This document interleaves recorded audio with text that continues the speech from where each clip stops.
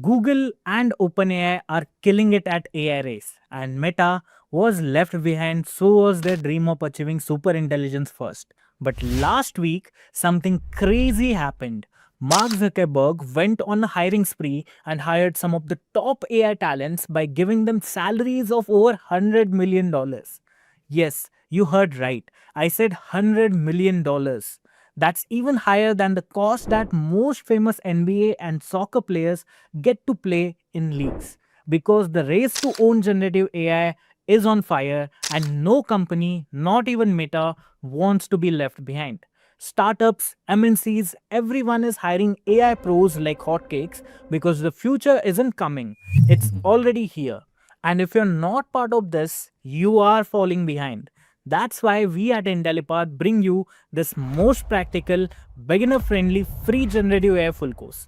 This Gen AI course covers the amalgamation of discussions around deep learning, generative AI algorithms, transformers, autoencoders, LangChain, Hugging Face, and MCP servers to building your own AI agent. This video is your one-stop solution for learning generative AI in 2025 and entering into age of AI with confidence. So take your laptop, tune into Google Colab, and let's dive deep into an immersive generative AI learning experience right here on Intellipaat's YouTube channel for absolutely free.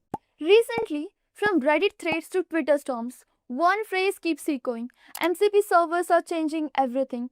Or the next big thing in AI is MCP servers. Some call it the future of AI, others say it's the missing piece we have been waiting for. But what exactly are MCP servers and why is the entire AI world suddenly obsessed with it? Are they really worth the hype? Let's see it in detail. Before getting started, let's consider a scenario here. Suppose you're building an AI app and the things are going smoothly until it needs to connect with Gmail, Notion, or some API and database. Now you're stuck reading docs and building yet another custom connector for every tool separately. Sounding familiar, right? And that's what most devs face when working with AI. Until now. Of course, AI has come a long way. Large language models like GPT-4, Claude, Gemini are incredibly smart. They can write emails, generate code, and explain quantum physics, right?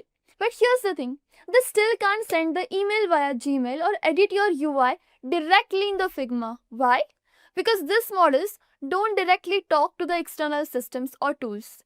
To make that possible, they will need a middle layer, something like a translator or a bridge, that can help them communicate with the external tools like web servers, APIs, code editors, platforms, etc. And that bridge is the MCP servers. MCP stands for Model Context Protocol, a game-changing innovation introduced by Anthropic, the company behind Claude, one of the most efficient and high-performing LLMs. It's already being hailed as the next big thing in AI. And when even Google adopted this new thing so quickly, it became crystal clear that this thing is the future. MCP solves a fundamental problem in AI automation and evolution. That is, how to connect smart models with real world tools without writing endless custom and fragmented integration codes. It works like a universal adapter, letting any AI model connect to any tool or service in a standardized way. Think of MCP like a USB charger, but for an AI. Just like USB-C replaced all those old, confusing chargers with one simple plug that works with everything smoothly, like phones, laptops, and monitors. MCP does the same for AI models. Instead of building a custom connection every time your AI needs to talk to Gmail, Figma, or a database, MCP provides a universal way to plug into any tool like a plug and play system. One protocol supports endless connections in a simple, clean, and scalable way. But why MCP is needed?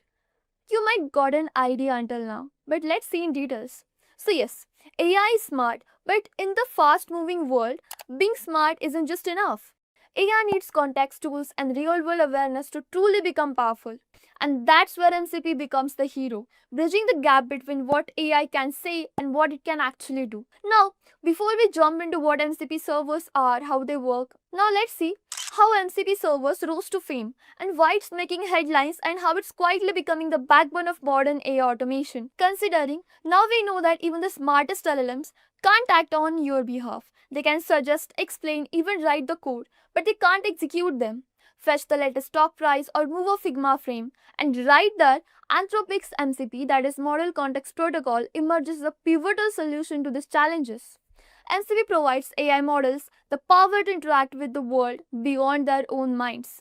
It defines a set of standardized rules, specifically a protocol that external applications and tools can use to give context to an AI model. This context can be data, capabilities, or even actions that can be performed. And because the system is standard, any tool can plug in, any model can understand, and everything just works.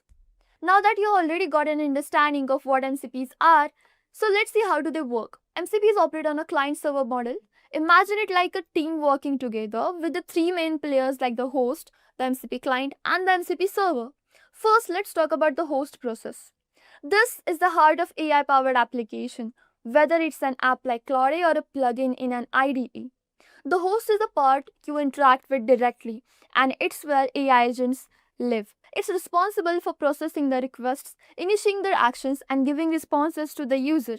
Think of the host as the brain of the operation. Next, we have the MCP client, which acts as a bridge or a middleman. The MCP client takes the request made by the AI, the host, and forwards it to the appropriate MCP server. It's kind of like a messenger, ensuring the request reaches the server directly, securely, and efficiently. Each MCP client is designed to handle one specific server at a time, which also helps maintain security and keep things isolated and simple. Finally, the MCP server, that's where your tasks are performed. The MCP server is usually external to the AI model. It's a plugin or a tool that implements the MCP standard, offering a set of specific capabilities. The server is responsible for processing the request it gets from the MCP client and then providing back the information or performing the actions that are needed. The server might interface with the databases, an API, a cloud service, or any other tool in the real world that you want to communicate with. So let's break it down with a simple real-life example to make it more clear. Let's say the AI, the host, wants to know today's weather in Bengaluru. The AI sends out the request, "Hey, what's the weather today in Bengaluru?" The MCP client steps in, takes the request, and forwards it to the MCP server. Then, the MCP server, let's say, connects and communicates to a weather API to get real-time data. After that, the server gets that data, formats it in a way that AI can understand, and sends it back to the MCP client. Lastly, the MCP client then passes that information to the host, and now the AI can respond with something like, "Hey, the weather in Bengaluru today is sunny with a high of 30 degrees Celsius temperature." And just like that, the AI has real-time external information and can give a detailed and interactive answers. And this is how all it works. Thanks to the client-server architecture of MCP server, that it provides live external knowledge and capabilities, which makes the AI feel much more intelligent and responsive. So instead of the AI relying solely on the internal knowledge base, the server acts as an additional brain, providing external insights and executing actions on behalf of the AI. It's like adding a whole new layer of intelligence to the system, making it far more interactive and capable. Now let's see how does this all happen internally and behind the scenes. So the communication between MCP clients and MCP servers typically happens using the JSON RPC, which is a lightweight standard protocol for remote procedure calls. This allows messages to be passed back and forth in a clear and a structured way. Now MCP supports different ways of sending and receiving the messages. For local processes, it uses STDIO, that is standard input output, which is perfect for processes running on the same machine. For remote communication, it uses HTTP with server sent events, that is SSE, which is a way of sending real-time updates from the server to the cloud over the web. A big part of MCP design focuses on security and controlled access. The host is in charge of managing the clients and approving which servers they can connect to. This means users and organizations have full control over what their AI assistants are allowed to access, ensuring everything is tightly secured, which is really crucial when it comes to open source intelligence. Now let's see what is the real life impact of MCPs worldwide. The true power of MCP, Model Context Protocol, becomes clear when we look at how it's being applied across real world tools and platforms. MCP is already powering some pretty impressive tools across development, enterprise, and data analysis. In the dev world, Tools like SourceGraph Cody and Z Editor uses MCP to give AI assistants access to large code bases and dev resources, making code suggestions smarter and more context driven. While in enterprise settings, Block uses MCP to securely connect AI with internal data. Then comes Apollo, which links AI tools to CRM systems, improving the decision making and client interactions. Even for the data querying, apps like AI to SQL let users generate SQL queries using natural language, all made possible through MCP. Cloud Desktop is another great example. It uses MCP to access local files and apps securely, so it can offer highly relevant real-time help on your machine. Beyond that, platforms like Replit, Codium, and Appify integrating MCP to let AI agents automate web searches, extract data, and even review the GitHub PRs with full context. From coding to workflows, MCP is becoming the go-to standard for connecting AI with the real-world tools securely and at scale. But the potential doesn't just stop here. Imagine a personal AI assistant with the deep access to our local apps, files, workflows, or even complex workflows orchestrated across multiple systems. Thanks to the MCP standardized, secure, and scalable approach, all of this is possible now. The goal for MCP servers is to become a standardized method for integrating AI tools and services across the web. With this approach, as new AI models and tools are created, they will seamlessly connect through MCP servers, allowing a far more interconnected and efficient AI ecosystem. Software engineering, as we know, is dead. We are in the middle of yet another evolution, the AI evolution. I mean, think about it. 30 years ago, typewriters were everywhere. But when computers came into the play, all those typewriter jobs were simply vanished. What did we do? We adapted, and that shift gave birth to the software development era. But now, even that era seems to be coming to an end, giving a complete new outlook towards the approach to software development. And no, these aren't just my words. It's said by the CEO of Nvidia, Jensen Huang, that software is eating the world and AI is going to eat up the software. And he's right. Almost everything today can be done faster, smarter, and more efficiently with AI. So if you are a software engineer or a developer, the only way to thrive in this new world is by evolving. And that's where the concept of vibe coding comes in. Vibe coding isn't just a trendy phrase anymore. It's a revolutionary approach to software development, where building apps isn't just about writing code line by line and with hours of head scratching. It's about setting the vision or coming up with an idea and letting AI do the rest to turn your ideas into reality. Sounds like a science fiction with the Iron Man vibe? Well, it's not. It's happening right now. So, what do? Well, you give AI the direction while you need to have a complete understanding of system design and much more. We will discuss more about the same in this video, but before we begin, stop and subscribe to Intellipaat's YouTube channel to come across more futuristic videos like this one. So, let's get started. Let's consider a scenario first. Suppose there's a software engineer working on a task for hours, and ping, a tweet pops up saying, build a Netflix clone in just 2 hours with vibe coding. No code, just vibes.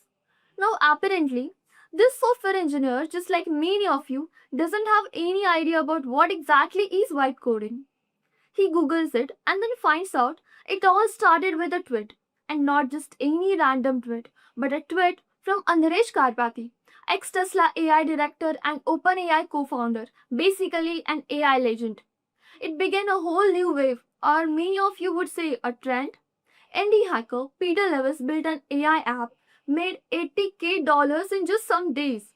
And this isn't just one name, but there are several other unknown developers as well who went viral with this trend, and some even made millions of dollars. But wait, here's the big question. What is even vibe coding? And is it the future? Or is it just another trend?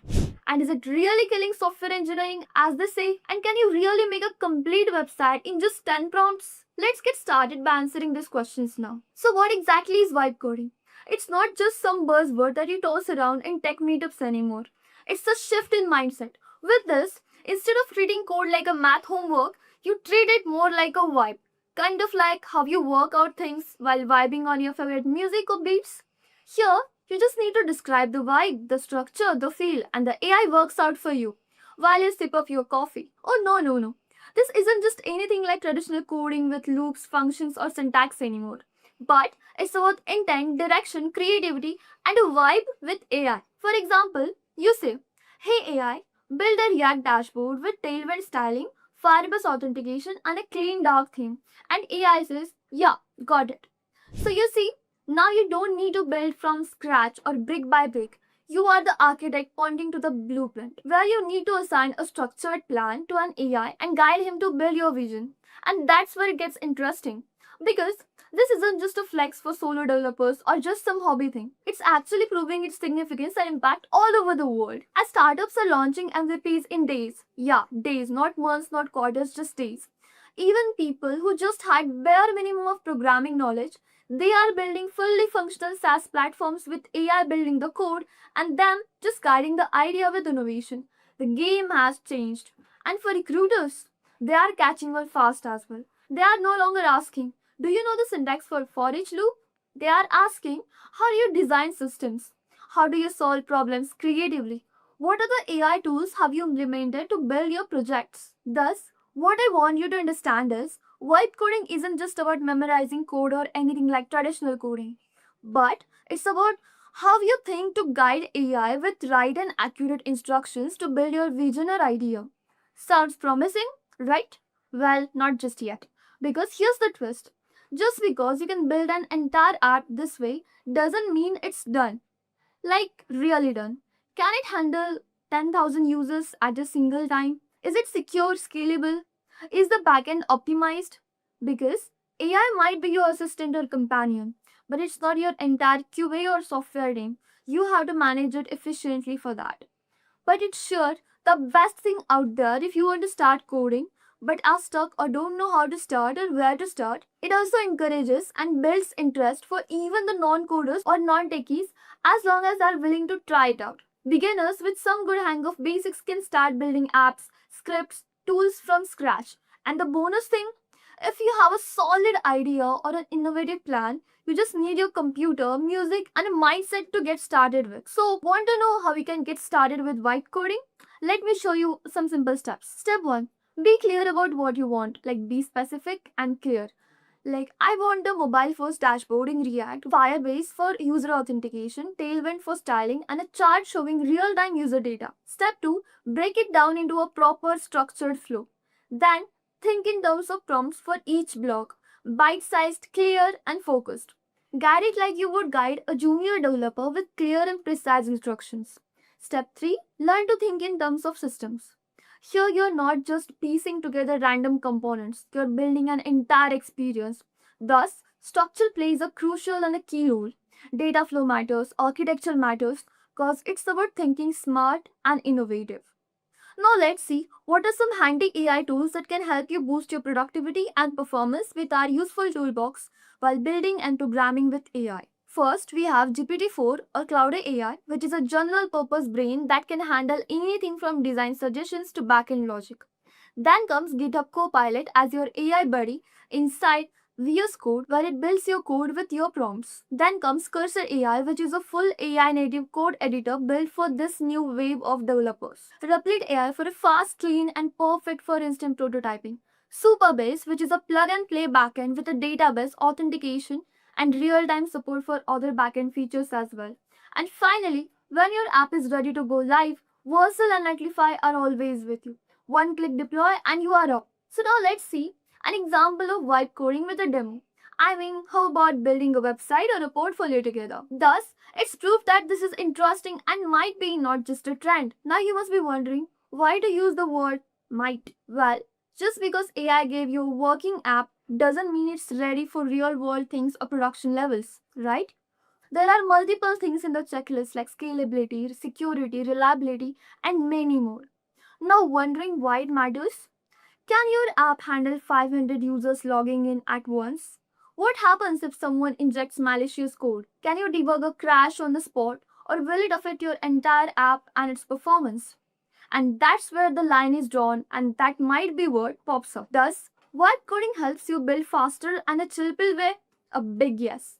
Or is this killing traditional software engineering and developer jobs? The answer is No, because software engineering is much more than just coding, and that's where quality, reliability, robustness, and scale lives. But here's the truth, see, if your day to day tasks are just copying code from tutorials or websites and Googling every error or run to Stack Overflow whenever an error pops up, then yeah, AI might come for that job. And that's the reality. But if you know how to design systems, troubleshoot edge cases, make architectural decisions, build solutions, and debug with clarity, and also how to make AI tools work for you, then trust me when I say this, you are an asset and not a replacement. The intelligence part stays with you, but the implementation, well, that's the AI job now. As I said even in our previous discussion, the tech market is evolving, and so should you.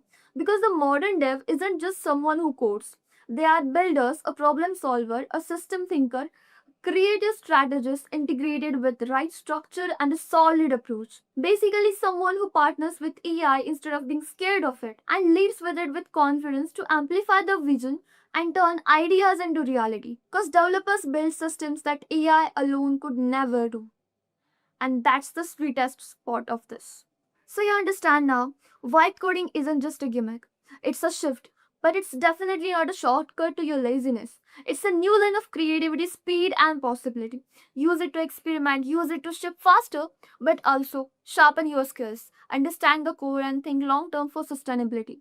Because the future of coding isn't AI versus developers. It's human and AI working together, building together. Just a quick info, guys. Intellipaat offers Generative AI certification course in collaboration with iHub IIT Roorkee. This course is specially designed for AI enthusiasts who want to prepare and excel in the field of generative AI. Through this course, you will master Gen AI skills like foundation model, large language models, transformers, prompt engineering, diffusion models, and much more from top industry experts. With this course, we have already helped thousands of professionals in successful career transition. You can check out their testimonials on our Achievers channel, whose link is given in the description below. Without a doubt, this course can set your careers to new height. So visit the course page link given below in the description and take a first step toward career growth in the field of generative AI. Now, let me discuss this very new thing to you. Okay. So, since you guys are from already have learned AI and you already have an idea of deep neural networks and this recurrent neural networks and this convolutional neural networks, right? So, let's say, guys, if I'm talking about this recurrent neural network terminology, okay, and I want to give you a brief idea about what exactly the issues are. So, let's say if there is a sentence, okay, and the sentence says, "Hey, I am Dave." Okay. Now tell me, guys, if I want to do a generation after this particular statement, okay, I want to generate a few more statements over here. How would I do that? Which particular neural network will be helpful for us in this situation? LSTM? Okay. What about RNN? Then what is the issue with the RNN, guys, if I'm talking in the terms? Can we use RNN over here for generation? I think we can use that, right? So let me give you a more better idea. Let's say if I'm having a stock data with me. So firstly, tell me, guys, if I'm talking about data of the stock, so is the data sequential or not? The stock data I'm talking about. Is the stock data sequential or not? Sequential means you're having a data that is continuous, like this. It is sequential. So that means our stock data can look something like this, if I'm not wrong. Now tell me, guys, in order to predict any value that is going to be in future, we need to consider all the past values. A very, very great example. Now have a check. If I'm talking in terms of this particular point, okay, let's say this is today. We know the price of today. Now, in order to predict the price of tomorrow, what is going to be our next step? We are going to check for the previous values. We are going to check for the historical data. We are going to check for the what are the data that we are having with us, right? But here is the issue with RNN, guys. So, okay, so let's talk a bit about RNN. RNN don't remember the previous data. It doesn't have a very, very big memory to remember all the data that it does. So let me tell you how exactly this RNA stuff might have worked. So by any chance, do you remember the architecture of RNN, guys? So see, what is the architecture of RNN is? So if let's suppose if this is your input over here, okay, now your input is obviously going to be connected with some weights, correct? And then it will also be passed down towards some sort of bias, right? And this whole summation, this whole weighted sum will now go to an activation function over here, correct? And then again, after this activation function, you might have another loop, then you might have another set of bias, let's say, and this might result into output. So this structure that you are seeing over here, guys, everybody, you tell me, guys, this is a structure of a recurrent neural network or this is a structure of a normal neural network? Normal neural network. But let's say if now I put a loop over here, for instance, now which kind of neural network it is, everybody? This is your loop actually, RNN. Now let's say this is going to have some more other weights. And what is this loop called as? This is called as your feedback loop, if I'm not wrong, correct? Recursive. Now what this feedback loop does, everybody? Basically, your feedback loops makes it possible, okay? It makes it possible for us to use sequential data. Okay, because using this feedback loop, your model can remember what is going, okay, what are the data, what is the context is. Okay, so let's try to understand it using an example, by the way. Okay, so let's say, guys, if for consecutive days based upon previous data, there is some prediction needed to be done. Okay, let me give you this example. Let's say you are going to have some particular data and you're going to do some kind of prediction. For example, okay, see, you want to just decide that if it is going to be a kind of like a high weather, low weather, like what's going to be temperature.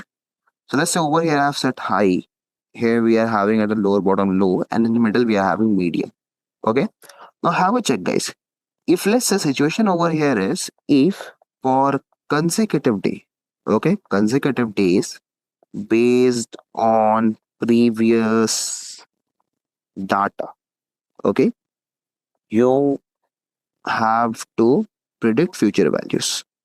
Now tell me, guys, what you will do over here. Let's say for the given day 1 and given day 2, okay, this is your day number 1, this is your day number 2, and this is your day number 3, for instance. Okay, now have a check for day number 2. Let's say the weather remained low. Okay, here this is the weather, and on the second day also temperature remained low. Okay, so 2 days data. Now using this data of 2 days, what you guys have to do is you have to tell me what is the prediction of third day. Now tell me, guys, how you are going to do it. Low? Tell me, guys, why low? Because of the previous pattern? Very simple answer. Because of the previous pattern. Now you might see, guys, so if the price or maybe if the temperature that you are seeing right now, if it remains low for 2 days, so it will remain low for the next day also. That is according to our understanding, is right. Now see, if the price is going to remain or if the temperature is going to remain high for the upcoming days, let's say over here, if we are having high particular values, okay, so in the upcoming days as well, we are going to have high values, right? Now, similarly, guys, now let's understand the situation, okay? Let's try to understand the situation at how exactly RNN is going to run this data and how exactly RNN is going to predict this data. So please have a look. So let's just say if we scale our data, okay, if I'm going to scale our data, or like we are going to basically standardize our data, where I make the mean equals to what you can say 1, okay, and standard deviation equals to 0, okay, right? So since there is a loop in RNN, okay, since we are having this feedback loop, okay, so we can add the yesterday's and today's price sequentially. Yes or no, guys? We can easily add our yesterday price to the previous day price. Let's say if I pass today's price over here, okay, then using this feedback loop, we can again pass the next price and we can again add it up. If you want, you can understand like a pipe. Okay, so see, this is a pipe over here and there is a loop over here. Suppose. So if a data goes inside this loop, it comes over here, okay? And well, till the time it is getting processed the loop, another data set we can pass. So they can again combine together. Okay, then there's a new data over here. So I think we can do it over here as well, guys. So guys, since this RNN is going to have a feedback loop, we can add the yesterday's and today's price sequentially. Now then what is the issue over here? Then what is the issue that we are going to have? Let's try to have a check on this, okay? So let's say everybody, if I draw the same thing over here in a bit smaller format, so have a look over here in this corner on the left corner of mine. So according to our understanding, on the first day, second day and third day, okay, on the first day and second day, we were having a very low temperature. Okay, this is your low, this is your medium, and this is your high, let's say. Now, according to the very basic understanding of neural network, what will we do, guys? If we do the calculation, it will basically yesterday, whatever is the value of yesterday, multiplied by weights plus bias. Is my understanding correct, everybody? Yes, no? For the first iteration. So let's just say over here, for example, we have taken we will take any random value, okay? Any particular random value. So again, once the loop will start running, okay, if the loop will start running, the input will go from over here, it will add the bias, it will take the weights, okay, it will go inside the loop, it will do its operation. Now tell me, guys, again, if you want to pass one value more, it will be more complicated because again the values will go inside. This value will come from over here and this value will get summed up over here somewhere, right? and again it will go in activation, again back to the loop. So it's basically a bit hard to understand when we don't unwrap, okay, when the RNN is really closed. So what we can do for this, we can start unfolding the RNN. Okay. So what is unfolding strategy means? So have a check, guys. Okay. So let's say if I draw this diagram, you guys let me know if you're able to understand it more easily or not. So if I say over here yesterday, for example, okay, this is your yesterday temperature, you can say. Now, if I take this yesterday temperature with some weights and if I give some bias to it, okay, and then if this weights and bias goes into a activation function, okay, have a check onto it, and then ultimately it goes out with other set of weights and bias to produce the output. Okay, but are we interested in this output, guys? Everybody, this is our yesterday's price. We want to predict tomorrow's price. So are we interested in this particular result? No, Atul. Why will be interested? Because see, our target over here is to find the price of tomorrow, right? So this is not our final result, right? Correct, everybody? That means, can I say after the activation, whatever result we'll get, everyone, okay? What we'll do, we'll connect to another set of RNN. Let's say with the today's price, because we are already aware what today's price is. So now this loop will handle the next activation. Okay, we'll go into some set of weights and will be multiplied with bias, and then it will produce you a output. Which output is correct? This one or this one? Second one, because this was the price of t minus 1. Okay, we were standing on t and we need to get the value of t plus 1. Okay, so this is the value of t plus 1 over here. Okay, so a neural network with two inputs and two outputs, okay, with a feedback loop can go ahead and can solve this problem, if I'm not wrong, right? Or maybe what we can simply say is that the better way over here is to unfold the neural network, this recurrent neural network, and we can get a better output to it. Okay, but now there's one problem that comes with RNN, guys. Okay, RNN has two very big problems. The first problem I think you're already aware of, that is RNN has a very short memory. Okay, that means, let's say if I have 10 data points with me, okay, let's say that if I take the price of something, is it 20, 20, 23, 24, 22, 27, or 21, 23, and 24. These are the sets of data that we are having. Now, if I talk about RNN, guys, the issue over here is, let's say if I start RNN from over here, okay, and will move forward, it will remember this point and this point together.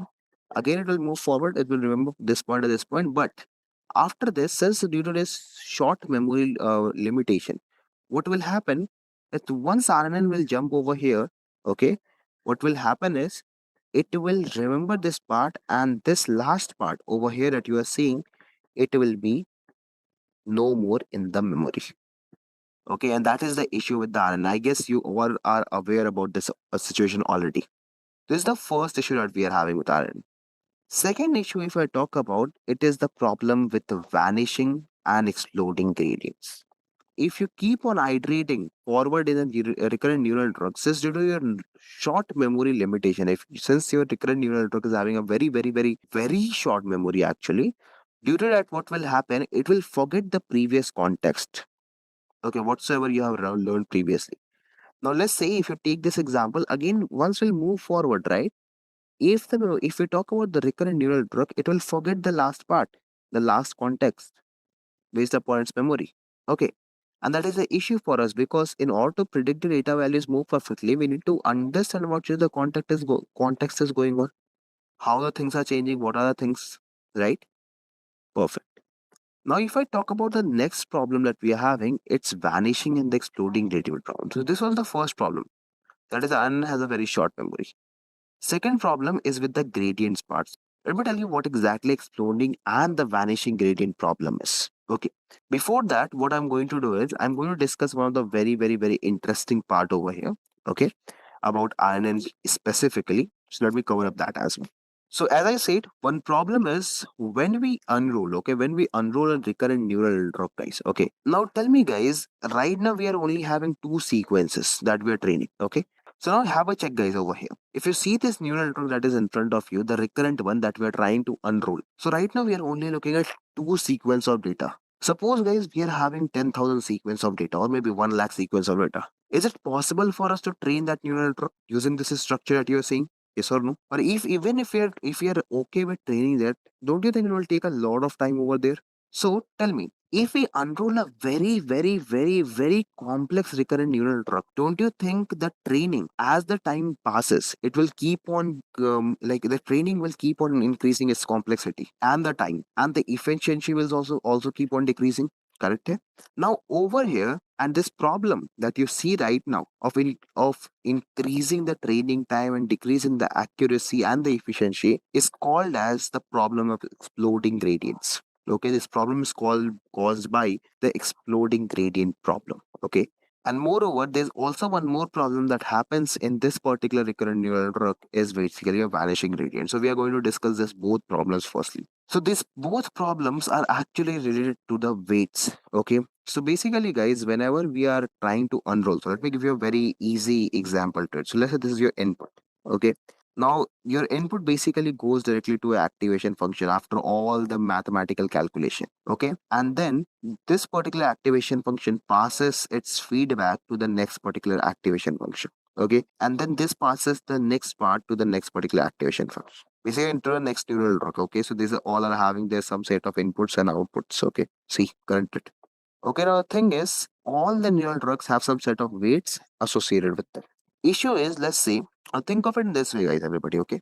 Let's say over here, if the weight, okay, let's say if I'm talking about weight number one. If I talk about weight number one, let's say weight number one is 2, okay? Once I pass this data to this particular column over here, okay? Since the formula is wx plus 1 plus b, right? Now tell me, guys, how many times we are having this recurrent neural network over here? How many times the neural network is having over here? 3, if I'm not wrong, 3 times we have unfolded. So can I write it w to the power 3, w1 to the power 3, because we'll be multiplying it 3 times, right? So now tell me, guys, right now we are having 2, but let's say if we are having some higher weight. Let's say if I'm talking about 16 as a weight. 16 multiplied by 16 is 256. Multiplied by 16 is how much? I think 4,000 something, 4,096. Or maybe I think 3,000 something, if I'm not wrong. 4096? Okay. So if I'm talking 4096, so tell me, guys, is this a very big number as compared to your weight? Yes or no? It's a very big number, right? This is your amplified output. Okay, your output has been now amplified. And this particular amplified output, okay, if you take 50 days of data consecutively, just think of it, guys. I'm just taking it for 3 days right now. Think of it if you're having the sequence for next 50 days.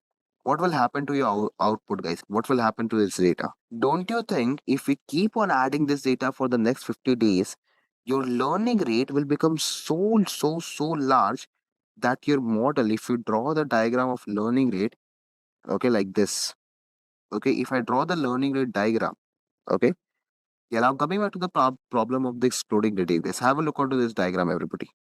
So let's suppose we started at this point, okay, exploding gradient problem. Now let's say the learning rate over here was 0.02.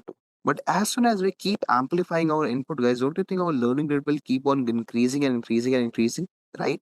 So tell me, in this given situation, our local minima is somewhere over here.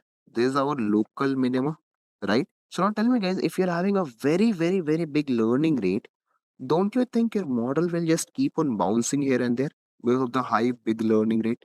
Will it be able to reach the optimal state anytime? No, because it will keep on bouncing. See, because with every each upcoming iteration, your learning rate is increasing, and with increasing learning rate, your distance to reach and the probability to reach the optimal state will keep on decreasing. This problem is known as exploding gradient problem. फट जाना, basically in Hindi. This exploding gradient problem part. So now let's talk about vanishing gradient ones. Okay, that is more easy than this. Okay, have a check. Now, if I draw a diagram for you all, okay, let's read the same diagram. Okay, this one actually. Have a check, guys, onto this diagram. Now, let's say instead of taking a weight that is bigger, okay, let's say if our weight is less than 1. Okay, let's say the first weight is 0.02. Now, tell me, guys, what is 0.02 multiplied by 0.02? It is, I think, 0.0004, a more diminished output. And now let's say if I divide again multiplied by the second time, won't be 0.00008, or do the same thing for 50 times. Don't you think the output that we'll get from over here, it will be so minimal that we can simply say it is 0? So what will happen from this part? What will happen from this particular situation?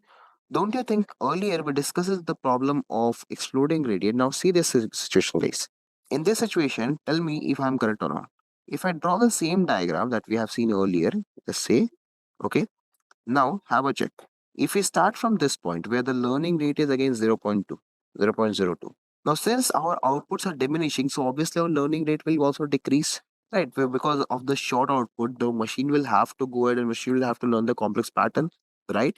But when the gradient will have a very, very, very, very, very small number, because see, what is weight over here? Weight is 0.02, right? A very, very small number, right? So bias and weights are only your gradients that you will try to optimize. So what will happen is, since we are having very small step, the result will be something like this. Have a check again, and they will keep on getting closer and closer and closer and closer, and this will be very, very, very much closer.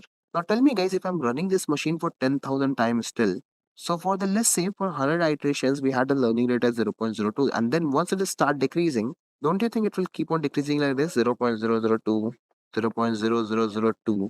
And now, if you're having a learning rate like this, do you think we'll be able to reach the local minimum? Will be able to reach local minimum anytime? It will not take more number of epochs. Your number of epochs will be over before you reach local minimum, because obviously you're not going to run the machine for infinite time, right? Let's say if you're running a machine for 1,000 times, still you won't be able to reach it out. Okay, and this problem is known as vanishing gradient problem. Because if you might notice, your gradients are now vanished. What is your current learning rate? It's 0 point some particular zeros. Okay, let's say if I take a bar and two, correct. And maybe due to this also your weights are also decreasing, because as I said earlier, if you check the feedback back loop, let's say the weight is 0.02, so the new weight will be 0.0004, a more small value. Again, if we talk about a hair, so maybe the weight could be 0.00008, right? So after a point of time, your gradients will completely vanish and you won't be able to reach the situation. And this particular problem is known as vanishing gradient problem. Yes, no, plus, minus, positive, negative, cleared. Sure. Okay. So now how to tackle up this situation? Okay, how we will try to sort out the situation of having low memory, vanishing gradient and everything. Okay. So what exactly is an LSTM? So we saw that in if you look at the RNN equation, let me pull that again here. Where is the equation? Yeah, here it is. So this equation of RNN, right? This is exactly where we are having the previous state. So this is the state, and this is the previous state. And this is again unfolded to t minus 1, t minus 2, t minus 3, and so on and so forth, right?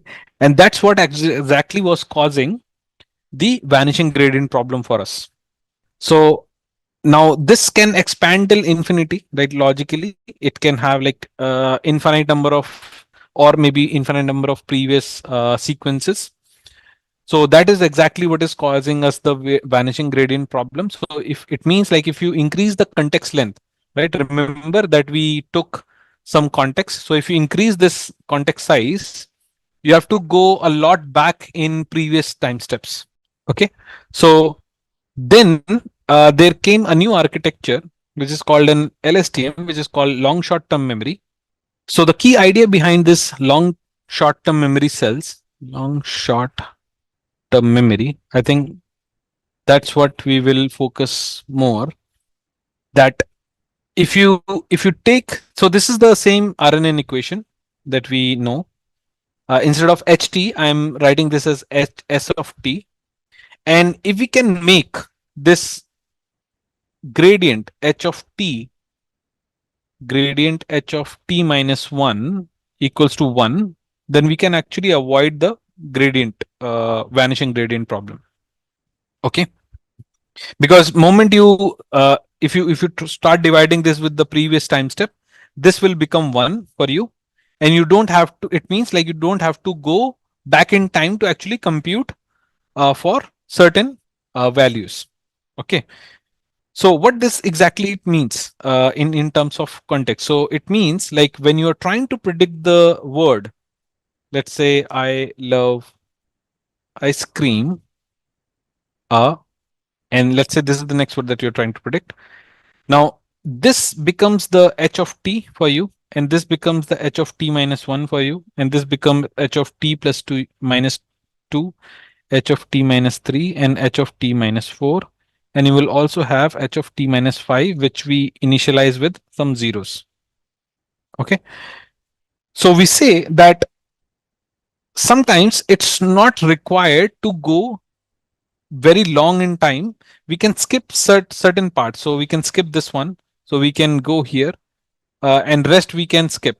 So if I scream a lot, so based on these very important words that you can actually, the less important words you can skip, and the important words you can remember, right? This can actually help us predict the next word. Again, like this is not a very good strategy, but in the longer run, we can actually avoid this vanishing gradient problem and can run with longer sequences. Okay, that's the value add that LSTM cells are actually doing. So that's the overall intuition of LSTM. Now, what exactly is LSTM? To understand LSTM, there are certain components that we first need to know. An LSTM will have one input gate, and when I say gate, it's nothing but it's a different equation altogether. So it will be an equation, input equation. This will also be in equation. Output gate is also going to be an equation for us. And this is what, if you look at the paper, LSTM paper, this actually looks like. Okay. Now let's try to decode this line by line. Yes, the data is inputted from the left direction. Okay. So your input actually starts from here. So actually input xt starts from here. So this is the input xt, and this is the previous state ht minus 1. Okay. And we are talking about the first, which is the, this is the forget gate that we are talking about. This is the forget gate. This is the forget gate equation. So the for the forget gate, we get the previous input, we get the input, and we take the sigmoid function. So this is the sigmoid activation function. So here in this equation, this xt, which is this, gets multiplied by some weight matrix. We call this as weight matrix for forget gate. That's why we take a subscript for f. This means this is the weight matrix corresponding to the forget gate. Then we have ht minus 1, and we multiply this with the u of f. This is another weight matrix which is corresponds to the forget gate. So you multiply them together, you add them, and you then take a some activation function which is sigmoid. So that's why this is the ht multiplied by uf, xt multiplied by the weight matrix wf, and then we have taken the sigmoid, and that actually corresponds to the forget gate t. Pretty simple. For now, remember, like this is a equation. Remember, this forget gate is a equation. U of f is again a weight matrix. It's a weight matrix. It's just denoted differently because it corresponds to the weight matrix of your previous state, ht minus 1. Okay, let me do it again. So I'm saying just trace to these paths. This is one path. Okay, so this path actually gets one input xt, and this gets ht minus 1. We multiply with this weight matrix. We call this w of f. We multiply with u of f. We add them together, and we take the sigmoid, and this becomes the forget gate ft. So just park it for now. I'll explain you what is the importance of this ft in a moment. Then look at the input gate it. This is the input gate. So this is the forget gate. We call this as forget gate. And this is the input gate. Now input gate is again, if you clearly observe, is a combination coming from ht ht minus 1 and xt and getting multiplied by or getting activated by again another sigmoid function. So we multiply this x of t with w of I. This is the third weight matrix, and I want everyone to keep track of how many uh, weight matrices, different weight matrices are we using. So this is number 1, this is number 2, and this is number 3. This is the third weight matrix, which we call as wi. We multiply this with u of I, which is the again the fourth weight matrix that gets multiplied with ht minus 1 and the sigmoid function I.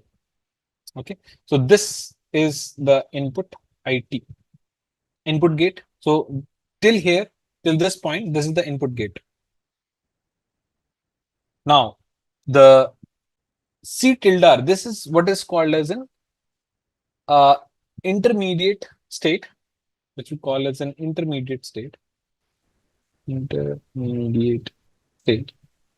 Then this intermediate state CT says that it's a combination of again ht minus 1. This is the ht minus 1 going inside, then the xt going inside, and we coin this with another weight matrix, which is the fifth weight matrix u of c, and the sixth weight matrix w of c. And this time, instead of taking a sigmoid, we're taking the tan h function. Okay, so the outcome here is the c of t, okay, which is the intermediate state or the new cell state.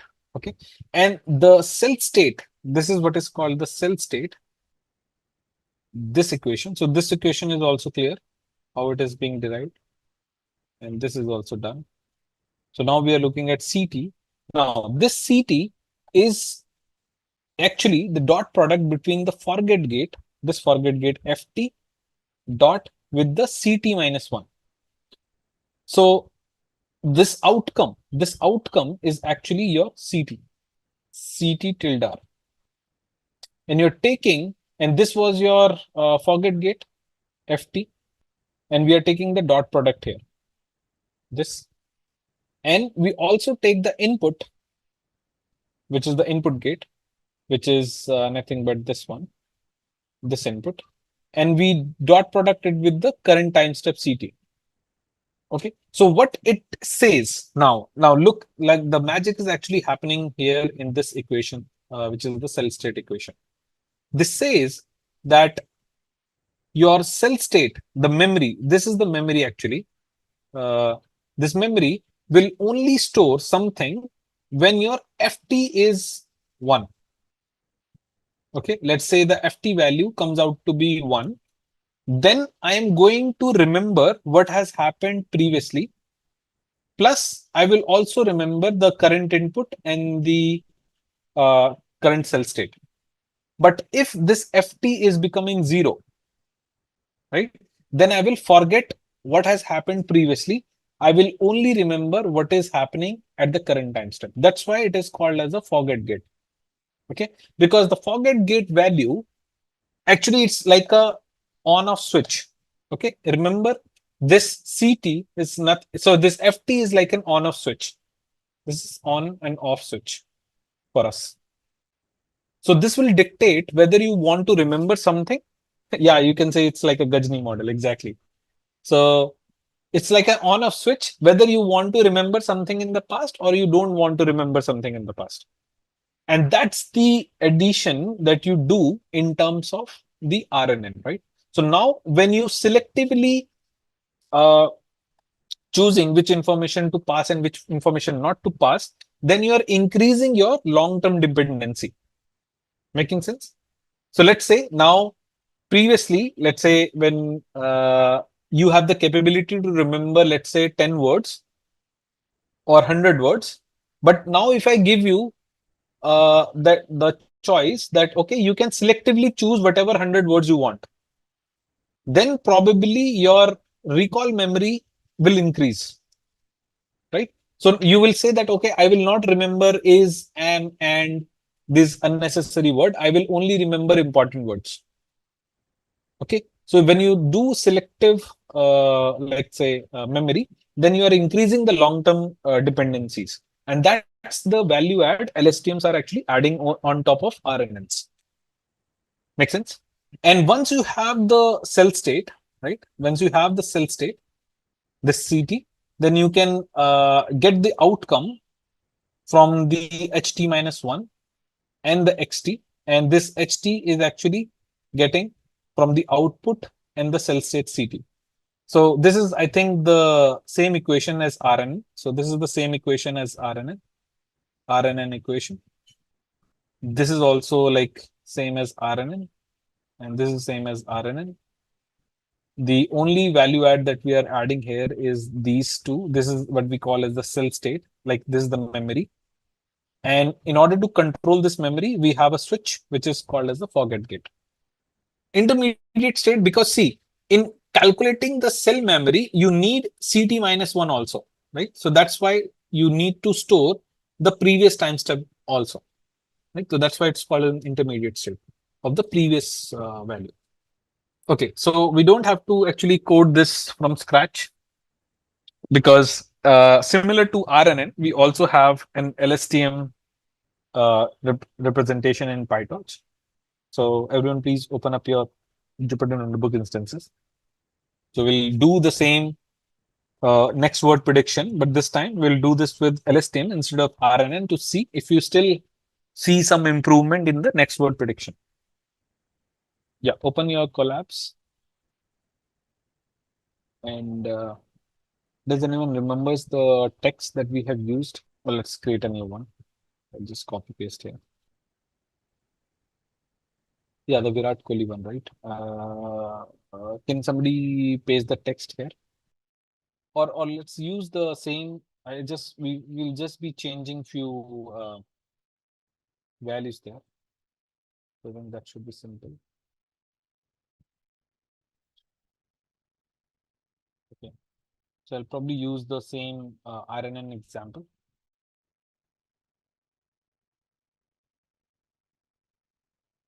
Yeah, this is it.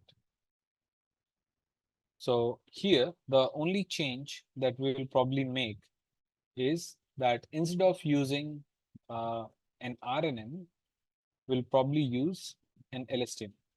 So here, instead of RNN, we'll just simply change this to an LSTM layer and run it again.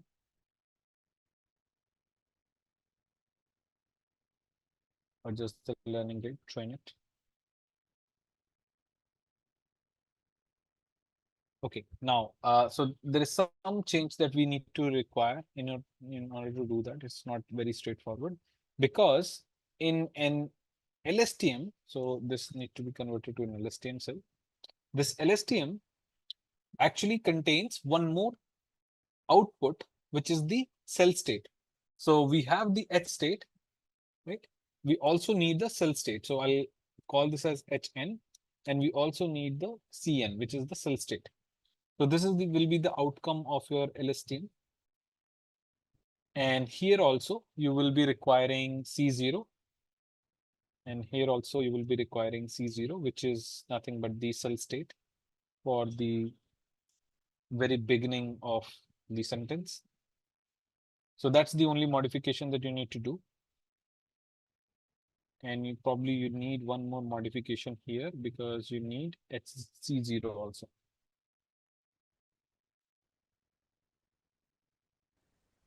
Call this as C0, and we'll pass this as an input C0.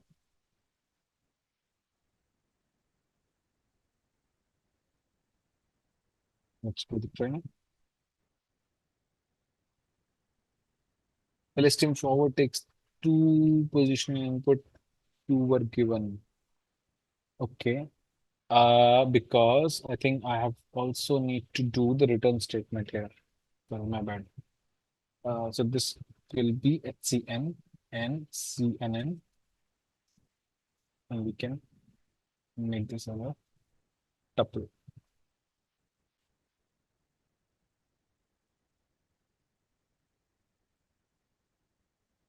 Okay, again. What's wrong? What's wrong?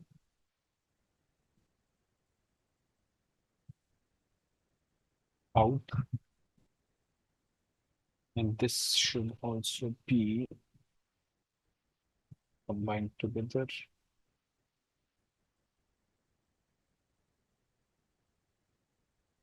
Okay, now it's good. So next, then we will do the next word prediction, which is we also need C0 here. I need to pass C0 also here.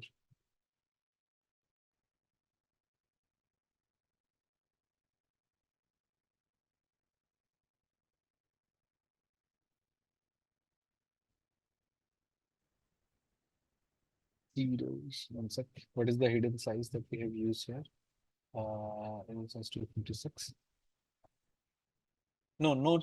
Okay, so I'll give you some time. So I think no need to change anything from top. We'll keep it as is.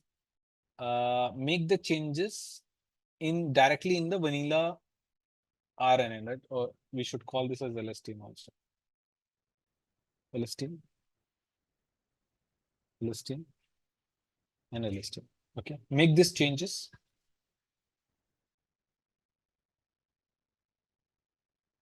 Just duplicate the RNN collab that you have and make the change directly there. The changes here will be in the LSTM. In this LSTM, then while defining the forward layer, we also add the cell state C0. And here are the cell state which are given to the LSTM model. They output the next cell state. Okay, has everyone made the changes to the LSTM and they are able to run the training?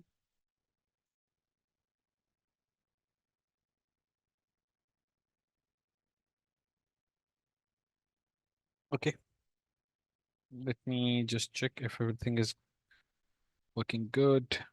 Gorgeous tensor, this class is okay. Text splitting is okay.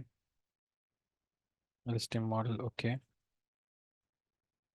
We have embed size. Let's keep it to 128. Just making some minor changes. LSTM model not defined because we have not run this. We'll run the model. Okay, we'll define the loss function. And we'll also define, let's time it to see how much time does it take to run.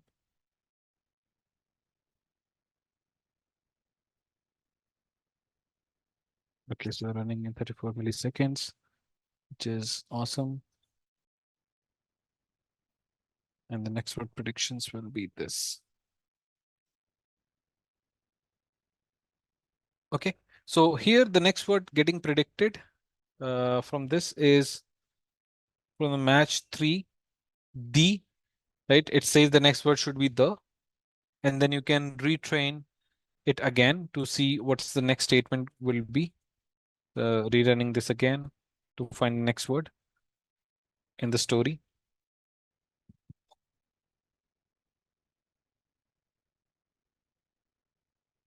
Okay, something wrong.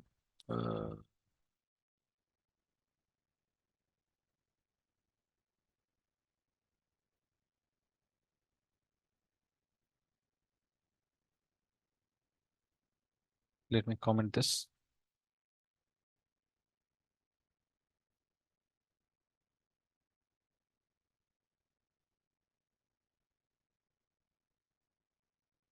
Okay, let's increase the sequence size to 20 and see if we can see any improvement in the next word model. Okay, and we can still see like the next word which is getting predicted, the, is not fitting the context very well. because LSTMs need like more data and more training time to actually train this. So again, like LSTMs might not be a good choice to do long-term dependencies. And that's why we need to migrate the model from LSTM to a transformer-based architecture. Executed the code, able to run the code. +1 if you're done. Anyone who is not able to run or execute. Okay, so to recap, what we saw that both RNN and LSTM are prone to vanishing gradient problem and might not behave very good for long-term sequences. But there is one more pressing problem here. One pressing problem here is that the training that we see in both the examples, both in RNN and LSTM, how that training is happening is that let's say if I say good morning and we send it to either the RNN or an LSTM block to convert that into, let's say, a French word called bonjour. Okay, for example. So when you do a sequence to sequence classification, right? You first need to give this input to RNN, and then you wait for the output HT. Then you give this morning to the RNN alongside with the HT, and then it will start predicting born and then for jar, right? So here, while training time, the data is going sequentially. So at the input side here, when you read, so it's just time bound, right? It is time bound. You won't be able to predict the outcome until unless you have actually got the state from all the inputs. And that sometimes can become a bottleneck for GPU processing, right? So currently you will say that, okay, sir, this model is training on GPU, but exactly the data is not getting parallelized, right? So you also need data parallelization. Apart from your model, you also need data parallelization, which is kind of a bottleneck for both LSTMs and RNN. And that's why it becomes really hard for RNN and LSTMs to run on bigger data sets. Okay. I can share one experience that in one of my previous firm, that was a French company.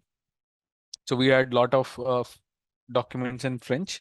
So we thought of creating a French to English translator. Okay. So we trained the model because we had both the French text as well as the English text, and we got some open sourced data set also to do that, and we ran the training. And you won't believe that at that particular time we were using Azure like servers to do the training, and took almost like 2 weeks, 24/7 running to train a model, and that too with an advanced score of 0.712, right? If yeah, that was the Evans score. So not a very great model, but still it was very long time, long training time that we have to wait for. And it had almost like 7 million parameters in that particular model, right? So again, in terms of weights, as we saw, like RNN equations has too many weight matrices, right? So all these got combined to a 9 million parameter model running straight for 2 weeks. And then we did that again, like also, like we were not able to translate uh, any sentence which were more than 20 words. That was a problem again. So we need to chunk it to 20 words and then translate it. So again, like certain limitations. At that time, like transformers were not there. So, but then later on in sometimes it's being asked in the interviews a lot. So why LSTM and RNN are not good? Because of two reasons. First, so this is, I think, one of the biggest concern. Second, both the LSTM and RNN models have too many parameters, so it makes them very hard to train. Right? You end up spending like a lot of training time to train it on bigger data sets because of these two reasons. Right? So like because of these two problems, like these are not, LSTMs are not a good choice for sequence to sequence task. Then comes the transformer architecture that was introduced in 2017, like very recent. So at a very high level, so one thing that what transformers has done good is that each input, let's say this is the words, goes into the transformer block at once, and the outcome also comes at once, right? So this is where we are overcoming the uh, data parallelization issue. Okay, now because each data can go at one go, right? So we do not need to wait for the outcome or the cell state from this word, which should go inside this, and then cell state from this, which should go inside this, to wait for start doing the next word prediction. Rather, we can give all the inputs at one go, and that can solve for the data parallelization. So this transformer block here might look like a black box. So let's see what is exactly inside this transformer block. So a typical transformer is basically made of an encoder and decoder. So sometimes you will often see in literature that transformers are also called encoder-decoder architecture, ENC tech architecture. Yeah, autoencoders. I hope like you guys have done autoencoders in image. No? Okay, some people saying yes, some people no. Really confusing. But yeah, okay. For people like who know autoencoder, it's like both encoder-decoder architecture kind of a thing. So we'll break like these encoders and decoders. What exactly it is, right? When we say encoder and a decoder, what exactly this encoder decoder is. So if you look at the attention all you need paper, they say that you pay an attention on the word, and it is a plural word, not a singular word. It's a plural word. It means it is not a single block, rather it's a bunch of same encoder layers, right? So we have total 6 encoder blocks at the input and the 6 decoder blocks at the output. So if I expand this further, so this might look something like this, right?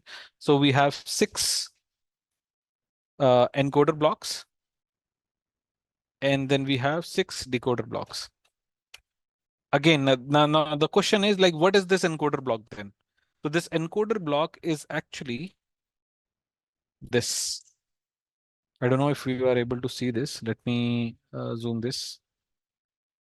Okay. So an encoder block is actually made up of 2 layers. One is called self-attention layer, and another one is called the feed-forward neural network. So I think this is, we already know, this is the multi-layer perceptron model only. But before this multi-layer perceptron model, we are adding one self-attention layer. So we'll focus our energy now to understand what is self-attention, because this is the key. If you understand self-attention, combine it with the feed-forward neural network, you will get an encoder. You just repeat these encoders 6 times, right? And that will become the encoder block for you. And the decoder block is nothing but it's the reverse of this. So you have a self-attention layer first, and then you have a feed-forward neural network later. So I think now let's focus on self-attention. What is self-attention? So self-attention from the paper is coined as a non-linear function, first of all. So attention is nothing but it's a non-linear function. Linear function. Approximation, right? And the logical intuition of self-attention is that imagine you are sitting in a class, right? You're sitting in a class here, and then the teacher is actually distributing marks to all the people in the class. Let's say there are 62 students, and let's say you receive 75% marks, right? So you got one score for yourself, and then your neighboring people are also getting individual scores. Let's say this person 90. And now you want to make friends with these people. But you say that, okay, I have received a score which is 75. I will only make friends which are important to me, which have a higher score than me. Let's say a person with 90% marks or an 81% marks, right? This generally happens with you, right? You do a self attention. Uh, Not only you just look at yourself, but you also look at what others are also doing. So in the linguistic context, when you look at any word, you also need to look at other words. So the authors actually introduced a concept called attention score. Okay, so the each word will get an attention score, which is actually calculated using this formula, right? So the word the will also have its own attention score. Animal will also have an attention score. Didn't, right? Cross, all of them. And then any word will look at all the attention scores and get a unique self-attention score. Like it tries to map like which words are important for me and which word are not important for me. And I think this is where the difference is happening between the RNNs, LSTM versus transformers, right? In transformers, in order to look back in time, you were using this equation h of t, but here we discard in transformer and say that, okay, will not require the hidden state, rather will focus on the attention scores in order to compute whether things are important for us or not. Let's see like how we actually compute this, right? How the actual transformer architecture is doing that. So we'll break this self-attention into 7 steps. So the step number 1 is to calculate the self-attention. So in order to do this, that's where the attention score comes into the picture, right? So you give score to each word. So if it is important, then I will give like higher attention score to this, higher attention score to this, higher attention score to this, and rest I cannot, and I can ignore. Okay, that's how it is actually remembering which things are important and which things are not. So to calculate self-attention, we need 3 vectors for each word. Okay, so for each word, so let's take one example. At the input, I want to translate thinking as a word and a machine as a word. Yes, it's like yes, it's like a probability score only, correct? But this probability score is getting calculated for each word, right? I am So how do we do that? We take the word, let's say thinking is the word, we convert that into an embedding, and then we maintain 3 vectors. Like these are the 3 vectors that you need to maintain for each vocabulary. For each vocabulary word thinking, you will have your own unique query vector, key vector, and a value vector. Okay. Then what we will do, we will actually take the in this step number 2. In step number 2, what we'll do, we'll take the dot product of these query vector and the key vector. So at the very beginning, what will happen? This will be initialized randomly. They will have certain like random weights, and you will take the dot product, which we call as score. So it's a dot product between Q1 and K1, right? But for the next word, like if now thinking wants to know how important machine is for me, then what we have to do, we have to multiply the query vector of thinking with the key vector of machine. So here you will see it is Q1 multiplied by Q2. So again, let's say I have hypothetically assumed some number. So it has, let's say 112 and it has come out like 196. So this is the next step, step number 2. Then step number 3 is to divide this score by 8, right? So what we'll do, we'll divide this by 8. And some people will say why 8? Because it is basically the under root of the length of the query vector. So in attention, all you need paper, the length of this query vector was 64. So if you take the under root of 64, this comes out to be 8, right? And then that you divide this by under root 8, sorry, 64, which is 8. And let's say this is the one. And then you take the softmax of this value. Okay, so you'll get one particular word. If you go back to the equation, this is exactly what we are doing. So this is step number 1. Okay, this is the query vector, getting dot product, getting a dot product with the key vector, right? Then we divide it by the value, and then we take the softmax of this. Softmax is a activation function, basically. Softmax function equation will be something like this. If you know, it is called E x to the power I divided by summation j equals to 1 to k E x j, right? This is the softmax function. Basically, it's like probability only. So let's say if you want to get the softmax, let's say these are the numbers 1, 2, 3, 4, right? And you want to convert to the softmax value. So you will take e raised to power 1, and then you will add e raised to power 1 plus e raised to power 2 plus e raised to power 3 plus e raised to power 4, then comma e raised to power 2, and this denominator will be common, and this will be the softmax output. Okay, so this is the softmax activation. Yeah, so step number 3 was this. We take the softmax, and after that, what we do, so we multiply, we again take the dot product between this and the value vector v1. So let's say if your v1 is 1, 1, 1, and if you multiply this with 0.8, the resultant value will be 0.8, 0.8, and 0.8, 0.8, and so on and so forth, right? So this is the score. This is what we call it as a score. So if you take the next step, right? So this is the complete picture of the calculation of your attention score.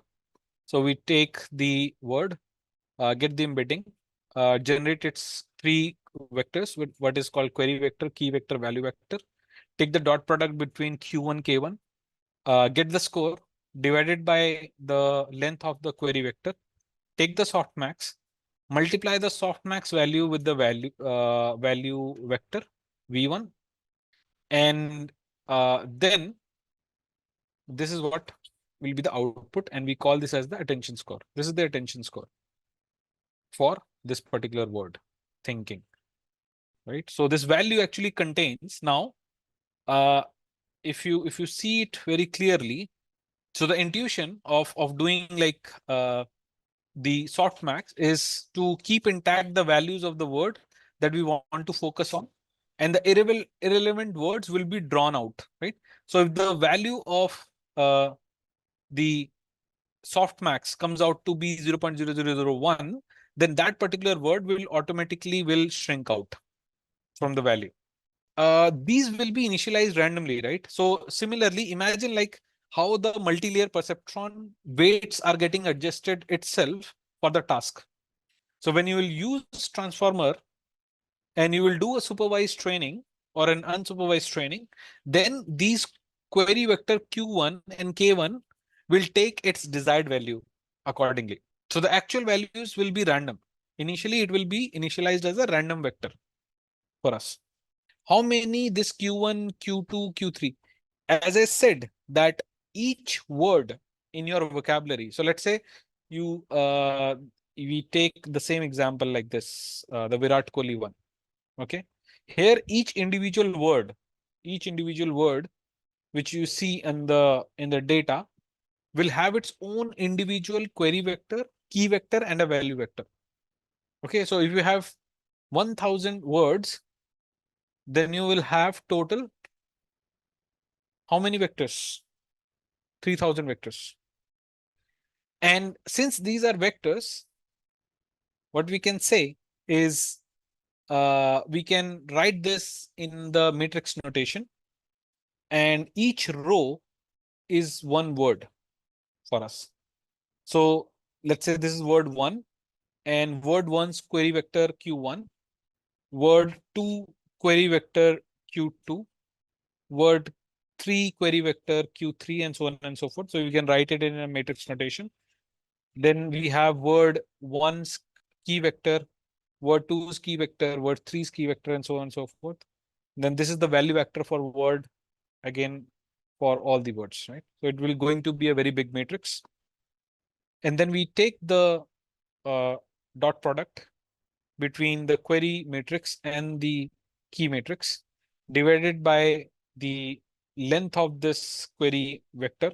So this length, whatever length you choose, take the softmax, and after that you multiply it with the value vector. And the resultant value is what you get as the attention scores. Attention scores are getting created. Now, there was one more concept in the paper which we talked about is called self multi-head attention. So this is called self attention, right? The vector that you are actually getting is for one word, like for all the words, but there is another concept which is called as multi-head attention. So it means like as you have got one attention vector, you will create multiple attention layers for this, right? So the intuition to understand this is, let's say you have a picture, okay? You have a picture, a colorful picture. Then you put, let's say, red glasses, which are red. And now all the areas in the color in this image where it is red, it will actually pop out, right? It will become much more visible to you. Or let's say the other colors will become much more visible to you, right? The red ones will hide away. Okay. So imagine like this, putting a red color sunglass is one attention matrix. Then you put a green one, let's say. So now what is happening is that the attention layer is able to get the bigger picture also. So far you were actually looking at the one word here, but now your attention will have few more layers looked at from different perspective. Okay. So maybe if you use 3 attention layers, then you will have, let's say, 3 different ways to look at the same scenario. Okay. That's how like linguistically we can think of. To is only for finding the attention score. Let me think. What could be the drawback? One drawback of using this would be that though you have got the attention score from this perspective, like it, right? We are not combining how it will behave with other words kept together with multi-head attention. So multi-head attention is nothing but you maintain more, let's say, query vector. Instead of having a query vector, now you will maintain. Yeah, so this is how your multi-head attention look like. So for each query vector, for each word, will maintain, let's say, one. So as we know, like this kind of a situation will create one kind of an attention score. For the same X will create another set of attention score. Okay. And now you can attach like multiple heads to this. And each, so the question will be like, why we are actually calculating the attention score again and again? Wouldn't it be like same? So the answer to this would be, will spacey word vectors will be no. It depends like what kind of word model they are using, right? So the word embedding that spacey uses is word2vec. It's not transformer based. Different attention score. So the idea of having multiple head or multi-head attention was to look at the same data with a different perspective. Okay, as I said, imagine like this, calculating this attention score is visualizing a picture with the red color sunglasses. Then the same data, the same picture is then you view with the green color sunglasses. Then same picture you then view with the, let's say, a blue color sunglasses. Now, when you look at from the red specs or the red glasses, red regions will get hide out, right? And other colors will pop out, right? So you will get like more information. Okay, so that's why multi-head attentions are used within the transformer blocks. And then how does this is works is complete multi-head attention block, and this looks something like this. So for each word, this is what we already know till this point. Like for this word, this was the self-attention layer that we were actually calculating. Self-attention for the same word, thinking. Then we calculated the another self-attention layer, and then we stacked them together. Right? We stack them together to form what is called as a multi-head attention. So again, this is going to be give you a similar z-score, but now you have different attention blocks getting stacked together for same word. RNN might not be, or LSTM might not be good for natural language tasks. Other than that, wherever you feel that the sequence is important for you, for example, in stock market prediction, then these are one of the best ones, because you don't require like so much long-term dependencies there as compared to in natural language.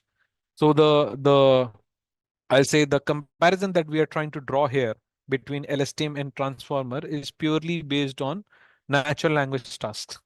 So now I think we need to stitch the entire picture, which is now we already know that for each encoder block, we have the self-attention layer and the feed-forward neural network. And this is what the illustration will look like. I had so how this the transformer blocks work. So you get the input, right? You create embeddings, and these embeddings go into the encoder block. Then the blue ones here, these blue ones are the attention scores that you're transferring. Okay, and this goes to the encoder block, and the final encoder block here, whatever will be the block, the outcome of this will, so each encoder block will output a different attention score. Okay, because input to this is an attention score, and output of this encoder block is again going to be an attention score. And this output attention score will then get distributed to all the decoder layers in the transformer architecture. Goes to the next encoder block. Then we create the final, like the query vector and the value vector, which gets distributed to all the decoder blocks. And one by one, the decoder starts to convert that. And in the end, the decoder block. So these decoder blocks are also reverse of encoder, right? They are also generating the same attention values, similar attention values, not same attention values. So what is BERT? So BERT stands for bidirectional encoder representation from transformer. Eventually, it was developed by Google AI in 2018, and it serves like a Swiss Army knife, because for the very first time, we could use one single model that was capable of doing like most common language tasks, like for example, sentiment analysis, named entity recognition, question answering, language translation, text summarization, text classification, right? This all was possible because transformer model enabled us to have embeddings, right? Which sits between the encoder and the decoder, and it enabled transfer learning for the first time. Now you can actually extract knowledge about any language, or in other words, we can say features that are now encoded inside some representation, and then that knowledge can be used to do multiple tasks, right? For example, if you have known this in transfer learning in image recognition, then what we generally do is that we train a model, an image model, to extract features. Now, these features, once the model understands like how to recognize eyes, or how to recognize vertical lines, horizontal lines, or blur, or whatever complicated feature, then you can use that learning to perform other tasks. Similarly, in language, when we say NLP, uh, transformers actually enabled to extract those knowledge from the text, and then we can make use of that extracted knowledge to perform the tasks that we generally are aware of about in natural language processing, which are sentiment analysis, named entity recognition, and so on and so forth. A Swiss Army knife solution is means like one single model. Like, have you seen a Swiss Army knife? So, what does a Swiss Army knife looks like? It's like this. So, like a one single, knife has a saw.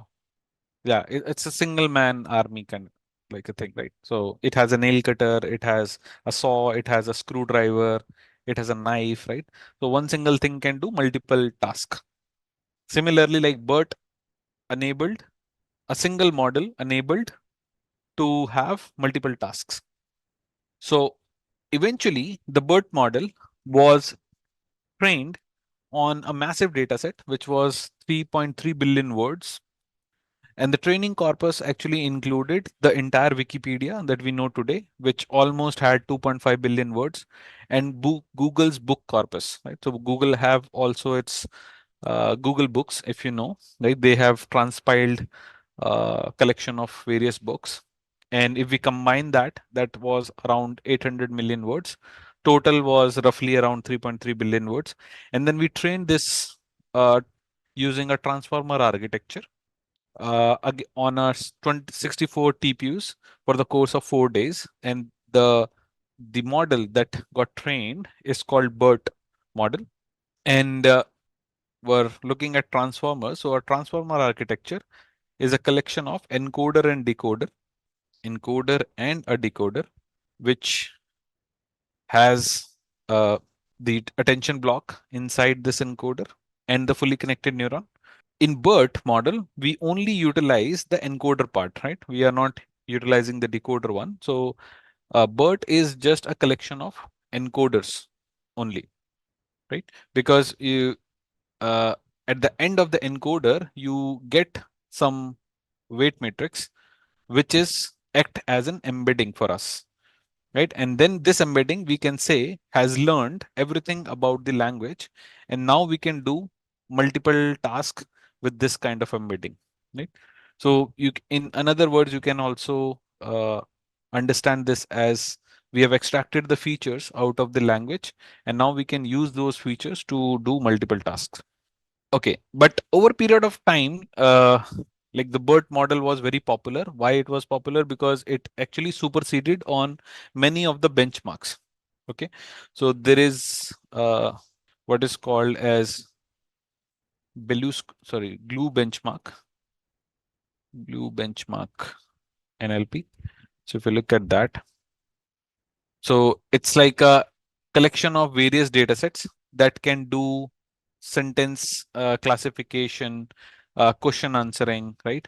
So this glue benchmark is quite popular. So any new model which comes into the domain has to have performed on the data sets, and then people are actually competing to perform better than the previous glue benchmarks.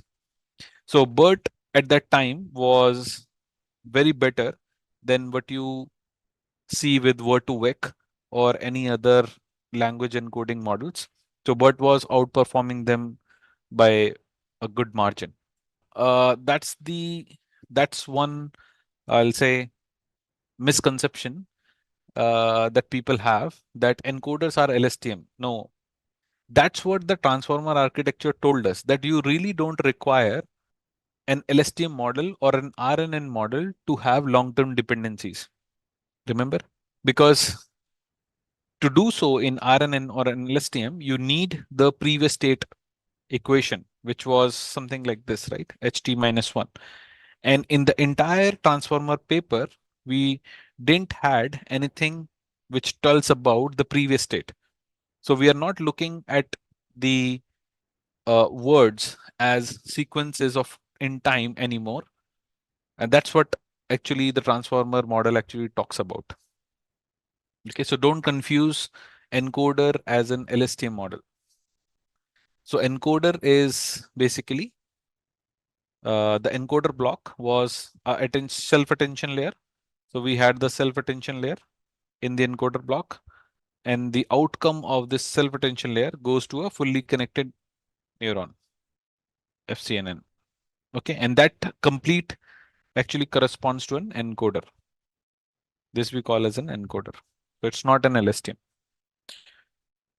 So coming back, so like BERT was very popular because it actually performed very well on the uh, glue scores.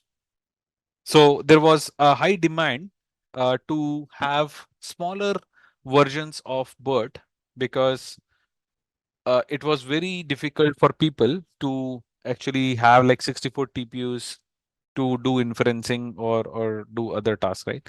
So in 2020, a lighter version of BERT, which is called as distal BERT, was offered, and that was 60% faster while maintaining the 95% original BERT performances.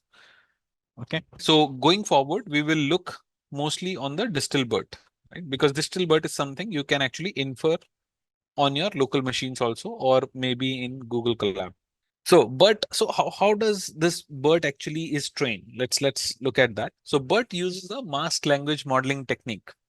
So this is something very important. What is masked language modeling technique? It means that we will enforce the bidirectional learning from the text uh, by hiding certain words in the sentence, and it will force the model or the transformer architecture, because you know, like how the attention blocks were, attention layer was looking at. So if you remember that example, okay, I think it will be good if we bring the transformer.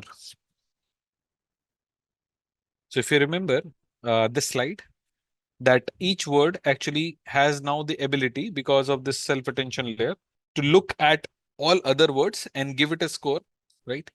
Now, in the masked language modeling technique, what we do, we hide certain word, right? And we call this as like a mask, and then forces the model to actually predict this word. So can you guess the blank word here?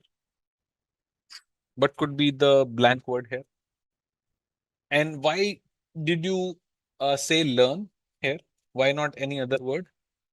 Because now your brain has actually looked at from left to right, and then also from this direction. Okay.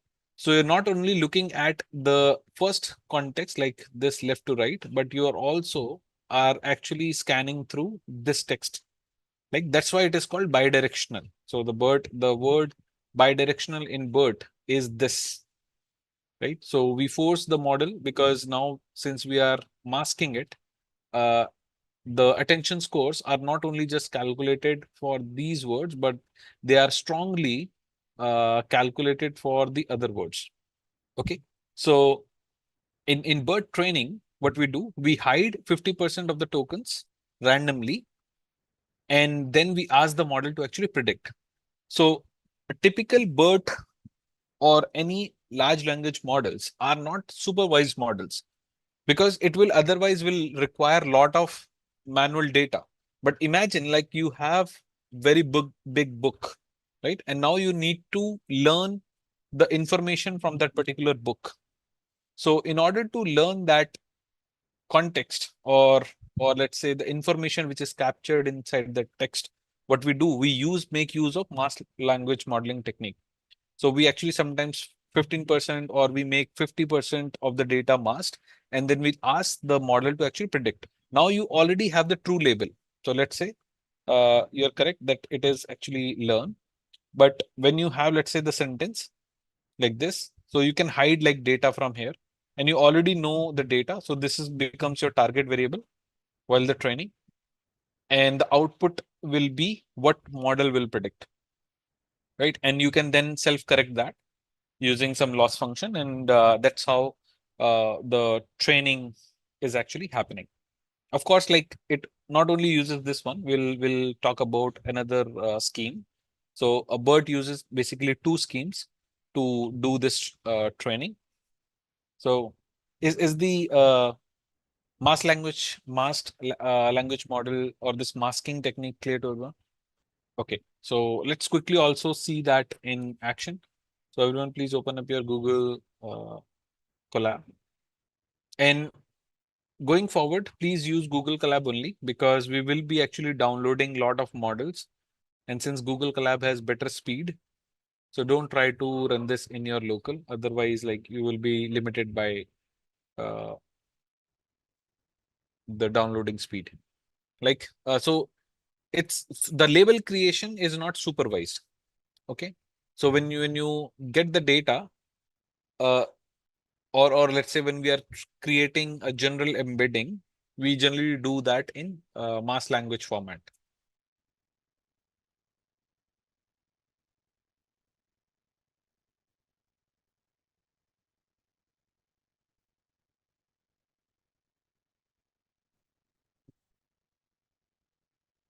Okay, Salape, try changing the sequence length there, because I think by default we were only using like 10. Try changing the sequence length to 20 or 30 or 15 or something, and then see if the next words is different or not. Okay. So I just quickly wanted to show you like how this mass language model actually is working. So in Hugging Face, we have a pipeline that we can actually utilize to see that in action. We'll import pipeline from Hugging Face.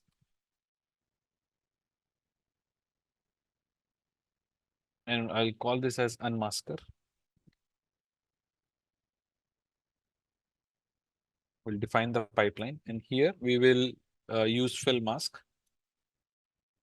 Okay, Hugging Face. Okay. So Hugging Face is a startup that actually holds all these large language models. Be it be BERT, be it be GPT-2, GPT-3, I think, or Llama, or any other. So it is actually a repository that actually has all these pre-trained models. Okay. And it also offers an external API, a Python API, to actually connect to these models. Okay. So it's a very good library where you can actually download datasets. You can download models also. And you can also get some wrapper APIs to do certain tasks like image translation or image classification, object detection, image to text, image to video. Like all these are supported on Hugging Face. So the transformer, the package is actually maintained by Hugging Face itself. Yes, they are open to use. But see, when we say open to use, it means they are open source, but there is one slight catch. Open source also have two kind of licenses. One is called as MIT license, right? I don't know if you guys know it. So if you go to pypi.org, okay, and let's say search for transformers, or let's say NumPy, right? I think everyone is aware about NumPy. So if we click on NumPy, there is a license detail also about this, right? So what kind of license it holds? So it's a BSD license. So generally BSD licenses are approved for commercial purposes, or Apache 2.40 licenses, right? So anything that has a license Apache 2.40, it means you can use that model to actually generate income in your company. But if the license is MIT, okay, or any other license apart from Apache 2.0, then it means that you can use that particular package, piece of code, or the model for learning purpose, but you cannot generate income from that. Okay. For example, let's say if there is a model like BERT model, it's generally MIT license. So if you want to generate, let's say you create one, you fine tune that BERT model. Okay, again, like there is the debatable question: is the fine tuned model is your IP, or it remains the owner, the original author's IP? So the fine tuning actually removes that IP constraint.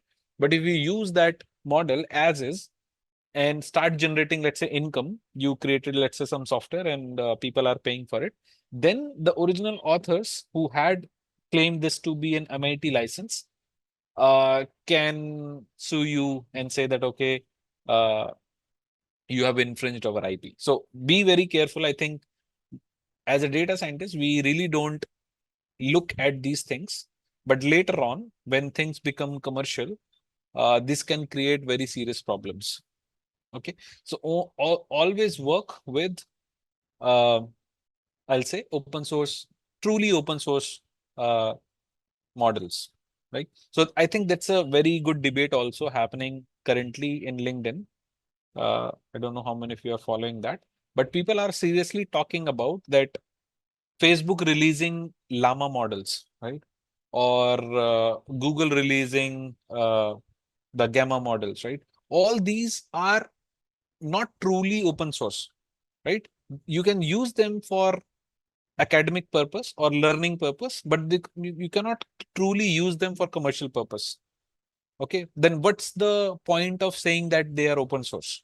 They're not open sourced. Right? And when we say open source, also like you are giving the entire code and the entire weights. Again, like it's a different I think a debate. But yeah, Hugging Face actually stores like all open source models, but again with different licenses. So be very mindful of those things. But if it was safe to use Hugging Face if we try to use this on confidential data, yes, okay, you can use this to build your or do some training on your data, because nothing is going to the Hugging Face portal until unless the model is downloaded locally. Okay, so we'll import transformers. We will use, so in transformers there is a very interesting sub package which is called pipeline, and using this pipeline you can do like wonders. One such pipeline is fill mask. So if you run this, I think for many of you this might be running. For me, it's running, will be treated as a different IP or not, right? So still that debate is happening. Okay, fill mask is the same thing that I'm trying to show you, the masked language model. So here, what the model will do, it will try to predict the masked word. Okay, so if I try this, uh, Indian masker, it will predict a few legitimate words for me, like learn here. So it says learn has a probability 0.69.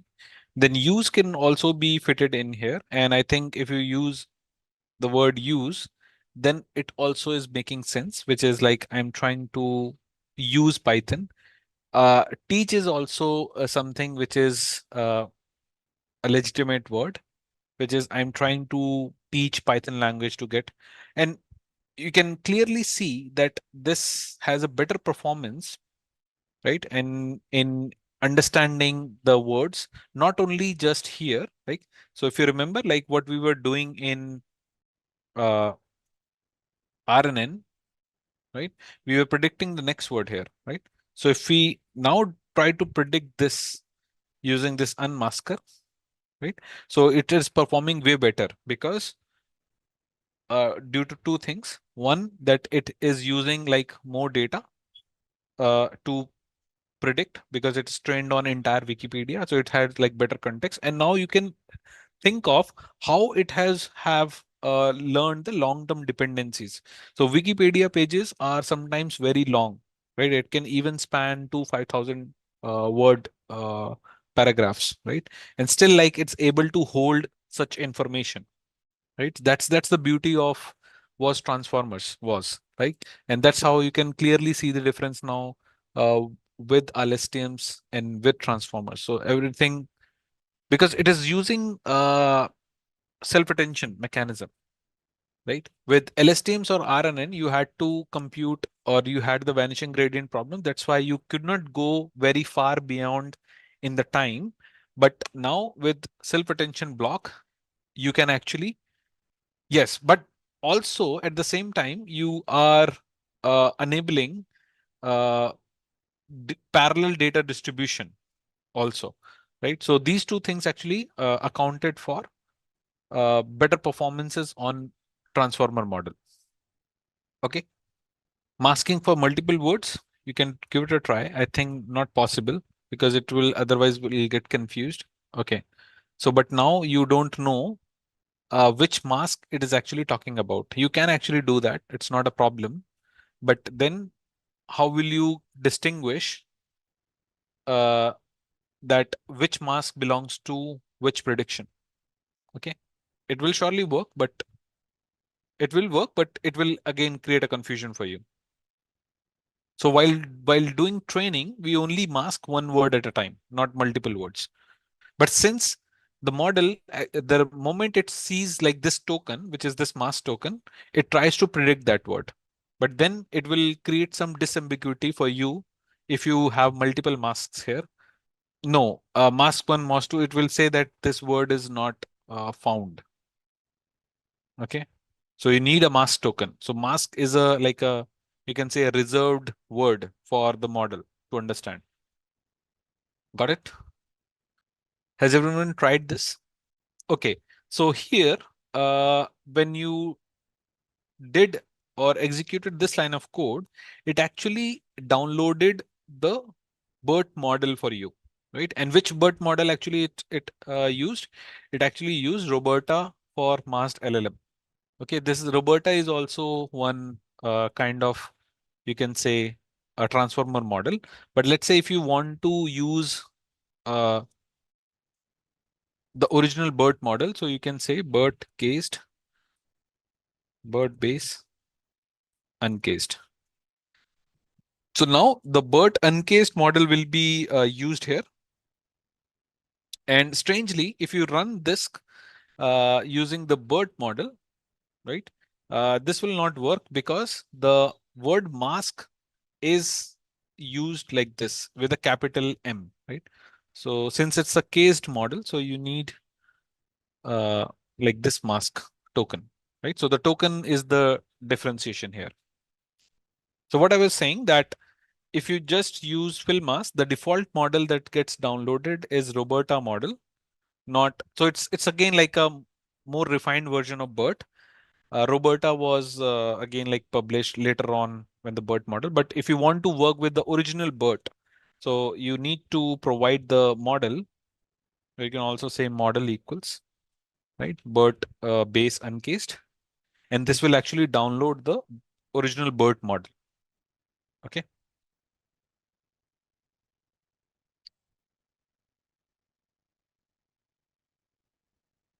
Okay, let's go back. So this is one such scheme of training. The other scheme, pipeline, is nothing but it's a it's an API layer on your Hugging Face models. We'll decode this later. Just wanted to show you like how the mask language model actually works, right? Score is the probability score, right? So here, uh, the probability of occurrence is 25 that this word is going to be A, right? I'm trying to learn a language to get a job, right? So the score is nothing but the probability score of the prediction. Okay, coming back.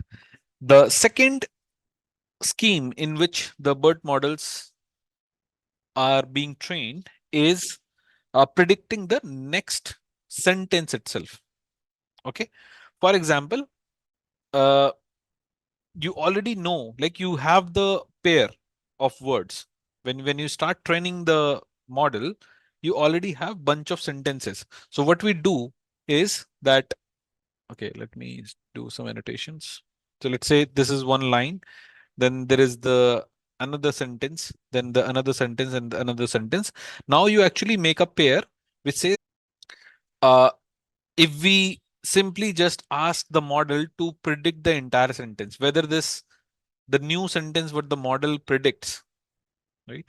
The new sentence what the model predict, is it exactly same as the sentence that was hidden, right? So imagine like this, as in the mask model, you were masking the word, but in next sentence predictions, you are asking to predict the entire sentence, not only just one word.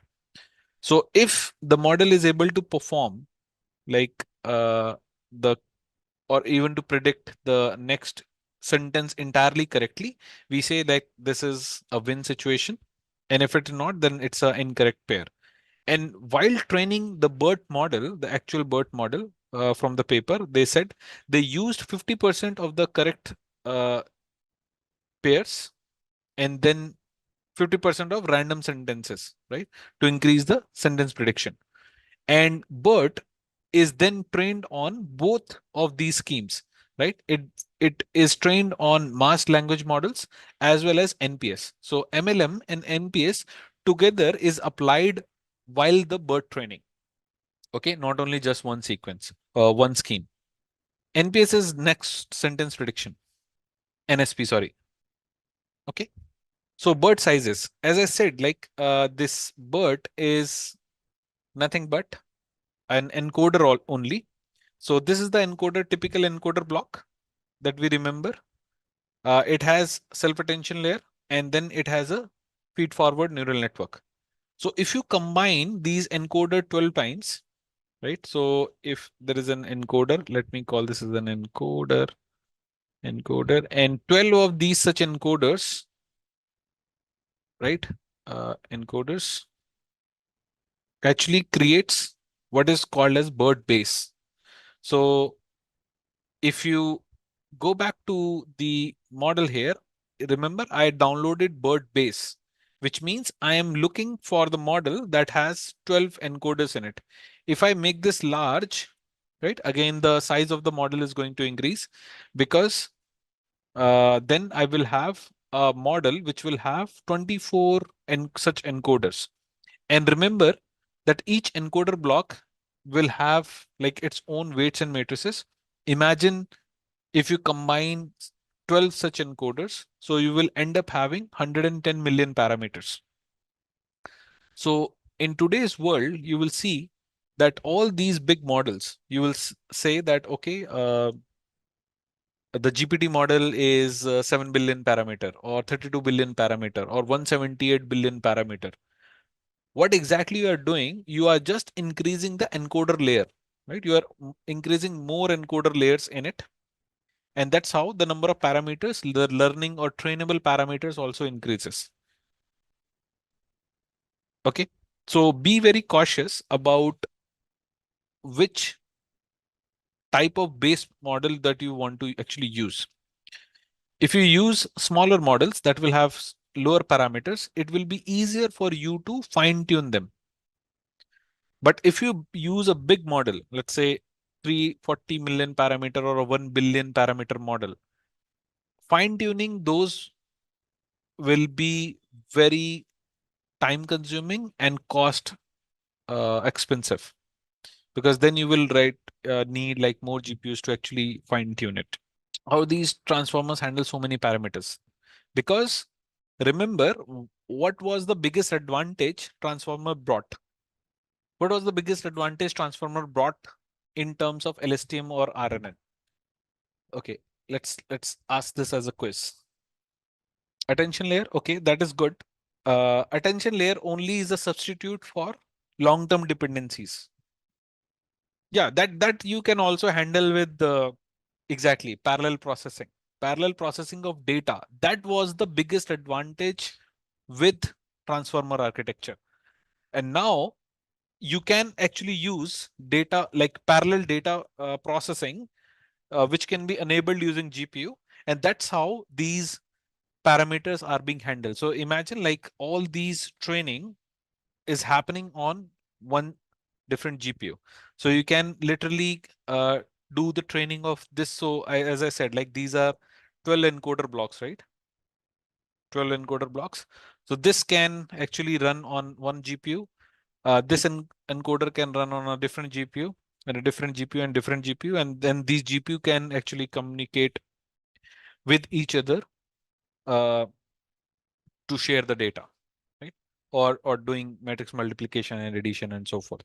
So that's how it actually uses GPU computations to handle such large sizes. And that's why over the period of time, because now people have started training massive data like entire Wikipedia, they require bigger GPU machines. Okay.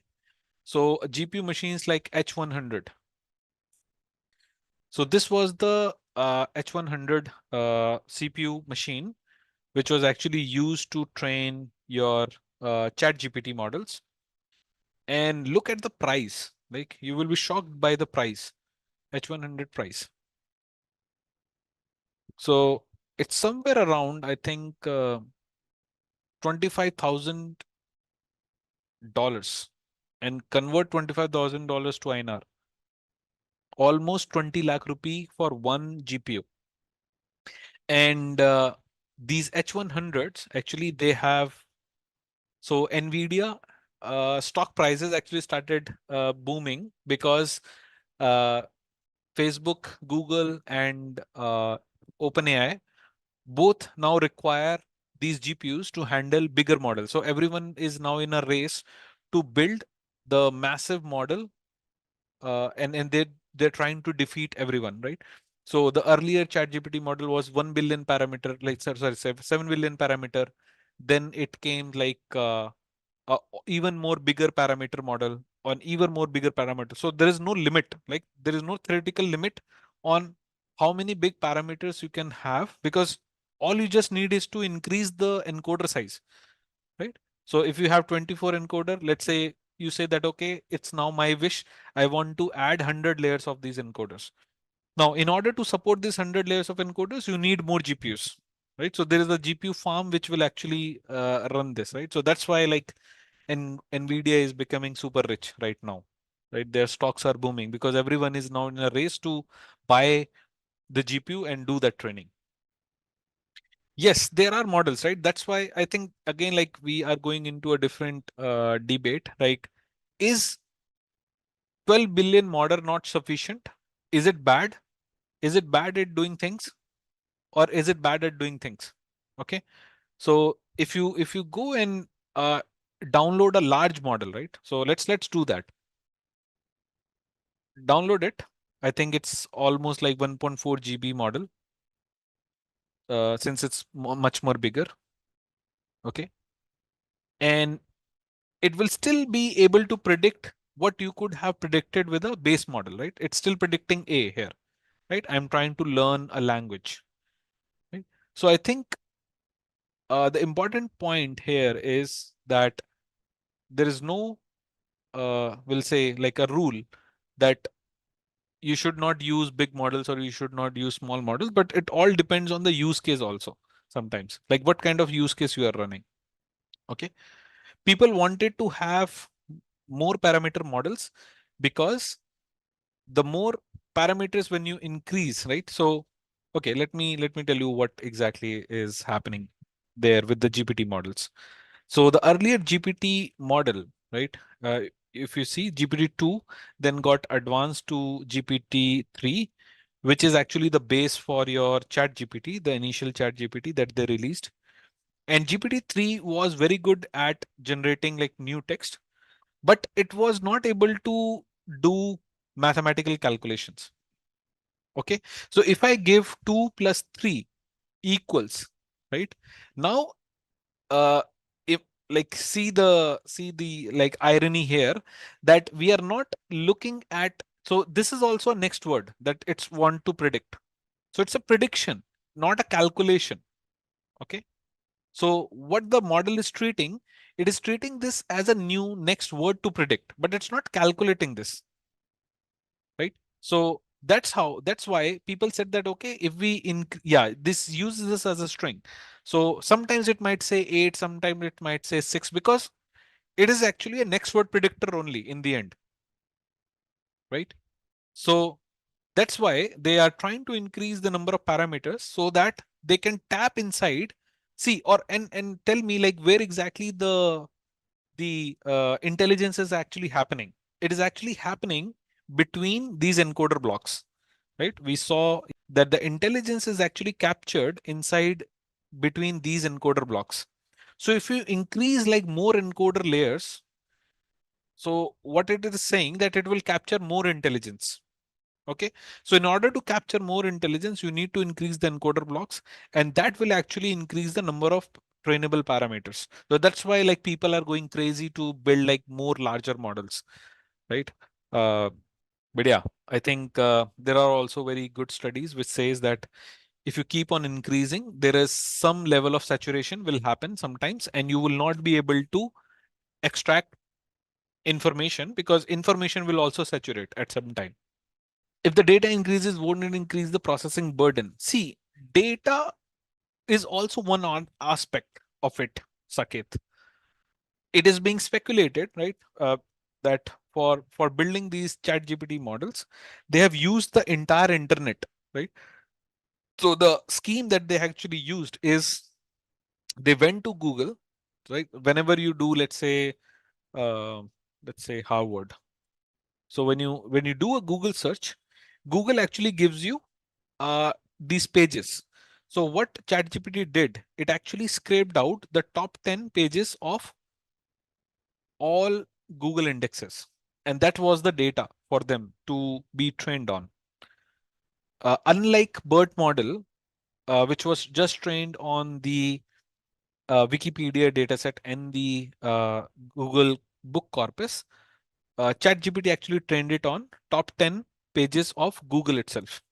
I don't know, like they simply just scraped it out, right? They simply just scraped it out because you cannot, because it's a search engine, right? You cannot uh, disallow a person to use a search engine. So that's totally fine. Even Google doesn't own the web page. So when you see here, like there are many web pages, uh, Google is just showing you the web page information. So the web page, so when you click on that, Google doesn't own this particular page. So now anyone is can actually scrape this information out. So that question was out of the picture. Okay, coming back to BERT. So we have different sizes. So remember what these parameters are. These parameters are nothing but the encoder block that here. These encoder blocks had these vectors, right? These vectors. And if you count the dimensions of these vectors, this will go crazy like 110 million parameters. Okay. Now, how does BERT works? So just like your vanilla encoder of the transformer, the BERT actually takes the sequence of the word as an input and keep flowing the outcome of the encoder, which is nothing but okay. So the attention scores keeps on flowing inside these encoders and you will get the outcome. So each layer applies self-attention, pass it to the result through a feed-forward network, and then hand it over to the next encoder layer. So now let's do some classification using this BERT model. Right? So let's use this BERT model to do certain classification. So everyone, please open up your Jupyter Notebook instance. Another one. So for this, we will use one data set. let's do sentiment analysis using BERT encodings. So we'll read this as a pandas data frame, pd dot read underscore CSV, and we'll directly pull this from a GitHub repo, right? So this is the GitHub repo that actually contains some text, and corresponding to that, we will have some labels. So we'll put it here and we'll tell that this is delimiter as /t and header is none.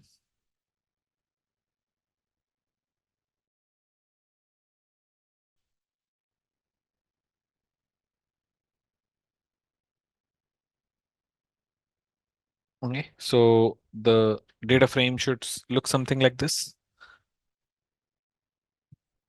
Okay, so I think this is the movie review sentiment. So 1 means a good score and 0 means a bad score. So what we'll do, we will actually now download the BERT model.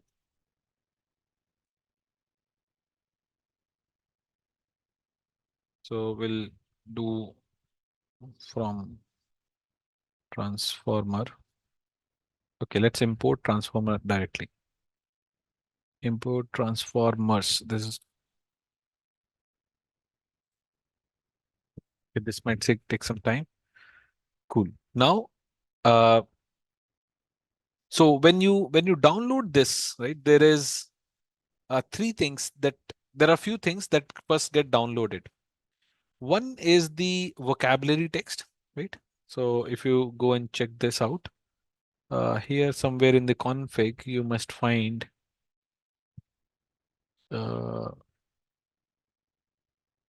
okay, maybe I need to search, but yeah, here you will get the model itself, the parameters of the model. Like these are the weight matrices, tensors, and you also need a tokenizer. So for any Hugging Face model that when you download, right? So you need to actually grab the weight of the model plus the tokenizer. So what we'll do, we will actually download this.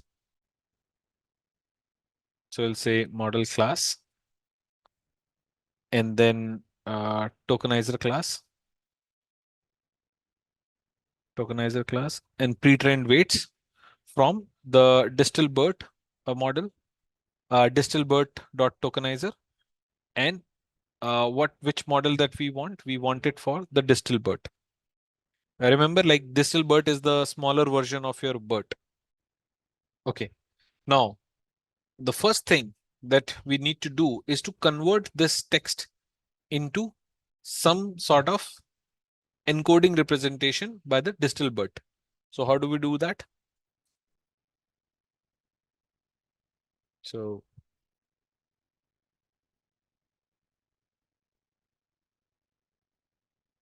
tokenize these sentences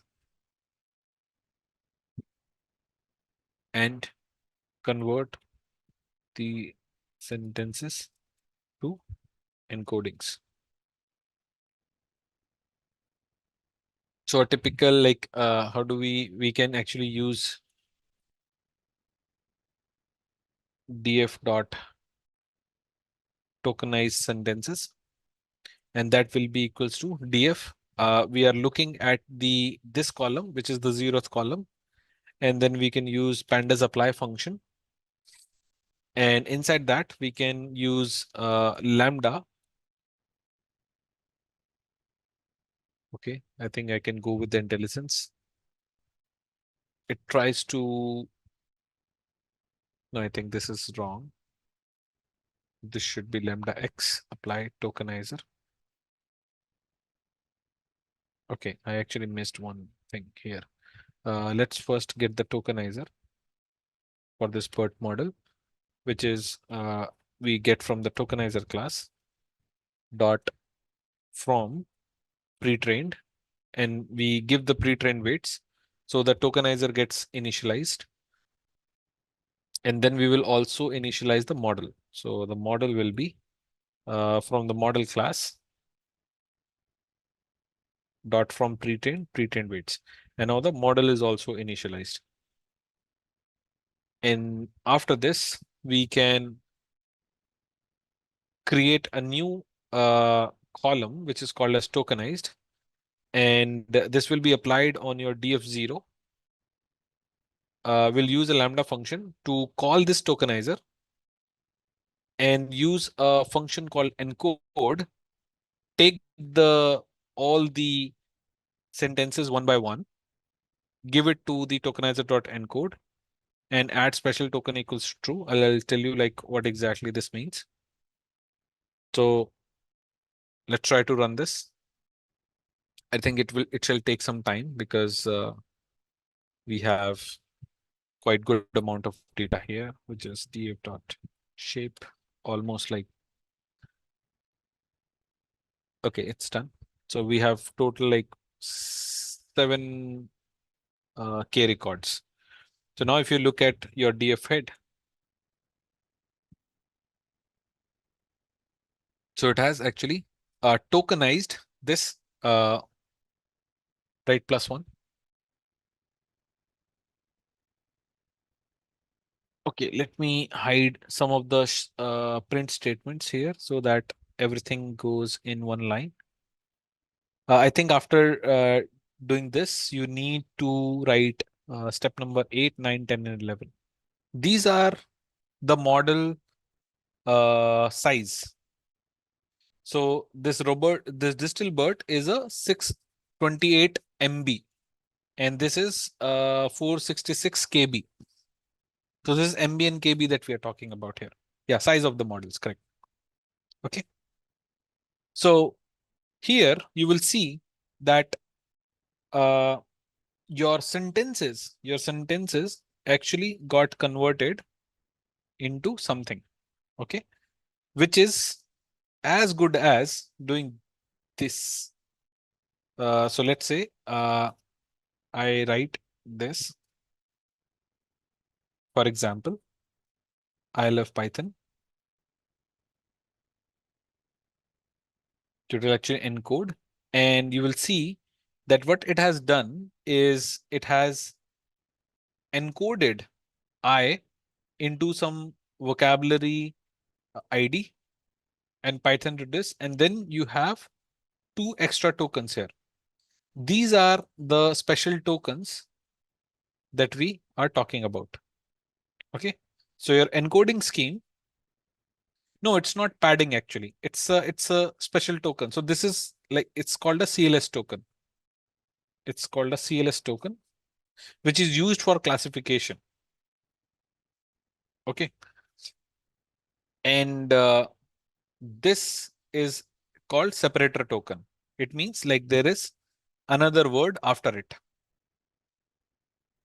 But one thing to be remember here is that the tokenization here, when it happens, it's not a word tokenization. It's not a word tokenization. Basically, what we are actually aware of from our classical machine learning. In BERT model, there is a different tokenization algorithm which is used, which is called as word piece algorithm, word piece tokenization. But for now, remember that the tokens that you see here, these are nothing but tokens. These tokens are not generated by just splitting up the word, right? Like a string, funny, comma, and, right? These are not the tokens. Rather, we use a different tokenization strategy, and there is one algorithm which is called as word piece algorithm. So we have tokenized the sentences now, right? So let's run it through our distill BERT model. So for in these each sentence, right? So let's say if I write like this, I love Python language, you'll see that it will have like more tokens now getting added, right? But for any machine learning model, you actually need a consistent tokens. Okay, so maybe let's say if you keep a token length of, let's say, a sequence length of 60, it means like if converting to this sentence, I love Python, it will have 104 5 and so on and so forth, and 102. Rest remaining 55 tokens will need to be kept at 0, right? So that's what is called as padding. I think you guys already know about padding from image processing. So let's do that. So we'll add some padding here. So we'll define one max length equal to 0. So in this sentences, whatever is the max length that we will find, we'll do the padding, or we'll get the padding length for them uh, from this. So I will loop through all the DF tokenized, right?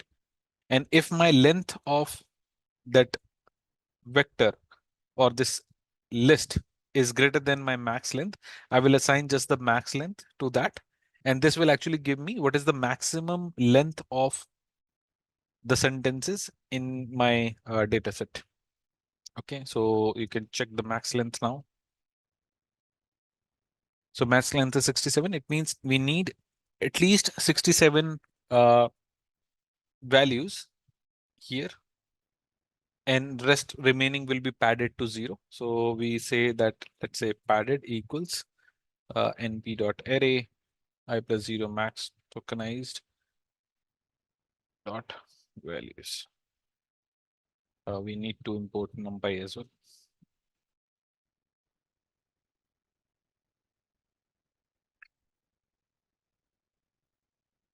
Okay, so I think the padded information, what you will see is something like this now. So each sentence will be now a 61th length long. Like this will be the length of 61, and rest remaining will be the values itself. So max length is nothing but, see, here we don't know what is the length of the sentence. This sentence lengths are varying actually in nature. So we basically what this piece is doing, it's actually finding the max length of the sentence, like how many words are there maximum in the sentence, and that will becomes the max length actually. So we are actually iterating over all the tokenized words and grabbing the length, and whatever is the maximum length, we will then pad it accordingly, the remaining of the tokens. Got it? Okay. So also we will need to, if we give all these values, like which are the padded values, to the BERT model, it might get confused. So let's also have some labels. We'll say the attention mask. Wherever the padded information is equal to 0, we are just keeping the track of that. So it act like a flag. Okay, basically. So the attention mask here, if we take the shape. Okay, and now let's do some modeling. So encoding all the tokens with digital BERT. So we already have the model. So we'll get the input IDs with, we'll convert these padded information. So far, I think these are NumPy arrays. So first of all, we need to convert that into tensors. So we will use import torch, and we'll call this as input IDs is nothing but torch.tensor, and we call this as padded. So this will convert all these NumPy arrays into torch tensors. And now you can actually put these torch tensors into the model. Also, I think we have used the attention mask, so we can get the attention masks also converted into torch tensors. Okay. What if we don't pad? If you don't pad, then you will not have consistent input sequence, right? Then you will have a variable input sequence length. That will be a little problem, right? You need like a you can say a fixed input sequence length whenever you give to a model. Okay, so attention masks are nothing but these are like a flags where wherever you have kept 0, right? The padding information. So actually this will uh, hold the indexes of wherever there is a 0. That's it. So we'll do torch.noGrad. Okay, then we can give these input IDs to the model. And remember, what is model? Model we have defined as our distal BERT. So we'll give that, and the attention marks needs to be given to the IDs, wherever it is like 0. So we'll grab that. So it might take some time to run. So now each row is rows tokenized words are now going into the distal BERT model, and it's now actually predicting what kind of encoding it will have based on its pre-training. Okay, whatever it has learned during the training process, because we are now using transfer learning to grab the features here. Okay, so maybe movie sentence review, this data set was not part of the distal BERT training, but now you are actually kind of using that information to encode. Assume this like a word to vec encoding, right? Okay.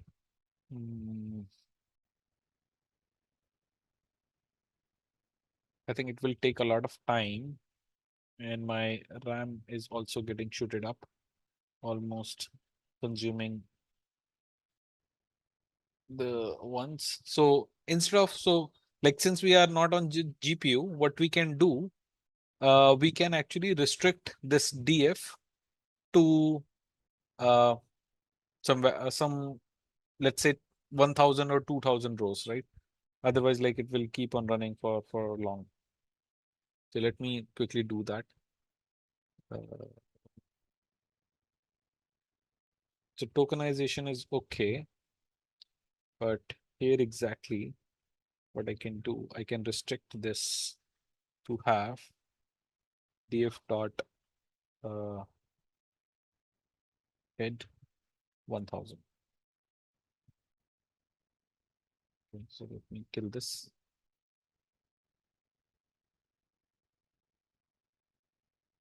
Okay, I need to restart the runtime. So when you will be running this again, you can remove this limit. Right? So we are just taking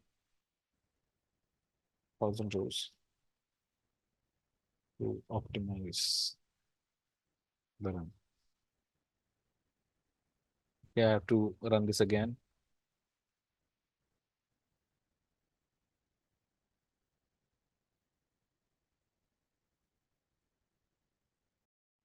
We'll see. It's a time consuming process.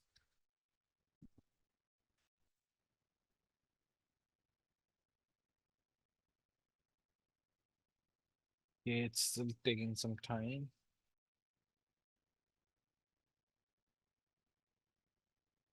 We can also change this to the TPUs if you want. Let's see if we can get some speed up there. The only change that you need to do will be that you need to pass this to CUDA. This also to CUDA. And the model also to the CUDA, where we have defined the model. Yeah, here, dot CUDA. It's in 3 places. Let's rerun this again.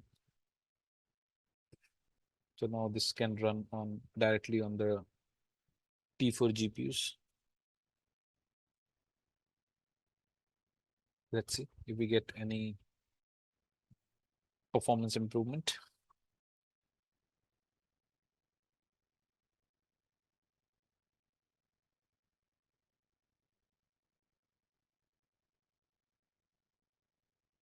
It should be always done at the input, the date where exactly is wherever is your data, and wherever is your model. So I think that happened very quickly. You can see. So that's the advantage of using a GPU, right? So we already have, like, say, some good GPU there. So the training, sorry, the inference happened very quickly. So now these are the last hidden states. And if you go and check the last hidden states here. So the shape of this is going to be a three-dimensional tensor, right? So what does this exactly means? So this exactly means is that you have 1000 rows, like 1000 rows.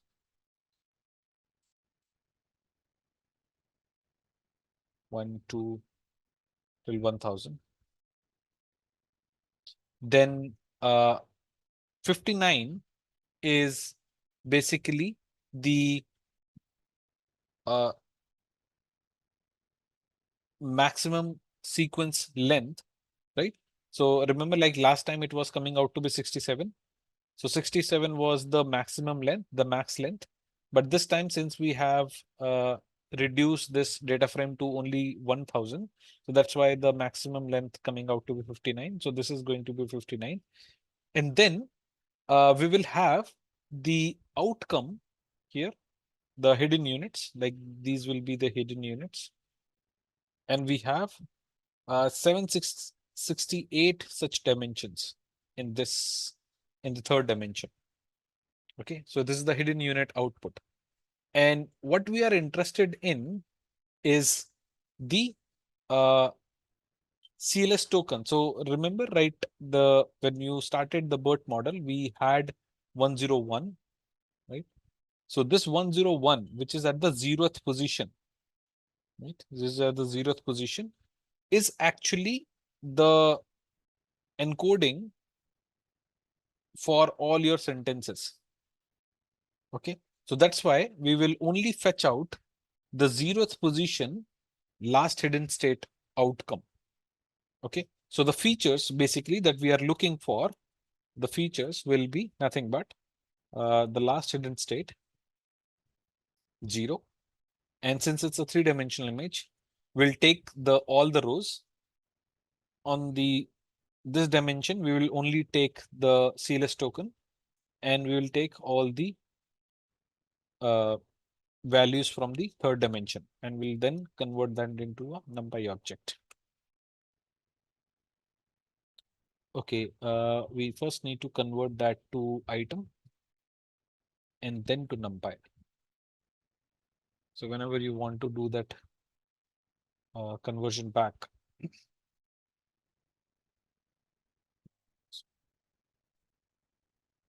okay, yeah, this is, we can do like this also. We first need to detach this from the GPU, attach a CPU, and then convert that into a NumPy object. Okay, now if you look at the features, no, we don't need to reshape actually, because now NumPy is not running on GPU. Okay, so you need to first detach it from the GPU, because we are using a GPU inference here, and then convert back into NumPy. So this is the features that we wanted for all the input sentences. And now we can say, like, these act as input labels. So the target variable is nothing but the df1.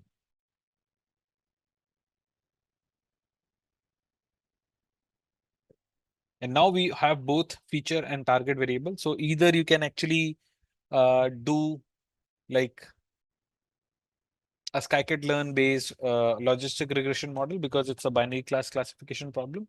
So we can either do that, or you can also make it as a artificial neural network. So that can also be done. So we'll probably just in interest of time, we can do this as a binary class classification. application using logistic regression. So we'll just recall our knowledge from scikit-learn dot model underscore selection,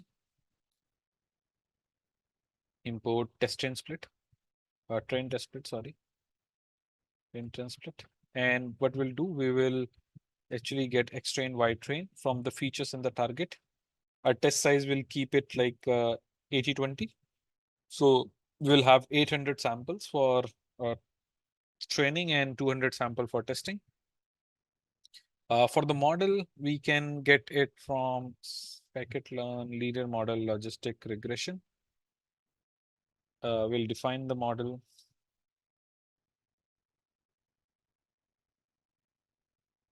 Silo.fit, X train, Y train. And then probably we'll also need to evaluate the model. So what we'll do, we'll first do the ypreds equals clookup.predict x test. And then we'll use from sklearn dot metrics import accuracy score, and the accuracy score y test ypred should be 82%, right? We are using just 800 samples, but if you run it like on more data, you should get a better accuracy. Let me just clean this code a bit. We'll keep it here. All the import statements we'll keep here. So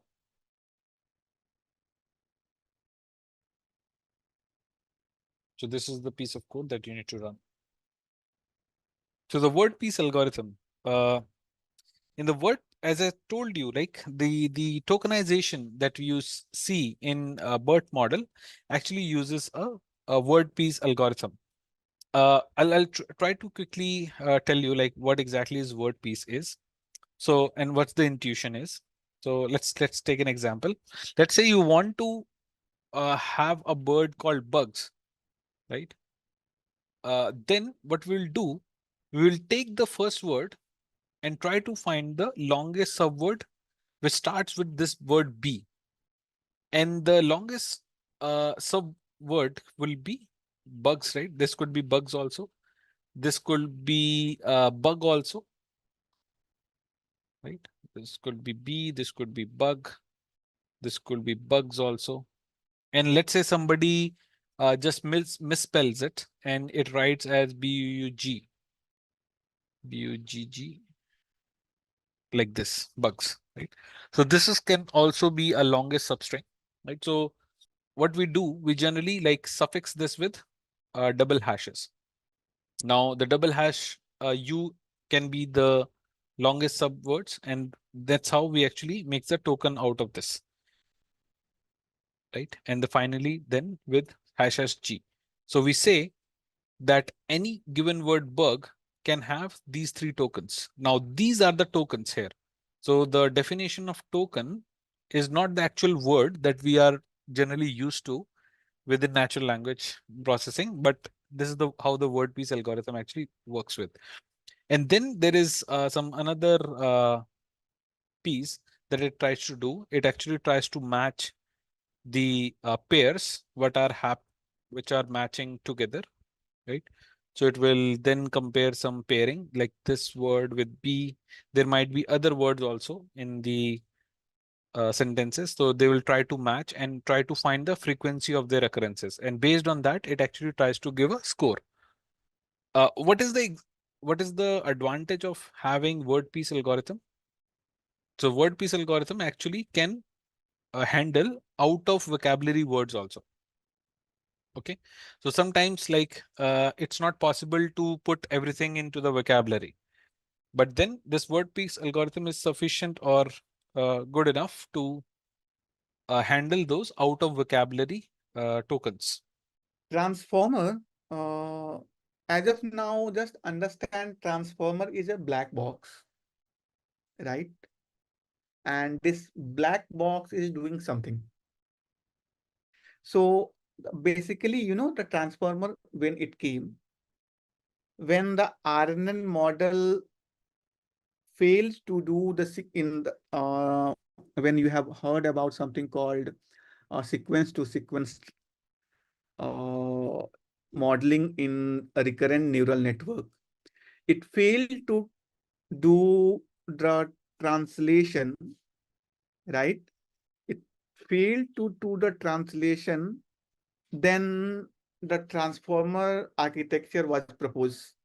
So basically, before transformer architecture, there is one paper came, and this paper is called something called Attention All You Need.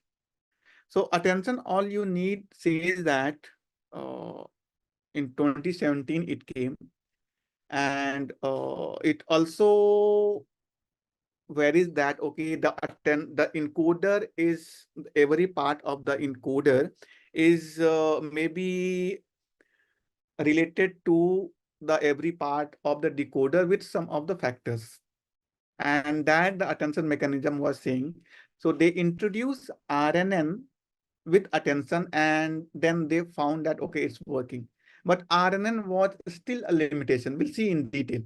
So what I'm saying here, that they started with something called language translation task, and this language translation task, as of now, the transformer, you can understand that something happening behind the scene here. Let me take it pen, laser pointer.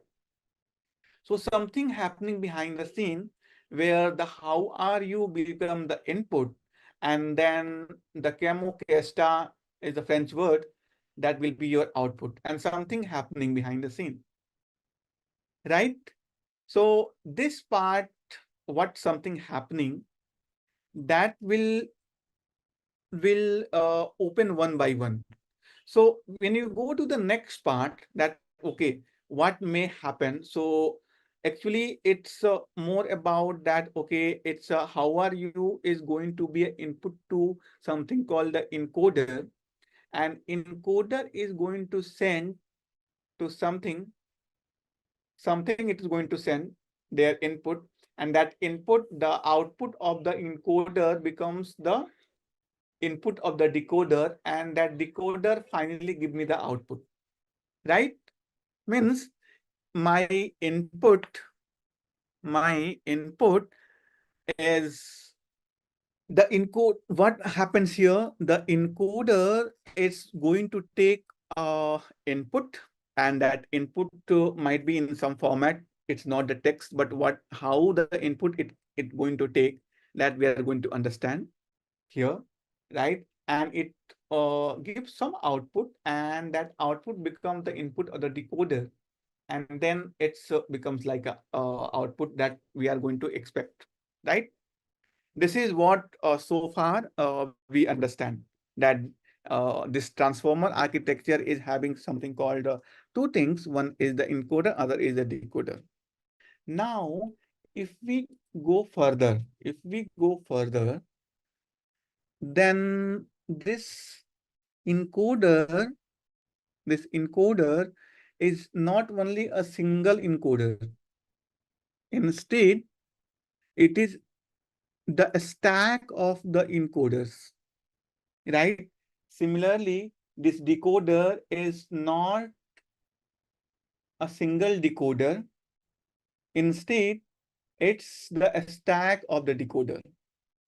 Means the input of how are you is whatever that happening here, right? It goes in this encoder, right?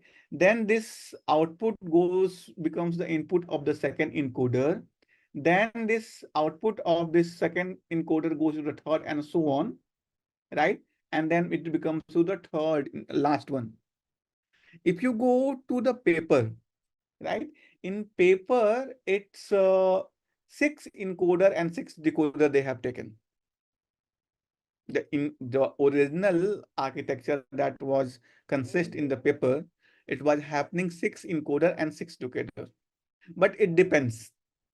It's a hyperparameter, so that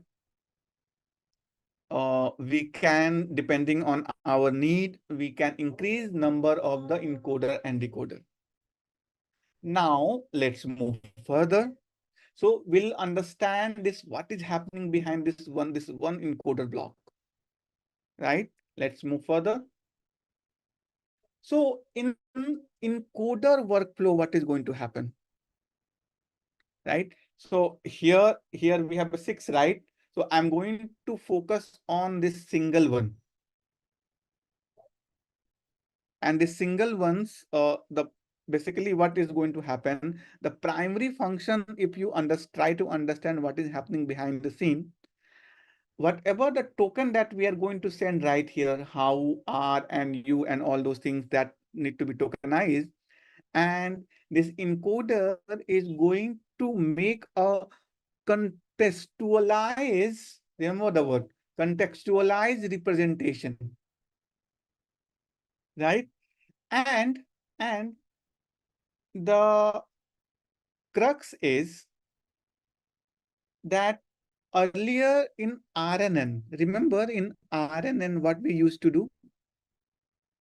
In RNN, we send our input token one by one.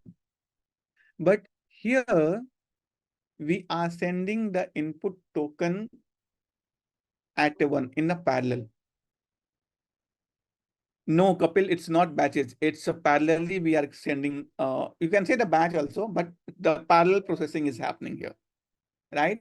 So this input is going here, that this input need to be converted into some of the embedding, right?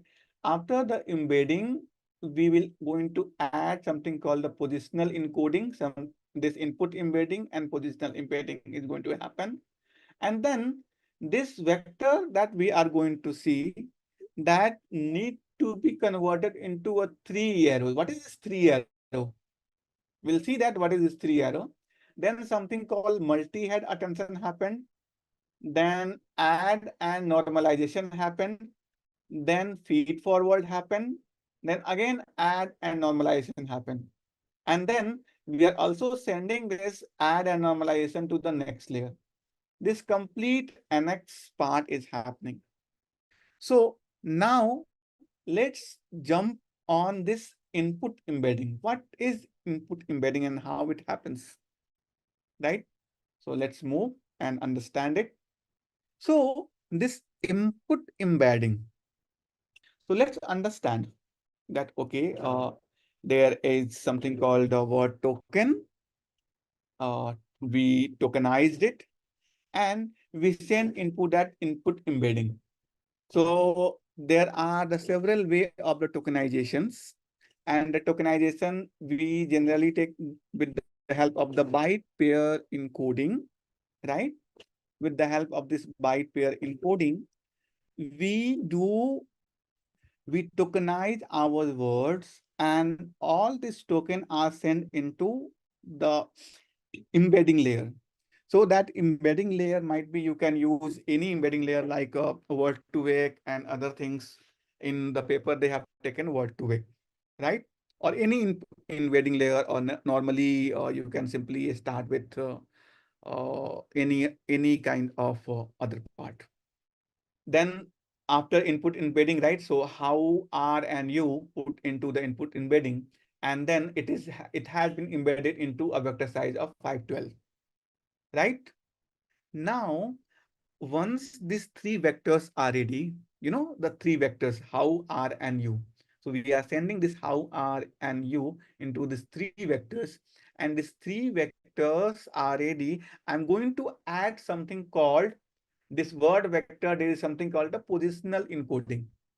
Now, why positional encoding? Remember, the when we started learning the sequence modeling, means the RNN, why RNN came in this picture for the, especially for the text?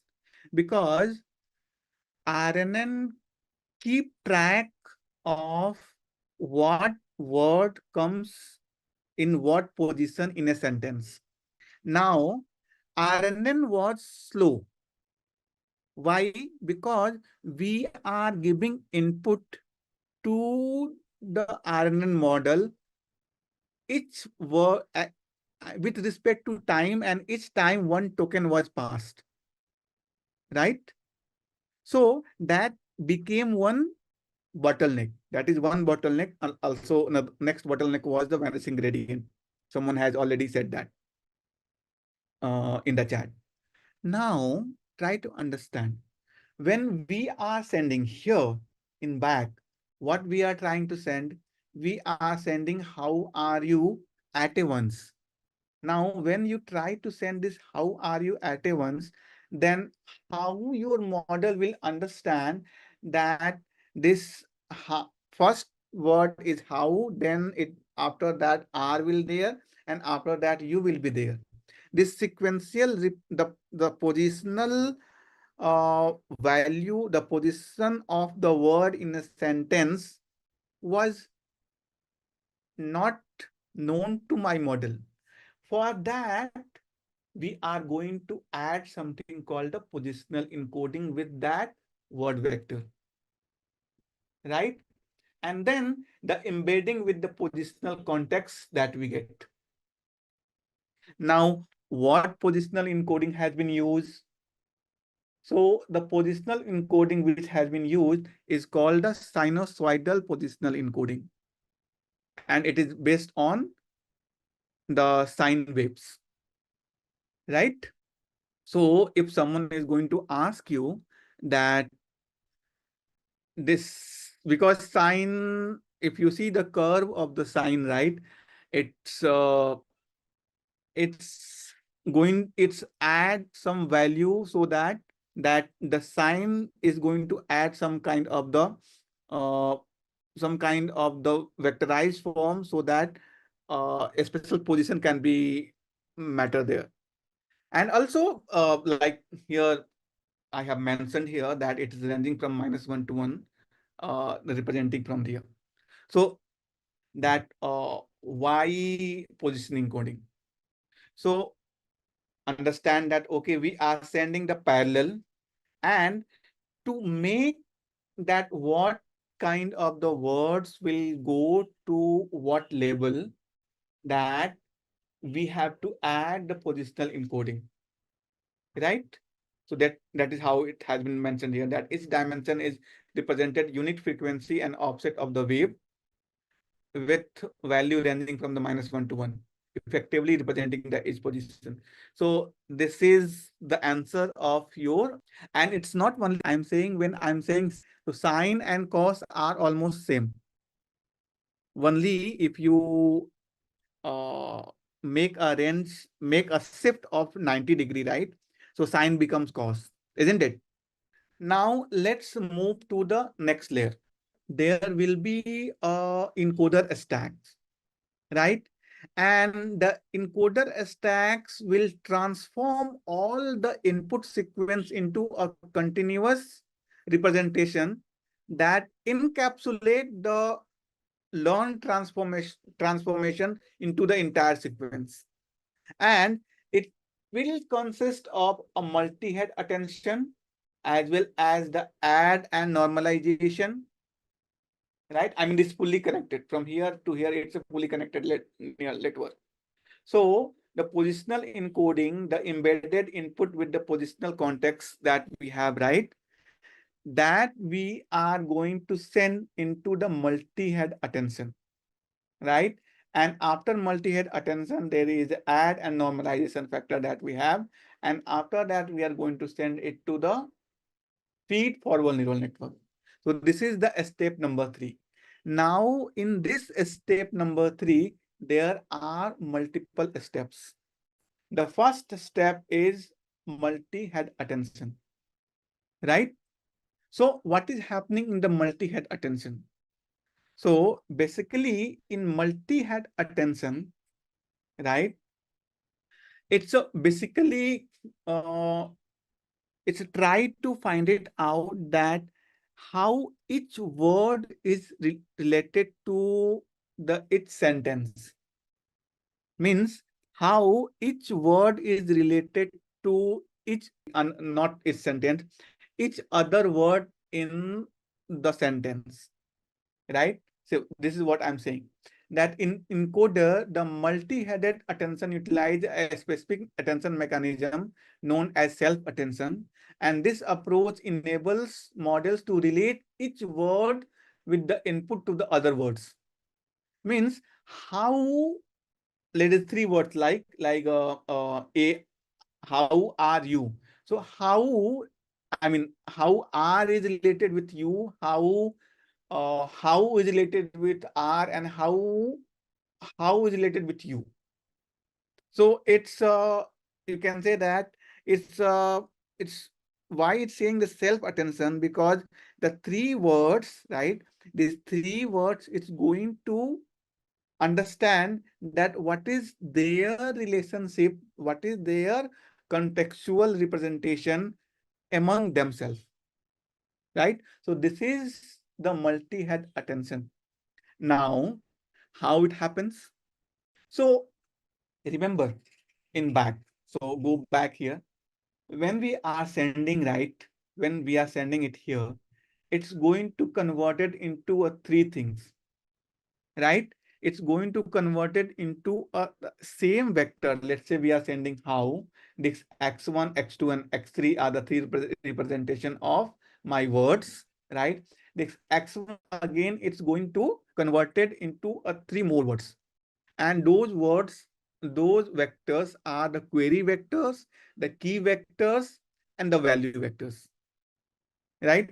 So in next step in multi-headed attention, a query vector will form, a key vector will form, and the final value vector will form, right?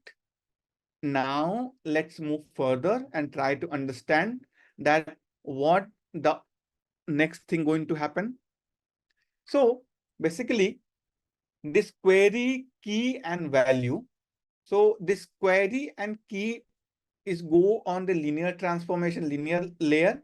And after this linear layer, there is a matrix multiplication happen between the query and key, right? See what I'm saying here.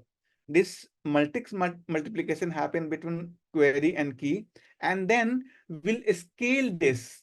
And after scaling, we are going to this is normalization factor is going to happen.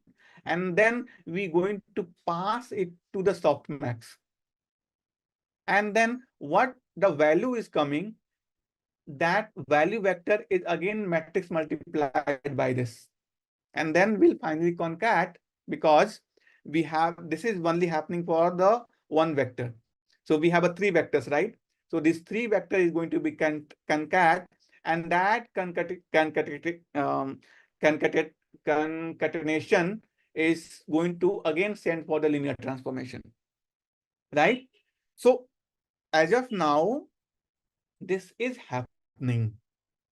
So again, come back here and try to see that, okay, we have x1, x2, and x3. It's going to pass. And then this one x1 is going to convert it into some linear transformation. There is a Q query matrix. There is a key matrix. There is a value matrix. With the help of this linear transformation, which is going to multiply this query, key, and values, we are again multiplying this query with the key, right? And this query with the key, the multiplication will happen, and we'll scale it. And after scaling, we'll pass it to the softmax layer. And what the output is there, right? Again, multiplied with our values and vector, right? Then let's say, and I have a three vectors. So we're going to concatenate those things. Debasis, we are going to concat. So remember, we have a three vectors, right? Each vector is going through this transformation. And then we have how is going to give you one vector, key is going to give you one vector, and value is going to give you one vector. We are simply concat that, and then we are passing to the inner layer. So as of now, just understand that we have this query, key, and value, and then this is what is happening. We concatenated, and remember, there was a stack, right? There was several stacks of the encoder. Let's say we have S times, and those becomes the head, multi-head. So then it becomes the h times we are going to do. So this query key and value will go for the h times, and h time it's concatenate and happen here. So finally, it's going to yielding h dimensional output value. Now let's understand everything into a detail. So I have this query key. So queries has been multiplied with the keys. So all the query 1, 2, and 3, the queries that we have, and all the keys 1, 2, and 3 keys that we have, we are doing a multiplication, and we got one score. And then you will see that with the heat map, this how it's going to be related with each other. Right? That is what I'm saying. Once a query key and value vector is passed through a linear ladder, or that product matrix multiplication is performed between the query and keys, and resulting a creation of the score matrix. We got the score. The score matrix establishes the degree of emphasis each word should place on the other word. Right? So it is going to give me that, okay, how each word is related to the another word into the sentence, right? And then what we are going to do, whatever these scores are there, right? I'm going to divide with this score with something called under root d of k. So d is a dimension of this key, right? And we are going to divide so that we can scale the score. Why we are going to do that? Because to ensure more stable gradient, as the multiplication values can lead excessively large effect. And then finally, we are going to apply with the help of the softmax. So we apply the softmax, and then higher scores get the high end value and lower scores will be getting depressed. Right? And final, after doing this, what this matrix will be? Dex matrix is nothing but my attention weight. And this attention weight is going to apply with the values vector and giving me the output of the decoder. Sorry, encoder, one encoder.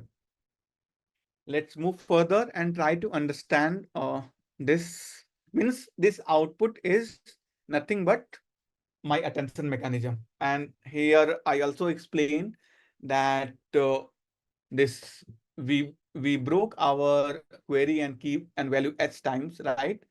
And the process is known as the self attention and happens for each smaller stage or heads. That is why it's a multi-head attention, right? Now, what is the next step? Remember, the next step is the normalization and the residual connection, right? So in each sub layer is followed by a normalization steps. And also there is a residual connection. Why the residual connection? Residual connection is going where the residual connection helps. Residual connection helps in there is something called the vanishing gradient, right?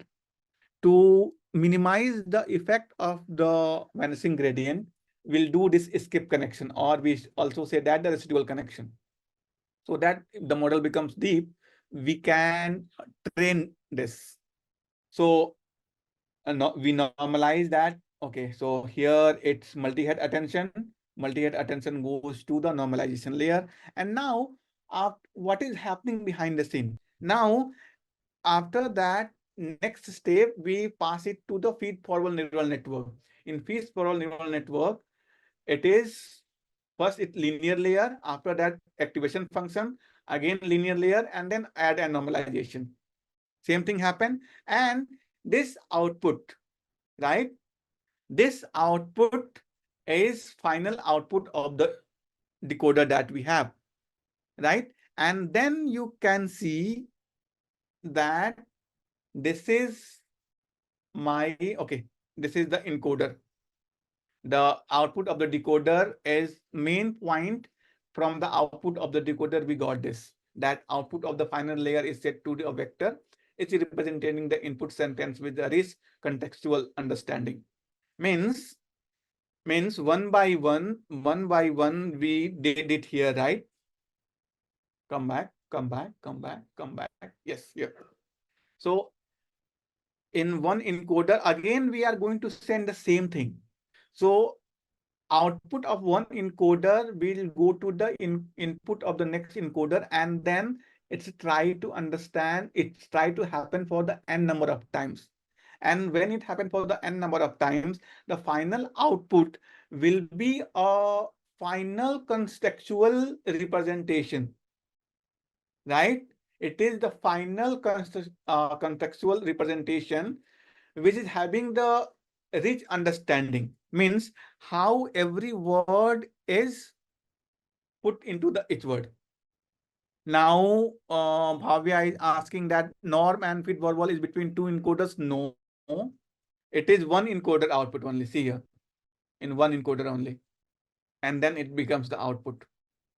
Now, let's move and understand about the decoder workflow, right? Now, what decoder used to do? Decoder is basically the work of the decoder is to give out, means take the input from the encoder layer and give the output as the every step of the time. So here the output which is coming, it's a sequential, right?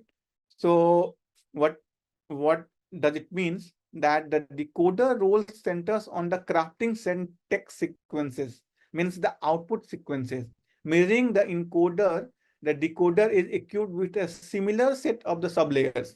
Means all the layers that we have seen is the similar only, but there are two things happening, right? There are multi-head attention that we understood, but there are something called the mask multi-head attention is also there. Now, why there is something called the mask multi-head attention? And at this final, when we put this linear and softmax layer, it will only output a single token each time, right? Now, let's go deep in each steps and try to understand what is happening behind the scene in the decoder layers, right? Now, let's understand this thing into a more detail. So, what I am saying here, that what are the steps are there? So there are mainly three steps happening. That there is output embedding, right? There is next step is the positional encoding, and third step is the stack of the decoder layers, right? So at the decoder starting line, the process mirror that's of the encoder, means what is there in encoder, the same thing also going to happen in the decoder, right? Here first passes to the embedding layer, right?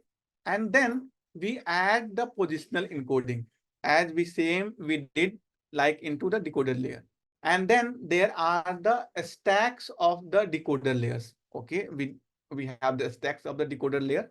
That's the same thing happening. But there is a twist. The twist is here.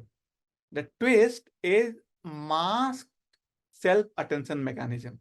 It will be the mask, and it will not look further. It will only see the token which is behind them. It will not look the token. So here also we are sending all the vectors, but to make sure that some values should be masked, so that my value that what we have, it should not look forward, it will always look behind. And that is why the decoder also came, also say, also treated as a auto-regressive model. Auto-regressive model means what? It is only based on the past input it is getting, right? It is not look for the future input. So here when we say the mask self-attention happening, right? This mask self-attention is more of they have given one example. When the attention score of R is being computed, it's important that R does not get a peak of U, which is subsequent word in the sentence. To to make it happen, we have to mask it, and that is why minus infinity will be there. So see, the attention mechanism happen in encoder as well as in decoder. In encoder, we got every word. How are you? Every word in a sentence need to be tokenized and sent, and we try to learn that contextual representation of each word, right? And each word can look before also and after also, right? And that is why this vector, we got this score. We got this score, right? We got this score. So each vector was aware that what the niche thing is there. So each vector can look that how are you means each vector are here is aware of all the words. But in the case of the decoder,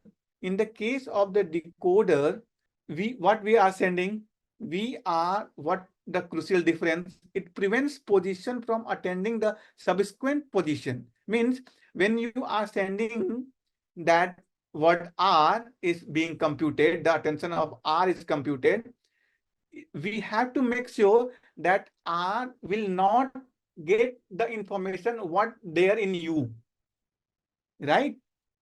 So to make sure that R should not get into U, we will mask what is there in U.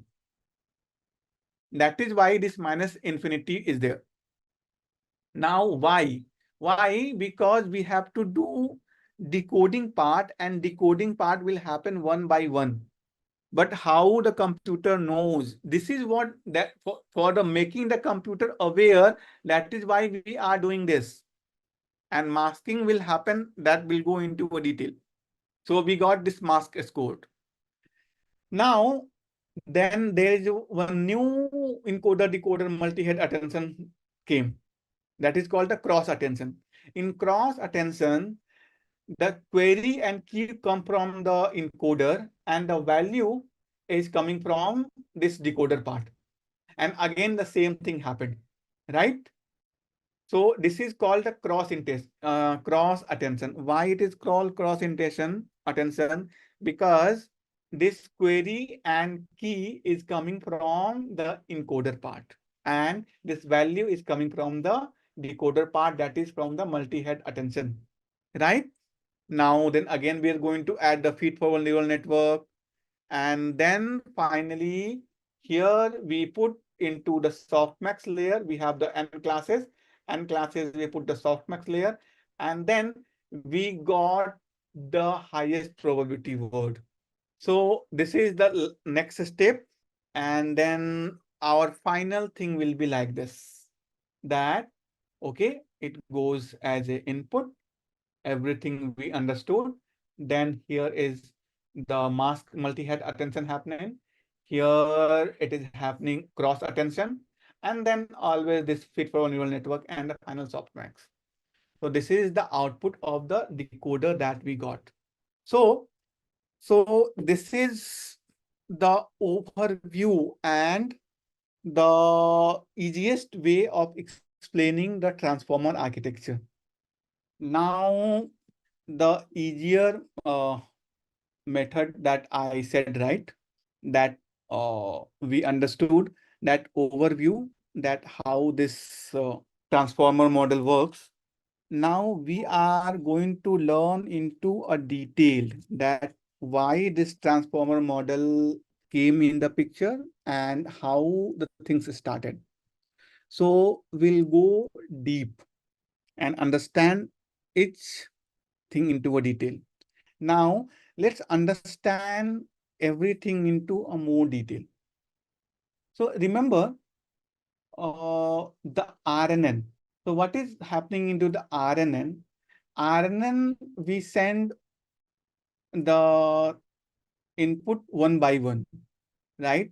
So the hidden state S naught start with, then we send something called the I, Then we send something called the output of this H0, and then something happened here.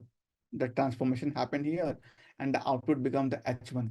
Then at the next time stamp, we are sending enjoyed.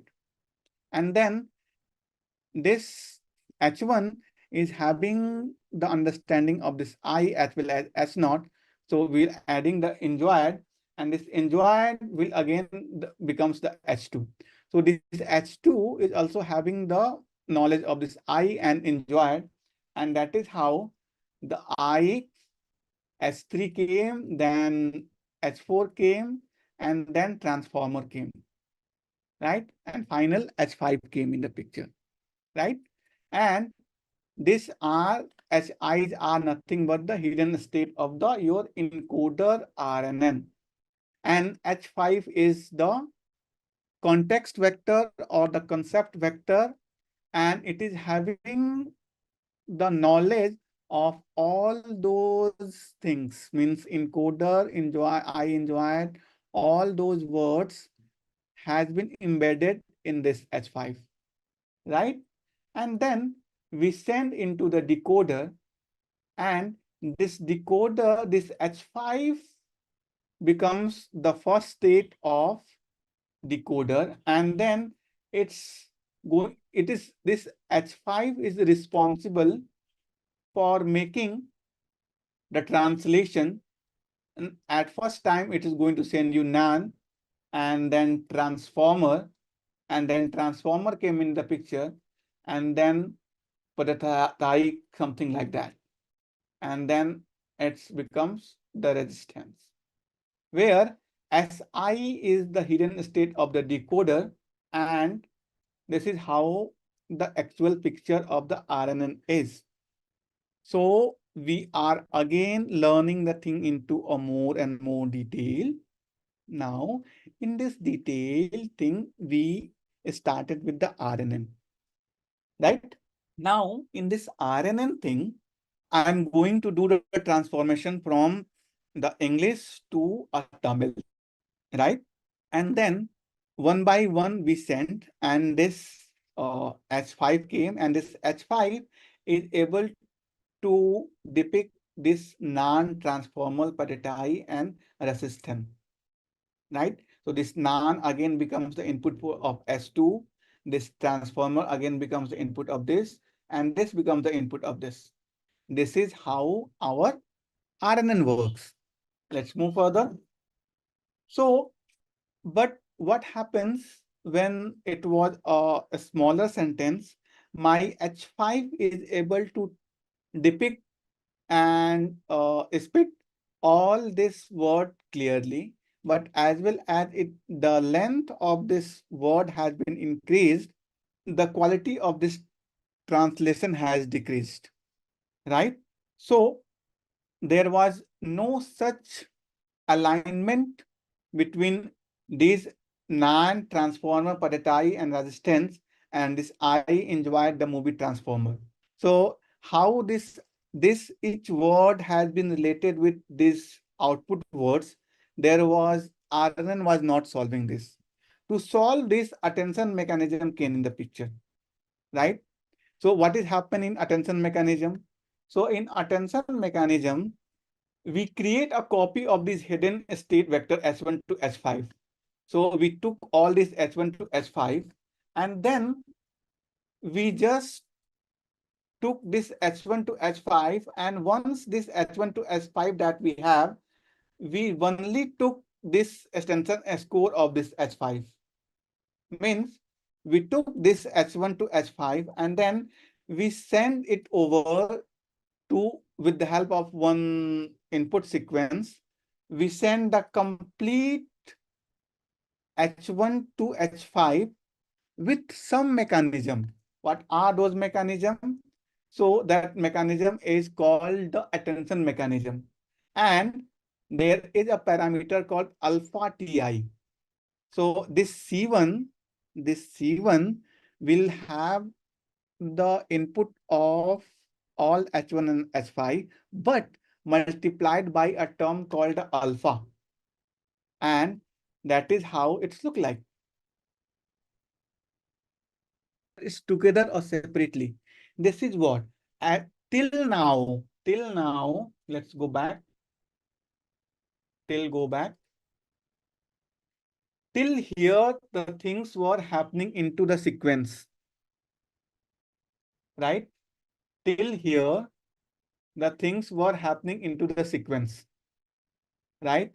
Now what I'm going, if your encoder part has been completed, just take all the hidden states. So I have taken all the hidden states, and from these hidden states, I'm going to apply attention mechanism. So this attention mechanism is nothing but I'm going to create one vector called C1 that becomes the context vector. And then I'm going to apply this. I'm sending this all H1, H2, H1 to H5 with some multiplication of alpha Ti to the first instance of this C1. So now I'm sending it parallelly, right? So it has been multiplied and we got the output called NaN. Now again, this NaN become the input. We have to C2. And C2 again can be calculated in the similar fashion. So C2 has been calculated, C3 has been calculated, C4 has been calculated, and then we got the alignment of the vertical NaN, transformer, Paretai, resistance, how it's related to the output input. I enjoyed the film transformer, right? So half of the part in RNN was happening sequentially. Once we got the complete output of the hidden, we have done this parallel task, right? Now we got it, that how the things has been related, that NaN is related to I, this transformer is related to this transformers, and this Paretai is nothing but the film, and this enjoyed is related to the resistance, right?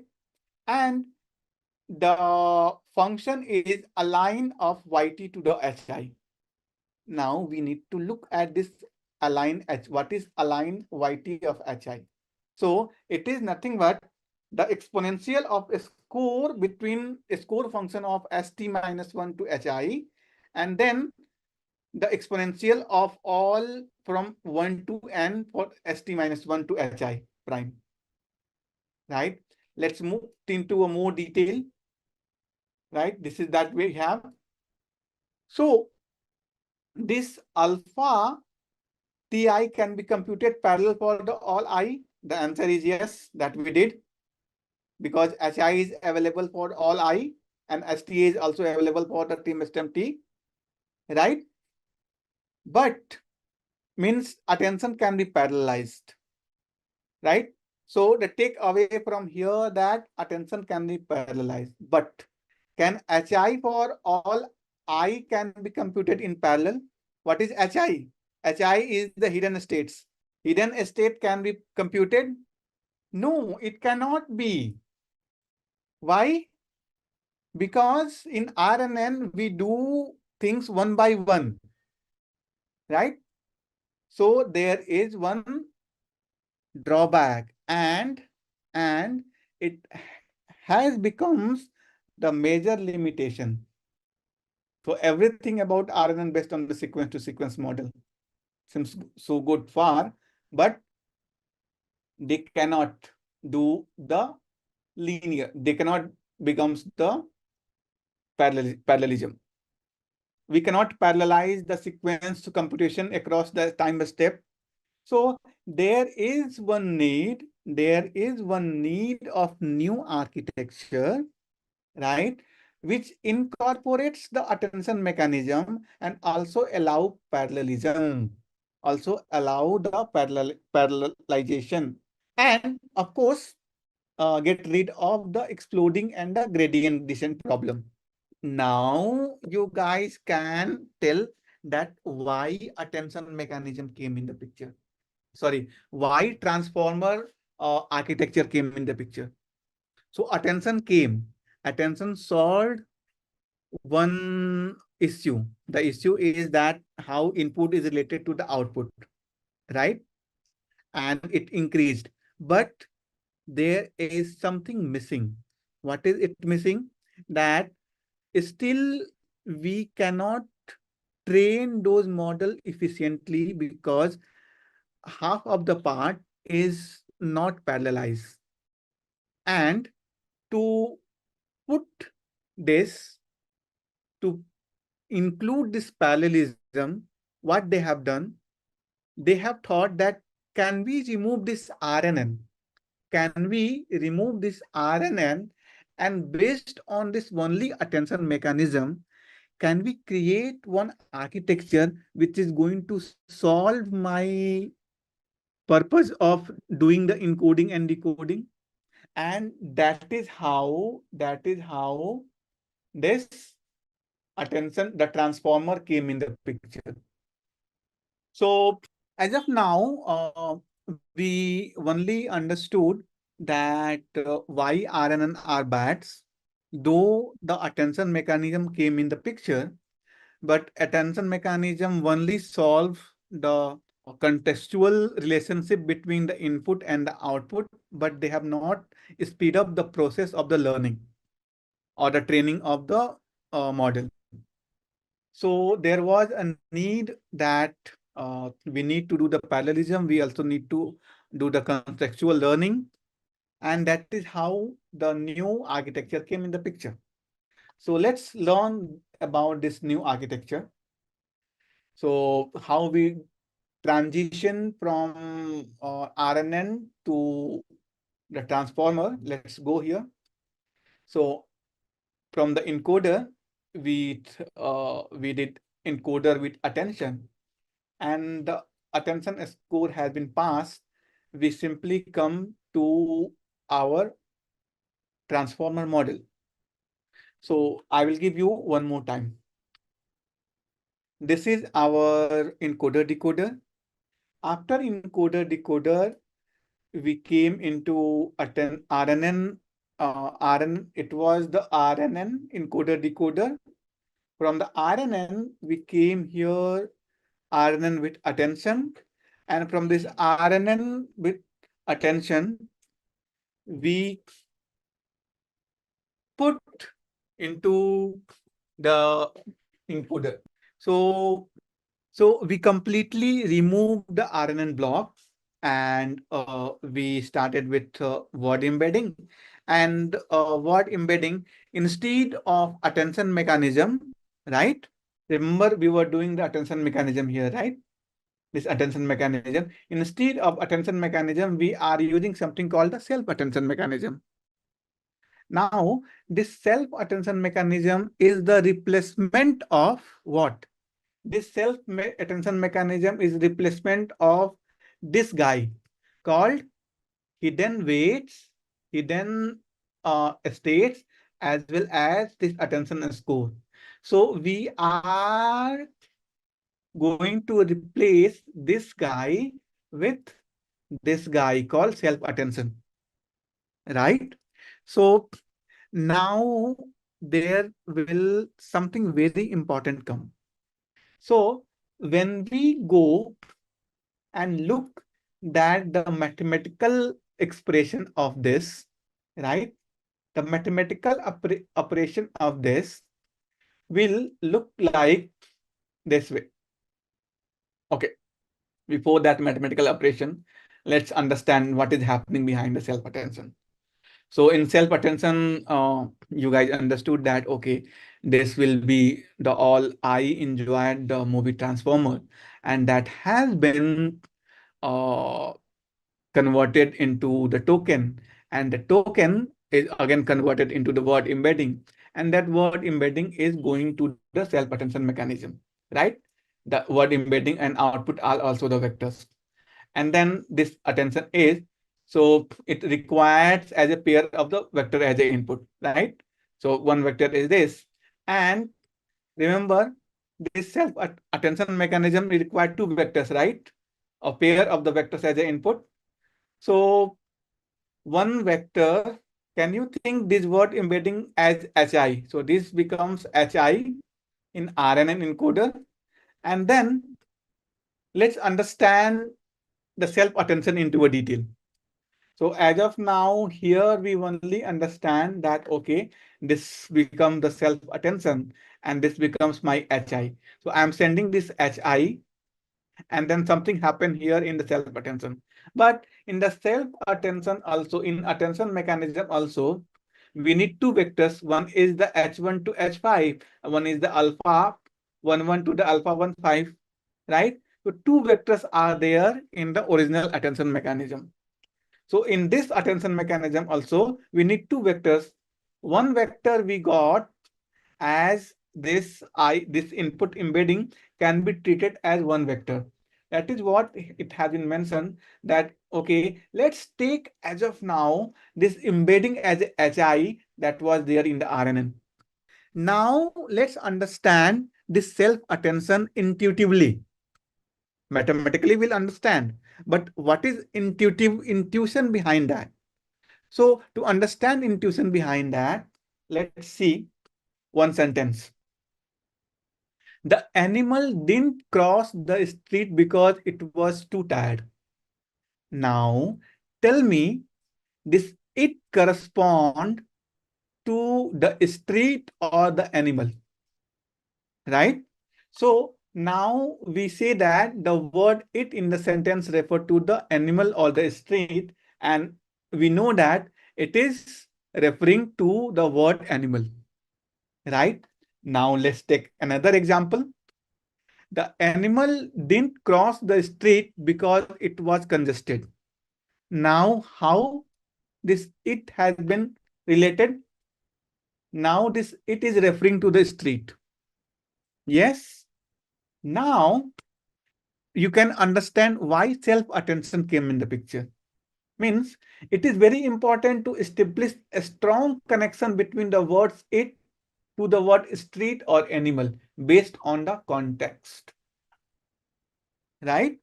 So it is very important. So here, if I take, means we need to have some mechanism which says that in this specific word, it is more related to animal, and this specific word, it is more related to the street. And that is the intuition behind the attention mechanism. And why it called self-attention? Because it is happening within a sentence. Within a sentence, how the words are related to each other. If we try to find it out, if we try to give that attention name is called the self-attention. Paragraph are nothing but longer sentences, right? If we are going to put as an input, it can be the same bit. Now let's move further and let's understand what will be our goal. So the goal is, given a word in a sentence, we want to compute a relational score between the word and rest of the word in the sentence. Right? This is my goal. To achieve that goal, we have to make a matrix, and this matrix need to fill by some of the value. So that this is nothing but our self-attention matrix. And the value should be comes like this, right? So can we think the headers of the first column as a SI? These are the SI. Header of the first column are the SI, and the header of the first row as a SJ. So this becomes the SI and SJ, just for a convenience. Then this becomes the SI, this becomes the SJ, right? And now basically what we want that both the vector Si and Sj for the all ij are available for the time spent t, right? Where in sequence to sequence model, where Sj for all j was only available at one of the time. So now this part is available for us, And once this part is available, can we compute it at a once instead of doing it as a sequentially? So that is what I'm saying. Does it allow us to compute the value row parallelly, that is all at a time? And the answer is yes.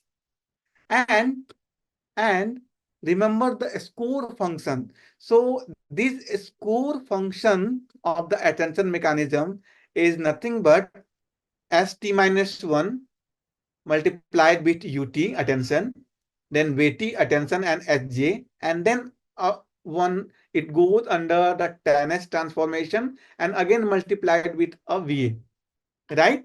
So this is having three vectors s, h, and v. It was involved in computing the score in each time step of the decoder in the actual attention mechanism in encoder-decoder, right? So basically, we need three vectors.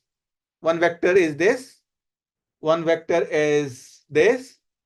So we have a two linear transformation and we apply tan h, one non-linearity, and finally a dot product.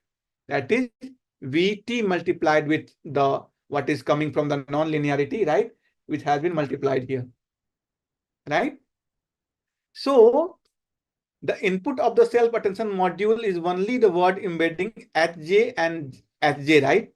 So basically, we need three vectors, S, H, and V. But as of now, what we have? We have only the input as a HI, right? So what we can do? So we need to get three vectors for the each word embedding. How we do it? And here comes the linear algebra to help you. And linear algebra, what is going to do? It is going to do the matrix transformation. So how many matrices we need? And what are those three matrices? Those three matrices are nothing but my, and those vectors are my query matrix, key matrix, and value matrix.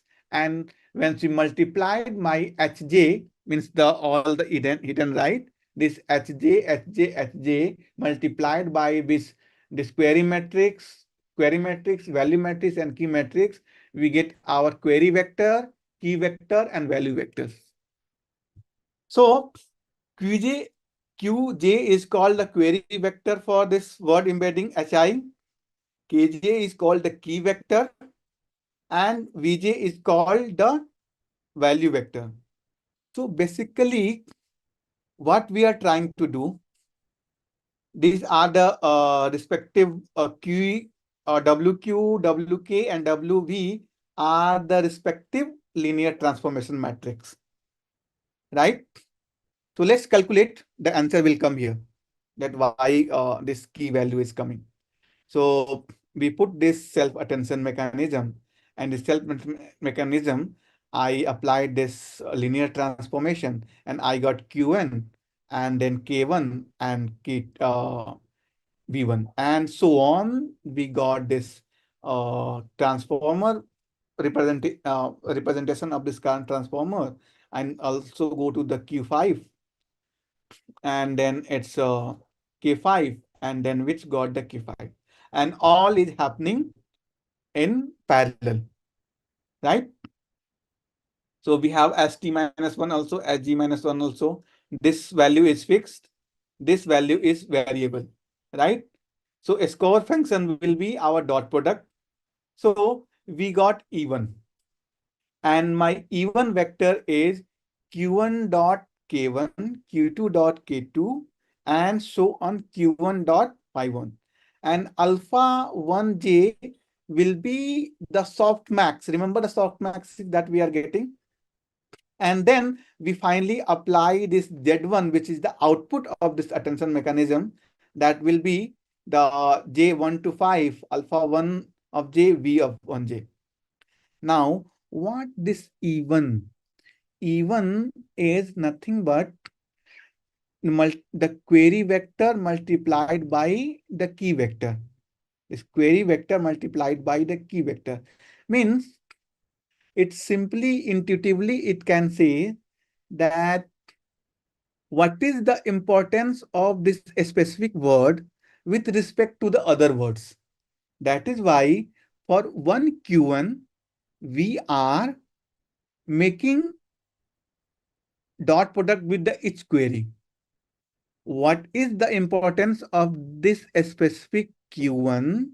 For this specific Q1, I am looking the importance of this word with respect to the all other word.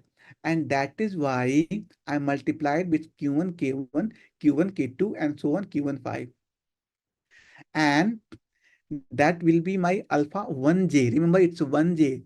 Means it's giving the attention score of the first word with respect to the all other words. And then we are taking this softmax, which is going to normalize and give the actual value. And that is how we Z will come. Now, query and key is word embedding was H1, right? Yes. What is Q1? Q1 is the transformed. Remember what we did. We have this H1, that is nothing but 100 is the H1. This has been transformed with this linear transformation matrix and we got Q1. Now what is Z2? Z2 is again I'm talking about Q2. Okay. So with respect of the Q2, I'm looking each key. So each key I'm looking, and then I did the dot product, then I put the softmax and get here. So, and we repeat all with the other Z. So we got with this. Now also this can be go into parallel. Means this can be done into the parallel. Means all the Q, all the K, and all the V can be done in the parallel. As of now, they have taken 64 is the dimension. Right? Now we got the vectorized output, and this vectorized output Z is nothing but my softmax, means the query transpose multiplied by the key. We did the normalization here, remember, under root dk, and then we put it this multiplied with the value, and then we did the softmax. So this is my final value, where dk is the transformation. Now, what will be the dimension of this guy? The dimension of t multiplied by 64 multiplied by 64 into t is to t cross 3. Right? Dimension of z is nothing but t multiplied by t and t multiplied by this. So this got cancelled. T multiplied by 64, t cross 64. And then d scaled. So it is called the scaled dot product.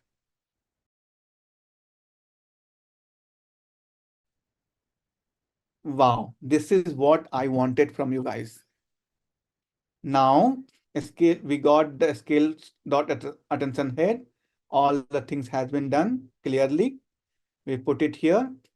And we have, similarly, we have one head, two head. Now, why this different head? So the idea behind is, let's come back and try to understand, call CNN. So in CNN, we do different kernels, right? Filters. We apply different filters, and we assume that, means our intention, that each filter is going to take a different feature, is take out different features from the image, right? Similarly, here we also thought that adding more than one head, right, will also give us the different contextualized representation of that word. That was the intuition behind that. And this motivate multi-head attention, which is simple extension of the single head attention. Got it, guys? Why multi-head attention came in the picture? Now let's come back to the basic one. So this is my encoder, this is my decoder that we have, right? And we got our each layer n equal to 6 that we guys learn. And then it's 512 here. Then let's take one linear, one softmax feed-forward neural network with one hidden layer. And then again, 512 is out. So we got here, we got here, we got here, in total output we got. And then in output of the feed-forward neural network is the maximum of this plus weight multiplied by weight plus B2. This WQ, WK, and W things we instantiated with the random values, right?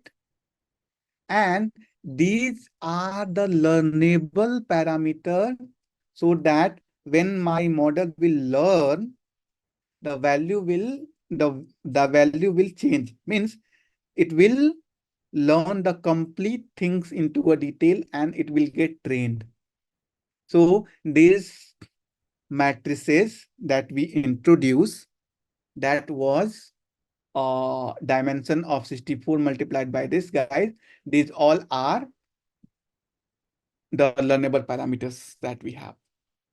So we have considered 8 heads.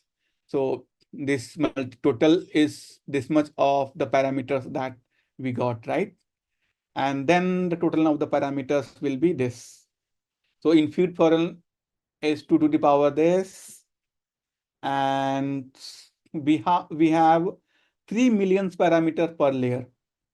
Now in encoder stack is this, we have a 6 layers and each is having t multiplied by 512. Then number of the parameter is 3 millions, number of the and multiplied by 3 millions, we have a 6 layers, we got 18 millions parameters. So in only in encoder, we have the 18 millions parameter, right? Now let's understand about decoder. So decoder, what we are sending? We are first sending none, then transformer, then POTUS, then resistance, right? And from input, it is coming from the encoder, and then output is coming one by one, right? So what will be the output dimension? It will be the number of 1 multiplied by 307 t, right? So decoder stack, what is happening? So let's understand about the decoder stack one by one. It also considered multi-head attention, but it is the mask multi-head. Now you guys will understand. Remember, most of you having the difficulty. Let's understand into a detail. So we have first mask multi-head attention. And remember, there was an input coming from the encoder. So when input coming from the encoder, that becomes E, and that mask multi-head attention pass through one linear transformation feed-forward neural network, and that will go, and that is called the multi-head cross attention. Why cross attention? Because here the key and query comes from the encoder and the value comes from the multi-head attention, right? Now, what is teacher forcing? Why the target sentence being fed as one of the input to the decoder, right? Usually, we use the decoder previous prediction as an input to make the next prediction of the sequence, right? How? The drawback of this approach is that first prediction goes wrong, then there is a high chance that the rest of the prediction will also go wrong. Yes? And that lead us to the accumulation of the error. Of course, the algorithm has to fix this training process, but it all take long time. And that is why the teacher forcing algorithm came in this picture. That is, we are sending the ground truth also. So what is mask multi-head? That query and key has came multiplied with the self-attention computed as a query, key, and values. and multiplied with the embedding respectively. But at the same time, decoder layer, the time has H1, H2, and H3 are the word embedding target sentence. But one important difference.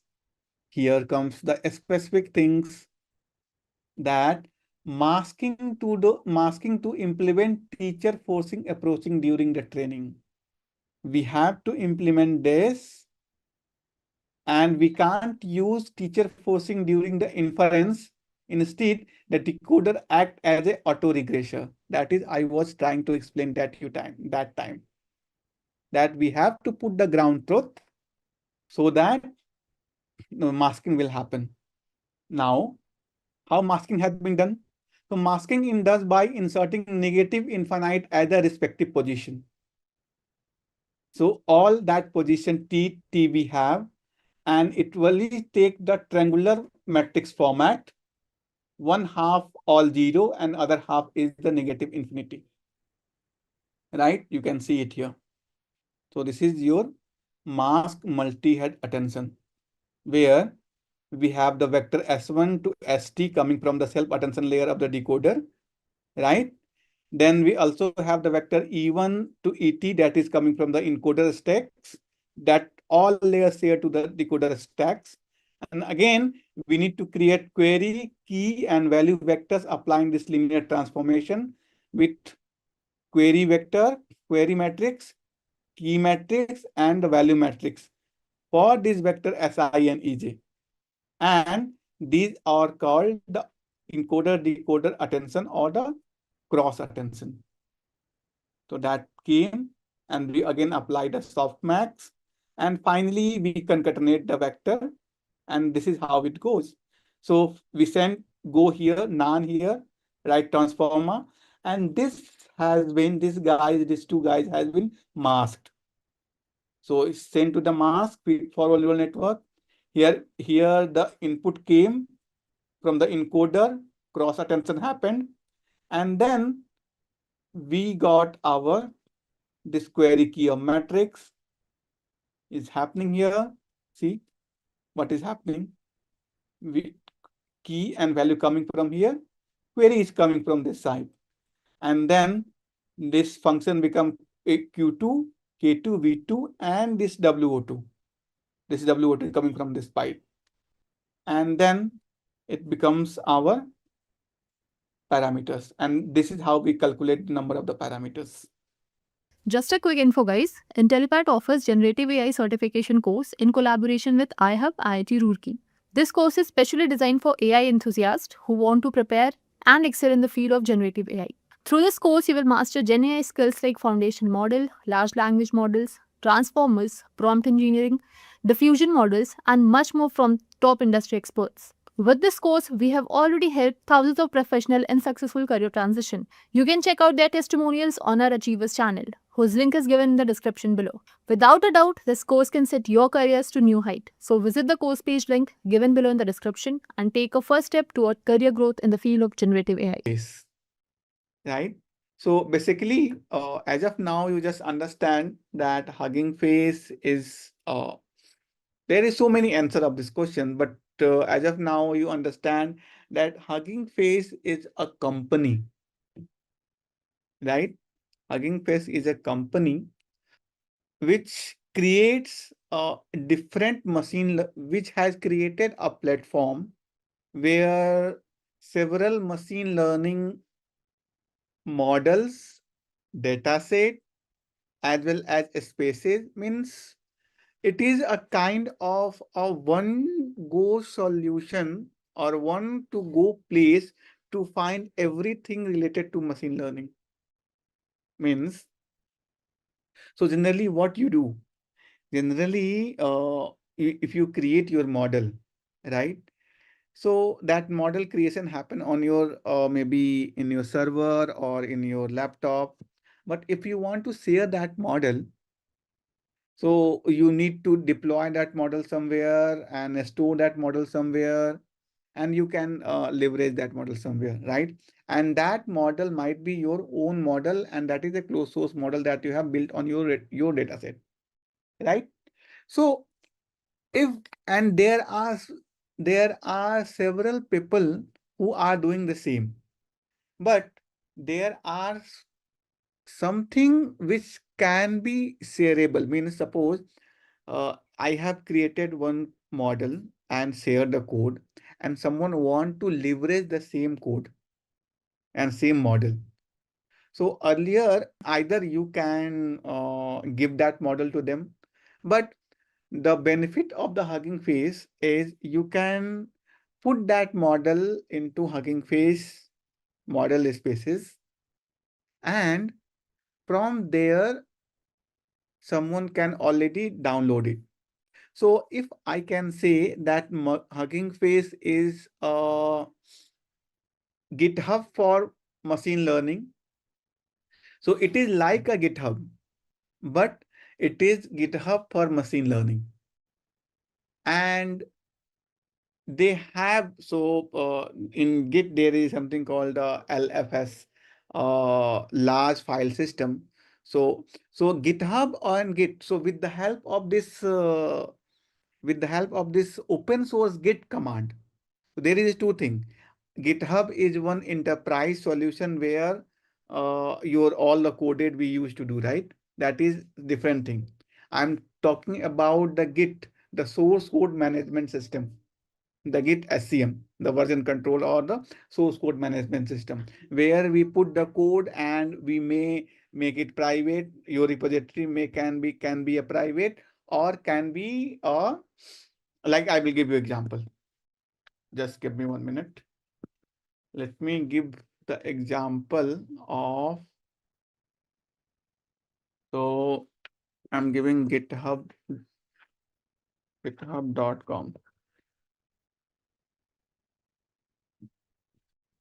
So this is the github.com. Here we can find our repository. So let me go here and find JCSE. So if you go to the users, right? So this is my repository, right? And inside repository, I have several, Git is my GitHub repo, and I have created several repository like a time series, basic Python, open source LLM, Prequeen, RAG, Haystack, and so many things. Means if you just open here, right?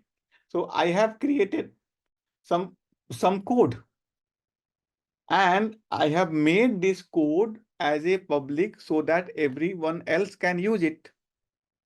But if I want to upload some models here, then as the model size can be large, this GitHub cannot support it, right? So for that, there is something called one platform, a scheme, and that platform name is huggingface.co. Remember, it is not .com, it is .co. So here we have several things. Here we have a models, we have a data set, we have spaces, we have a post, we have a documents, we have a solution, and then is a pricing. Means it is free also, as well as it will be paid also. So there are some services that can be paid. Okay, I see someone has raised the hand. So let's learn about that. What are the different things that we have? And then we'll see, we'll try to create one of the model here. And then after creating the model, we'll try to load it and do the different things. So in the Hugging Face, there are the different components. First thing is the model, right? I will tell you that what the models are. Basically, you can understand that models are nothing but where all the open source or closed source model we are going to put it there, right? Basically, the open source model only, right? What are the data sets? So data sets are uh, the collection of the data sets which can be uploaded by the user, and there are several data sets which can, with the help of that, we can use the datasets to train our model. So you can leverage this datasets is also a library. So with the help of this datasets library, right, you can download whatever the datasets there on the Hugging Face. We'll see that how to do that. Then we have a spaces. What is a spaces? Spaces are nothing but, suppose if you want to deploy the model, right? So if you want to deploy the model, the same model, and so you need the compute to deploy, you need the servers or maybe the containers and all those things. So to doing the deployment, the spaces are provided by the Hugging Face, right? And beyond this model datasets and spaces, we have some other open source library like Accelerate and others, which is going to help in model building, right? And finally, there is a community page where you can interact with your fellow developers. So mainly the models, dataset and spaces are there, right? Then we have open source library and documents and the community. Now let's move further. So what is Hugging Face, right? Let's try to understand it. And first we try to understand that how to do it. So first thing is about the model. So model are nothing but Hugging Face can host all the different type of the open source model, which can be the large language model also, the diffusion based text to image model also, audio models and more, right? And the best part here, that with the help of this Hugging Face tool, CLI tool, right, we can access those models, right? For example, when developer thinks of typical version control and file management, they use something like Git and GitHub, the example that I have given, right? But however, only using Git limit our capability to work with the large file system, right? And with the help of this Hugging Face CLI tool, we can use with the ML files. And how the models looks. So if you see, the models look like this, that this is a page that we have in models page. You can see that time when this PPT was made, right? This time we have 6 million kind of, yeah, not 6 million. It's 6 lakhs, 4,000. This much of the models will be available there. This is not .keras. It is mainly PyTorch model, and there are something called the safe tensors format. So now let's understand more thing, that what the model pages will be.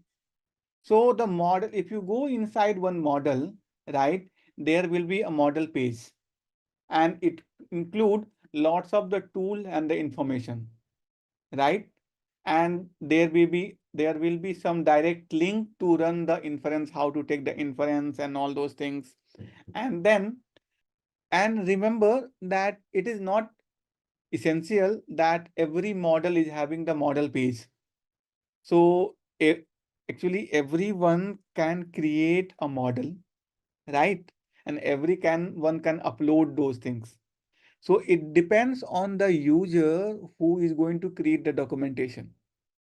So if the model page belong to one company, so or some authentic user, then you might get so many of model cards which is having the proper documentation, right?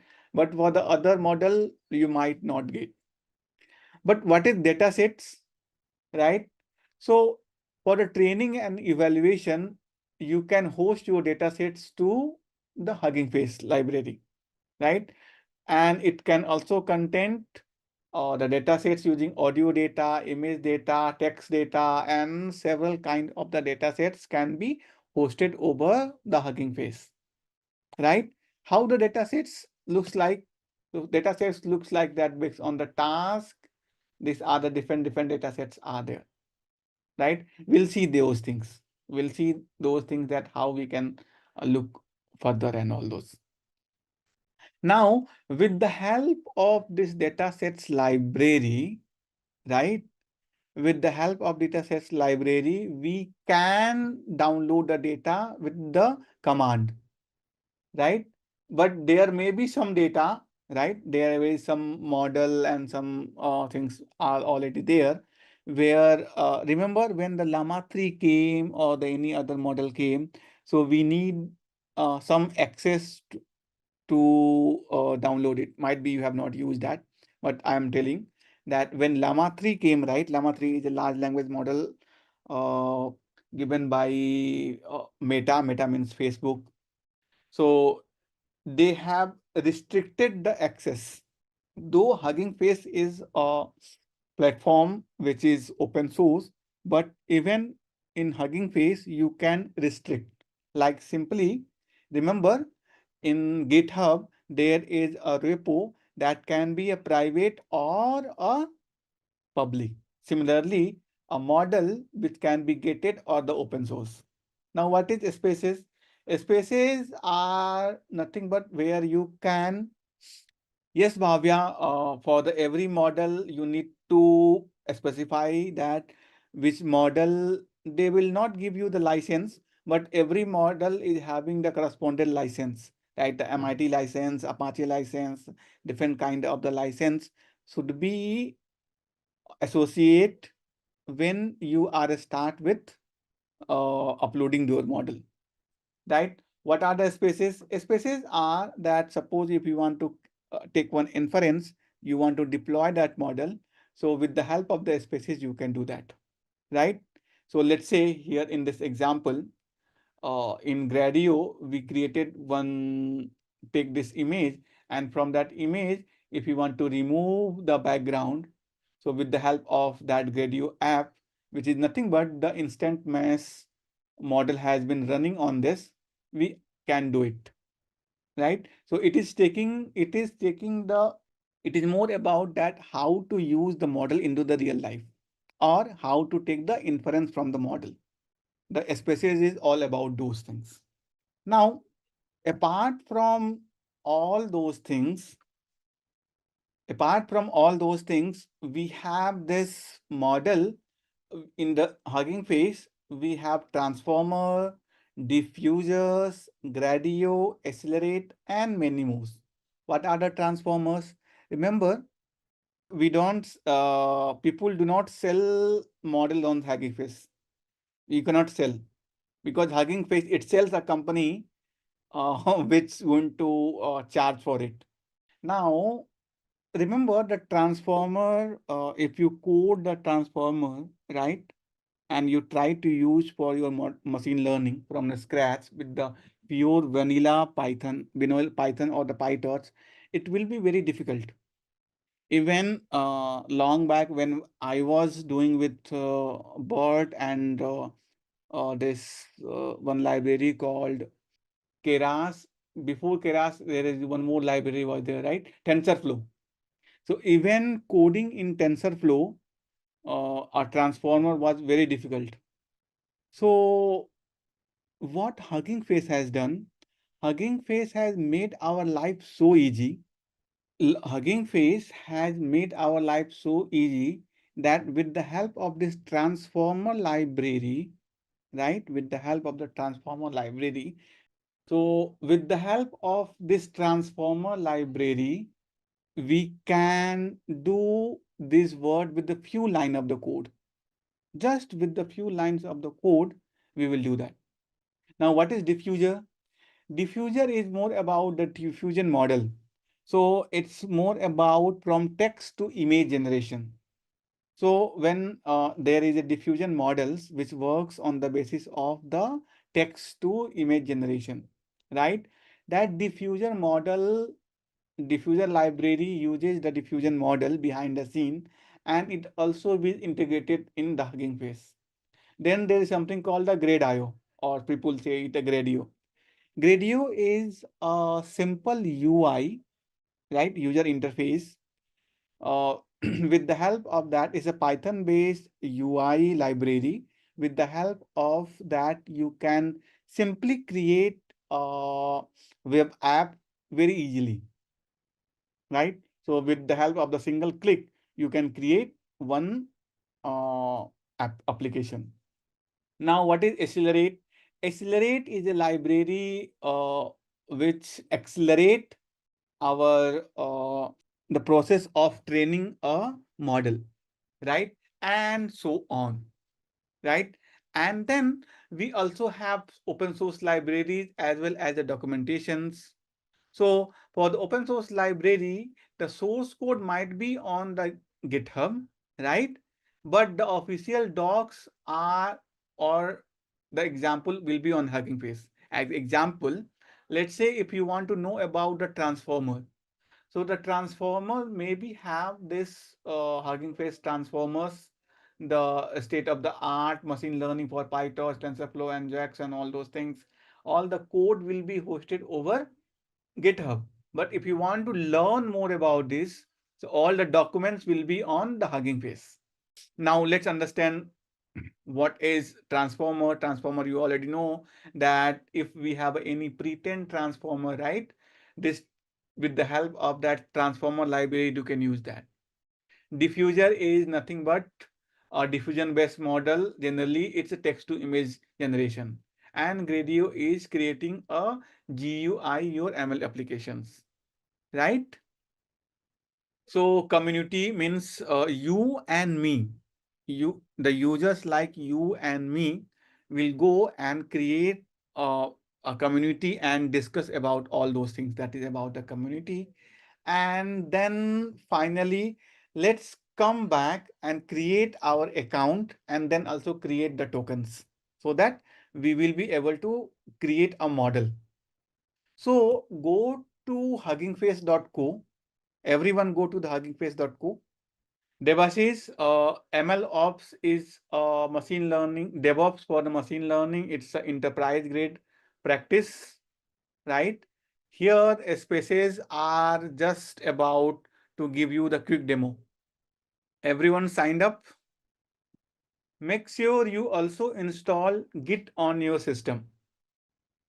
Git is there, right? And then you will see that this is how it looks like. So let me do it for you. I will do, let me do login because I already have dot pastai at gmail.com, and then so this is your Hugging Face, right? This is the Discord community. Let's understand about the model. So you can see here we have a 7,64,133 models, right?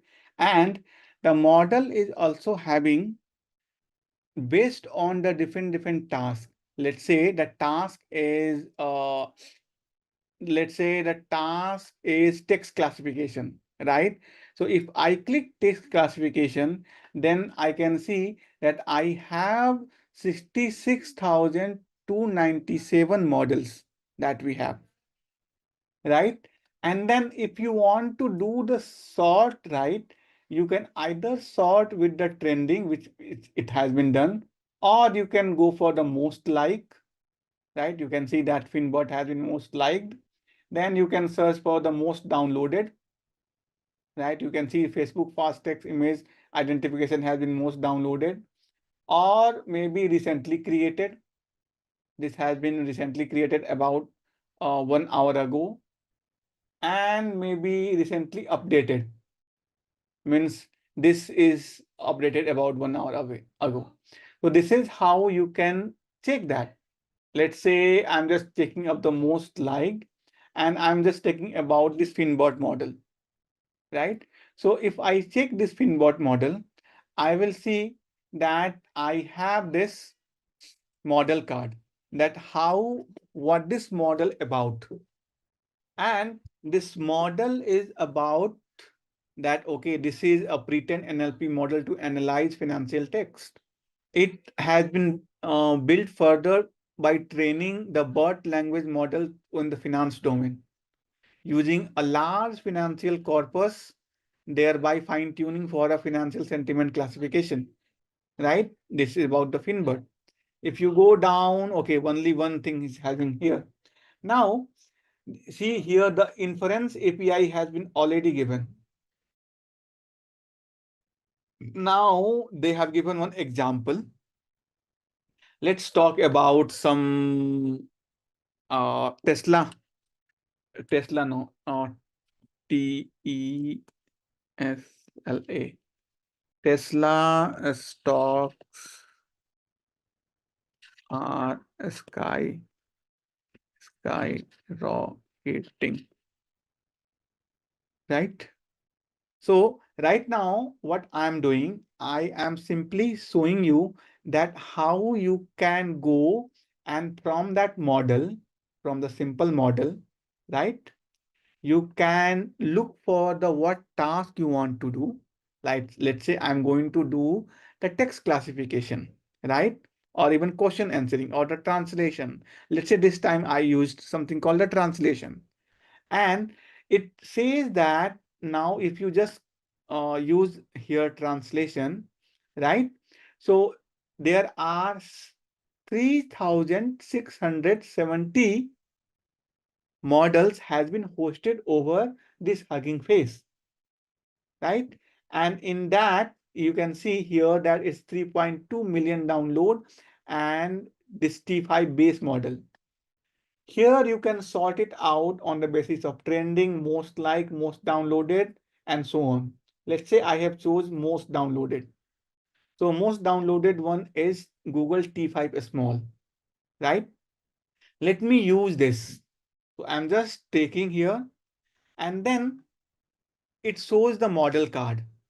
The model card shows that it can be for the encoder and it's an encoder-decoder kind of the model where these are the languages that we have.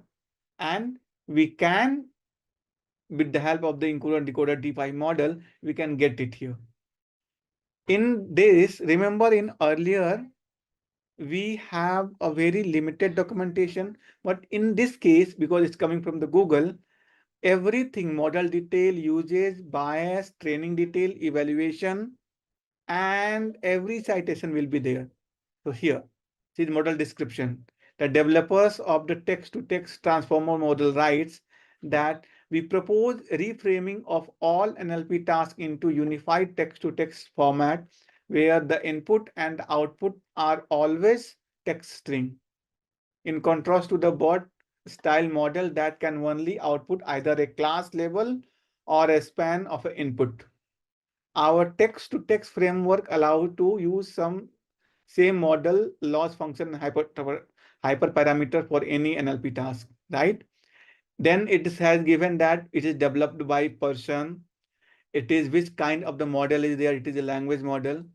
Which kind of the language it has been trained on. It has been trained on the English, French, Romanian, and German. What is the license that we have? It is Apache 2.0, right? Which is the all related models. So all T5 model that we have. This is the research paper. And finally, you can also see the code for this T5 model. So what I clicked their GitHub repo, right? And I came here that, okay, this is the T5 code data that we have. It is out of scope type. Is there any bias? Is there or not? Recommendation that you have. What kind of training data it has been used, right? From the model card, you have to go file and version, right? And you can see we have the model, right? We have a PyTorch model. Then we have a safe tensors. So these are the file format in which my model has been stored, right? And there is a community. Remember, the community means we have the discussion about this model, right? So if you have any bug or any suggestion, so you can do here as a model, as a user, right? Then how to take the inference, right? So I'm just computing that my name is Volgov and I live in Berlin. Let me do it. And we see here that okay, it has been translated in this language. Let me do here. My name is Girijesh and I live in Bangalore, right? Let me do that. So it's going to convert main name is Girijesh and Andu Iche Lebe in Bangalore. So it's doing the translation in the German. This is one example, right? Then you can also see here that you can deploy that model. You can use that model and even you can fine tune that model over this auto train, NVIDIA GDX and Amazon SageMaker. Obviously, these are the paid things, right? These are the paid things that we can do, but it is not required now.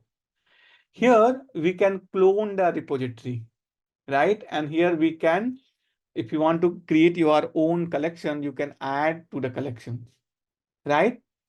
Then this model, what this is, it's saying that this model can be used in the PyTorch as well as the TensorFlow as well as the JAX. Also, this model is also available in the Rust language and we can format with the ONX file system as well as the safe tensor file system, right? It has the 5 language support. It can do the text to text generation. It can use for the summarization and other several tasks. Now, let's take another example. We are doing translation, right? Now, let me do here this space. So these are the space which has been holding. So let me take this this space. So let's see. It takes some time.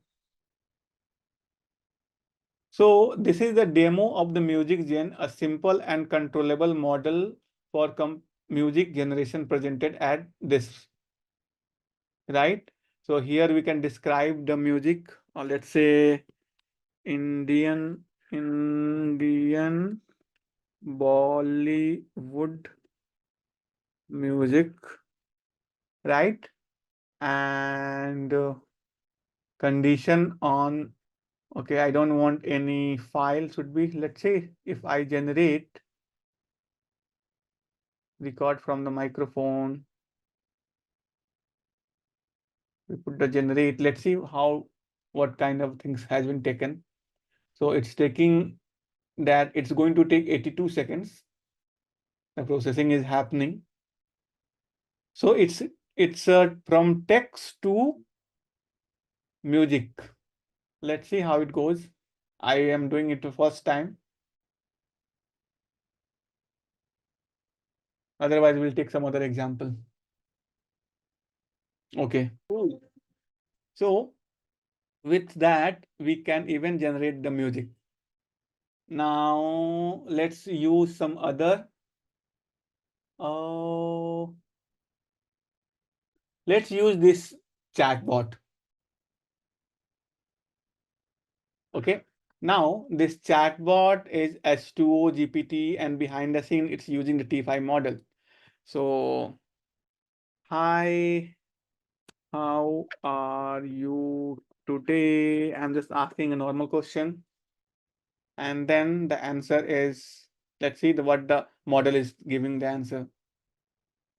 Okay, looks like it's not working.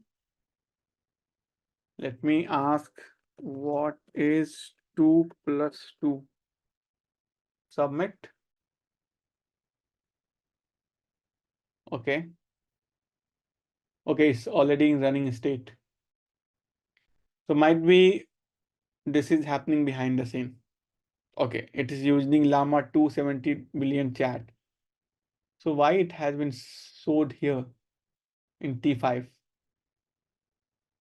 spaces using T5 small. Okay, let's move further. What is the model card, what is file version, what is community, and then how to take the inference API, and then how to take the inference, and then finally any of the spaces. T5 is GPU, right? T5 is not GPU. T5 is the name of the text-to-text model. Okay. So now let's come back and go to I want to create a model, right? So even everyone can create a model. So I'm going to create a model, and what I'm going to do, I'm going to give a model name as a, what name should I give? Let's say I'm giving Intellipaat, right? And then I'm going to use the license, let's say Apache is not there.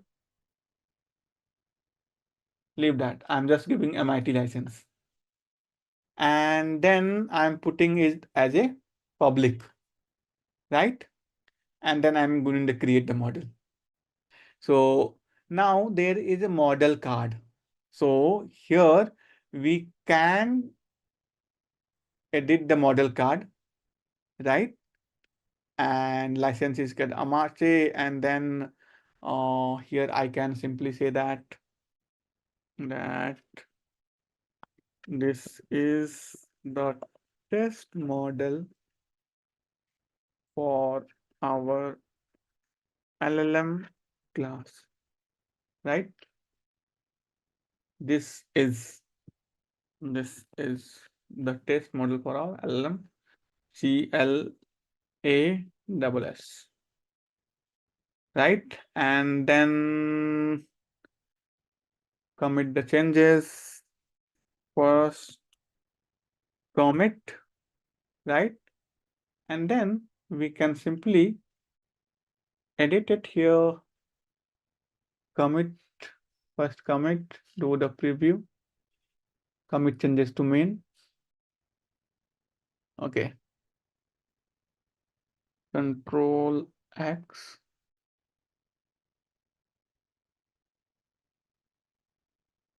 Control V.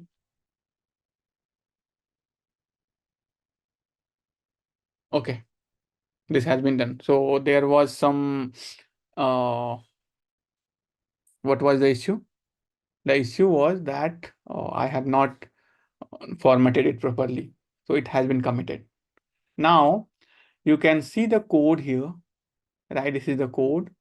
You can download it, copy the download link. You can download it, right? This is the commit. And if you check, this is my model, right? This is my model that we have. And from model card, we can increase, and there will be a setting, right? And from that setting, we can then make whatever the access request is there, that is the discussion all will be there, all things we can do. Before that, one more thing we have to do. We have to go and we have to go to the settings, and in settings, you have to create your access token.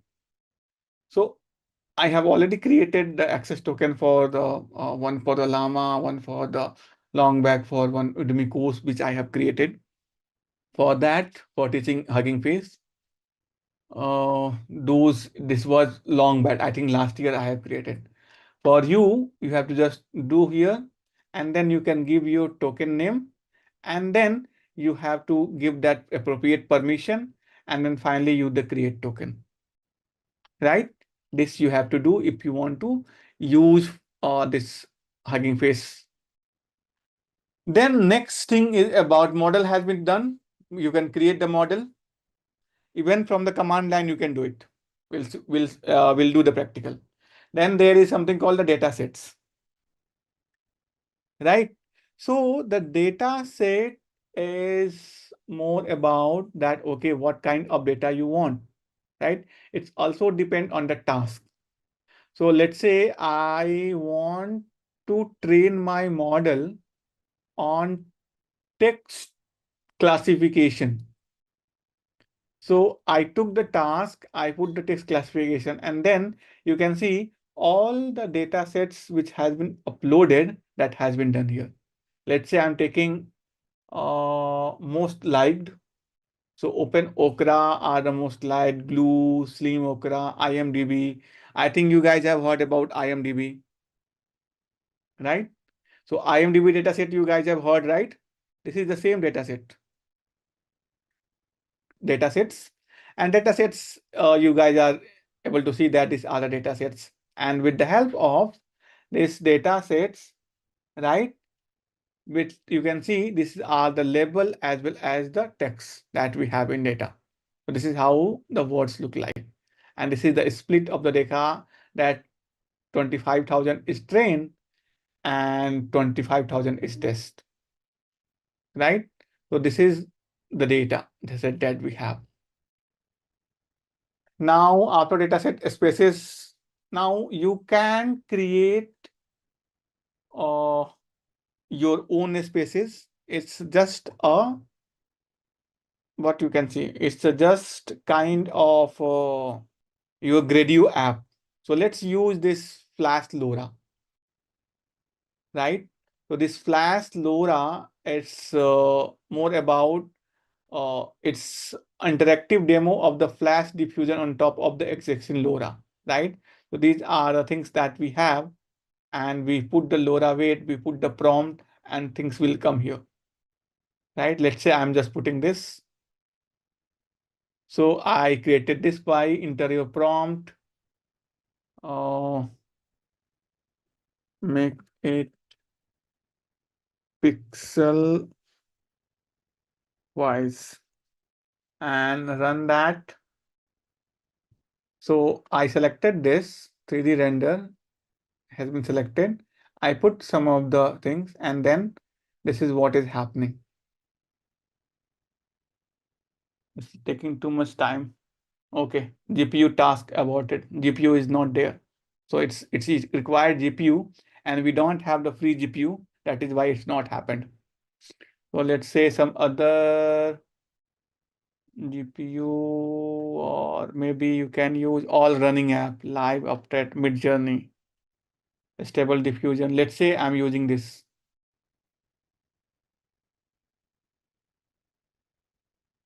Enter your prompt. Student learning LLM.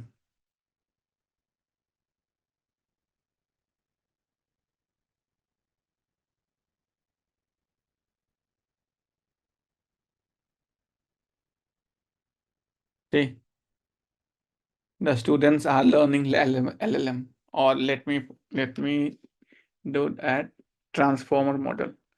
Transformers. Okay.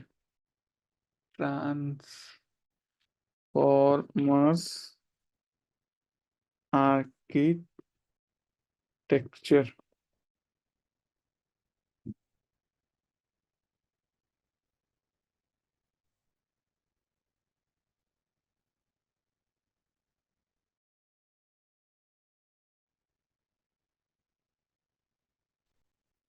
Okay. So see, student learning the transformer architecture, that prompt engineering, right? Okay, let me put some advanced setting. Okay, seed is there, height is there, width is there. Okay, let me use some example which has been already given. The astronaut riding one green horse. I'm using this astronaut hiding on the green horse. Let me run this.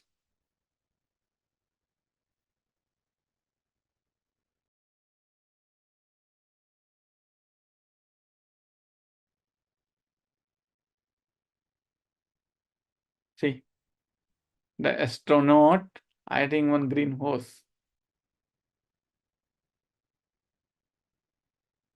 right? Okay, this is a diffusion model. Now, let's start our actual work. So let me use the next part.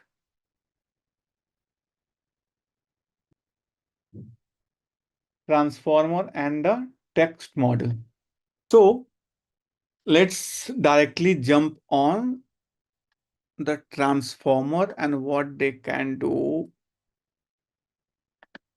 Okay. So in transformer, what I'm going to do, we are going to learn. Okay, let me select the runtime and make it as a T4 GPU. Save it. Let me do the connect. Okay, it gets connected. And then first thing what I'm doing, I'm installing datasets, evaluate and transformer. So datasets you already know, transformer you already know.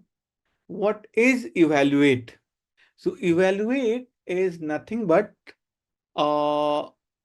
remember in machine learning we have a different metrics, right? For the accuracy, I mean for the classification we have a different metric.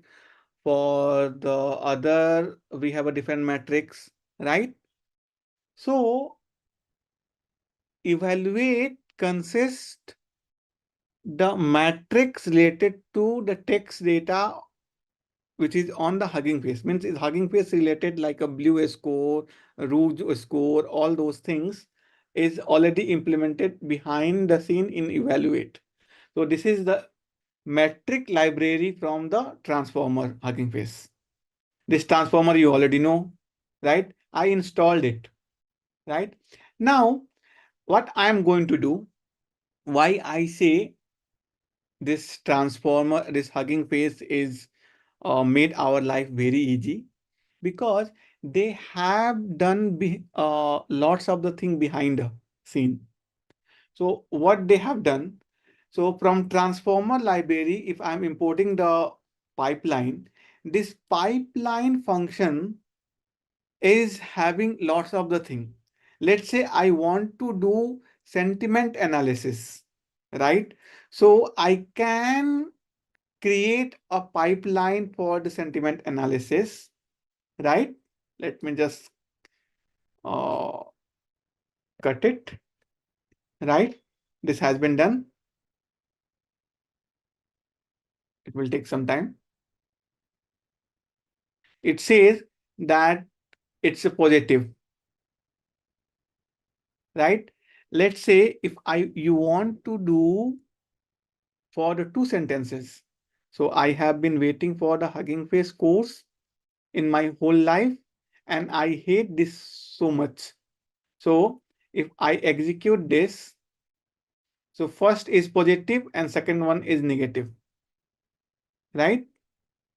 Now let's understand that this is my sentiment analysis pipeline I have downloaded, right? Let's say I have downloaded something called a pipeline, which is zero shot classification. So in pipeline, we have a different pipelines, right? Okay, someone is asking that what if I want to know for the both?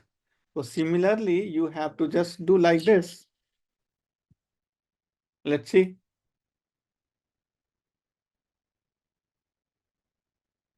This is -1. Because what does it means? That I have waited for the Hugging Face course for the whole life, but I don't like it, right? That how to know that what are the pipelines are available. So that for that we have to go and check into the documentation that what are the pipelines are available, right? Also, you can go here and check into your function definition. So here I'm doing a zero shot classification, and then what I'm saying that take this sentence, right? and then tell me that it's this a specific sentence belong to education or the politics or the business, right? So let me do that.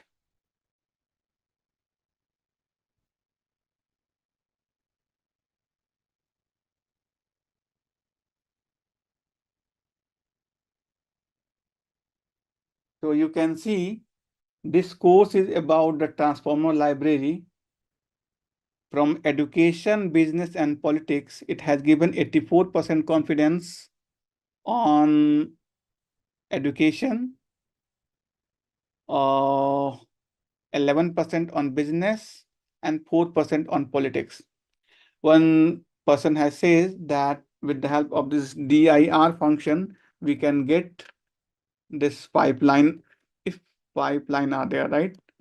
You can get the definition of all those, that what are things are there, right? So basically, this DIR gives that what are the method available for this, right? So these are the methods, right? Now, someone is asking that what is happening behind the scene. Okay, let me show you that what is happening behind the scene. Just give me a minute. Transformers pipeline behind the scene. Okay. Yes. So behind the pipeline, what is happening? So first, the tokenizer will work, right? Then the model, the whatever tokenization has been done, it has been sent to the model, and whatever the output is coming, right, that has been post-processed. As example, that there is a raw text that this course is amazing. It's going to be a tokenizer, and tokenizer is converted into the IDs. That IDs goes to the model. Model give you the logics, and these logics are going to do for the post processing, and that is going to give me that positive or negative label. Right? This is happening behind the scene. Got it, guys? Okay. So someone's look Java.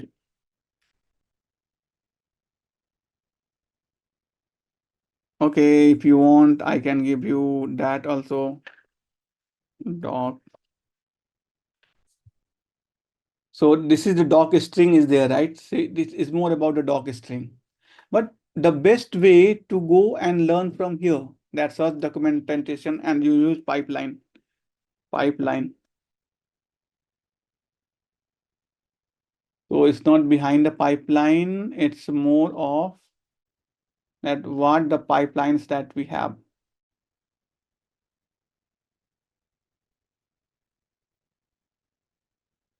Go here, go here, go here. Maybe some other place. We'll send you.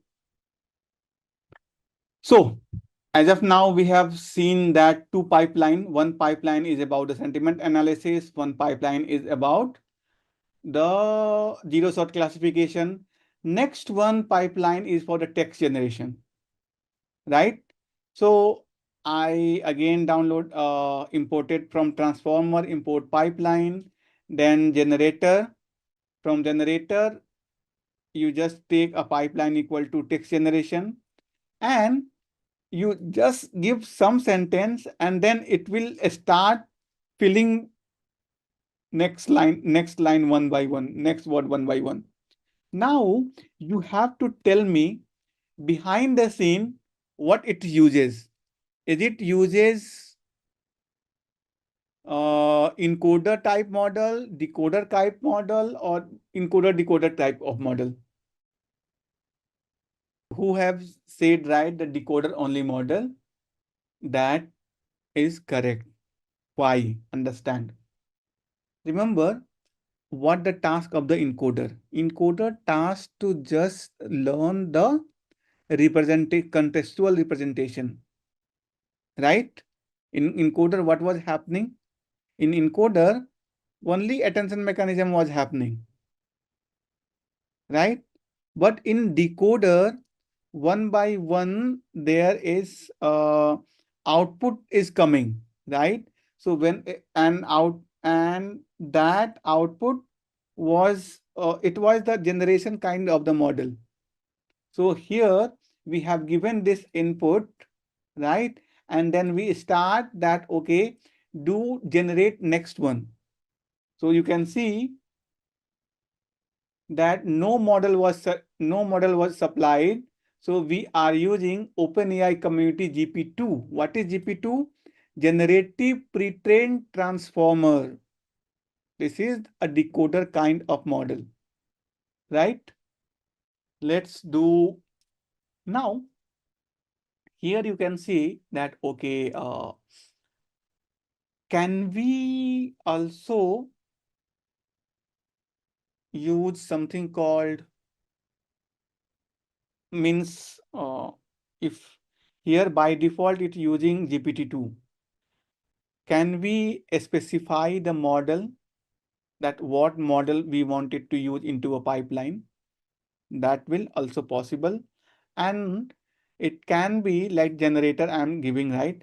So with the help of this pipeline name, we can give that what model we want to use, right? So that is what is happening here.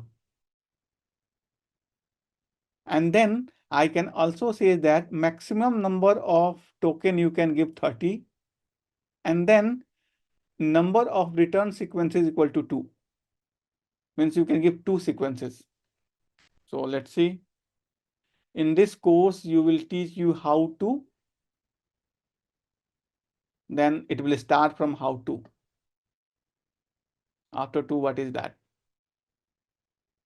In this course, we'll teach how to read a text, how to write a word you want, how to make very successful application of this kind. Please note that you need minimum 1 month. You die something. Why it stop as 2? Because I have given max length equal to 30. How to know that which kind of model? It depends on the task. You have to do the sentiment analysis. So for the sentiment analysis, do you need to generate something, or you need to just understand and the contextual meaning, right? Now, how I knew that it's a decoder kind of the model? Because it is a generation task. Generation task can be only done by decoder kind of the model. And yes, it is all from the Hugging Face. This transformer library is coming from the Hugging Face. Now, let's understand about this masking. So now the next pipeline I have choose as a fill mask. So I'm doing the unmasker, that this course will teach you all about dash models. If you means there are model which is only encoder model, there are model only decoder model, and there are model which consist of the encoder and decoder both. So BERT, I think you guys have already learned about BERT. That BERT is an encoder base. Just now, after I think half an hour before, I was showing you T5 model, where we were doing some translation. That T5 model is the encoder-decoder model. And here where we are doing the generation task with the help of the GP2 or distilled GP2 that are only decoder kind of model. So here I put the pipeline as a fill mask, and then I have given that top k equal to 2, means give me the 2 probabilities. Instead 2 probabilities, let me give the 3 probabilities and see how it happens. So it will give you the 3 probable word which can be used here. So It again use the mask language model, that is Distill Roberta. And then one is mathematics, right? Another one is computation. Another one is the predictive. So these are the three top K. What is top K? Means top tokens which having the highest probability, right? Now let's use the next pipeline NER, right? So my name is Sylvian. Let me use my name is Girijesh, and I work at IBM in Bangalore. Bengaluru,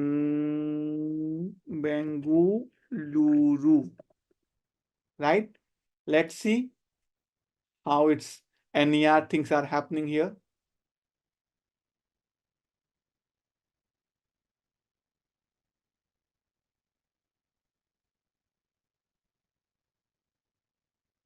Okay, so this is a person, Girijesh. This is a organization, that is IBM, and this is the location. This is Bengaluru. Okay, I have given the spelling long, but still it's able to Bengaluru.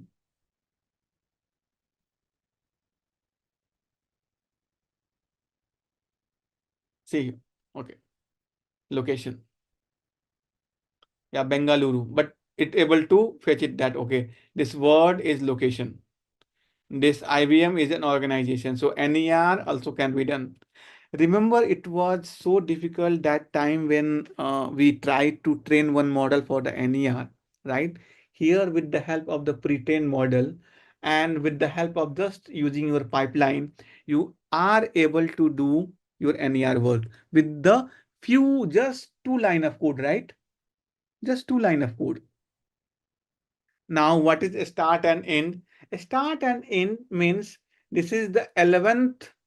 So it will start from the 0, 1, 2, 3, 4, 5, 6, 7, 8, 9, 10, 11. So this is the 11th word, right? And 8, 9 means 8 words and 10 is there, right?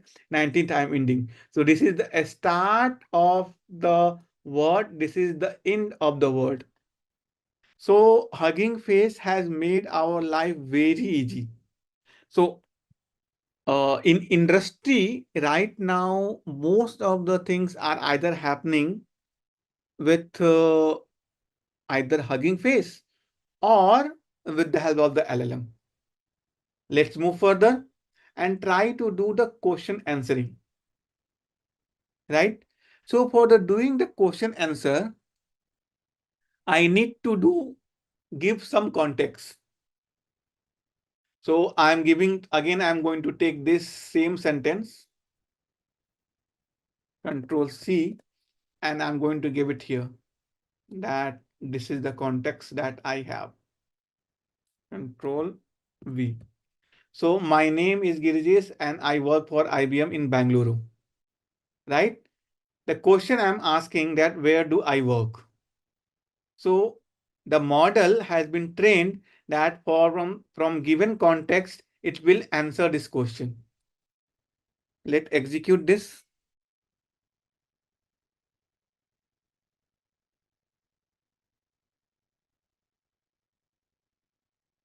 So it says that the answer is IBM and it starts from the 34th and in at 37.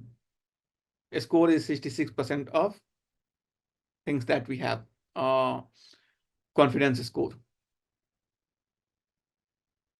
So the last task is summarization. So this is the sentence, this is the paragraph, and I wanted it to summarize. So I use the summarization pipeline and I just simply use that.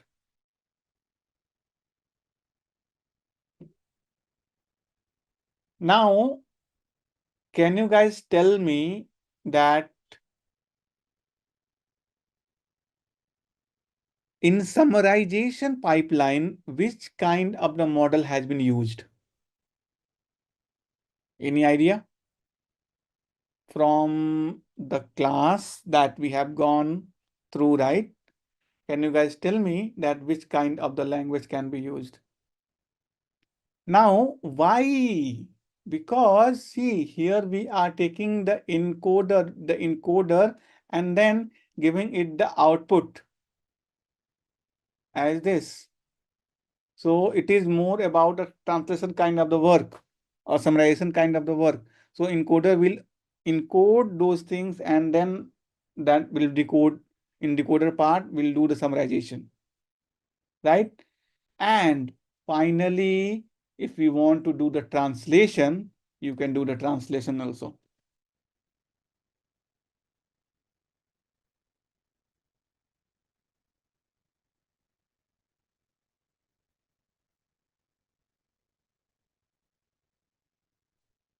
This course is produced by Hugging Face. Right? Now, I'm going to teach you one case study, and that's case study about the classification. And here we will be going to use the still BERT model. So what basically we are going to do? We are going to work with the distilled BERT model on the sentiment classification. So remember I was talking about the data sets. So from data set, right, import list data set.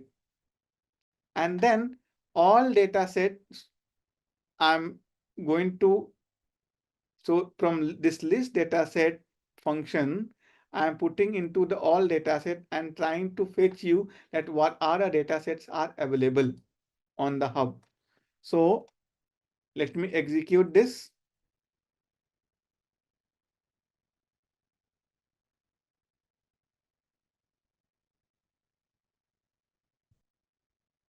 Okay, so it's getting connected here.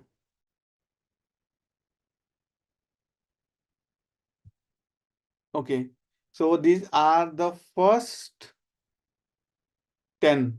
Now, let's say if you want to do for all, let me give you that what all the, how many. So just use len function, and then you can see that how many data sets are available right now. So 1,77,643 data sets are available. Right? Now, let's do one thing. Let's load one data. So I have loaded one data. That data set name is emotion. So I'm loading that. Could not find. Okay, so that data set might has been removed. Okay, emotions. It is S. Okay. Emotion is not there.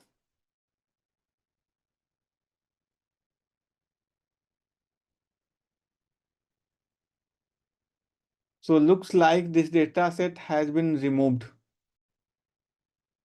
Okay. Then what we can do?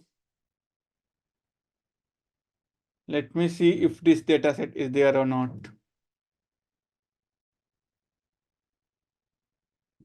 Okay, this data set is there. This part is there. The original URL in the book is no longer available, so we'll use this one. And then you will see here. Then let me create this. This code is having lots of, okay, this code is not working. So better emotions data set, remove that.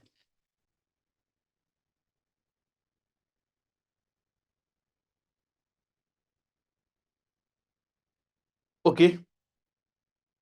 So thank you, Abhijit, for finding out the correct name of this location of this dataset from the Hugging Face.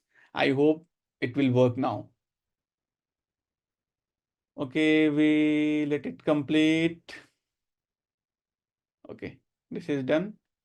Now the requirement is installing here.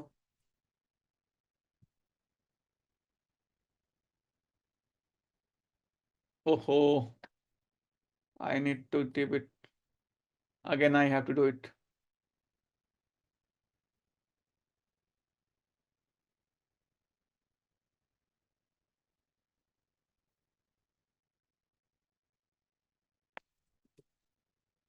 Okay, this we have done. Let's use this also.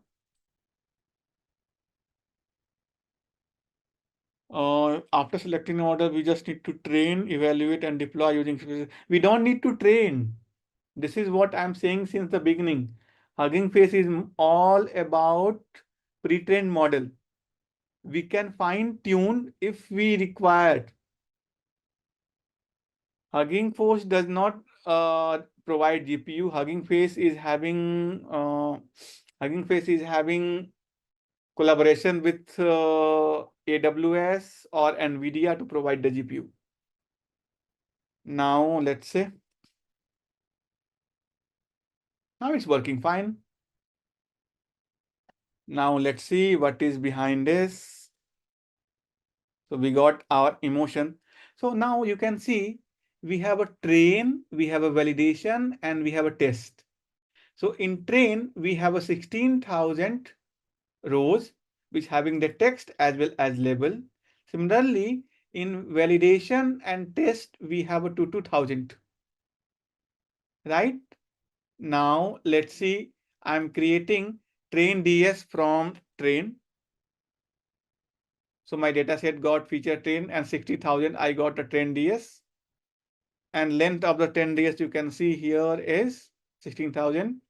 You can also check that what is my train DS. So I didn't feel humiliated, label equal to 0. Right? Let's see the label name. So train DS and column names, we have a text and a label. Right? Now let's see what are the features that we have. So we have that text is string type, right? Label is having 6 number of labels. First is sadness, joy, love, anger, fear, and surprise, right? So text is data type is string, label is data type is class label, and these are the names that we have, right? Let's say if you want to see this fifth one. So this is the text and this is the label that we have. Okay, this 3, 2, and 3 is there. So text, I feel humiliated is 0. I can go from this to this is 0. And again, I am grabbing the post that I'm wrong is 3. This is how it has been done. Now, if you want to do only for the text, you can just see that it's only text will come here. Only text will come here.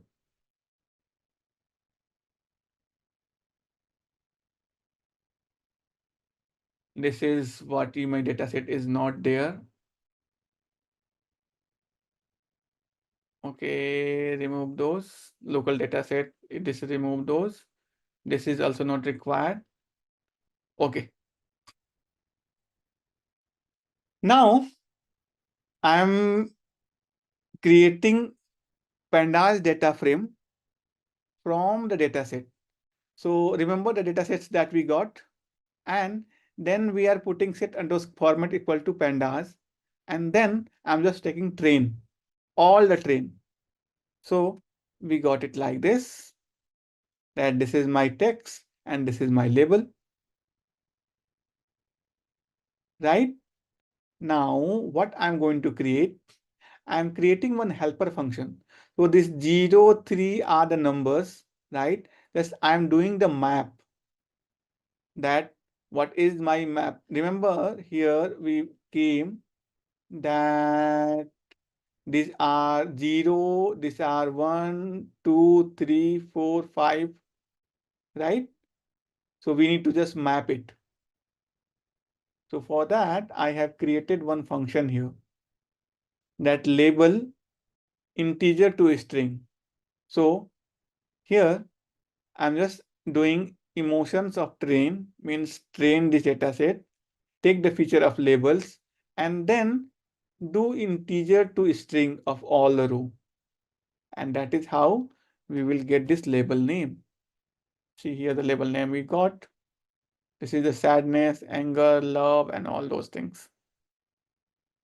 Right? Let's see the class distribution. So I'm plotting here with matplotlib, and we can see the joy is having the most, after that followed by the sadness, anger, fear, love, and surprise. Right? And why it came into the descending order? Because I put ascending equal to true. So it starts from the surprise and it ascending into the joy format. Now let's see how longs are tweet. So I'm creating one more column, word per tweet, and then what I am doing, I am just converting this text into the string, and then I am using split method.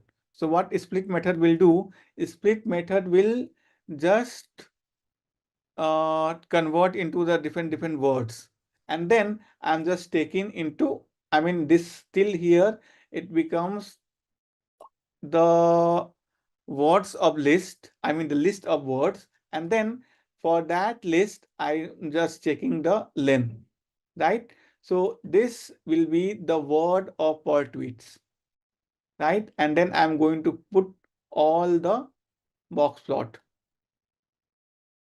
Any difficulty in understanding this code? So generally all maximum will be from 10 to 30. Then let's reset the format. Now do the tokenization. So first is character level tokenization, right? Then what we can do the token to IDs. That can be done, right? Then we can put for the input IDs. These are the IDs that we have. And then we can create one categorical DF. That okay, bubble like this, prominence like this, Megatron like this. This one hot encoded vector can be done. And then we'll create a dummies. And then finally we'll, with the help of the torch, PyTorch, we create one tensor, that one hot encoded tensor. And we'll get this dimension is 38 by 20, right? Okay, why we are creating dummy? So we want to, this word need to be converted. I just taken one example, that these are the labels, right? For these labels, we use this word that we have, this word that we have, that's we want. I'm just giving the explanation that how this word is converted into a vector, right? So for character level of tokenization, we are going to take, and with the help of the character level tokenization, we'll again use to do convert this all these things into a vector. We are doing the one hot encoding, right? You can see. Okay, this is done. This is the tokenized text, tokenized index, and the one hot encoded vector is this. This is one example where the character level of tokenization has been done, but we are not going to use that. We will going to use something called the word tokenizer. So word tokenizer is also very easy. Simply you do the text.explit, and then we do it here. Say we see that tokenizing text is a core of task of the NLP, right? Now again we are going to This is one of the way, but one of the difficulty in word tokenization is, so in word level of tokenization, what we do, we break our sentences into words, right? Once we break this, and then we will going to convert this thing into a different, this thing we try to do into a one hot encoding or some other part. But this will also not working because it suffers from one problem called out of bag error, out of vocabulary error. Because this language is having, English language is having more than 3 lakhs words, right? That is why we have to take one middle part, and that middle part is subword tokenizer, right? And the subword tokenizer is already implemented into the transformer library. And what it do, it simply do that, like tokenizing was there, right? So it will take token is one word, then maybe IG is one word, and then ING is the next token. Text is one token, I is one token, then off is one token, similarly like that. It will try to break the one word into the subword such that it will make it your out of bag error will be reduced, or out of vocab error will be reduced, right? There are some algorithms like a byte pair encoding and others kind of things is happening behind the scene. Now, one more thing, whenever you are going to use any large language model, right, by default, you will also have to use the tokenizer of that model. Means each model in Hugging Face library, if LLM is having, right, it also having their dedicated tokenizer. Okay, subword tokenization is not clear. Let me give you subword tokenization. I think this one is the one.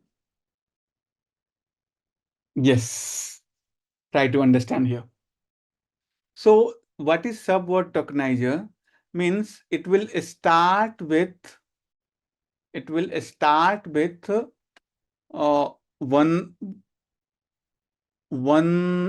character at a time, and then it's try to add the most frequent things, like here un is becoming, right? So un become one token, then rel become another token, then unrelated become another token, right? Means with the help of the sum algorithm, it's try to see that this unrelated can be divided into some different token or not. So this is the algorithms, like one algorithm you can see here, this unrelated. So un is one token, relate is another token, ed another token. Similar like that. So this is kind of the breaking of the word into the different subword is the main crux of the subword tokenizer.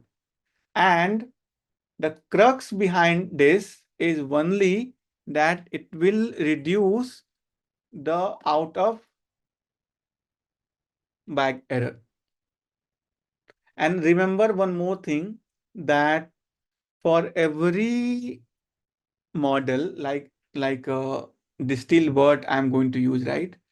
We have a tokenizer which is related to this.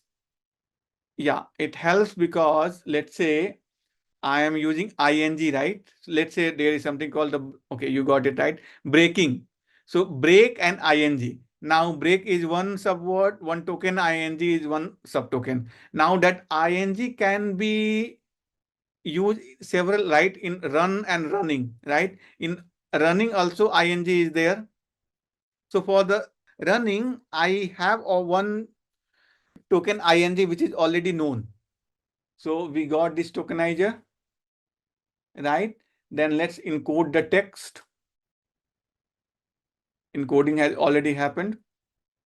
Let's see the tokens, convert ID into tokens. Now there is a two tokens. One is the CLS, one is the separator. These are very important. Now this some special token CLS and sep token has been added at the start and end of the sequence. This token differs from the model to model, means some name will be there, but this has been added when we do the tokenizer, right? Let's print convert tokenizing text is the core class of NLP, right?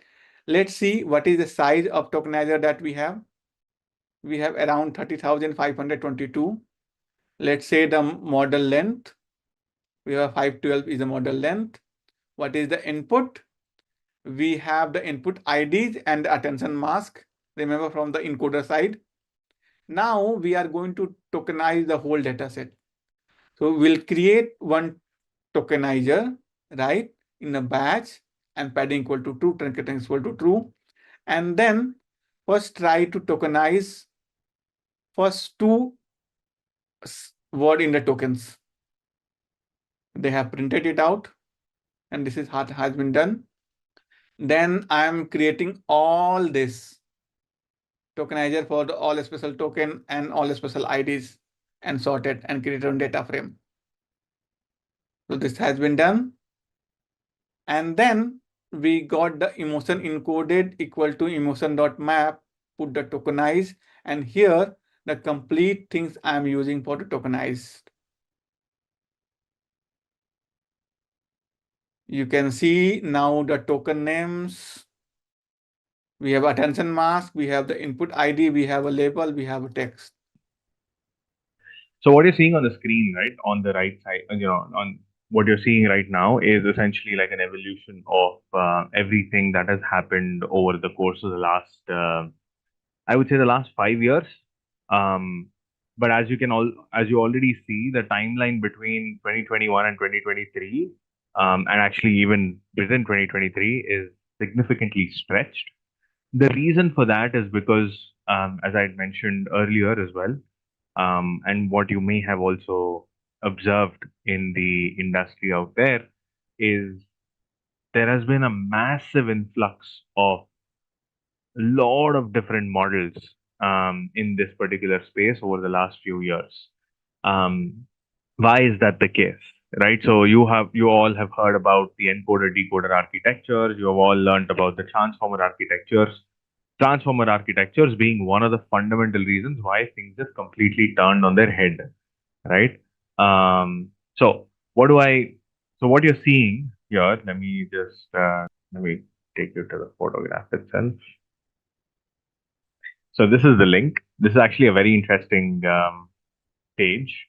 They talk about this being like a practical guide for large language models.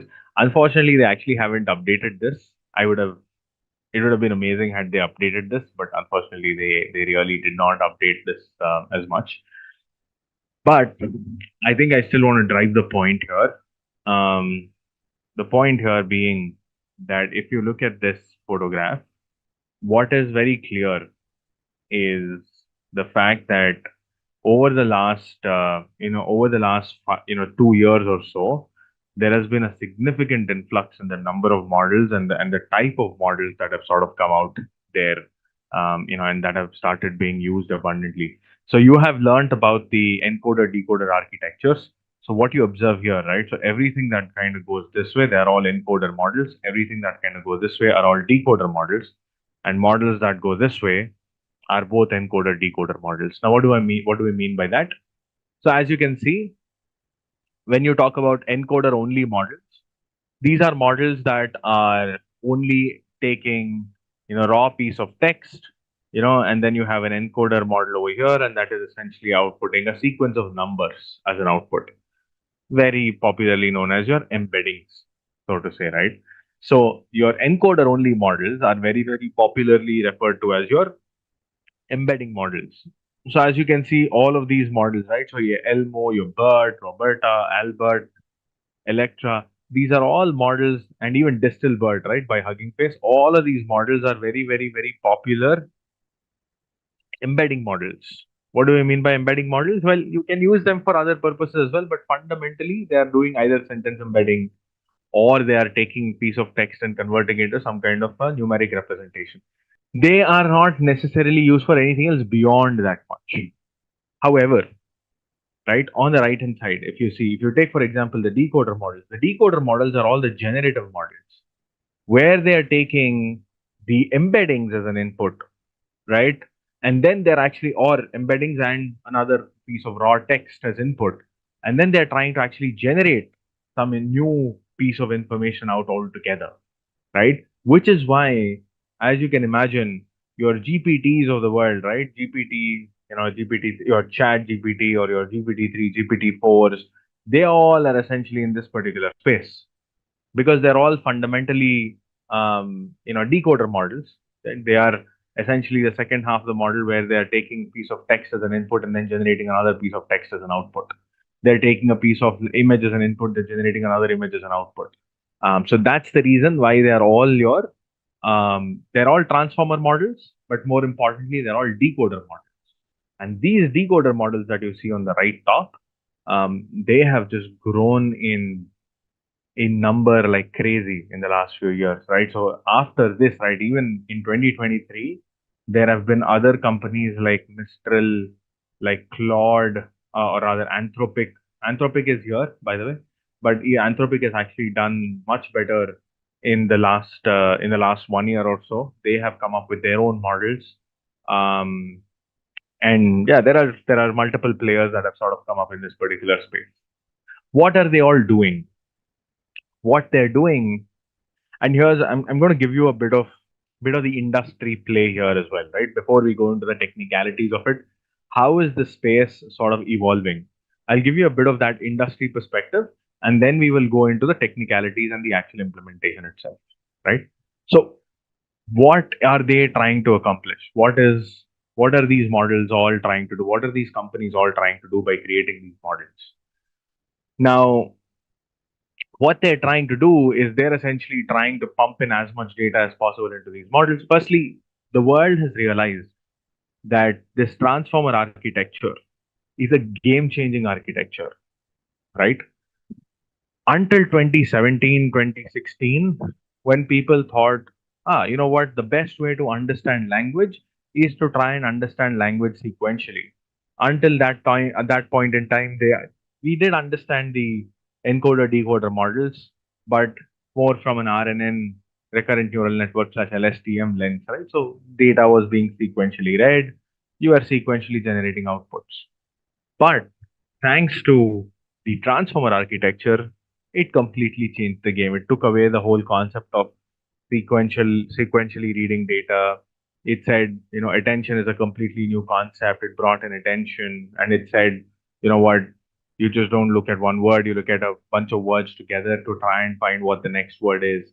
It completely revolutionized how context was being perceived over the last few years. So, long story short, point is that it has been proven with extensive amount of proof thanks to ChatGPT, as ChatGPT has contributed to that proof, that now AI models can really understand language. That has been proven beyond doubt, right? So now you can really think of, so if you, for example, remember, have you all used any kind of a chatbot from a banking website or chatbot from from let's say a telecom company? Have you all used? Yeah, Zomato. It was very bad. If you remember, like 3, 4 years ago, they were very bad. I mean, honestly, even now, they're not that great. But what you will start observing is the quality of these bots will change leaps and bounds. The quality of these bots will change, and it's already happening, just to let you know. It's already happening. Why is that the case? Now, because you can tell these models something in plain English, and these models will understand how to react, how to respond, That's the beauty about these models. We all have used ChatGPT. Have all of you used ChatGPT? If you're not, you're doing yourself a grave injustice. Great, fantastic. So you all have used ChatGPT. So the beauty is that the moment you start using a tool like that, you're essentially putting plain English into it, and it's able to really understand these models very, very well. And all of that is transformer architectures. Huh? There's nothing different there. You must have learned about transformer architectures in your previous session. It's all the same transformer architectures. So there's nothing different there. So the transformer architectures are essentially helping, and all of these models are pretty much wired the same way. So point being that now the world understands that these AI models have the ability to consume natural language and spit out natural language. They have the ability to read English and spit out in French. They have the ability to read in Hindi and spit out in, let's say, some other language, some other native language altogether. So they have really, language is a start, and now over the last 1 year, 2 years or so, you must have also seen that they are not just large language models. You also have large image models or large vision models, where you're able to create new images just on plain text, right? So you're able to create images, you're able to create videos, you're able to create some insane high quality videos using these generative AI models. Again, so this concept has been proven, and the world is extremely bullish about this sentiment. If the world really feels that this AI game is going to really change the course for the next few years. Now, that said, right, let me show you. This is something that you all have heard of. Okay, we'll get into the technical details in a few minutes. Probably in the second half of the session, we'll get into the technical details. But I just want to focus on some of the more outside-in perspective. Now, when people talk about these models, let me bring up a McKinsey article that has been published. I can see 30th May. Generative AI. Let's hope I am able to.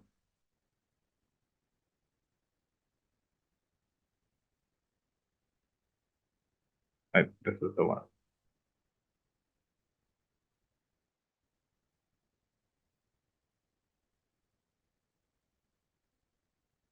Yeah, this is the one. This is the article that I wanted to bring up. So McKinsey, I'm assuming all of you are aware of McKinsey. McKinsey is a very popular,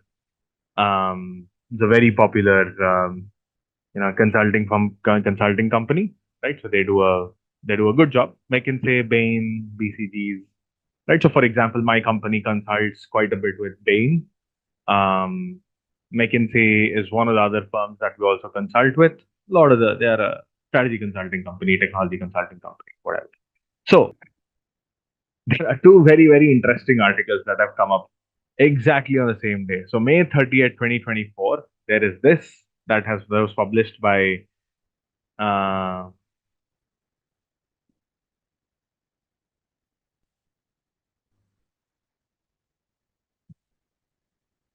yes.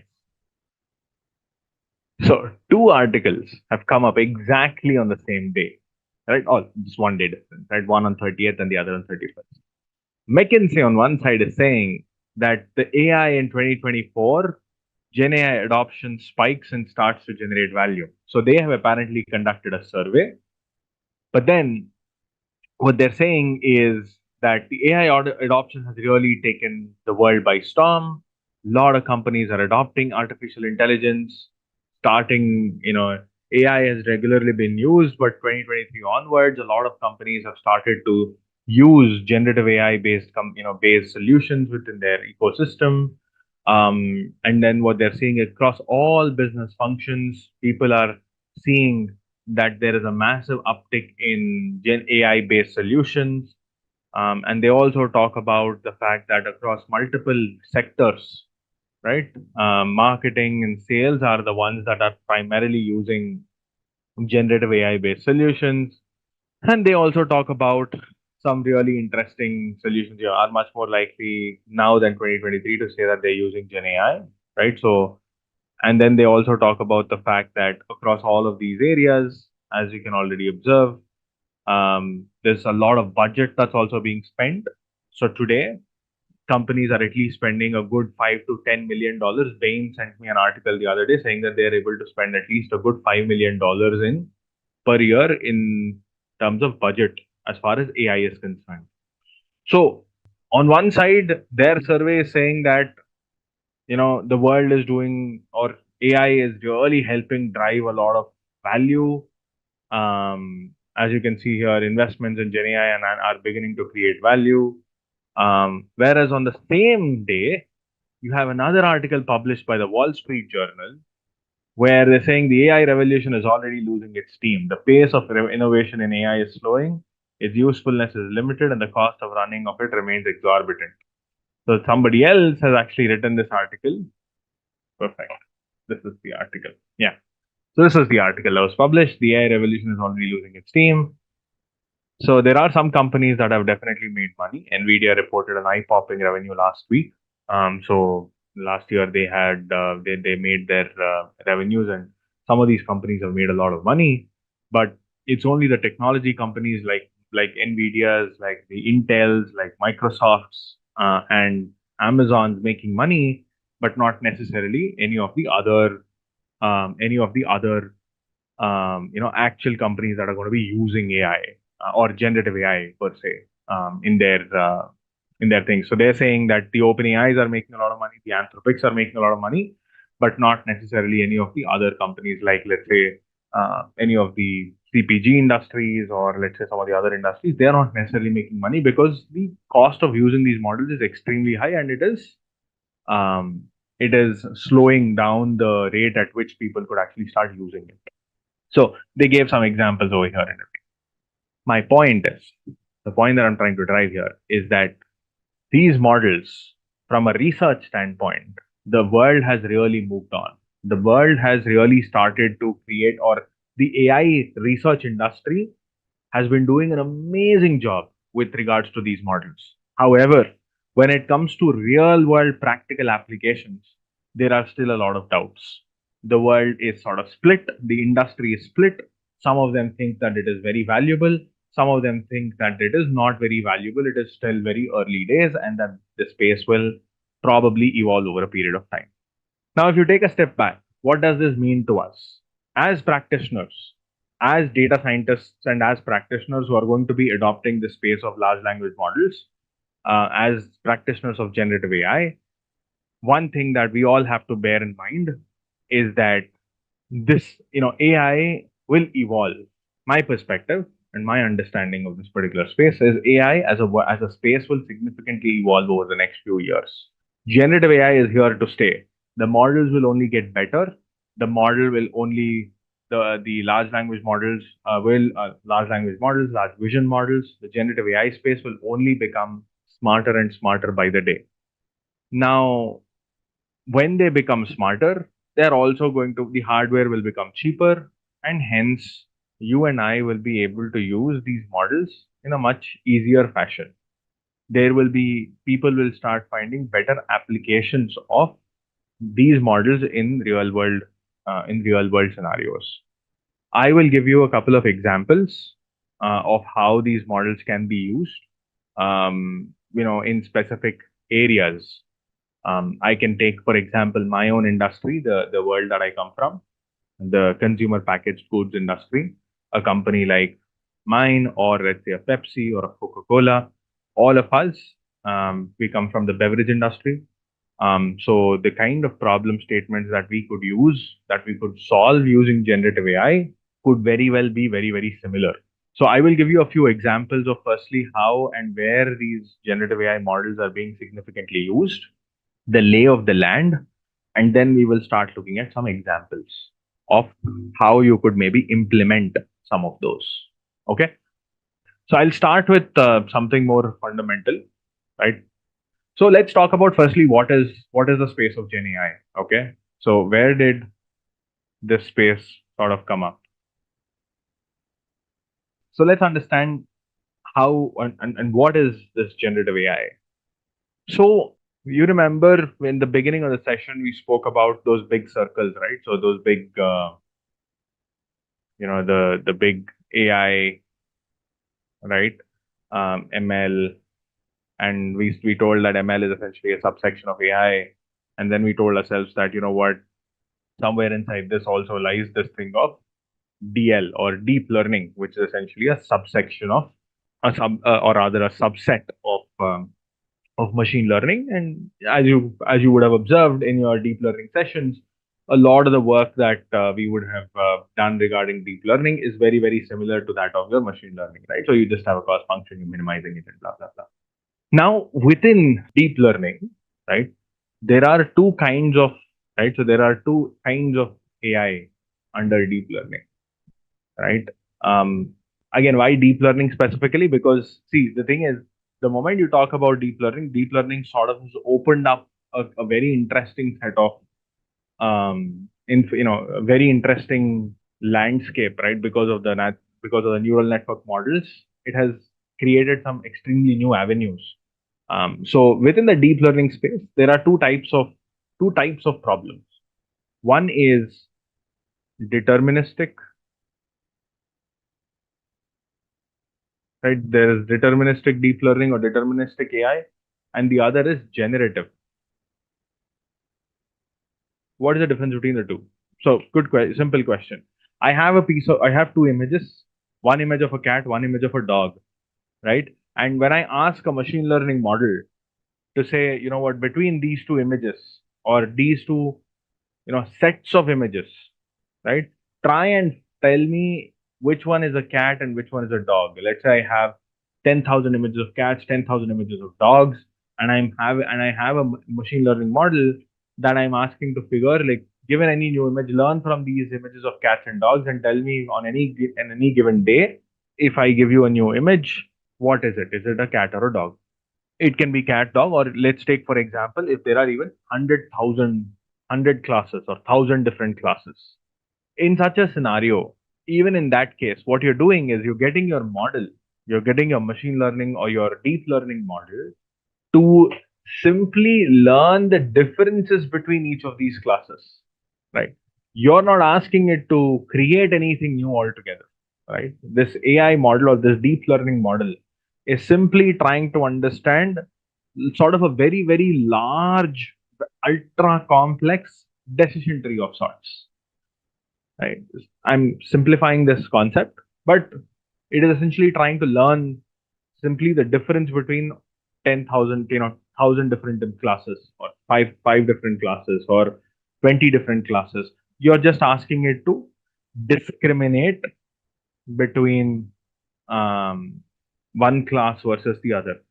You either refer to it as deterministic or discriminative is also another terminology that is often used. Discriminative AI, which is also the same thing.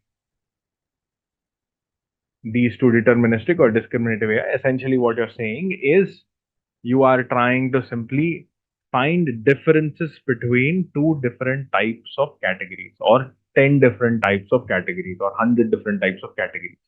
However, there is this completely other side of AI which which learns from a lot of data, but from all of that information, it tries to create newer pieces of information. It tries to create newer piece of content, newer sets of language, newer set of images, newer sets of videos. So that is referred to as this area of generative AI, where your AI is trying to create completely new content. Now, so far as you would have imagined, we never spoke about generative AI. Why? Because it was also not possible for us to, or these models weren't capable of doing something like that. It's only very recently, to some extent, there was a kind of category of models called GANs, generative adversarial networks, which was able to do it.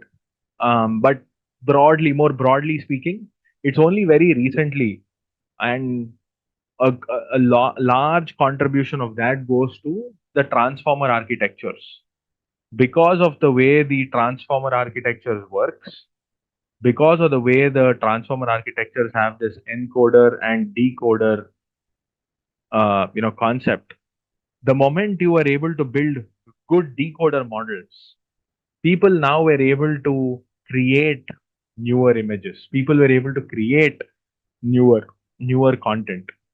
So far, all of the models that we've learned, right, all of these discriminative AI models that we've learned, they don't create anything new. They are just taking an additional piece of information. They're either helping you classify or they're helping you make better sense of it. But that's pretty much it. But only generative AI models are truly creating something completely new. They're trying to create a completely new object. They're trying to create a completely new piece of text, and so on and so forth. And that is all broadly because of the capabilities of your encoder decoder architecture or your transformer architecture, and more specifically the decoder models are able to automatically create newer pieces of information. If you remember, your LSTMs can also create, where you remember the sequence to sequence models where you pass a sequence of images and then you're creating new pieces of a new sequence of text. That those were also in some sense generative, but they were not very accurate. They were pretty bad. So, which is why, more broadly speaking, it's the transformer models that have helped us become or create a newer area or a completely new field of AI called as generative AI, which is sort of a logical extension of your traditional AI models. So don't think of a generative AI as a completely new field. Generative AI is still a subfield of deep learning. It's very much a subfield of machine learning, is very much a subfield of artificial intelligence. It is that minor area which today is creating huge inroads into how, or huge transformation in how people use AI on their day-to-day affairs. Now, because of these generative AI models, and mind you, right, when I talk about Gen AI and I'm talking about generating text, I'm talking about generating images, I'm talking about generating audio, I'm talking about generating video, and so on and so forth. Do you agree that deep learning is a part of machine learning? Within deep learning, you have learned about the LSTM algorithms, you have learned about transformer algorithms, transformer architectures. Do you agree that they are all deep learning? So if your transformer model is in your transformer architecture, right? So you must have learned about when you've discussed, I think this was the deck. I'm trying to pull up that particular deck actually. Yeah. So you heard of, you must have seen this, right? This is, I think, what was discussed with all of you. In your transformer architecture, when you pass a piece of text in English as an input, your encoder, fundamentally what it tries to do is it takes that piece of information and it converts that into some kind of a numeric representation. And then you take this piece of numeric representation, sort of some kind of a input. Your decoder will then start generating the output in whichever language you want. Right? Do you agree that this is still a deep learning model? Because these are nothing but, your encoders are simply nothing but, if you remember, they are all nothing but your regular deep learning models that are being trained over a period of time, right? Over large volumes of data. So now, if you simply break this or so imagine you have trained this encoder decoder model or this transformer model. Imagine you have trained this for a very, very, very large amount of time. Now you don't need anything else. Now, if you just take, for example, this part of the model, you pass it some piece of information, you pass it some numbers. When you pass it some numbers, it starts generating, or you pass it numbers, or you pass it some piece of text like this. However, it starts generating newer information. So imagine you pass information here in English, it starts generating information in Spanish. You can ask it a question, and then this one starts generating outputs, start generating responses. You can now train these models to do some very, very specific tasks. You can ask them to do Q&A, question answering. You can ask these models to do this architectures to do, I'll pass some piece of text as an input. You generate, instead of generating text as an output, I can ask you to generate images as an output. So I can ask these models to do some interesting magic over here. That is the reason these models are essentially generating new information. They're generating new pieces of content which were not already available. So if a transformer model is a deep learning model and a machine learning model, generative AI models are simply nothing but a transformer model only. A part of the transformer model is simply nothing but a Gen AI model. Far from, AGI.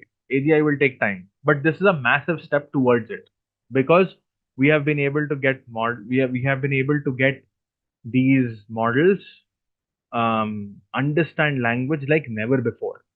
Earlier, Google Translate used to use some very, very older models, older techniques. They were still pretty decent.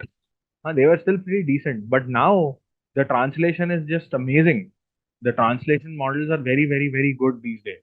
Over a period of time, if you observed, even Google Translate has significantly improved. The reason for that is because of these models. So Google Translate today uses an encoder-decoder generative AI based model. Yes. Yeah. Now, the part that I want to cover right now is firstly, how can we use these models, right? So let me show you a couple of examples of how some of these models are being used. And then I'll take one step back and then I'll explain like multiple industry applications. And then we will go into something that's all the more, into something that's a lot more detailed. So just to kind of explain how this space is evolving, right? So one thing that you all have to understand is that these models that we are talking about, these generative AI models, they are all pre-trained models. All the most popular Gen AI models, or almost all of these generative AI models, they are all pre-trained models. They have all been trained on massive, massive volumes of data, right? So the point that I'm trying to drive here is that these models have been trained on huge volumes of data. Now, in this space, right, let's take ChatGPT as an example, right? ChatGPT is just one of the many models that is currently available for people to use along with ChatGPT. All the models that I showed in the image previously here, right? So these are all the different generative AI models. As you can see, they're all different Gen AI models. The ones that you see on the right side, you have Llama 2, Llama, GPT-4, Galactica, Palm, blah, blah, blah, Codex, Instruct GPT, GPT-3. There's so many different models that are currently available for people to use. What you need to understand about these models is that no, it's not that they only use a decoder. It's that they also have a decoder. It's a both combination of encoder and decoder. The thing is, they also have a decoder with them. If you just have an encoder, then you're only converting images to numbers or text to numbers. But if you also have a decoder, you can convert text to numbers and numbers to another piece of text or to another image or whatever. So they have encoder, but the decoder is the most prevalent one in this case. So the most popular models that you would typically refer to as, right? So your GPT, by the way, when you refer to as GPT, these are pre-trained models.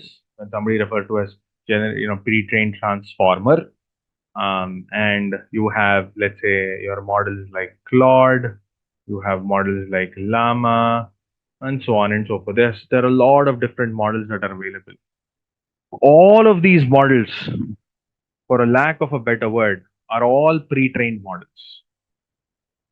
Right? They're all pre-trained models. On what data sets have they been pre-trained?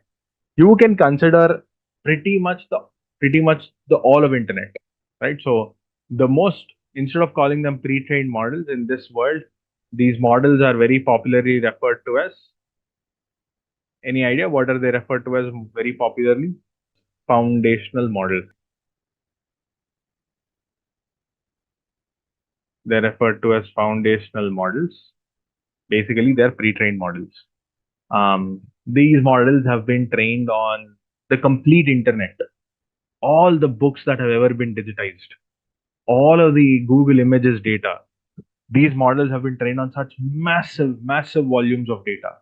Even Gemini, for that matter, right? GPT, Claude, Llama, Gemini, any of these models that you take, they've all been trained on some huge volumes of data. The problem is that you and I will never be able to build a model like this because I have a 16 GB machine and you probably have a 16 or an 8 or an 8 GB machine. So you and I, technically, let alone training the model, you and I cannot even actually download this complete model on your own machine because these models are massive in size. Some of these models are 20 gigs, 30 gigs, right? So the size of the model, let alone the data set, once the model has been trained, the size of the model itself is 30 GB, 40 GB. So let alone training such large volumes of such models, you and I will not even be able to download them. So how can you and I use these models? There are 2 to 3 different ways that you and I can use these models. Number one. So we'll talk about access to these models in some sense. But within these models also, even if let's say you somehow find a way to get the compute to train all of these models, the second question is, man, how do I train them? What is the architecture that they have used to train these models?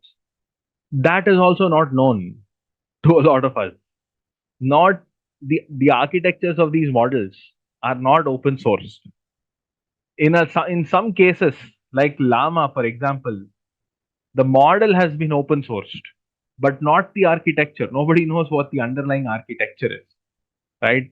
In some cases, the model's underlying architecture has also been open source, but in most cases, nobody even knows. Like, for example, in VGG16, if you remember, you knew that it had 16 layers. You knew that the first layer had how many ever, like, these many different, this was the input, this was the output size, and they were using these many different filters and so on and so forth. You don't have access to that information also for a lot of these models. I wouldn't say all of them, for most of them, you don't have access to them.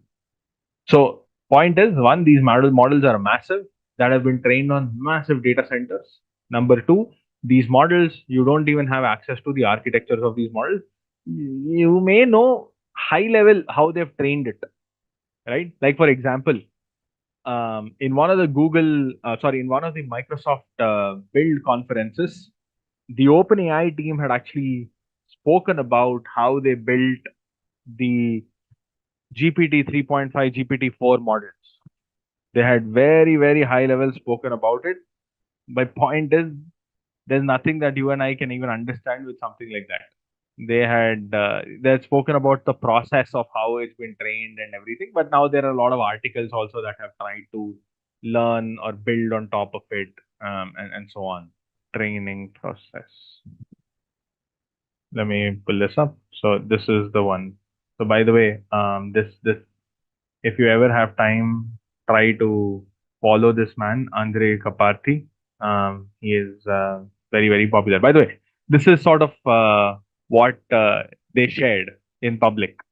They spoke about how a GPT model can sort of be trained, like very high level. Again, the underlying is a transformer architecture, right? So you know that.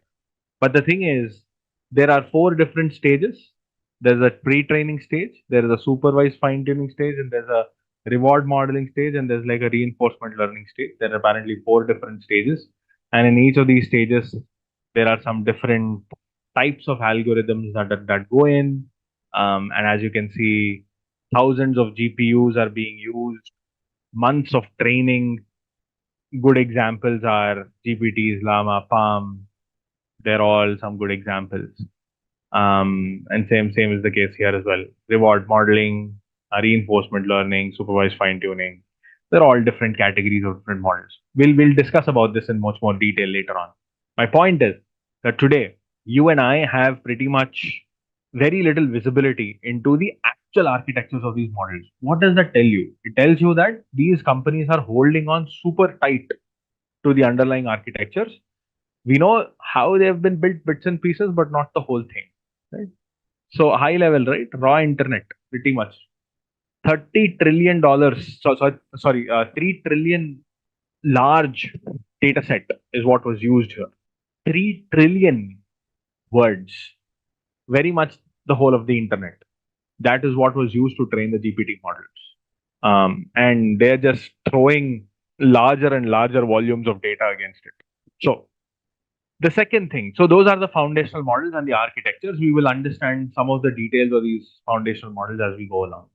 So now, as I said, then how do you access these models? So as I said here, some models are closed source. Some of these models are closed source. Some of these are open source.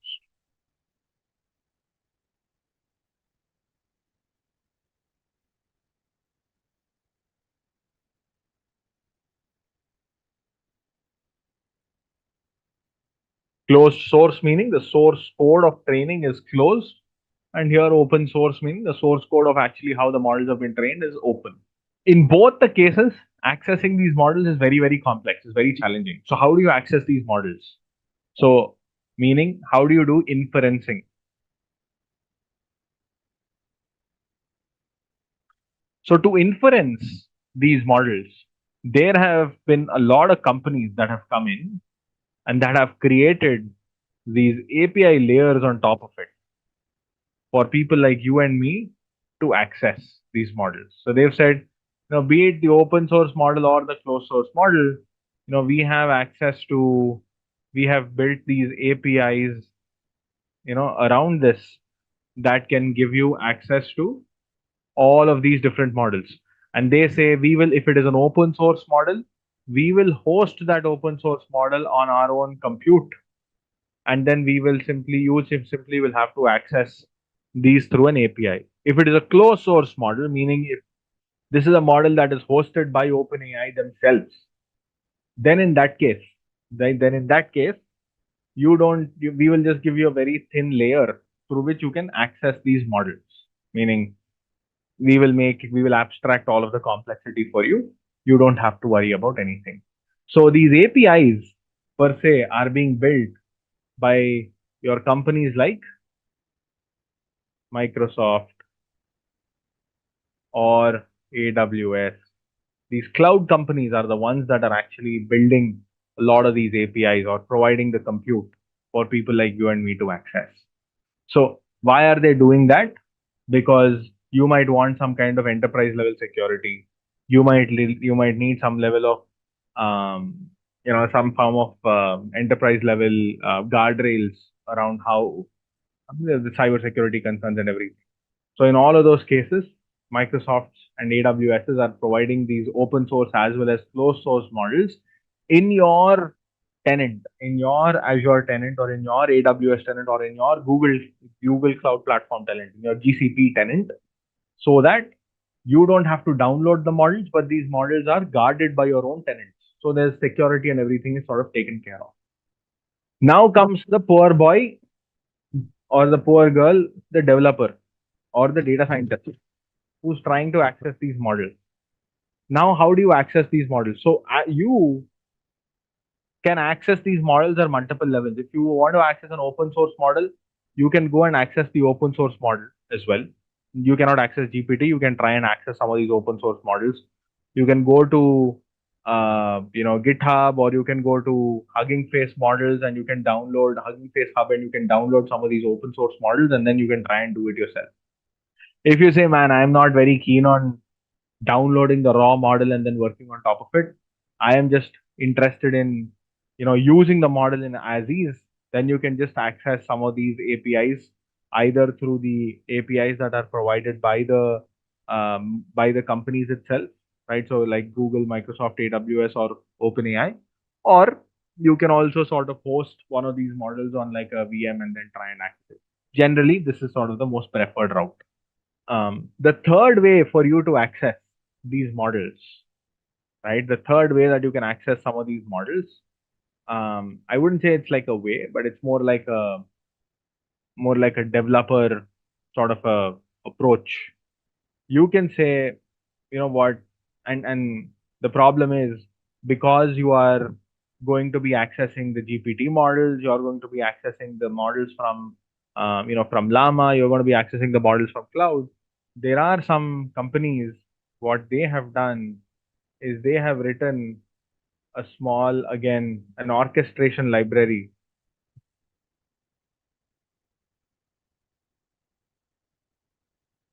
So these are libraries. These are more Python libraries to simplify how you can access these models, right? So what you could do is you can sort of download some of these libraries, get access to the underlying models, and then you can start accessing straight away. So these libraries are libraries like LangChain, Llama Index. There are a bunch of different libraries that are available over here. So you can sort of go download these models, and then you can access these models straight away. So these are all the different, this is sort of the current lay of the land as far as the Gen AI model is concerned. Yeah, the second way is like you don't need to host the model yourself. You don't need to download the model yourself. All that you have to do is you will have to basically simply access these models. See, like you're in an enterprise setup, so you don't want to download the model. You don't want to use an open source model that somebody else has hosted. All you are interested in doing is, and I need a model that is a pre-trained model that is hosted in a secure environment where even if I put the data in it, I am not going to have a problem with it. Right? So I want to access, I need a system where something like this is nicely available for me to work with. So in such a case, what do?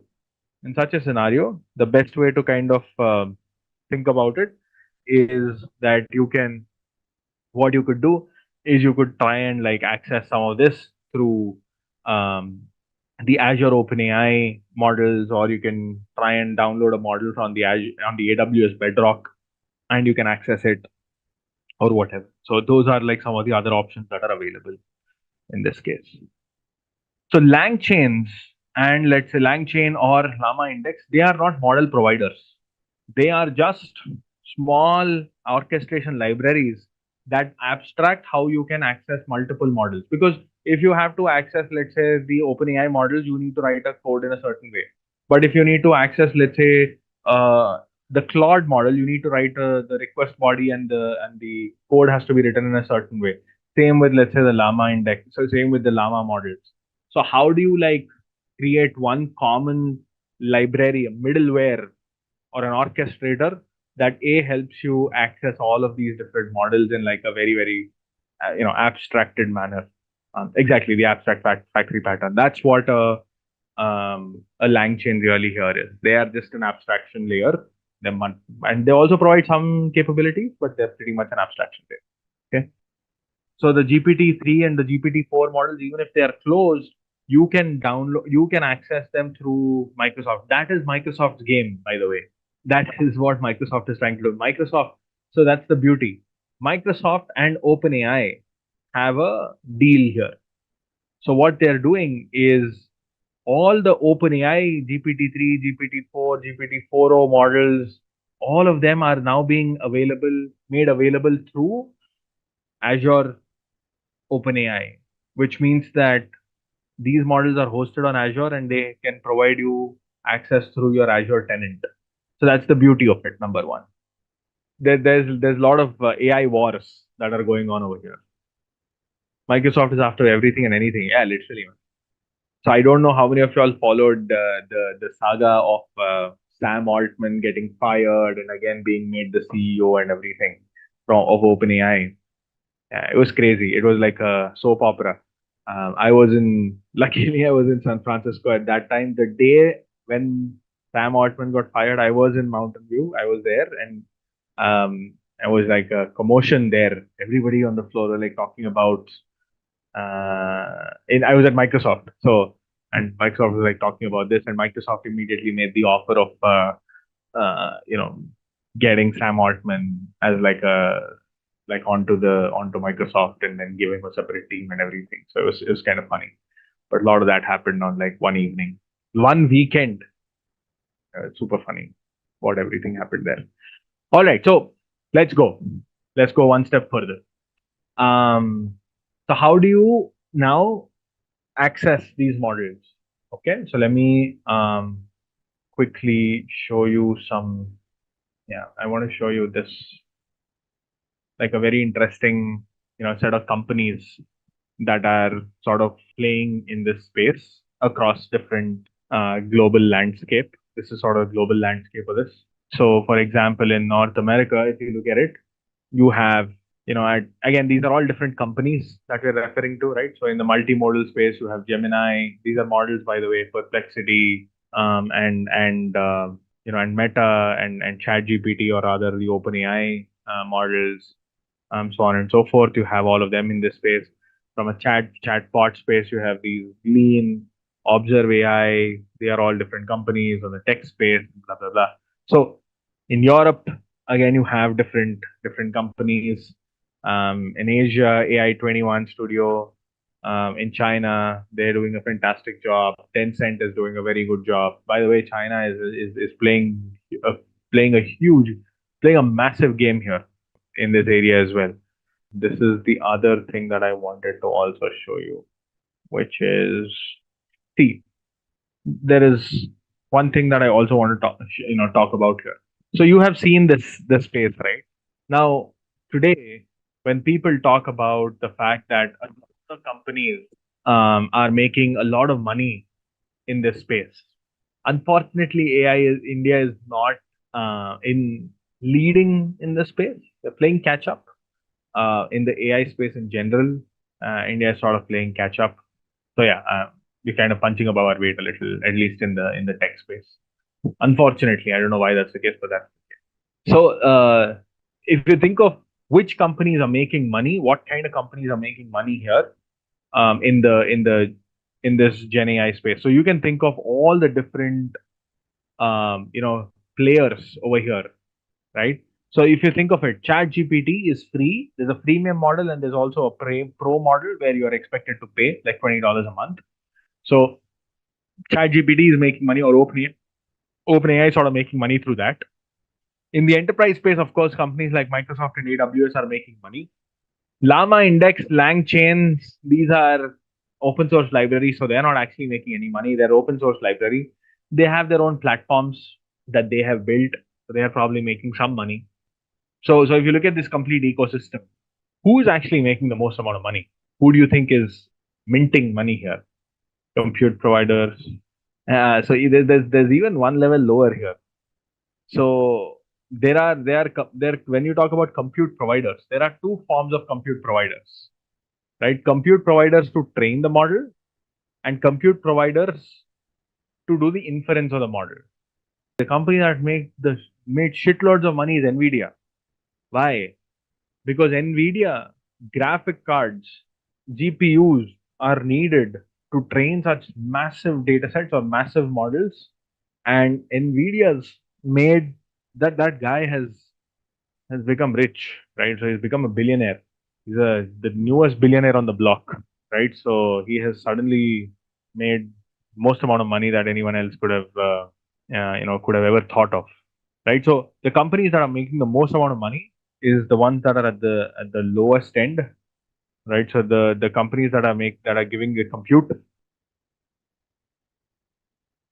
compute providers. So your Nvidia compute and hardware providers are the ones that are making the most amount of money. Nvidia, you have Microsoft, you have AWS.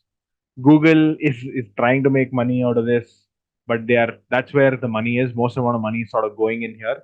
The second layer of money is of course going into all of these companies that have created platforms. So LangChain and Llama Index, like companies, they are never making any money. But what they've done is they have created some observability platforms,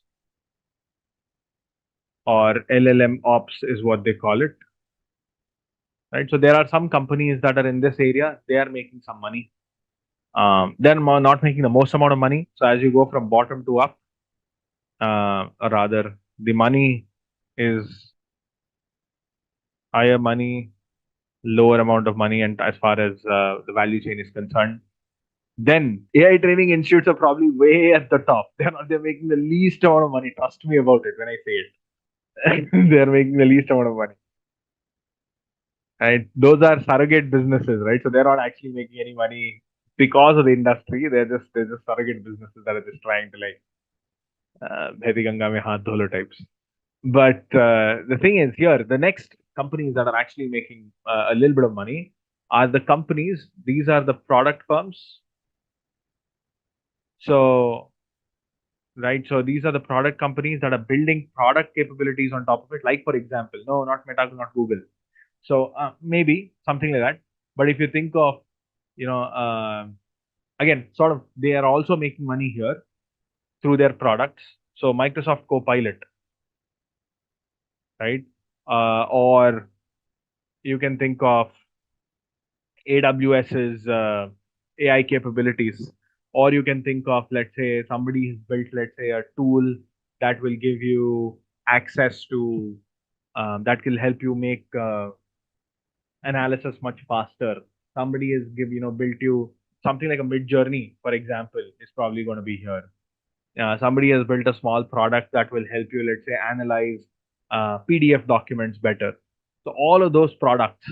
So SaaS capabilities, the software as a service market, that is what's making the next amount of money. The last and the least amount of money are the actual companies that are using AI. This is the actual industry, right? The final users, consumers of AI, right? So like for example, the manufacturing industry, the CPG industry, where AI is actually being implemented in, they are making the least amount of money because they're at the top.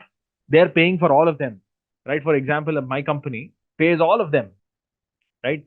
Because I am looking for a tool that will help me make that will help me, that will, let's say, help analyze my unstructured data. So I will also need to create a piece of compute that will probably help me make my models better, right? I'll probably need to also pay these companies like LangChains and these are the world, because my data scientists will require some kind of LLM ops. So I'm sort of paying everyone from top to bottom. I'm paying everyone. So the biggest hit today, and remember, the cost of all of this has to be borne by these industries, not the end consumer. So, for example, we make beer, man. So, as a CPG industry, I cannot cascade this cost to my end consumer. If you are drinking beer, if I simply say I'm going to increase your beer price by 2 rupees because because I need to bring in new AI capabilities into my ecosystem, they're going to be like, what the heck? I don't care. I'm going to hit my sales. So without impacting my end consumer, I will have to soak in all of this. So the only way to do that is to piggyback on the promise that AI will help cut jobs. Do you understand that? The only way that I can use all of this, that I can actually leverage all of the AI capabilities, is if this really works. I'm happy to invest in all of these areas if and only if I have the promise that AI is going to help cut jobs, or AI is going to help me make, become a better company. Meaning, it's going to help do some things faster. It's going to help me do some things easily. I don't need as many people to do the same job, or rather, the same number of people can do much more than what they were doing previously. So productivity is very, very important. If AI promises productivity, then all of our companies are going to invest. That is the narrative that I am selling in my company as far as AI is concerned. We're saying, what, if you bring in AI, it'll help you do some things much faster. It'll help you maybe become more productive. Yeah, not cut jobs. Let's be very honest here. When we say we're not going to cut jobs, we're not going to basically cut jobs, but we're not going to hire as faster either. Right? We're not going to be hiring more people. If 20 people quit my company, I'll probably only backfill for 15. That's what we mean by cutting jobs. A lot of the industry, you need to understand that when we say we're not going to hire, we're not going to backfill, that will not, I mean, that's the whole, see, that is the sentiment that's out there, everyone. You need to understand that this is why a lot of companies are firing people. This is why, see, you also have to understand, why did Microsoft fire so many people last year? Why did Google fire so many people last year? That's because in 2021, 2022, because of this whole hype cycle of, yeah, AI is going to come, everybody started building some massive AI products, and suddenly you started to realize that there are no takers for those products, and now you have created a massive bulk at your own. These product companies were soaking in all the pressure without really being selling it to the companies. So automatically they had to fire people. They had to let go of people. So again, remember that this is an eventuality, right? If AI is here, AI will have to prove value for it to stay. I want you all to understand that part. But cool. Okay. So that said, now let's go one step further, right? So we're going to be leveraging some of these, orchestrators. We'll try and access some of these models that are available out there and see how it works. Okay. So let me go here. I'm going to start with showing you. So I'm going to be using the OpenAI models as a part of the session. Let me just go back here, playground, chat.openai.com. Cool. Okay. So you all have used ChatGPT. Okay.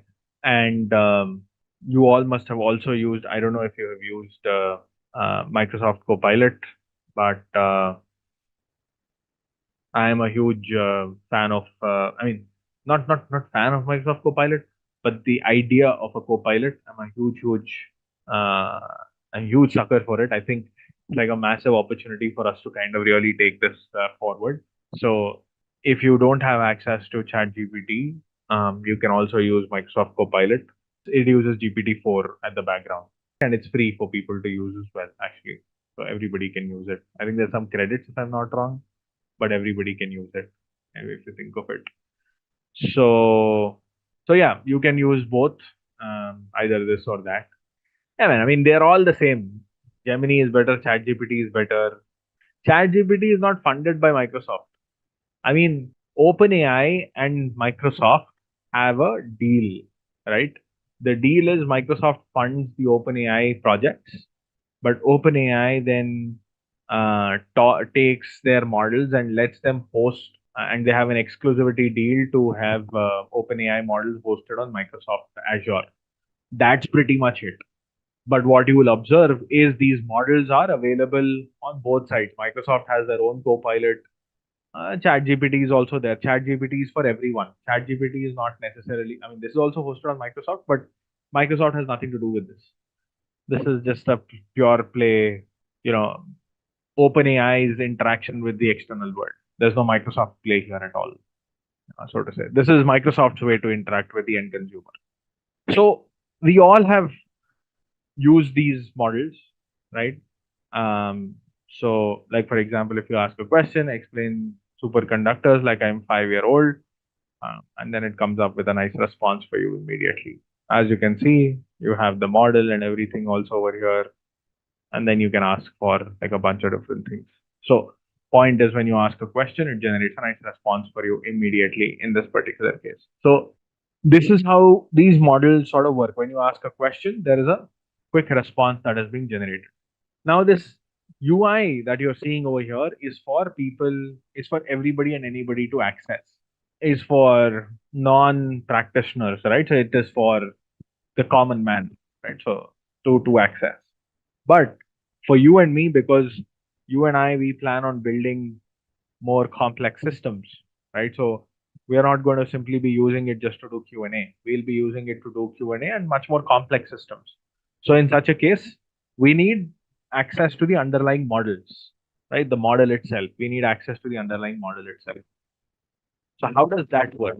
So to get access to the underlying models, so you need to understand that all of these models that you see here, they are all powered by, as you see, the Chat GPT that we're talking about over here. Chat GPT is like a product that has been built on top of the underlying GPT models, the GPT-4, GPT-3, GPT 3.5, that suite of models, right? So 4.0 and so on and so forth. That suite of models, the foundational models are those.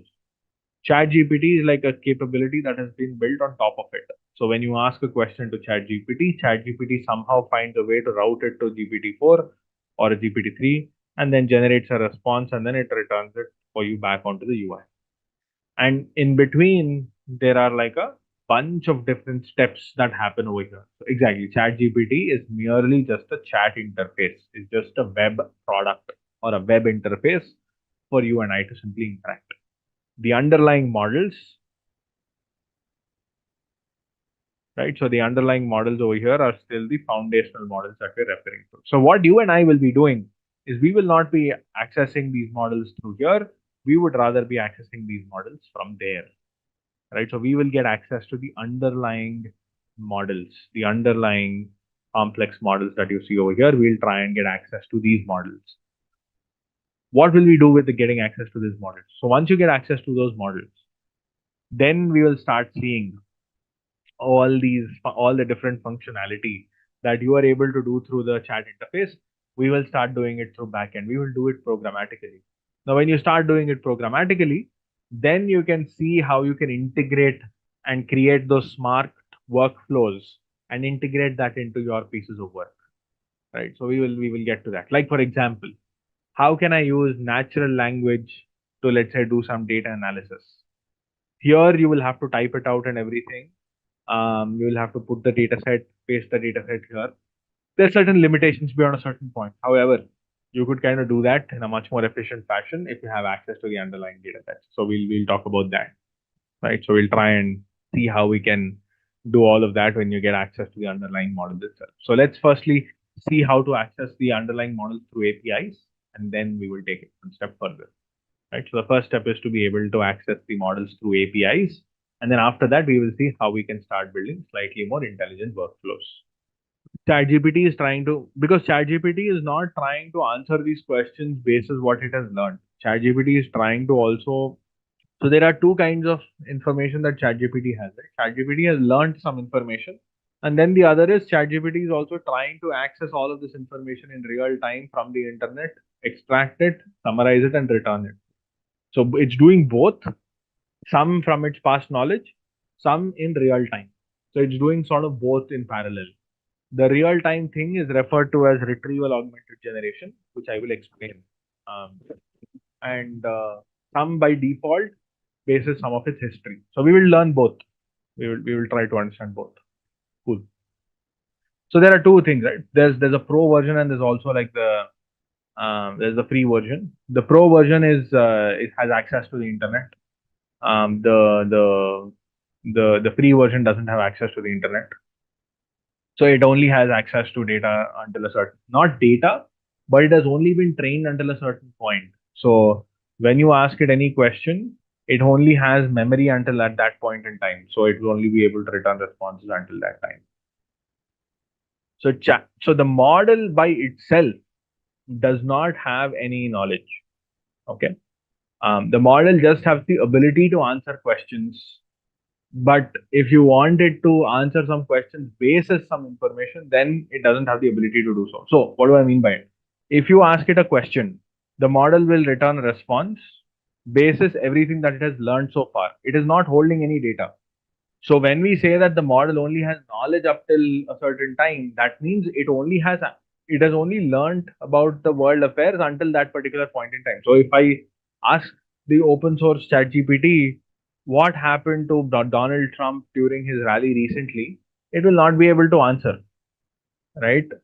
How do you think the world would have reacted to, let's say, somebody like a Donald Trump getting shot very recently? It would not have access to that information because it doesn't know that actually Donald Trump actually got shot.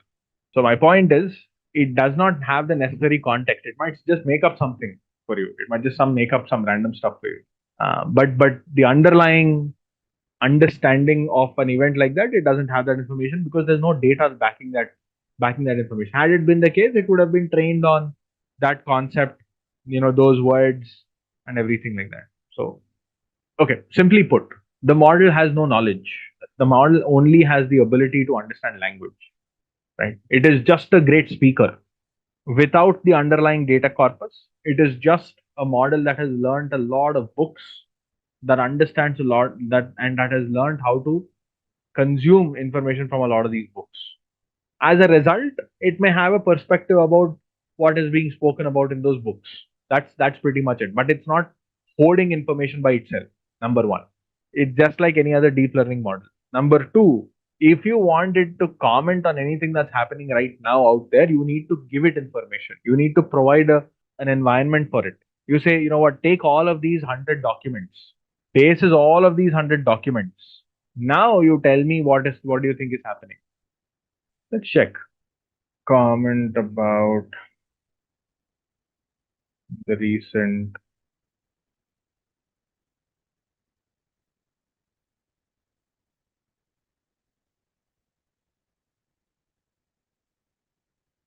so there you go. It has access to this information. It is open to internet now. This is because I think this is a GPT 4.0 model. If I change it to it's only available. So okay. So clearly this is only the GPT 4.0 model. Hence it is nicely access to this information. It's not real time use product, but it is very clearly accessing this information from this thing. So because they've swapped it to 4.0, 4.0 now has access to internet, so everybody can try it. So long story short, the point is yes, it has access to it. It has fetched information from the internet, as you can see. So the point that you need to understand is what it was able to do is it is able to make this commentary simply basis these articles. It did not make up stuff by itself. It looked at all of this information and it summarized that information and it returned the response for us. That is what I want you to understand, that there are two aspects to this. The model is not coming up with information all by itself. The model is only looking at this information from historical data set, summarizing that, and then it's returning that back to us. So that is one thing that I want you to understand. Funny thing, and that is, by the way, is retrieval augmented generation. So what it just did is retrieval augmented generation, and that is exactly what we learn as well. Cool. Okay, awesome. So let's go. So what I'm going to be doing for the next few minutes is I'm going to be spending some time trying to explain how this piece works. I just want to also put up one. So this is a presentation that I got from my, we did a small workshop at MIT, and then for some of our leaders, and then this is like a very interesting piece of presentation that I got there. I'm happy to actually share it with you. Okay, cool. This is like a session that they actually do. It's called LLM fundamentals and stuff like that. So this was like some topics that were covered during the session. One thing that I just wanted to show you all is this. This is what I was talking about. So the GPT-3 model, right? The GPT-3 model. This is sort of a good piece of information that I think was available in that document. So this is what I was talking about. So if you take, like, for example, the GPT-3 model, I'm not even talking about the 3.5. We'll talk about GPT-3. Approximately 30 billion sentences from the internet and books, right? 410 billion. So these are all the different 4 data sources that they extracted this information from. Common Crawl. Common Crawl is like an open source internet, crawled internet of sorts. And there are a bunch of different books. Wikipedia is one of the smallest data sources here, as you can see. Common Crawl is like the largest data set, so very much the internet. And this is, I'm talking about GPT-3. GPT-4 and GPT 4.5 are even much larger than this. So going back here, so what are like how do you like access a model like this, right? So let's start from there. The first step here, and this is what I was showing you all right a while ago, is to be able to access this underlying model. Now, to be able to access this underlying model, the first thing is you need to get access to the model itself. Right? So how do you access the model? I'm going to be using the ChatGPT, or rather the GPT suite of models for this example. And what I have done is I have actually purchased the keys. So I have approximately around, I think, $50 worth of I have $50 worth of credits in this case, and I'm just trying to use that information.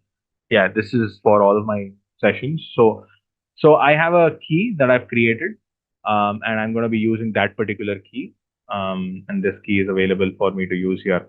So a key is required for us to be able to use these models. Okay, this key is only the only way for us to try out some of these models. Earlier, they used to actually give away credits, $15 worth of credits for everybody to use. Unfortunately, they've discontinued doing that now, and for that reason, not all of us will get it for free. Now the thing is, so now that I have access to that particular key, then how do I use the model, right? So from where can I get the model? Where can I get access to this particular model? So let's actually go here, right? So there are, so let's go to the docs. So here, now OpenAI has built their own interface, as you can see here, right? So rather their own, documentation. They have their own library from which you can access the models, right? There are a bunch of different models that are available. They have also some information on how you could do prompt engineering, stuff like that.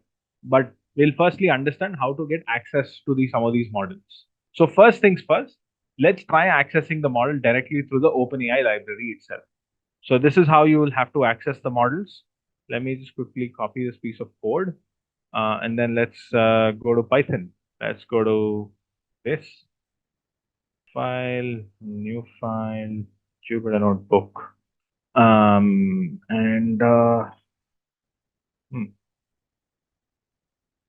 exclamation pip install. I think it's OpenAI, right?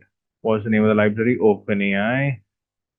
I think this already exists on this particular environment of mine, but let's install it anyways. Perfect. So the library has been installed. And then let's go. So from OpenAI, import OpenAI. And now, if you want to access the GPT-4o model, this is how you go about it, right? So you're saying, now there are a couple of things that you need to understand. So there's client.chat.completions. So I'm creating an OpenAI client over here. What I also will have to provide is the API key, API underscore key, which by the way is something that I have access to here. This key is the same key that I would have got from the OpenAI website. So if I actually go back to the, to this,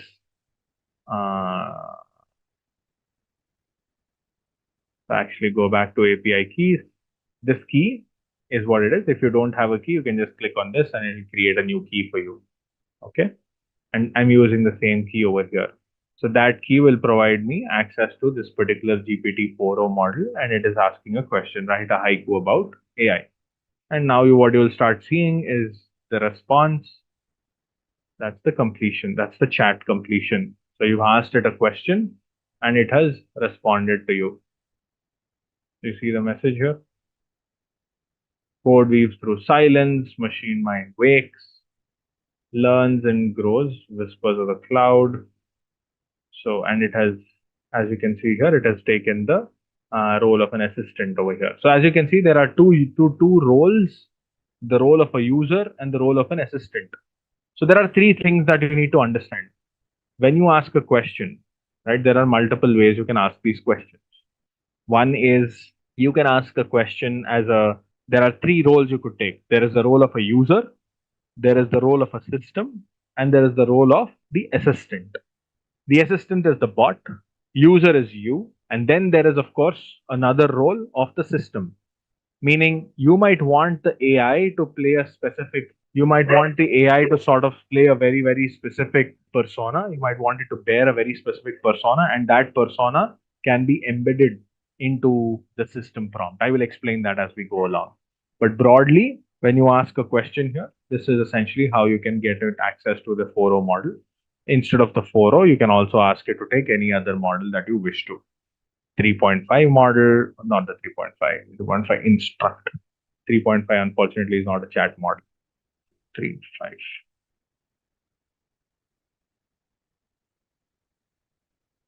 What is the model that has access to this? Yeah, so this is, let me actually just find the models here. Oh, there are only two models that are available. There is the 3.5 Turbo. This is the only other model that is currently available. The 3.5 is not available. Let me click the Turbo.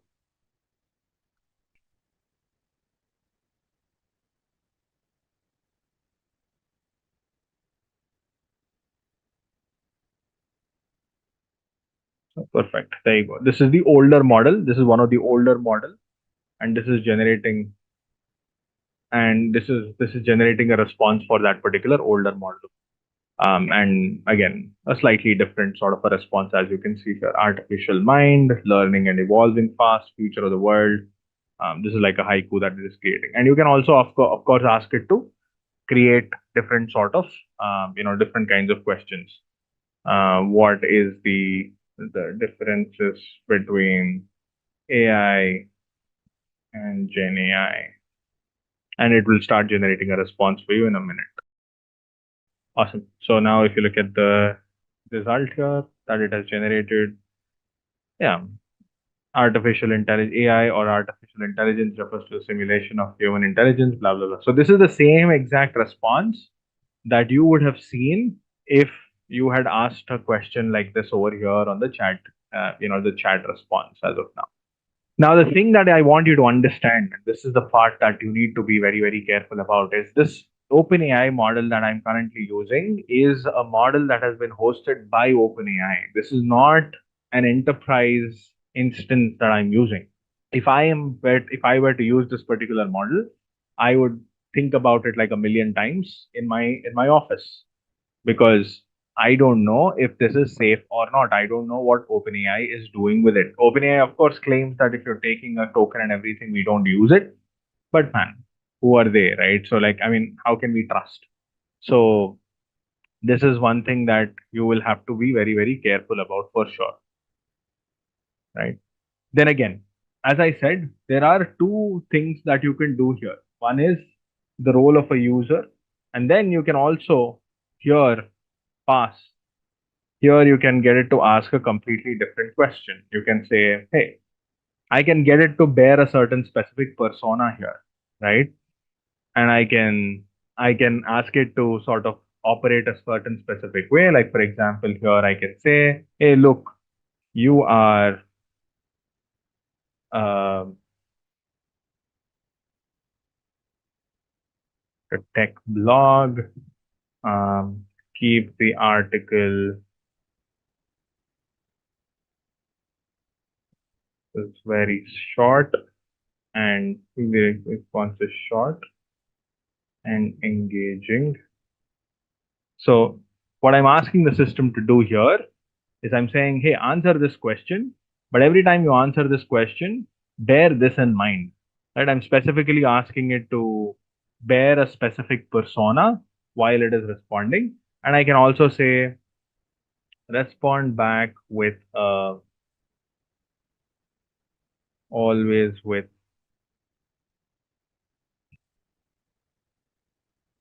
specific examples, or include very contemporary examples of the questions asked. So that's it. So I'm asking it to bear a specific persona here, and then I'm asking it to reply back to the same question. But this time, if you observe, that particular question is going to be responded very differently. So by the way, let me just print completion dot choices of 0 dot message perfect.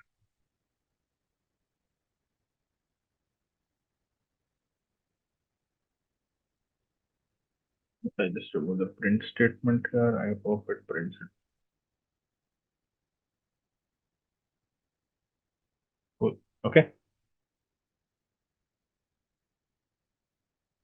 Okay. So now I'm going to ask it to respond back to this.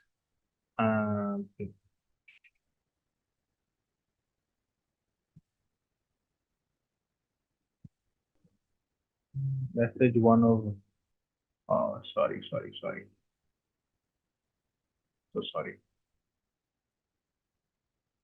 Role, colon, system,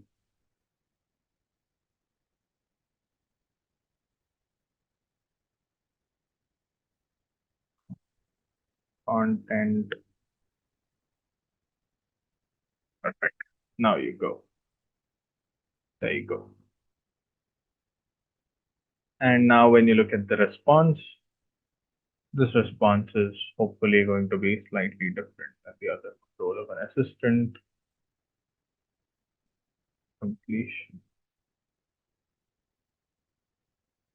Perfect. So personalized medicine, blah, blah, blah, whatever the rest of the examples. So it's the Apple Face ID. So here it's actually including the responses of Apple Face ID. GenAI can be applied in understanding genetic mutation and can cause diseases like cancer, leading to targeted treatments of patients, whatever.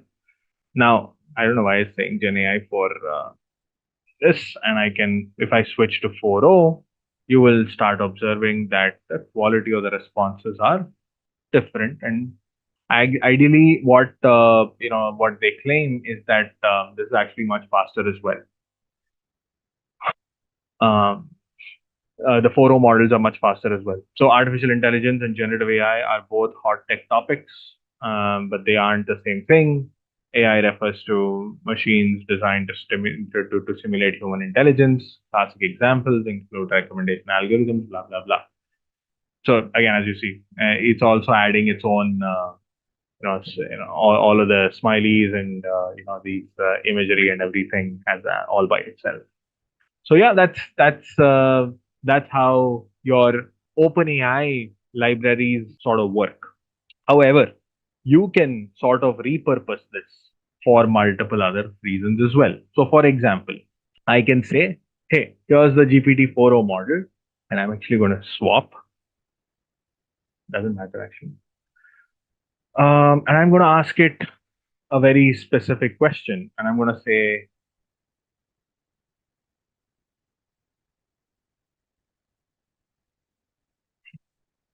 I'll just swap it. Sorry.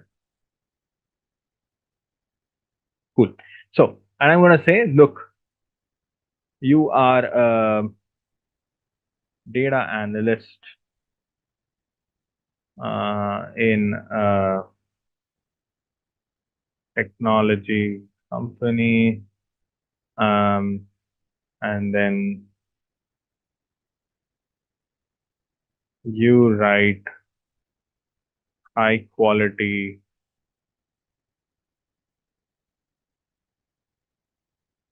code and make high quality bug free code,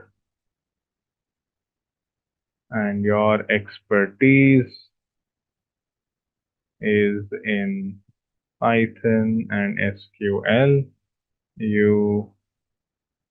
So I've essentially given it a persona now. Now what I'm going to ask it to do is I'm going to say,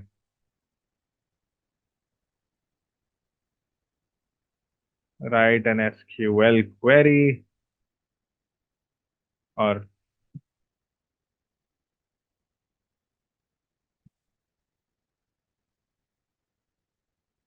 write an SQL query to analyze sales of a market in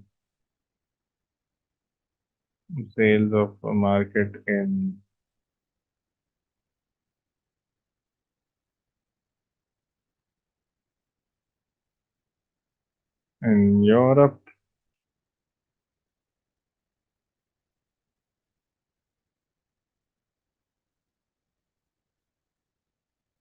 And here I can say you have access to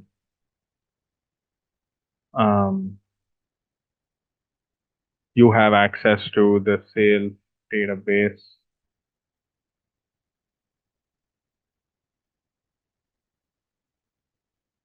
and user customer demographic. So let's go. So that's a question like that. And then you can look at, so now it's taken a very, very different persona. And the hope is it comes back with an actual SQL query, or certainly to analyze the sales of each store in Europe, you would typically need to access at least the two tables, one containing the sales data and then the blah, blah, blah. And so it's actually here, as you can see, it's actually given you the SQL query as well. and all of this calculates the total sales for each store, group by, blah, blah, blah, and everything. What I can ask it to do here is, and this is where the whole part of automation that I was referring to sort of comes in, and I can ask it to start being a little more, I can ask it to start being a little more creative in how it is. I can say, ensure that the results. So all of this I'm putting in a system prompt, which means that I'm asking it to specifically bear, whenever it's responding back to any question moving forward, it'll always have the same kind of the system behavior. Ensure that the results are always returned, and ensure that you only return the SQL query and or Python code and nothing else. The response can be as a string in a JSON. So now I'm asking it to be very, very specific. I'm saying don't return anything else. Return the SQL query in a JSON format. So perfect. There you go.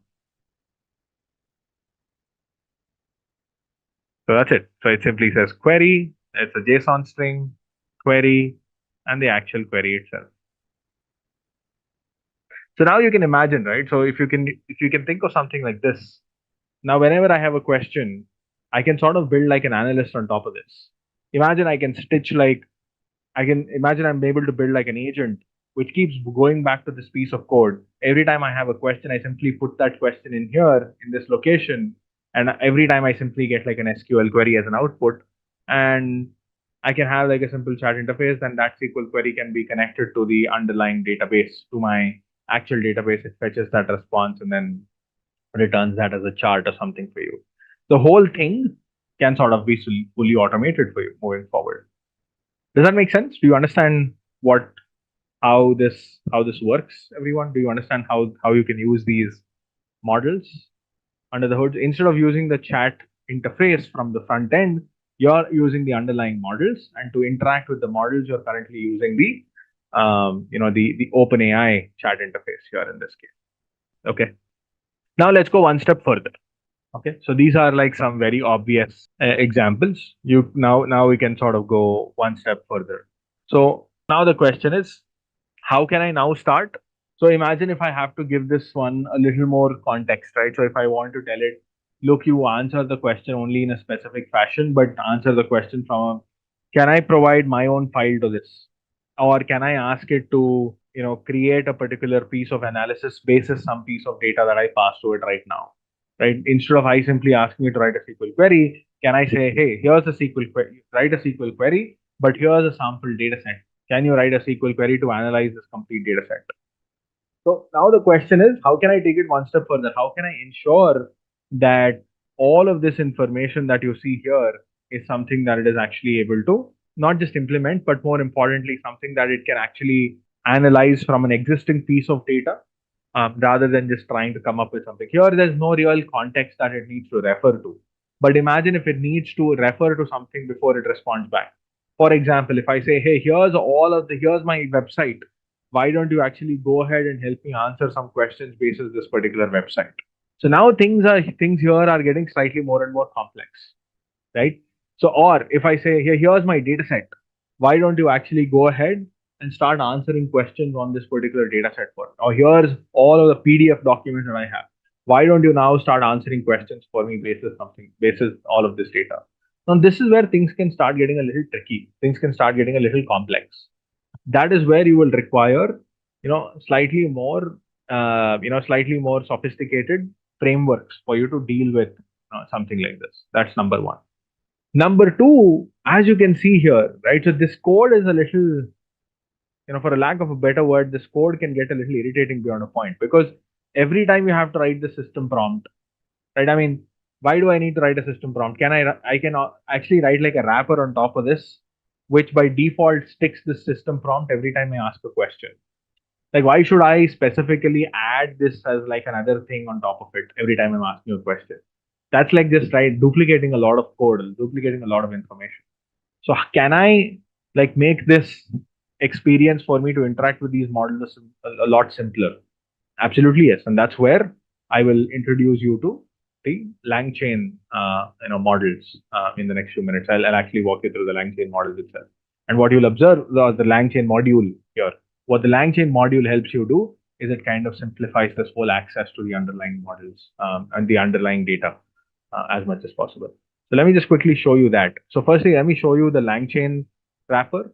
And then after that, I will show you how you can sort of do all of that adding that additional data sets and stuff like that on top of it. Okay. Look, the system persona that I'm providing here, every time I ask a question, I'm expected to sort of stick that system prompt along with it, which makes no sense. Like every time I need to just add it, can I not automatically create a small wrapper function that helps you? Like every time you're asking a question, it just simply adds this as an additional prompt along with this prompt, and then sends it to the model. It'll make it so much more easier, right? So like basically like a template, create like a prompt template of sorts that will help you access these models much better. So the second thing also is here I'm using directly the OpenAI model. But imagine if I have to access Meta, the Llama models.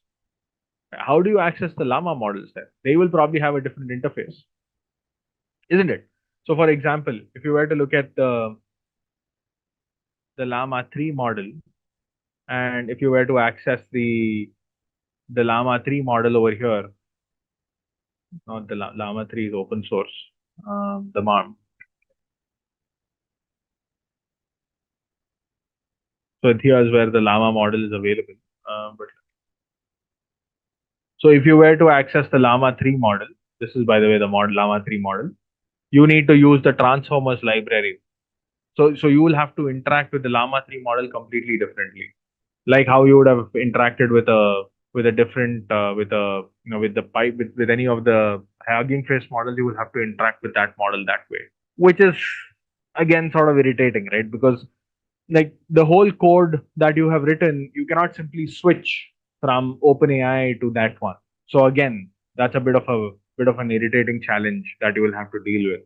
Same with, let's say, if you were to use any of the other models that are available out there, you will have to again switch. So that's where this whole library called LangChain sort of comes in,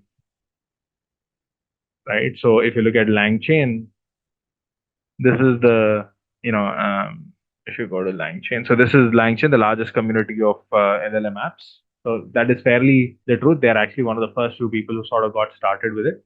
So LangChain helps you access the models very easily. It helps you create a bunch of different things by itself, right? It has something called as a prompt. For all of the prompt, it has a prompt template. It has a bunch of different tools, blah, blah, blah. It has like a bunch of different things that you can access. So let's quickly take a look at how this works, right? So let's quickly take a look at how LangChain works. So instead of directly accessing OpenAI, LangChain has their own thing called as LangChain OpenAI. And then you simply say LLM is equal to OpenAI. By the way, I have put the environment variable in this .env file over here. So when I simply say load.env, it simply loads it into my environment. I can simply access the model directly from here. And the model that it has, I think it is GPT 3.5 Turbo. So I'm importing a prompt template here. So here's a simple example. See, this is a system prompt if you think of it. I want you to act as a financial advisor for people in an easy way, explain the basics of. I've put like a placeholder over here. Limit the response to 15 words, right? And now I'm simply saying, this prompt template, I can now use it wherever I want, whenever I want. There is only one input word, which is this financial concept is like the input variable, one variable that it needs to basically ask. Once this prompt template is created, I can simply add prompt.format, and I'm adding income tax as like a prompt, as like a query over here. So it's basically going to insert income tax into it, and I'm just simply going to query against it. So it's going to return. So the prompt here is, I want you to act as a financial advisor for people in an easy way, explain the basics of income tax, limit the response to 15 words. So when I ask it to respond back, income tax is a percentage of your earnings that must be paid to the government. So what has happened here is this prompt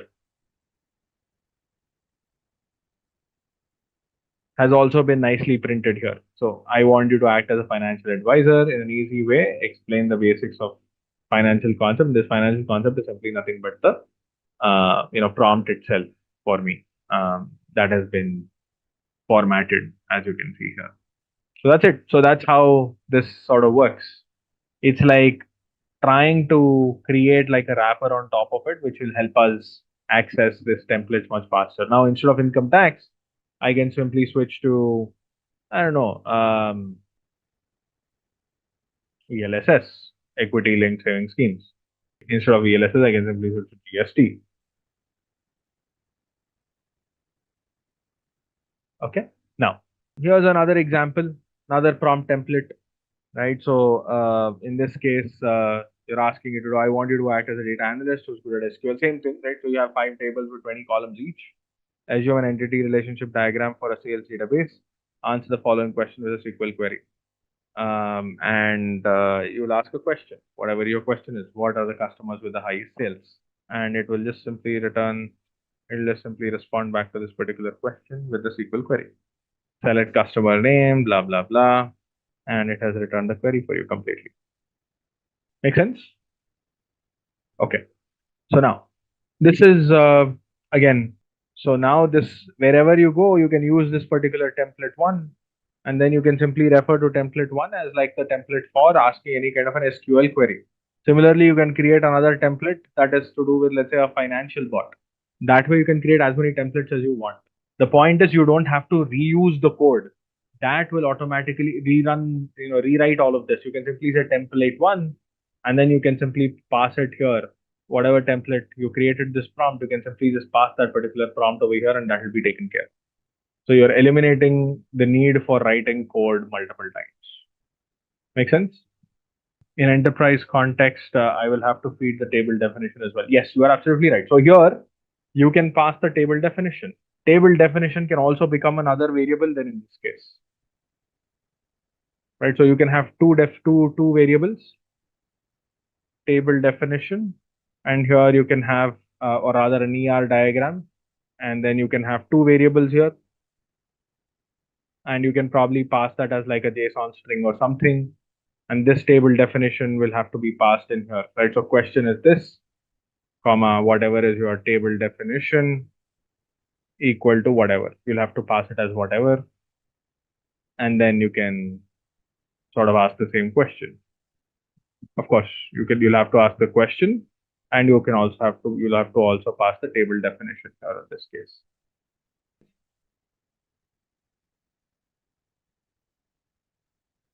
Sure, there's a small error somewhere, but I guess you get the point. Made a mistake.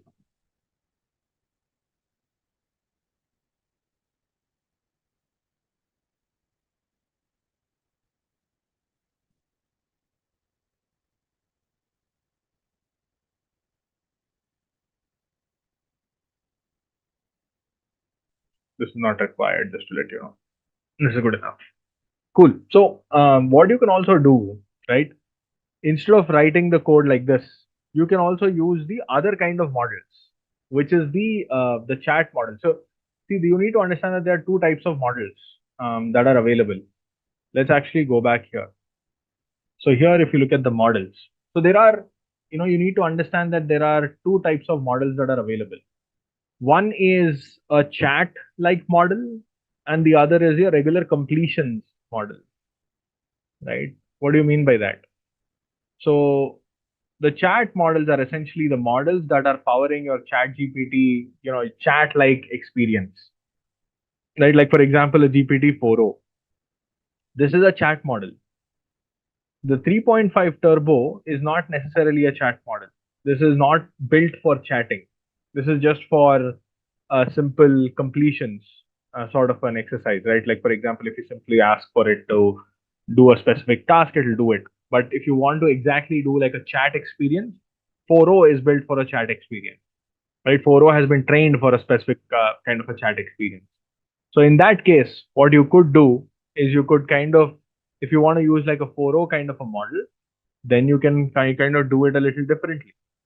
So here you can of course pass the user and all of that kind of a behavior. So let me show what I mean by that. Let me go back here.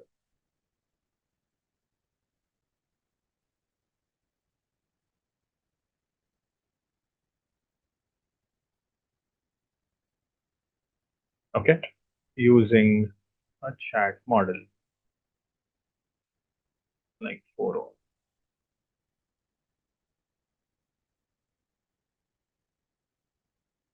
Okay, so in this case, right? So let's go for example, this one. So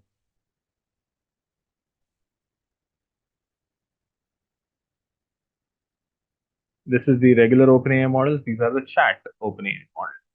So I'm going to load the LLM here. So LLM is equal to chat OpenAI of model is equal to GPT 4.0. Sorry, 4.0.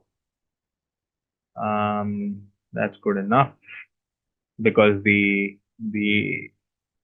environment variable already has the key, so I don't need to pass it explicitly again.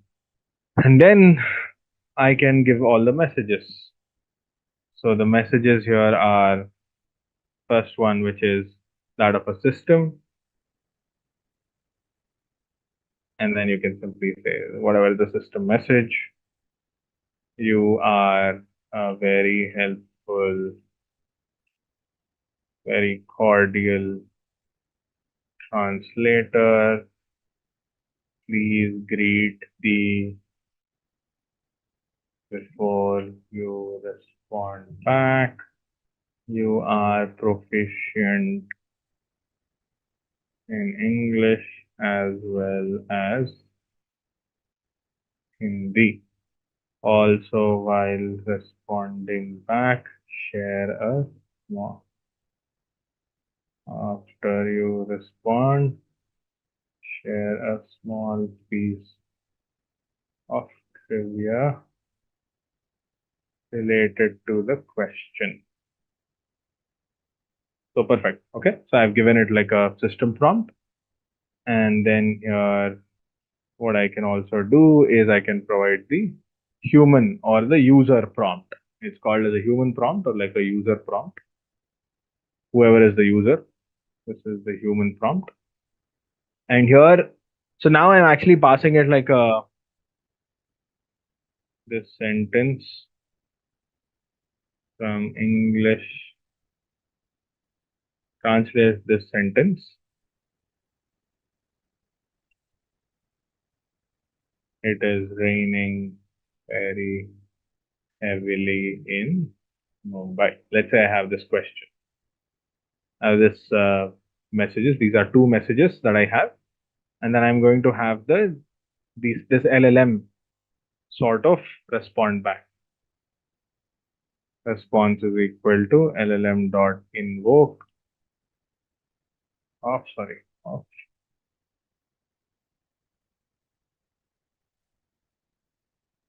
Okay, brilliant. The responses are here.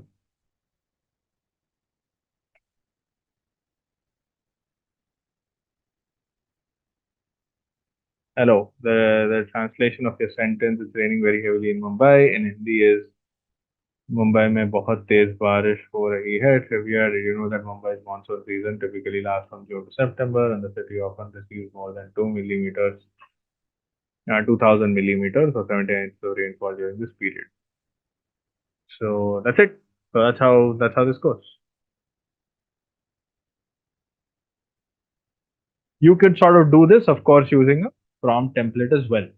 Now here you can, whatever I just showed you, you can kind of use this through a prompt template as well. So let me actually show you how you could do it using a prompt template.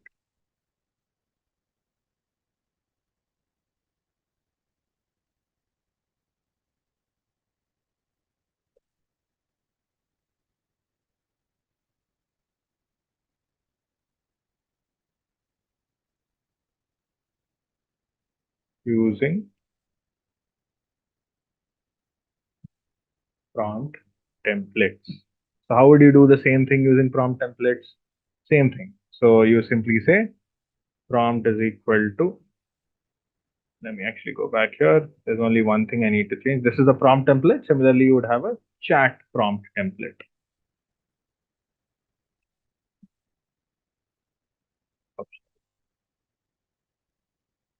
From LangChain underscore import. Perfect. So now we can simply go here and now load a chat prompt template. So prompt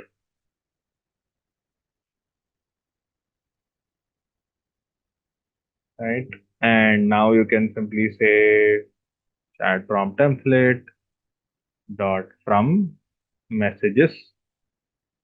So again, this is sort of some piece of code that is required from a prompt template sort of a lens, from a LangChain sort of an approach. So very simple. All that I have to do is, of course, I need to just pass these two messages. Let's go. Perfect. The only thing is this one, the human one, has to be a variable.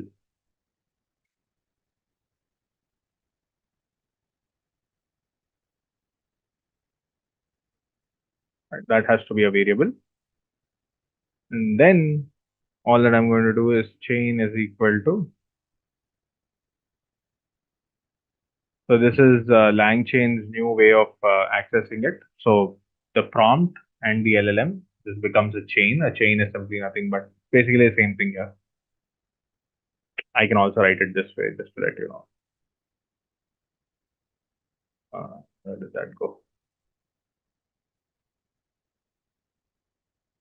Prompt. We can write it like this.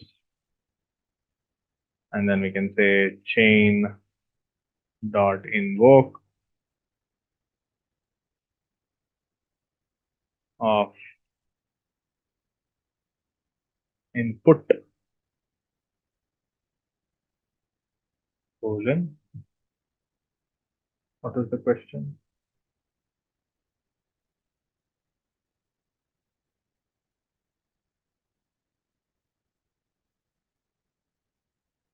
And is that it?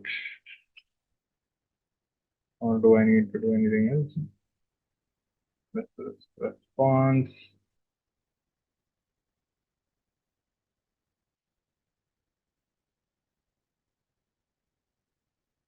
Perfect, let's go. So what happened? The object has no attribute content.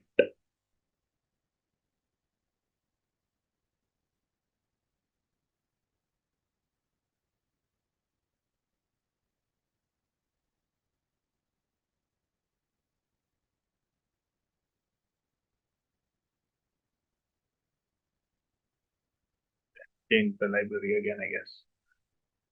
Cool, that's it. So here you go. Hello, I'd be happy to help.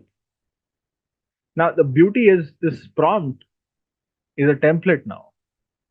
Wherever I go, I can just use this.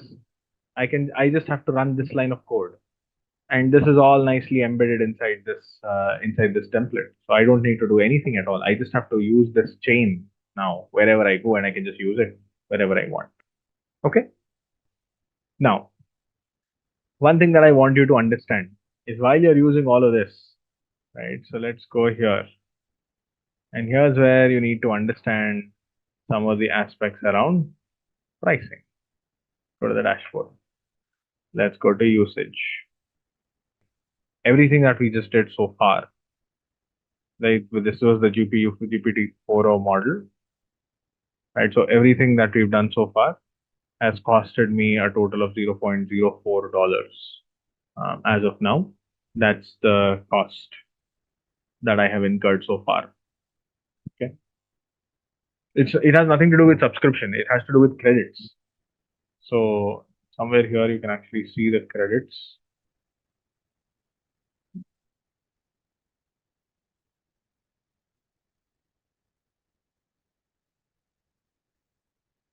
We go to billing.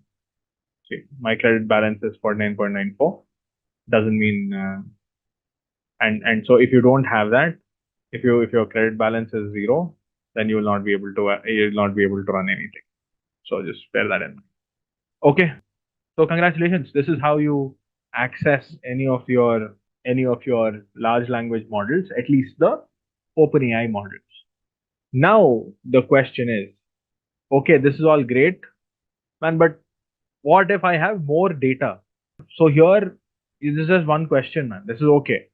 But if I, let's say, I need to pass, let's say, a document of 10,000 words. Like, for example, I say, translate this sentence, and I also, let's say, have one more input here.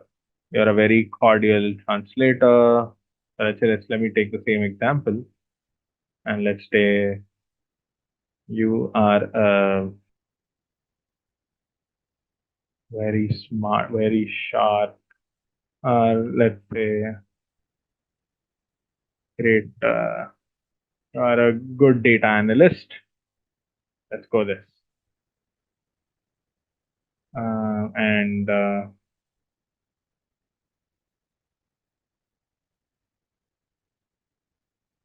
you have an expertise in analyzing structured data.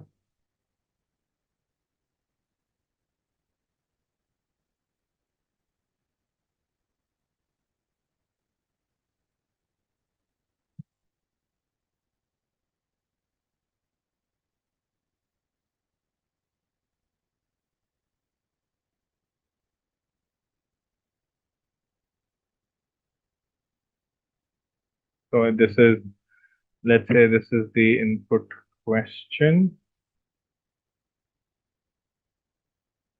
Okay. And in the input, let's say this time, instead of just asking a question like this, I say, analyze the data, analyze the, provide an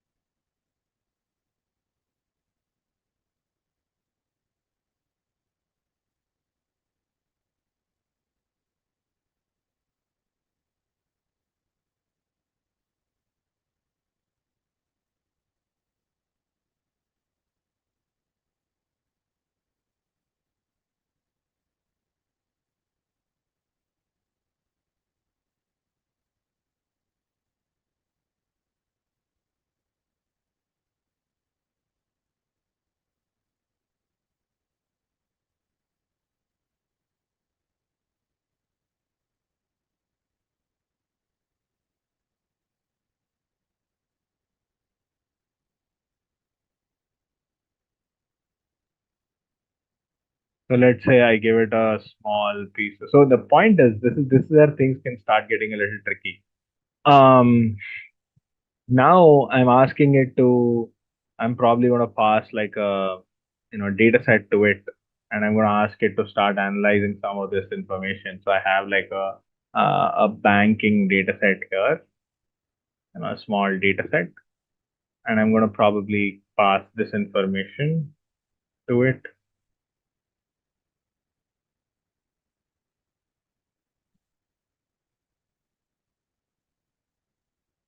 So I'm just going to pass this information to it.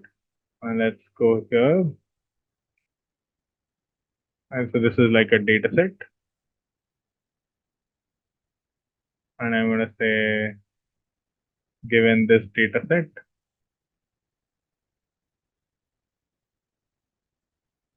input is equal to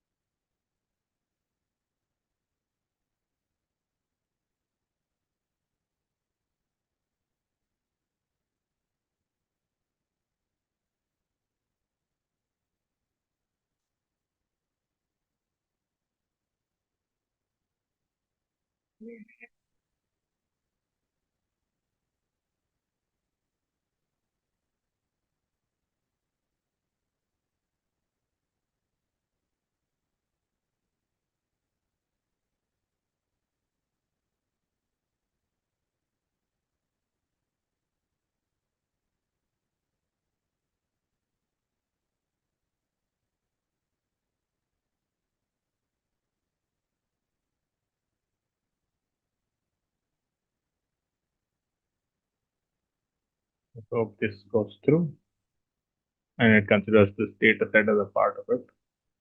There you go.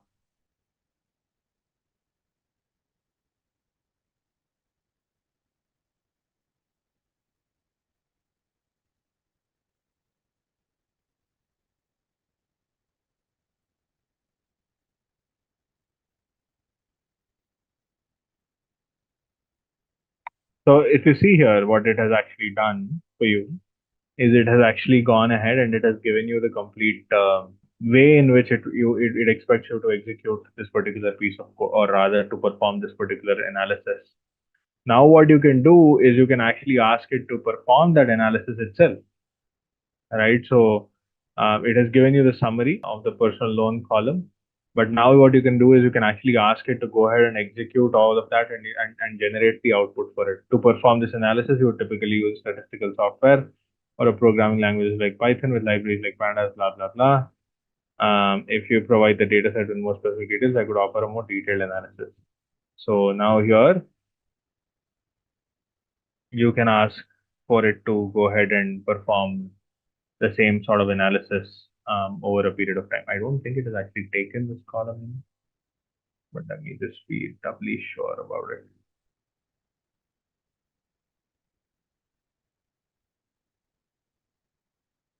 Let me just be sure that it is actually taking this in.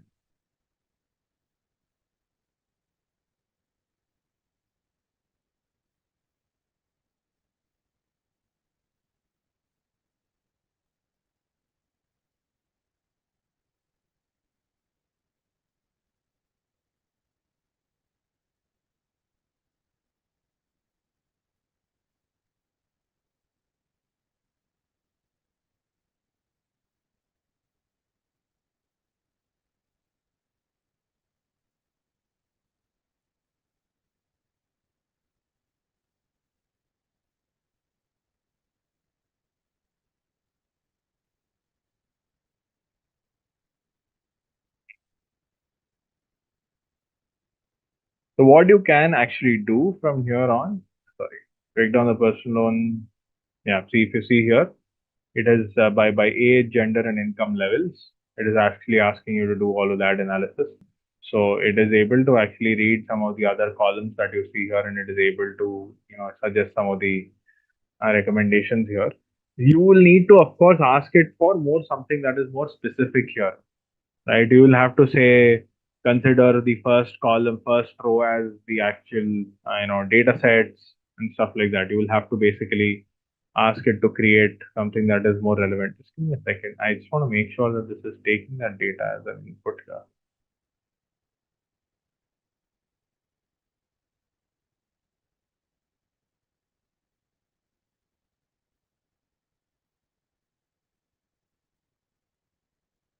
Just a second, and then we can close.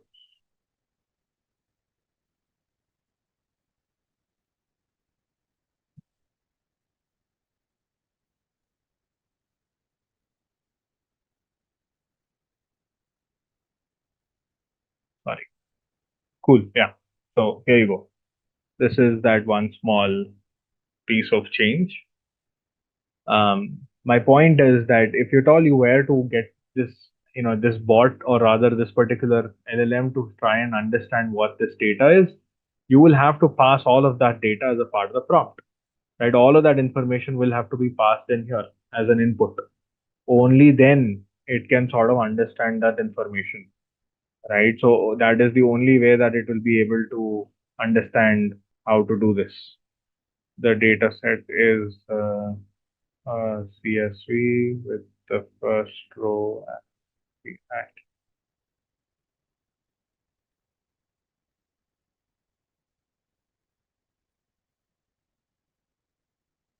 All right, so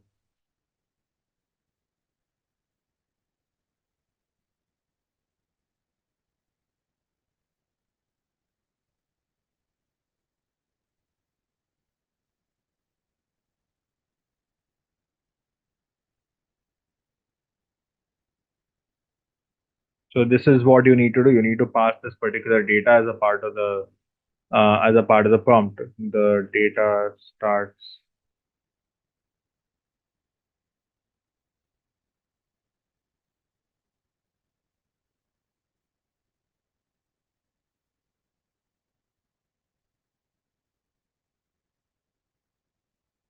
So now you're essentially asking it to go ahead and analyze all of this and return the response. So there you go. It has analyzed a total records of 45, counts number of individuals who have taken a personal loan, 8, number of individuals who have not taken a personal loan, 37, percentage of distribution, 17.78% of people who have taken a personal loan, who have not taken a personal loan, findings, additional observations. The basic analysis can be used as a foundation for more in-depth analysis. You see that. Point is, if you needed to perform more of these detailed analysis, the only way that you can get it to do all of that is if you actually pass all of that information to it in the actual prompt. But as you can imagine, passing all of that information in an actual prompt can be super, super tedious. Especially if the data is here, this is just 45 rows. Imagine if it is like 100,000 rows. Then what do you do? So the beauty is that these models that we're talking about right now, they all have this wonderful ability. If you go to the models here, right? Go to talks. If you go to the models, so the GPT-4o model has the ability to handle at least 128,000 tokens, which means that you can pass up to 128,000 pieces of words or pieces of tokens in this prompt. That's the maximum that you can pass. Anything beyond that, it will not consider. So if that amount of data is available, then it can comfortably, generate a certain output for you. That is not an issue. But anything beyond that, that is where things can start getting a little tricky. That is where things will start becoming a lot more complex and a lot more tricky. So in such a scenario, what are you expected to do? That is where we will introduce ourselves to something called as Retrieval Augmented Generation. Okay. Just a quick info, guys. Intellipaat offers Generative AI certification course in collaboration with iHub IIT Roorkee.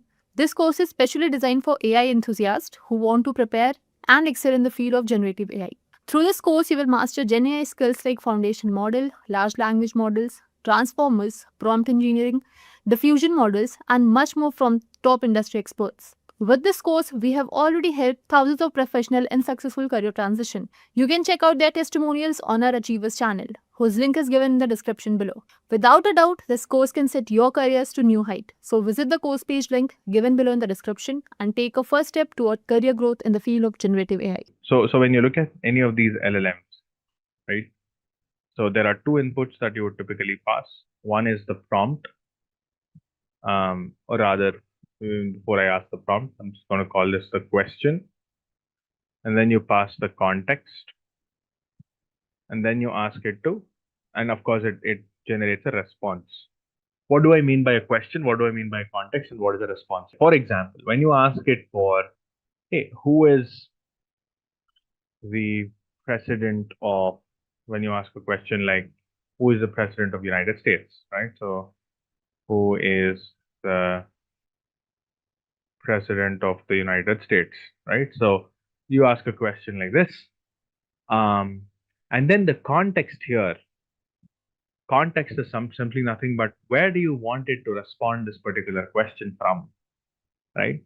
There are two ways you could do it. You can either provide an explicit context. What do I mean by an explicit context? Meaning you can provide it a list of Wikipedia articles and you say, you know what, try and find the answer from these list of Wikipedia articles, right? You can either say, you know, try and find the answer from this Wikipedia articles, or you can simply choose not to provide this information. You can say, you know what, I don't care. I'm not going to provide any of this information. Like, I'm simply just going to ask this question and I'm going to expect it to answer this particular question. So this nuance is very important, because when you ask a question like this, when you say, who is the president of the United States, and you're simply asking this question without the context, if you're asking this question to the LLM without the context, the LLM will try to answer, will come up with a response. But how will it respond back to this particular question?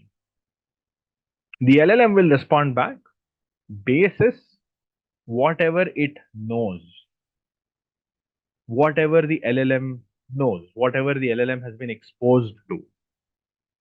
Okay, what do I mean by that? Consider the LLM as a young kid, as a baby, as a child, right? Consider the LLM as a child, right? And this kid has been exposed, let's say, to data all the way up until, let's say, 2022 September. I think the OpenAI, the GPT 3.5 model was only exposed until September 2022 or something.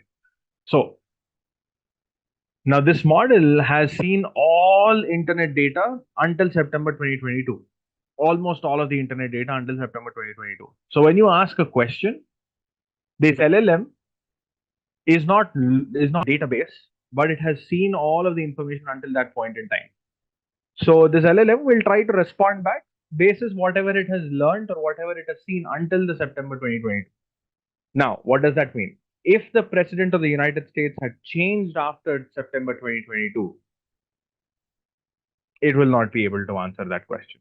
It will probably make up something, right? If you are asking a question that has information that is not there in September, that is not there up until September 2022, this will still create a response. This will still come up with a response, but it'll just make up some random stuff. It'll come up with some random information because it can. That's a large language model. It's not returning a response basis reality. It is just making up a response. That is referred to as, that making up a response is referred to as, any idea? A word that starts with an H. You must have heard about this. Hallucination. Hallucination. So it's going to hallucinate. Hallucination means it is going to come up with a response that has no factual basis. It'll just come up with a response just because it can. Right? Just because it can. And it is able to come up with, it is able to generate information, but is not grounded in any kind of reality. So the problem is, and this is what I want to, ground here. The key takeaway here is, when you're asking a large language model to respond to questions, bases everything that it has been trained on, then because you and I don't know exactly what is all of the information that it has been trained on, there is a greater chance that your response could be a hallucinated response. This output, there is a larger chance that it could respond back from hallucination or respond through hallucination. It might just come up with a response. It might look very, very realistic, but it might just hallucinate. It is generative completely. There is no deterministic responses at all. Everything is generative. How does it remember if the information is not stored? See, it is not remembering.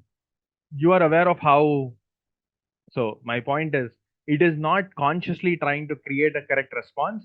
It just, of its innate nature of learning, it just comes up with the right words one after the other, thereby coming up with the best response or the most realistic response that it has been trained on in the past. I am not saying that it will not hallucinate otherwise. See, I want to make something very, very clear, everyone. If you ask any question before September 2022, will it always come up with a response that is 100% grounded in reality? No, not always. There is no guarantee to that. Nobody is saying that if you ask a question before September 2022, it will always come up with a response that is grounded in it. It could hallucinate then as well.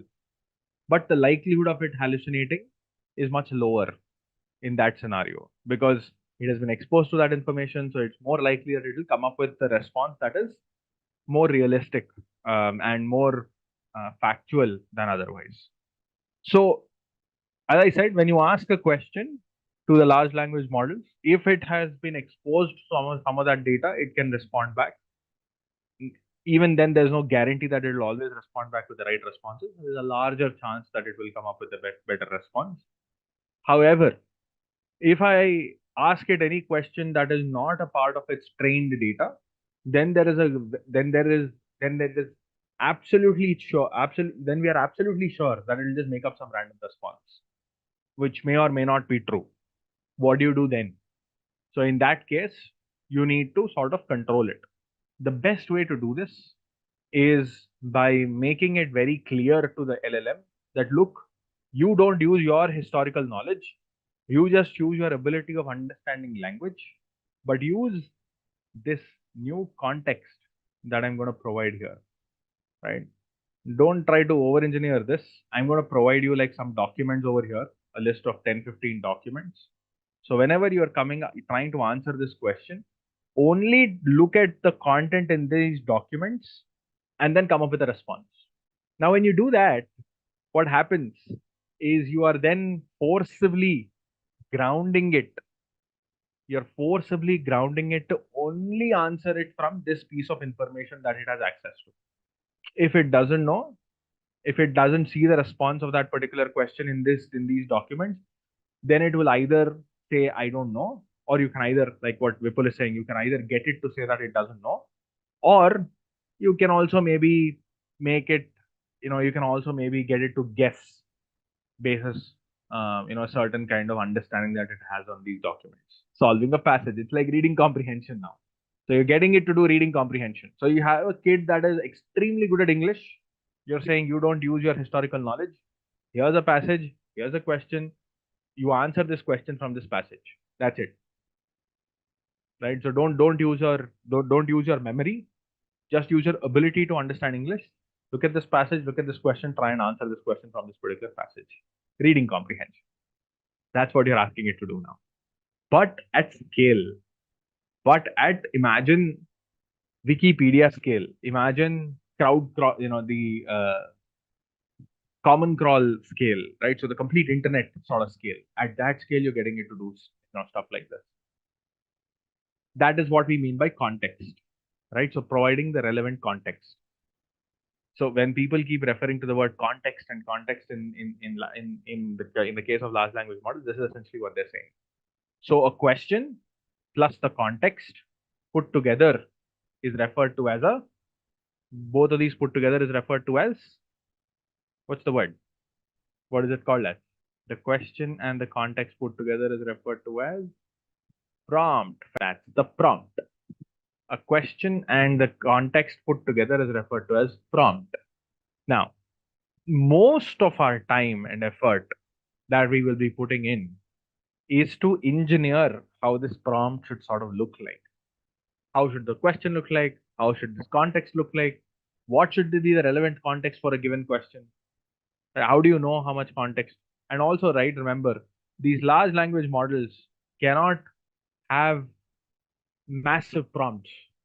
There are certain restrictions on how much this prompt could be. So you need to come up with some techniques to dynamically create these prompts, dynamically find the relevant context to answer a particular question. Because this context size cannot be massive. It cannot simply be like a few gigabytes of data. There are certain limitations on how big that context size could be, because the LLMs have only been trained to deal with a certain context size. So in that case, how do you handle such large context sizes? Right? That is where we will be introduced to something called as, that is where you will have to find a way to automatically curate the relevant context for a given question.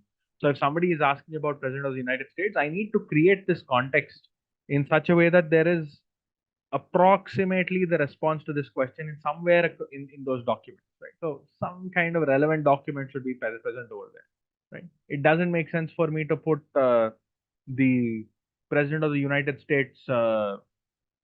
I cannot assume that this will be able to answer who the President of the United States is from a document that has to do with carpentry or pottery, for that matter. It makes no sense for me to pass documents like those. I can probably pass documents like maybe about United States. I can probably pass documents about maybe Donald Trump, Joe Biden. Maybe I can pass some relevant documents like that and thereby try and answer that question. So how do I dynamically curate the context is where we will introduce ourselves to something called as RAG, Retrieval Augmented Generation. The question that you ask for, the response to the question that you ask for is probably going to only be present in a few documents of all the corpus that you have. You might have, let's say, a few terabytes of data, so few gigabytes of data. You cannot pass all of that data as context because the LLMs have certain limitations on how much context they can carry. You cannot simply say, I will pass all the data to it. For example, in our in the example that we did, where did that go? Yeah. For example, to be able to answer a question like this, analyze the personal loan column, we pass this whole thing as context. But man, I cannot pass the whole thing as context at all times. Or to be able to answer a question like who is the president of the United States, I cannot pass the complete Wikipedia corpus as context. So in that case, I need to be able to retrieve the right documents from the complete Wikipedia corpus that I can handpick and pass so that my LLM will be able to effectively summarize information in it and generate a response. So that process of finding the relevant context for any given question in such a way that it finds the best response, or it generates the best response, is what is referred to as retrieval augmented generation. It's not just retrieving the right document, you're retrieving the documents and through that retrieval, you're able to generate the right kind of response. Exactly. You're trying to find the not very specific, but approximate sort of context is what you're trying. Okay. Is to find out that is correct. So let's go. Let's look at some of these examples. Okay. We'll start there and then we can build on top of it. So I'm going to do 2 examples, but we'll try to get there. Prompt is not a query. Prompt is not only a query, it's a query plus the context put together is a prompt. Okay. So what are we going to do here? Let's go back here. So I'm going to be using the GPT 3.5 turbo model. So I'm using the GPT 3.5 turbo model, and I have the same ENV. You all should also be able to access it. I'm then just opening up the client, the OpenAI. I'm using the OpenAI library to start with. So let's ask a simple question. Okay. So let's start with a super simple question. Control plus. Let's start with a very, very simple question. Which athlete won the gold medal in the high jump at 2020 Summer Olympics? See, I'm asking it a question. I haven't trained anything. I am just using the GPT 3.5 Turbo as is. Okay. I ask it a question. How do you ask that question? You remember this, the chat completions, chat completions.create. You provide the model, you provide the messages, and you simply execute that line of code. That's all that I'm doing here. System, here you answer questions about Olympics and the saying, and then role, and I'm passing this particular query, whatever the query is over here. And I'm using the 3.5 turbo model. This GPT 3.5 turbo model is what I'm using here. So now you ask it to generate the response. And yeah, there you go. Sorry, let's go here. This is the query. And perfect. Generate the response. Mutaza Sabar team of Qatar and Gianmarco Tamberi of Italy both won the gold medal. I don't know if you have actually watched this high jump finals in 2020 Summer Olympics, the Tokyo Olympics. It was actually very fun. This was amazing. Where actually 2 athletes had won the gold medal. They just kept going on and on and on. And then finally, this guy, Mutaza Sabarsim of Qatar, he decided, let's just share it. And the other guy from Italy also agreed to it.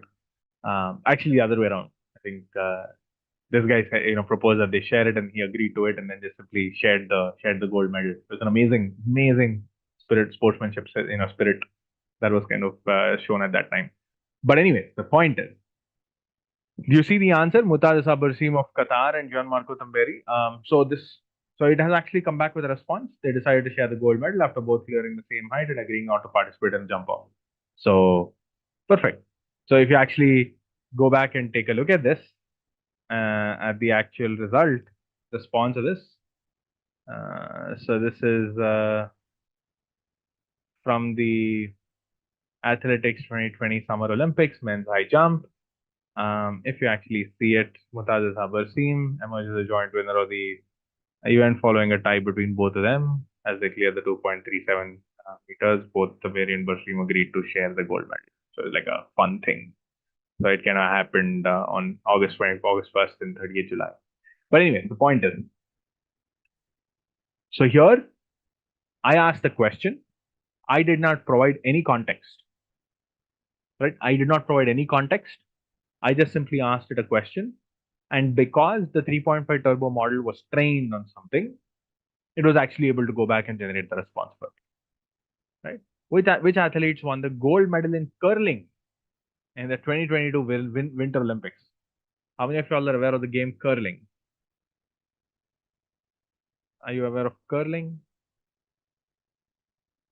Yeah, a game of giant marbles on ice. That's exactly what it is. Actually, if you look at curling, it's this sport. It's this. So they've got this hot case kind of thing, and then they just kind of run it, and then it needs to land in this place. But anyway, point is, doesn't matter. That's not the point. The point is, we're looking at curling at 2022 Winter Olympics. So I asked it a question, like which athletes won the gold medal in curling at 2022 Winter Olympics? Same question, same piece of code. I asked it to generate the response. The gold medal in curling in 2022 Winter Olympics was won by Swedish men's team and the South Korean women's team, is what it's saying.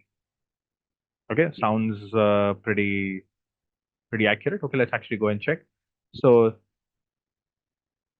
Swedish men's team and South Korean women's team is what it's saying. Men's curling, Swedish men's team, which is true. But the women's curling was not the South Korean women's team. It was actually won by Great Britain. But it says the South Korean women's team had won it. So it kind of messed up, of course, clearly, as you can imagine. Right? Sweden did win the men's World Cup. Actually, the reason why Sweden won is because Sweden is actually a champion in that sport. Sweden has been actually winning this for the last few years, for the last few occurrences as well. But it was not even the South Korean team, let alone South Korean. South Korean actually did not even participate in this sport. So it kind of made up this answer. Does that make sense, everyone? Do you understand where we are headed to now? Now, this is the dangerous territory. This is the place where, yeah, a lot of confidence, right? So it kind of came up with the answer with a lot of confidence, seems absolutely accurate. So the reality is, why did it even answer when it has the data? So it doesn't have the data. It doesn't have the information. So that's the nature of large language models. You're asking it to generate text. It is generating text. Why are you holding it responsible for it? You asked it to generate something. It ended up generating something. Why are you holding it against it? So it did what it did. But the problem is that it, of course, hallucinated in this case. Right? So it just made up the answer. Just like how you and I would make up an answer in an examination when you don't know the answer to a question, you just make up because you know how to make up answers. You just made up an answer. So it just made up an answer here in this case. Right? Now, but the thing is, you can now specifically ask it to control and not make up, stuff like that. So one simple thing you can do is you just ask it not to do it. You just ask it nicely. You say, or explicitly, to be more precise. You simply say, answer the question as truthfully as possible. And if you're unsure of the answer, say, sorry, I don't know. Right? So you're asking this as a blanket thing. Actually, if you ask me, you can actually put this in the you can sort of actually put this in this thing. I mean in the system prompts, right? So and that should be, so you can actually just add it here.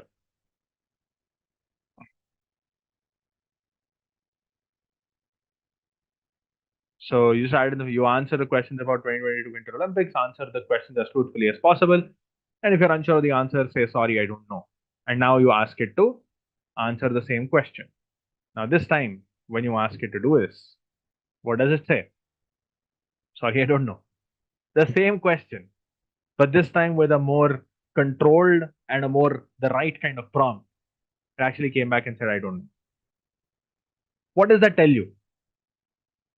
What does that tell you? It tells you that you need to ask the question a right way. You need to know what to ask to get the right kind of responses. Yeah, it doesn't default to hallucination. See, you need to understand that large language models, it's in their nature to come up with sentences and words and create sentences that are human readable. That's what they've been trained to do. Large language models were never trained to come up with right answers. You need to understand that very clearly, everyone, right? So large language models are not trained to answer right questions. They are not trained as, to be to participate in quizzes. They are trained to speak the language the right way. That's what they've been trained to do. Thereby, if you get it to specifically but they've also been trained to reply to instructions, right? They've also been trained to understand the instructions and operate by these instructions. They've been trained to do two things. One is they've been trained to speak language well. Two, they've been trained to obey instructions. These are two things that they've been trained to do. Thereby, when you provide the right kind of instructions, they will operate the way you want them to. If you don't give them the right instructions, they will go all over the place. But how does it know that it doesn't know the answer? Yeah, because see, how would you know? Okay, so here's the thing. When you're speaking something, do you know you don't know the answer? When you're making up an answer, do you know that you don't know the answer? Of course you know. Right? In the case of a model, the way it knows that it doesn't know the answer is when it's generating words, right? There's a probabilistic estimate that you have, right? There is a probability of the next word. So it decides if that probability is appropriate or not, is beyond a certain threshold or not. If it thinks that the probability is not good enough, then it simply returns back saying that this is inaccurate. This response is inaccurate. What's the next step? So imagine we were able to answer this particular question, and as you can imagine, the fundamental reason for that, why the GPT 3.5 Turbo could not answer this question, is because of this reason. This only has access to data up until September 2021. These models, or rather, these models have only been exposed to training data sets up until September 2021. So you ask them to answer anything after that, it doesn't have context. So it will never be able to answer that response. So what do you do then? So in that case, if you were to get it to answer those questions, how do you get it to answer this particular question? So that is where, so you know that this model is good with language, but this model does not have the right context to answer.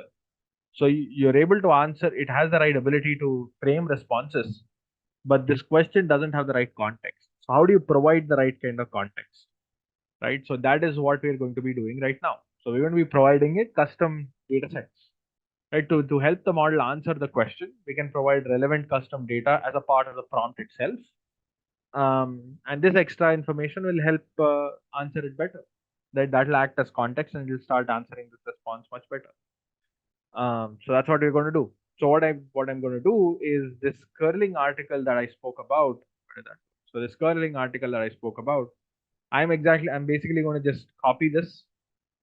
Right? I'm just going to simply copy this article and I'm going to put it here. That's it.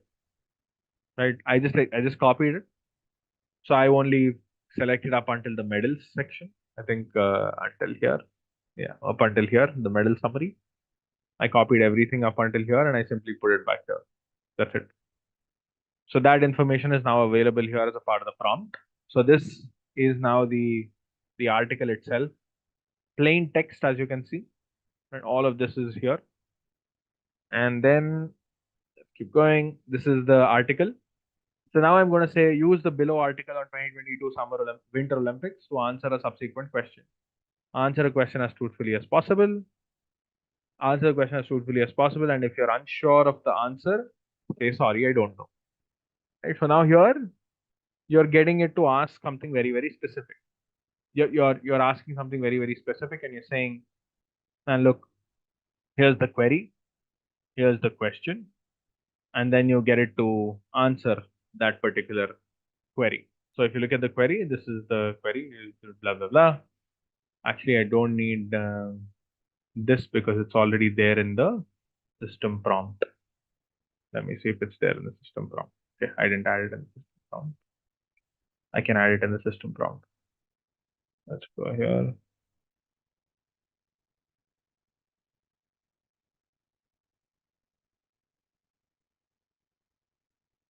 Okay, cool. So this is a system prompt.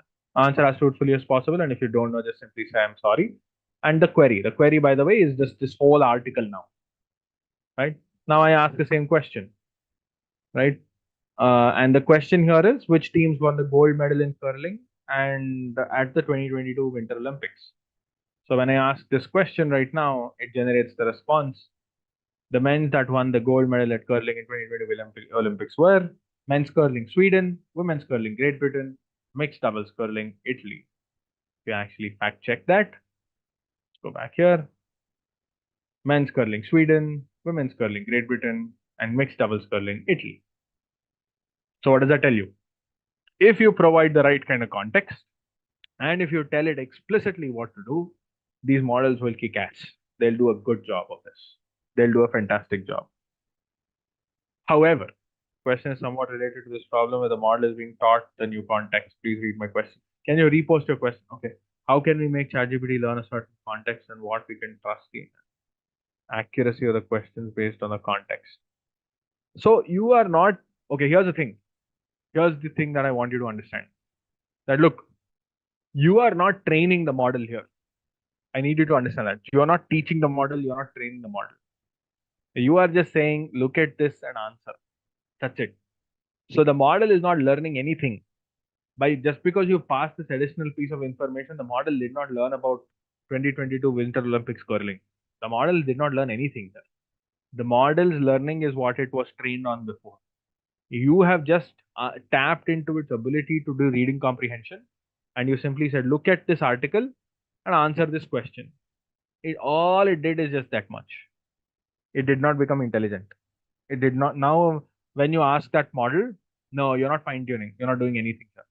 Right now, you're not doing any fine tuning. If you want to do that, if you want to really get it to train, if you really wanted to train it on new pieces of data, that's where you will have to do something called as fine tuning, like what Devashish was saying.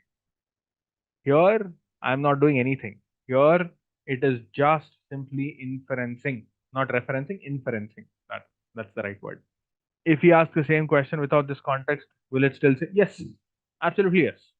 You ask the same question again without this context, it will say I don't know. The response over here is strictly because of the context that you provided it, not because of the not because the model has learned something. If you take out that context and if you re-ask that question again, it will simply say I don't know. Now, what is the word limit for this context? Can I just add as many as I want? Well, no. So the context window for a GPT 3.5 model is 16,000 tokens. Now, the way to infer a token for a GPT 3.5 model is 16,000 tokens. The token is, you all must have learned about tokens. You all must have learned about tokenization when you learned your PyTorch or Hugging Face models. What is tokenization? Now, tokenization is not embedding. Tokenization is just the phase where a particular word is broken down into subparts. Right? So these models, they infer language very differently. So if you take the complete sentence, they basically break that sentence down into individual words, right? In certain cases, right? Like for example, if you take the word higher can be broken down into two parts, like high and the suffix er, right? The word high and the word er. So a good way to kind of assume this is, right? If you take for example 10 tokens or 100 tokens is around 75 words. 100 tokens is approximately around 75 words. 3/4. One token is sort of 3/4 of a word. Okay, that's essentially what your token really is.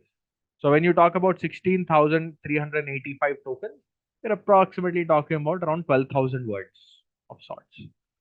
That's like a good estimate. You can think of that as 12,000 words, 10,000 to 12,000 words. So that's the max that you can have as far as GPT 3.5 is concerned.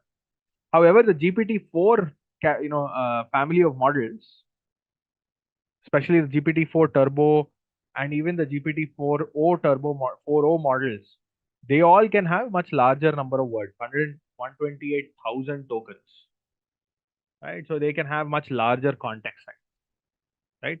But even otherwise, right? And as you can see, they had that the training data that they have. But the point that I want you to know is that GPT 3.0 4.0 models are can carry a much larger token size. That's one thing you need to understand. So that's the maximum amount of context that you can shove into it.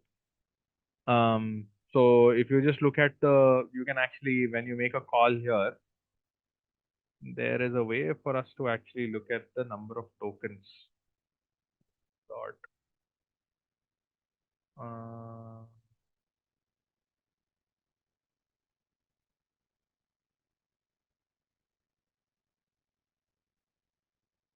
There is a way to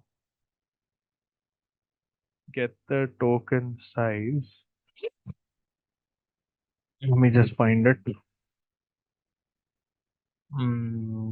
Yeah, that's what they say. So approximately one token is like 4 characters, 3/4 of the word. Just trying to see if there's a way to compute the number of tokens. So now let's go one step further. Now let's ask a slightly more complex question here. Like for example, here I'm going to use the same Wikipedia article, use the below article on the 2022 Winter Olympics to answer the subsequent question. Same thing again. Did any athlete win multiple medals? So if you actually look here, right in this, so there is actually this guy who's actually won multiple articles, right? This guy Oscar Erickson, he's actually won like multiple medals here. In this particular thing, right? He's also won like a team medal and that as well. So you can say as he won more than one medal, everything else remains the same. You ask the same question, right? So this guy has actually won like multiple medals at curling. He won a gold medal in the men's event and a bronze medal in the mixed doubles event. So if you look here, the mixed doubles event, this guy has actually won like a bronze medal. You can probably find it actually here itself. Yeah. So if you see here, in the mixed double event, this guy's actually won a bronze medal and also like a gold medal here. Again, point is that once you have the right context, it'll do a good job, right? So if you actually, so interestingly, if you actually just Google this question, you will not get the response for this. Somebody had asked me, right? Like, did any athlete win multiple medals? So you actually go ahead and Google this. Interestingly enough, you will not find it. You don't have it. It'll just point you to this and ask you to come back with a response, but actually will never be able to get you the right response here. But on the other hand, if you're able to provide the right kind of context, you can build agents that can specifically answer questions for you. So this is all great. But what you need to understand is here, this particular model has a bit of a privilege. What is it? It's able to answer this particular question well because I provided this complete article to it. But then how do I know which article to provide?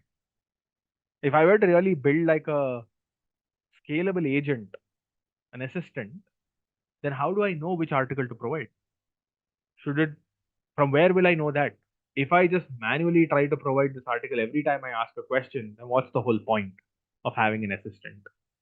Right? If this were to be truly capable, then what I would ideally expect is for this to be able to automatically find the right kind of article and on any given, at any given point in time. So how do I automatically enrich a prompt with the data that I've passed right now? Basically the context. How do I dynamically provide that additional context? Right? That's exactly what we're saying. We're saying manually adding extra information to the prompt obviously is not scalable. So we will now show how to automatically enrich this. And that is exactly where we are going to spend the next few minutes. Right? How will we do this? So here's where things are going to be a little interesting. So as I said, the prompt for every, so first thing to note is you just cannot add all the custom data as a part of the prompt. We spoke about it. You need to find relevant chunks, relevant portions of the custom data or of your data set as a part of the prompt. Why? Because there is a limit on the tokens on the context window. In the case of GPT 3.5 model, it's 16,000. In the case of GPT 4, it is much bigger. It's almost like 10 times that. Even otherwise, even if it is 10 times that, it's still not large enough. It's large, but it's still not large enough, right? So, as I said, if you take, for example, the average size of a book, right? So the average words in a book, right? So a book on an average has around, an adult fiction books on an average has around 70,000 to 100,000 words, right? A book on an average has around 70,000 to 100,000 words. That's one book that I'm talking about. So this 128K is like one adult fiction book, is one fiction book that we're talking about. That's nothing in the context of the internet. That's literally nothing. Right? So my point that I'm trying to come up with is, if you're trying to summarize information, just summarizing or trying to find a response of a particular question from like one book is very limiting. So how can you like tap into much larger portions of data, right? That's where we are going to be talking about this idea of retrieval augmented generation. How does retrieval augmented generation work? Here's the thing. This is like a good representation of it. Let me zoom out. So here's a good view of how the retrieval augmented generation high level works. So how does it work? So first things first, what's going to happen is you take a document or a corpus, right? I'm using the word document here very loosely, but you can think of this as a corpus. The term document, remember, is this can be a corpus of, as I said, it can be Wikipedia, it can be 10,000 PDF documents, it can be one PDF document, it can be anything, doesn't matter. So what you would do is you would take this particular document and you would break that document into chunks. What do you mean by a chunk? This chunk generally is a sort of, you can think of this chunk as typically something that has around 1,000 tokens or something, right? It's like a couple of paragraphs. Think of it like a couple of paragraphs, right? So that's a chunk typically. I mean, that size changes, but typically you take that complete document, you break that document into chunks. So this is one chunk, this is one chunk, this is one chunk, this is another chunk. So you basically chunk it down into different portions. You break it down into different chunks. Then what you do is you convert that piece of chunk into embeddings. Do you remember sentence embeddings? Long ago, so long ago. Once upon a time, we learned about embeddings and sentence embeddings.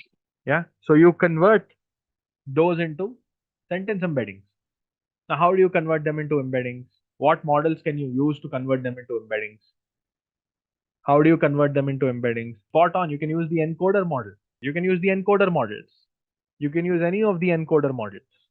You can use BERT. You can use Word2Vec. You can use whatever encoder model. So GPT also has their own encoder model.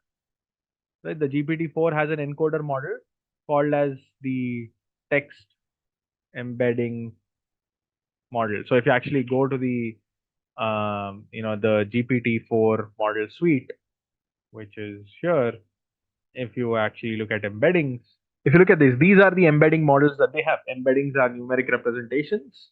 So you can actually use these embedding models, right? And they can create, so there are three versions of these models. This is the most capable model for English and non-English tasks. Most capable second generation embedding model, replacing the 16 first generation models. There was like a model actually before this was kicked out. This is like an improvement on top of this. So for all good reasons, generally what you would observe is most people would be using this model. This model is pretty decent. So we will also probably be using a version of this. If we walk you through an example, you'll see that we'll be using this particular model. Point is, that is the model that we're going to be using. But the point is that we will be creating those chunks from these models. So you take a document, you break the document into smaller parts, and each part is essentially created as an embedding. Now, these embeddings are stored in a vector DB, vector database. We can come to the concept of a vector database later on. The reason why we use something like a vector database is because you need faster retrievals, faster comparisons, and stuff like that. But I'll come to the concept of vector database in the next example. But broadly speaking, this is like a small array or a collection of all of these embeddings. So what this vector database will have is it will have the chunk ID, right? It'll have the embedding and the actual data itself. So chunk ID 1, whatever is the actual data, all of that data will be available here, and the embedding. So the embedding array will be present over here. Similarly, chunk ID 2, data and the embedding. Chunk ID 3, data and the embedding. So it's essentially going to have all of that information nicely stored in here. So this is sort of the first task that you perform. You take all of your custom data and then you create this embedding space. Now what? Now once you do this, every time a new question is asked, now it's very simple. Every time a new question is asked. So we take all the data. How do we make chunks? Chunks is simply breaking it down. Take 2 paragraphs, take the complete data set and break it down by 2 paragraphs. That's it. A chunk is as simple as that. Just take a piece of text and break it down into equal parts. How does ChatGPT still work if we pass it embeddings with different dimensions? Embeddings are never with different dimensions. Embeddings are always with the same number of dimensions. The whole point of an embedding is to make sure that the output is always of the same standard dimensions. How does an embedding look like? How does an embedding look like? A number. Now, once you have that, now every time a new question is asked, here's the thing. So every time a particular question is asked. So let's say somebody says, who is the president of the United States? Now the question is asked. What do? You take this question and you create an embedding out of this particular question. You use the same model that you've used to create the embeddings here. Whatever model was used, the embedding model, the same encoder you use, and then you create an embedding of the question. This is the query embedding, right? Now you take the query embedding and in the vector database, so the vector database, as I said, has 3 columns, the chunk ID, the data, and the embedding, right? So now in the vector database, look for all those chunks which are similar to your query embedding, which are similar to the query embedding. How do you find similarity between any 2 embeddings? How do you find similarity between any 2 embeddings? Cosine similarity, not attention and all. Simple. Cosine similarity. Attention is already done. Attention is done, hence the embedding has been created. Now that you have 2 vectors, how do you know if these 2 vectors are similar or not? Just look at cosine similarity. So once you compute cosine similarity, you will know the top 10 embeddings, right? Top 10 or top k embeddings. So you might know, okay, this embedding, and this embedding are the closest. So then what do you do?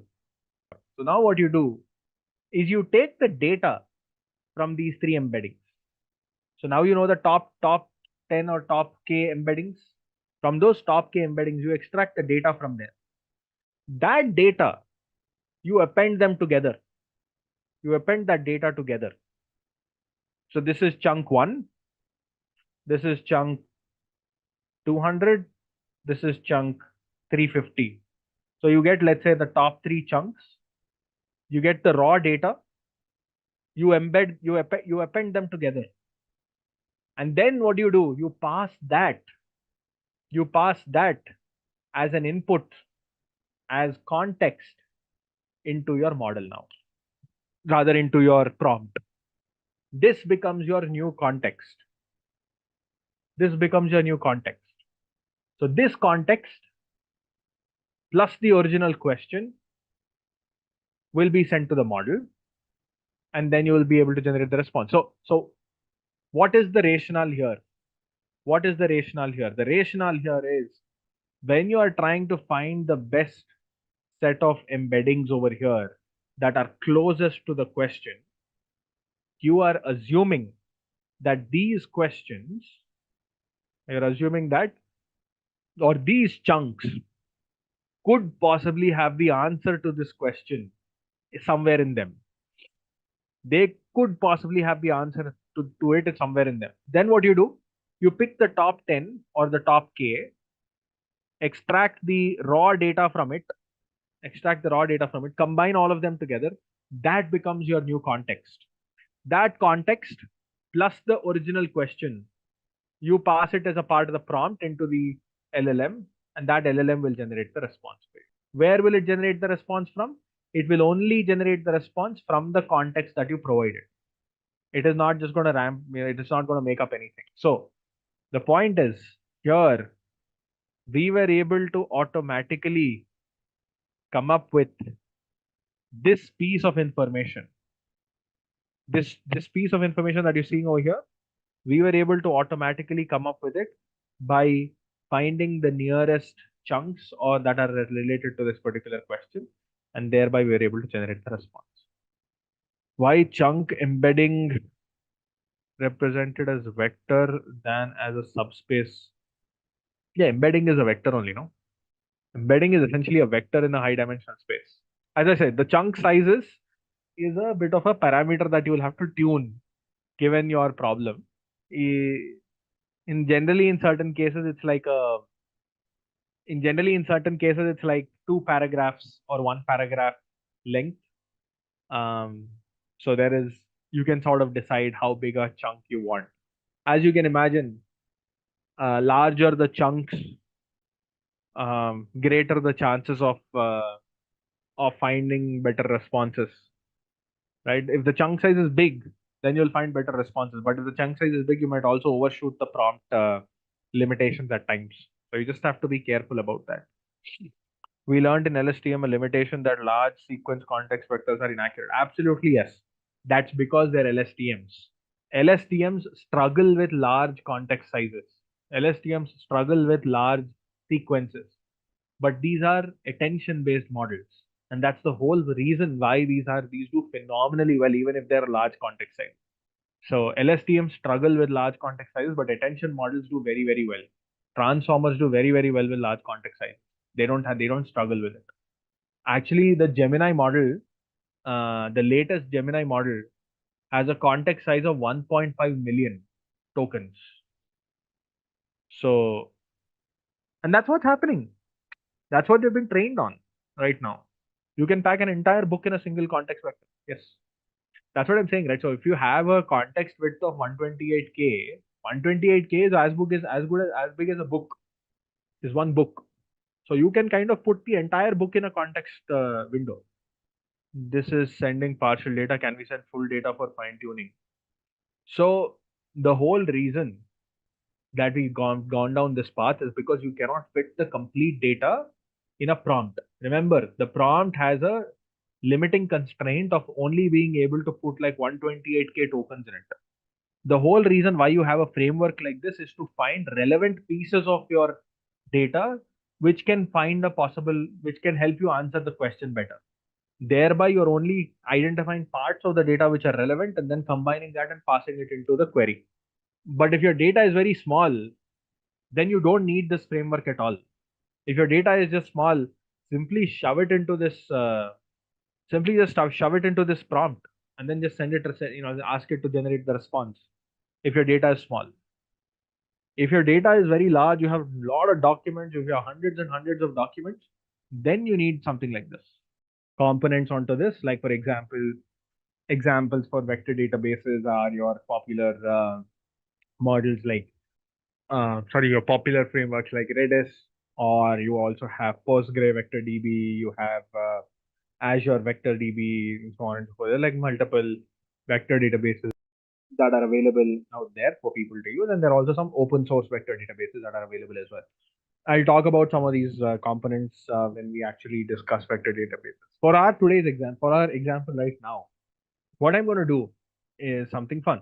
So what I'm going to do is I'm going to actually take, for the same example, we are going to create chunks, right? Or for this example, I'm going to like try and quickly show you how the complete architecture looks like. And then I'm going to use I'm not going to be using a vector database for this example. For the next one, which is slightly more sophisticated, I'll use the vector database. For this, I'll just use a pandas data frame. I'll just use a simple pandas DB data frame for now. Okay. All right, let's go. So the first thing is, of course, the data set itself.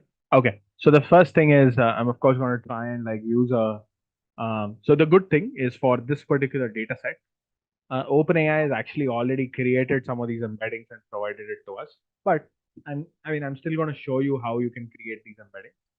This is the same Winter Olympics data set that I was talking about. It's almost like a 200 MB large data set. So we can actually download it and we can access that particular Winter Olympics data set. Let me just show it to you once it downloads. But anyways, let me go back here. So they've hosted this data set already, but I'll still show you how you can create it yourself. I'll show it to you. So this is the data frame. And let me show you how the data frame looks like. So here's the data frame.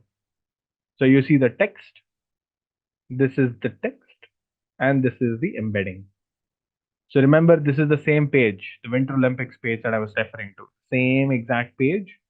OpenAI has already kind of provided those embeddings for us. But anyway, I'm just going to like, and this is, as you can see, this is the raw HTML. So you don't really have to do any pre-processing to the raw text. This is, if you see, this is the HTML. You see HTML tags and everything over here. So the beauty of this is that you really don't have to do any kind of pre-processing. You just keep the text as raw as possible. You just take it and then you simply create this embedding out of this. How do you create the embedding? Let me actually show you how you can create the embedding. So there is this simple function. So I'm going to be using the text embedding ADA002 model. As I said, it's the same model that was published in actually 2022. So we are going to be using the same model over here. So what you can do is when you pass a piece of text into it, into the embedding model, it will simply generate a piece of numbers, text as vectors over here. How do you do it?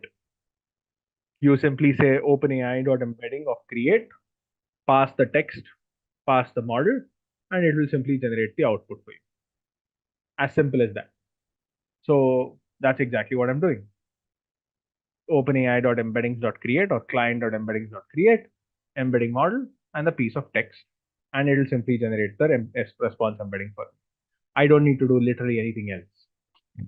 So if I'm going to say, I'm going to get a vector, I'm simply going to say Gen AI is amazing, right? That's like a vector for me. If you look at the vector itself, here's the vector. How long do you expect this particular vector to be? How long do you expect this particular vector to be? Let's look at the embeddings. Text embedding at a 002. The output size should be 1536. Right? You remember something from the glove embeddings that we used in the sentiment analysis session that we did? How big was that? We loaded the model from GenSim, if you remember. How big were the embeddings for that? How big were the embeddings on that? 300. It was 300 dimensions long. The output dimensions was 300 on that. And this is 1536. So you can imagine how much more complex the model is. But anyways, 1536. And then you can sort of come back here and let's go back to the, yeah. So if you look at this, this is the vector E. Now I'm going to get the embedding for generative AI is incredible.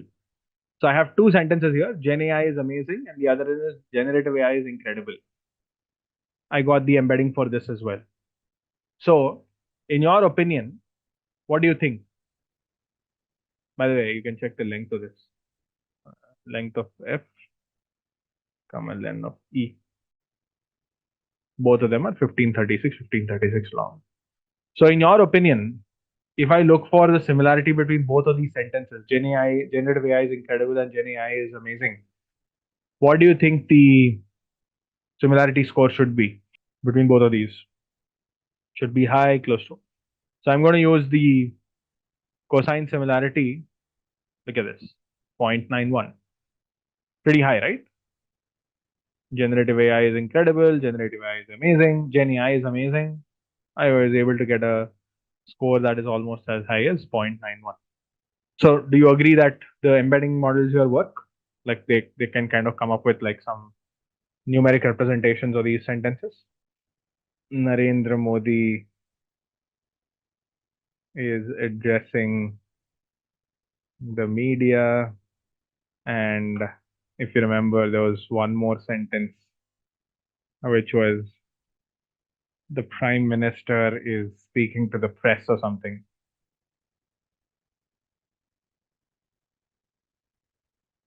Right? So two sentences. The prime minister is speaking to the press. Narendra Modi is addressing the media. Both sort of mean the same, but they have nothing in common. But if you look at the similarity, look at that. See the similarity here? That is the beauty of these models, right? So that is amazing as far as I think the quality of these models is concerned. So now you have the embedding model. So you know, given a particular sentence, how to extract the embeddings. Now tell me something. Can I just simply pass this piece of text and can I extract embeddings? Can I just pass this piece of text? And do you think I can extract embeddings? Yes, perfect. So that is all that I need to do. So compute document embedding. All that I have to do is I just need to get embedding of that piece of text for individual ID in here. I just have to iterate across rows and I just have to get the embedding. So I'm not going to run this right now because the beauty of this, if I want, I can. I'm not running it for the moment because the beauty is it's going to take some time for it to get executed. The beauty is somebody has already done it for us. They have already created these embeddings for us. So I don't need to worry about creating it myself. So these guys have already comfortably created it for us and made it available. So we can just use these embeddings as is. So you know how to create the embeddings. I'm not creating it right now, just in the interest of time. But if you want, you can actually create it yourself as well. It's going to take it some time. So now that we have the embeddings, what's the next? So each time we receive a question, what do we need to do? We calculate the embedding vector for the question with the get embedding function. So we have the get embedding function. So we're going to compute the embeddings for the get embedding for every question. We create the embedding. For each chunk in our custom dataset, we calculate the cosine similarity between the chunks embedding vector, these vectors, and the questions embedding vector. We compute the similarity. We rank the sections from the most cosine similar to the question to the least cosine similar. So you then rank them. That's it. So I'm just going to run this function for the moment. And so, for example, if you take this string curling gold medal, right? I'm passing the data frame and I'm saying get me the top five, get me the top five strings associated with this. And I'm going to simply print this just to see how it looks like. So if I run this, it's going to find the embedding of this particular question and it's going to return. So 87.9 is the similarity score. Curling at the 2025 Winter Olympics medal summary is providing the chunk with the medal summary. Here, curling at the result summary. Again, result summary, women's tournament. This is mixed doubles tournament. Medalists. So if you see, if I say curling gold medal, it found like stuff that is associated with medalists, mixed doubles tournament, women's tournament, and stuff like that. So it's giving me something that's related to the question that I've asked with the top four chunks or top five chunks is what it has returned. Now what do I do? Now what I'm going to do is I'm going to combine these chunks, right? And I'm going to pass them into the model. I'm going to try and shove them into the context window of the model and then I'm going to pass it, right? So that's it. So I'm going to say use the below articles to answer the subsequent question, answer the question as truthfully as possible. And if you're unsure of the answer, say, sorry, I don't know. I'm still going to stick with this. And since I don't want it to exceed the context window, we're using this package called tick token. And it is simply going to help me count the number of tokens. It is going to help me count the number of tokens. Number of tokens, string, model, GPT model, and it'll help me count the number of tokens, tick token dot encoding for model, and it'll help me compute the size. Like for example, I can simply say this model curling gold medal and model is the GPT model. Sorry, num tokens. So it will tell me how many tokens it will take to how many of these tokens will get basically created over here. It says so curling gold medal has essentially 5 tokens. See, because I cannot exceed the 16,000 token limit, right? Because if it again exceeds the 16,000 token limit, it's not going to be using it. So that's it. So that's all that I'm going to do. I'm going to say so relatedness. I'm going to find the strings here that are related to the question that I'm going to ask. So I'm basically reusing that function here. And that's it. And I'm simply going to for string and strings for whatever strings I'm going to get. I'm just going to like append all of that Wikipedia article section and I'm going to like chunk all of it and I'm going to like simply merge all of them, basically adding everything together. That's what this is simply going to do. I'm just appending them. You see here, if the number of tokens is greater than the token budget, the token budget is 16,000 or here it is 3,700, but honestly it's like 16,000 or something. If it is greater than the token budget, then it will break. Else, it will append the next article. Right? So that's it.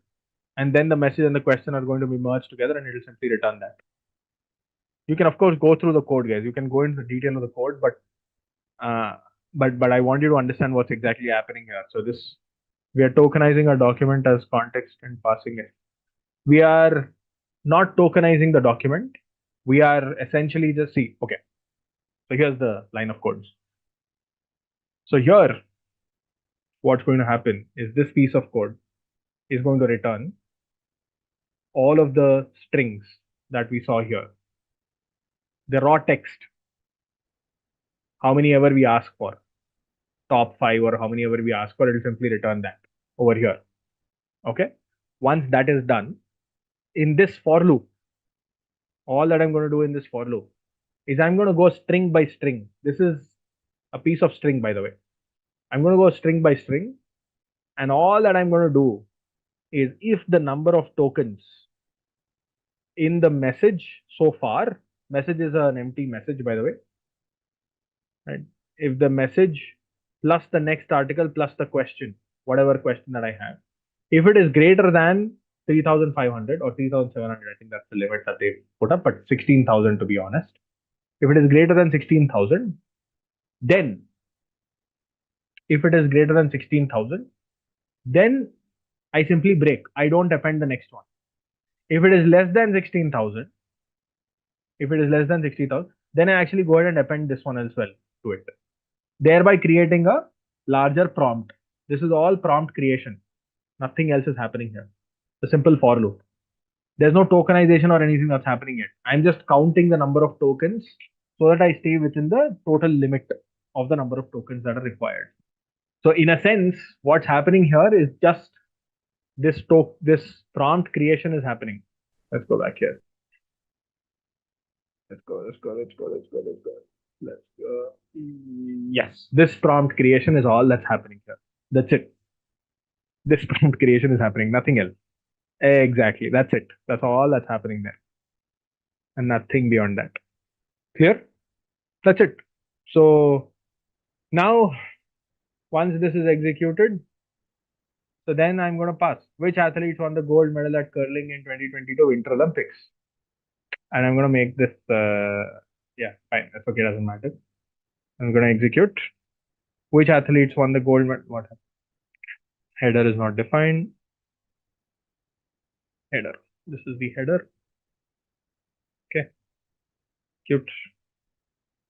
So now it's actually going to, perfect. There you go. So this is the article, or this is the prompt now.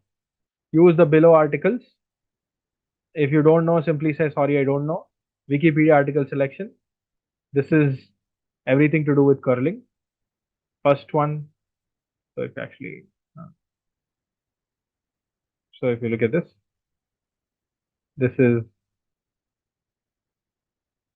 the next article section. Where did it go? So it basically separated by this part called Wikipedia article section. So this is the first one. Okay. Second chunk. Third chunk. Fourth chunk. Fifth chunk. Sixth. Seventh. Eighth.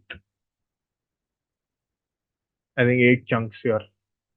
I don't know what was the limit that was passed as the total number of chunks. But yeah, I think it found 8 chunks. And then it found the response to the question. Which athletes won the gold medal at curling? That was the question. And of course, we have the prompt now, which is fully prepared. So now I have the prompt. What do I do once I have the prompt? What's the next thing that I need to do?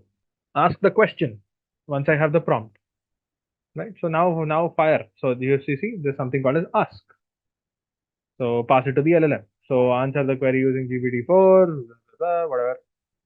This is the role, this is the message. The message is simply nothing but the message that I have here. And simply fire it. So once you fire,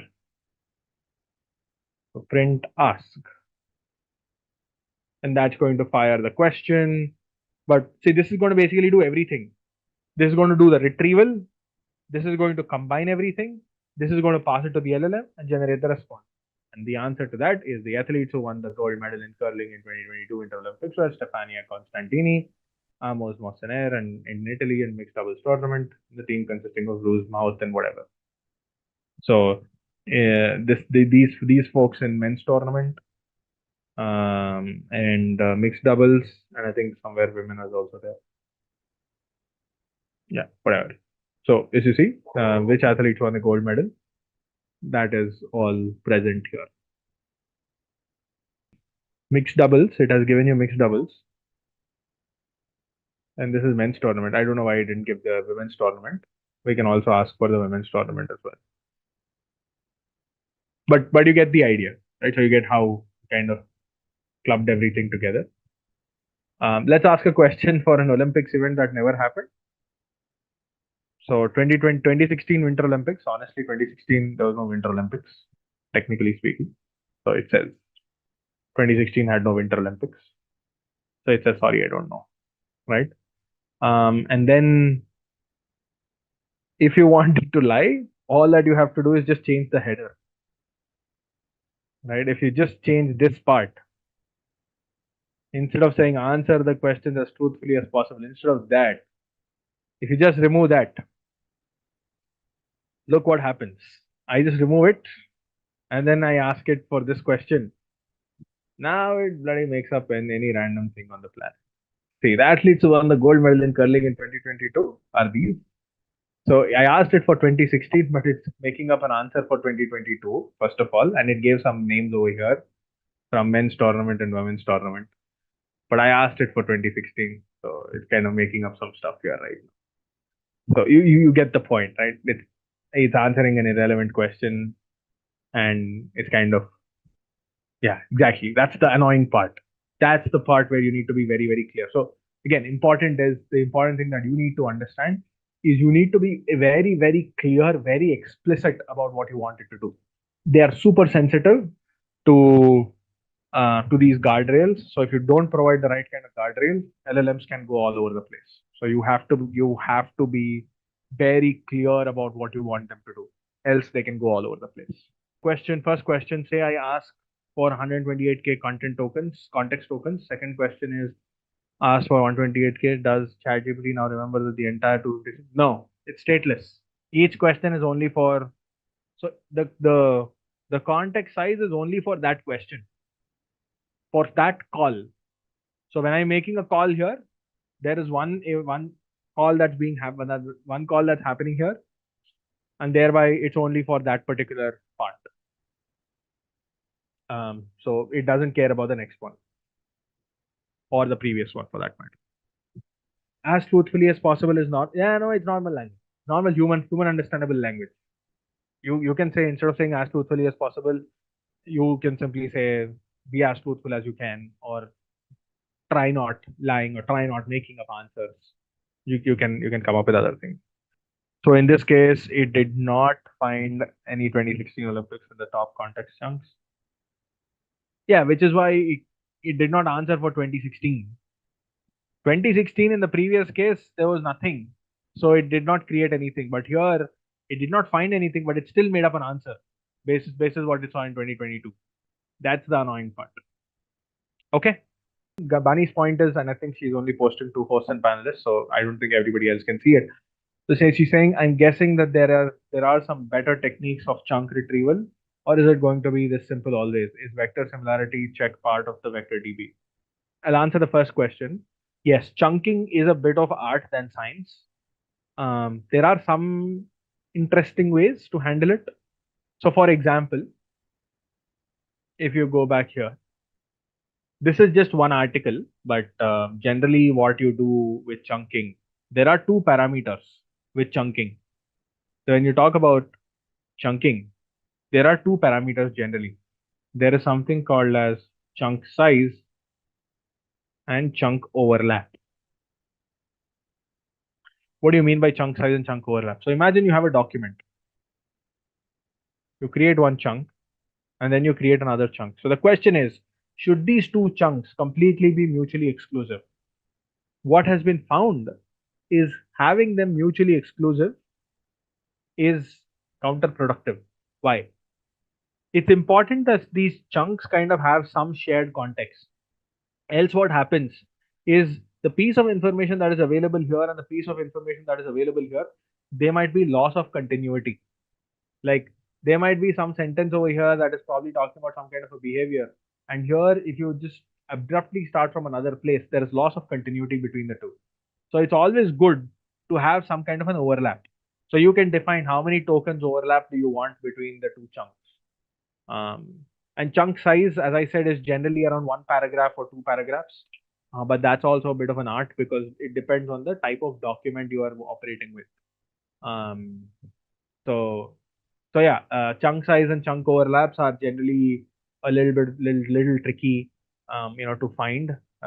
They significantly determine the quality of the responses. The second one to your question, which is vector similarity. So yes, the vector similarity part is generally the responsibility of the vector databases. We manually computed the vector similarities, right? But as you can imagine, this can be very expensive. Meaning, when I say expensive, meaning in terms of time. See, imagine you have 20,000 or 100,000 entities. Every question is asked. You cannot compute the similarity for 10, 20,000, vectors. It's very, very, computationally intensive. So there are some nearest neighbor algorithms. There are some techniques that can help you compute similarity of one particular vector with the other vectors in a fastest fashion. There are algorithms that help you do that.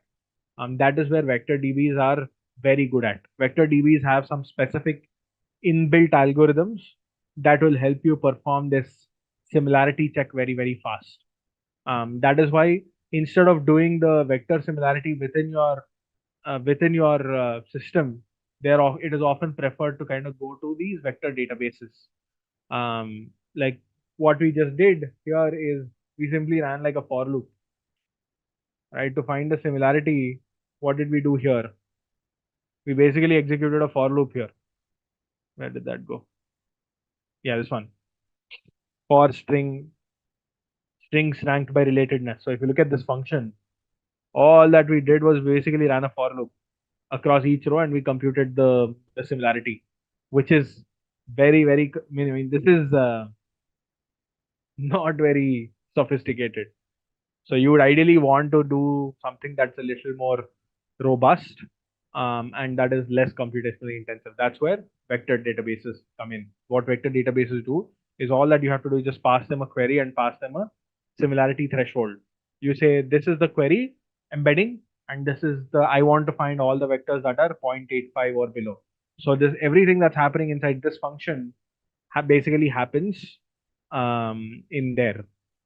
Basically everything that happens, yes, everything that happens in that function basically happens in this function. Sorry, everything that happens in this function basically happens as a part of the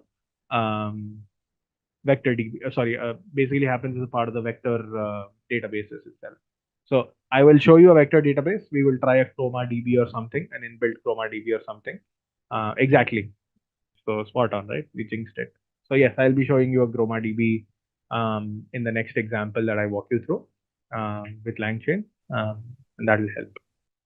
We went down the route of retrieval augmented generation, right? So retrieval augmented generation, as you can imagine, has two aspects with it. One is the retrieval part and the other is generation.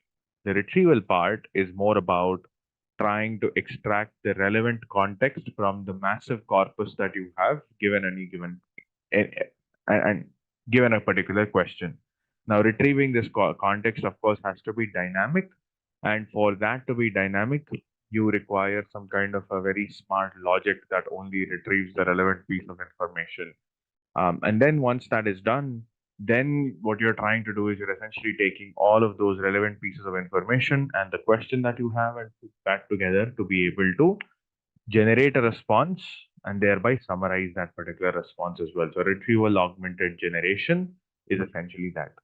Is in what kind of a scenario, right? Do you think, right? I'll repeat the question. What kind of a scenario do you think retrieval augmented generation will not be required?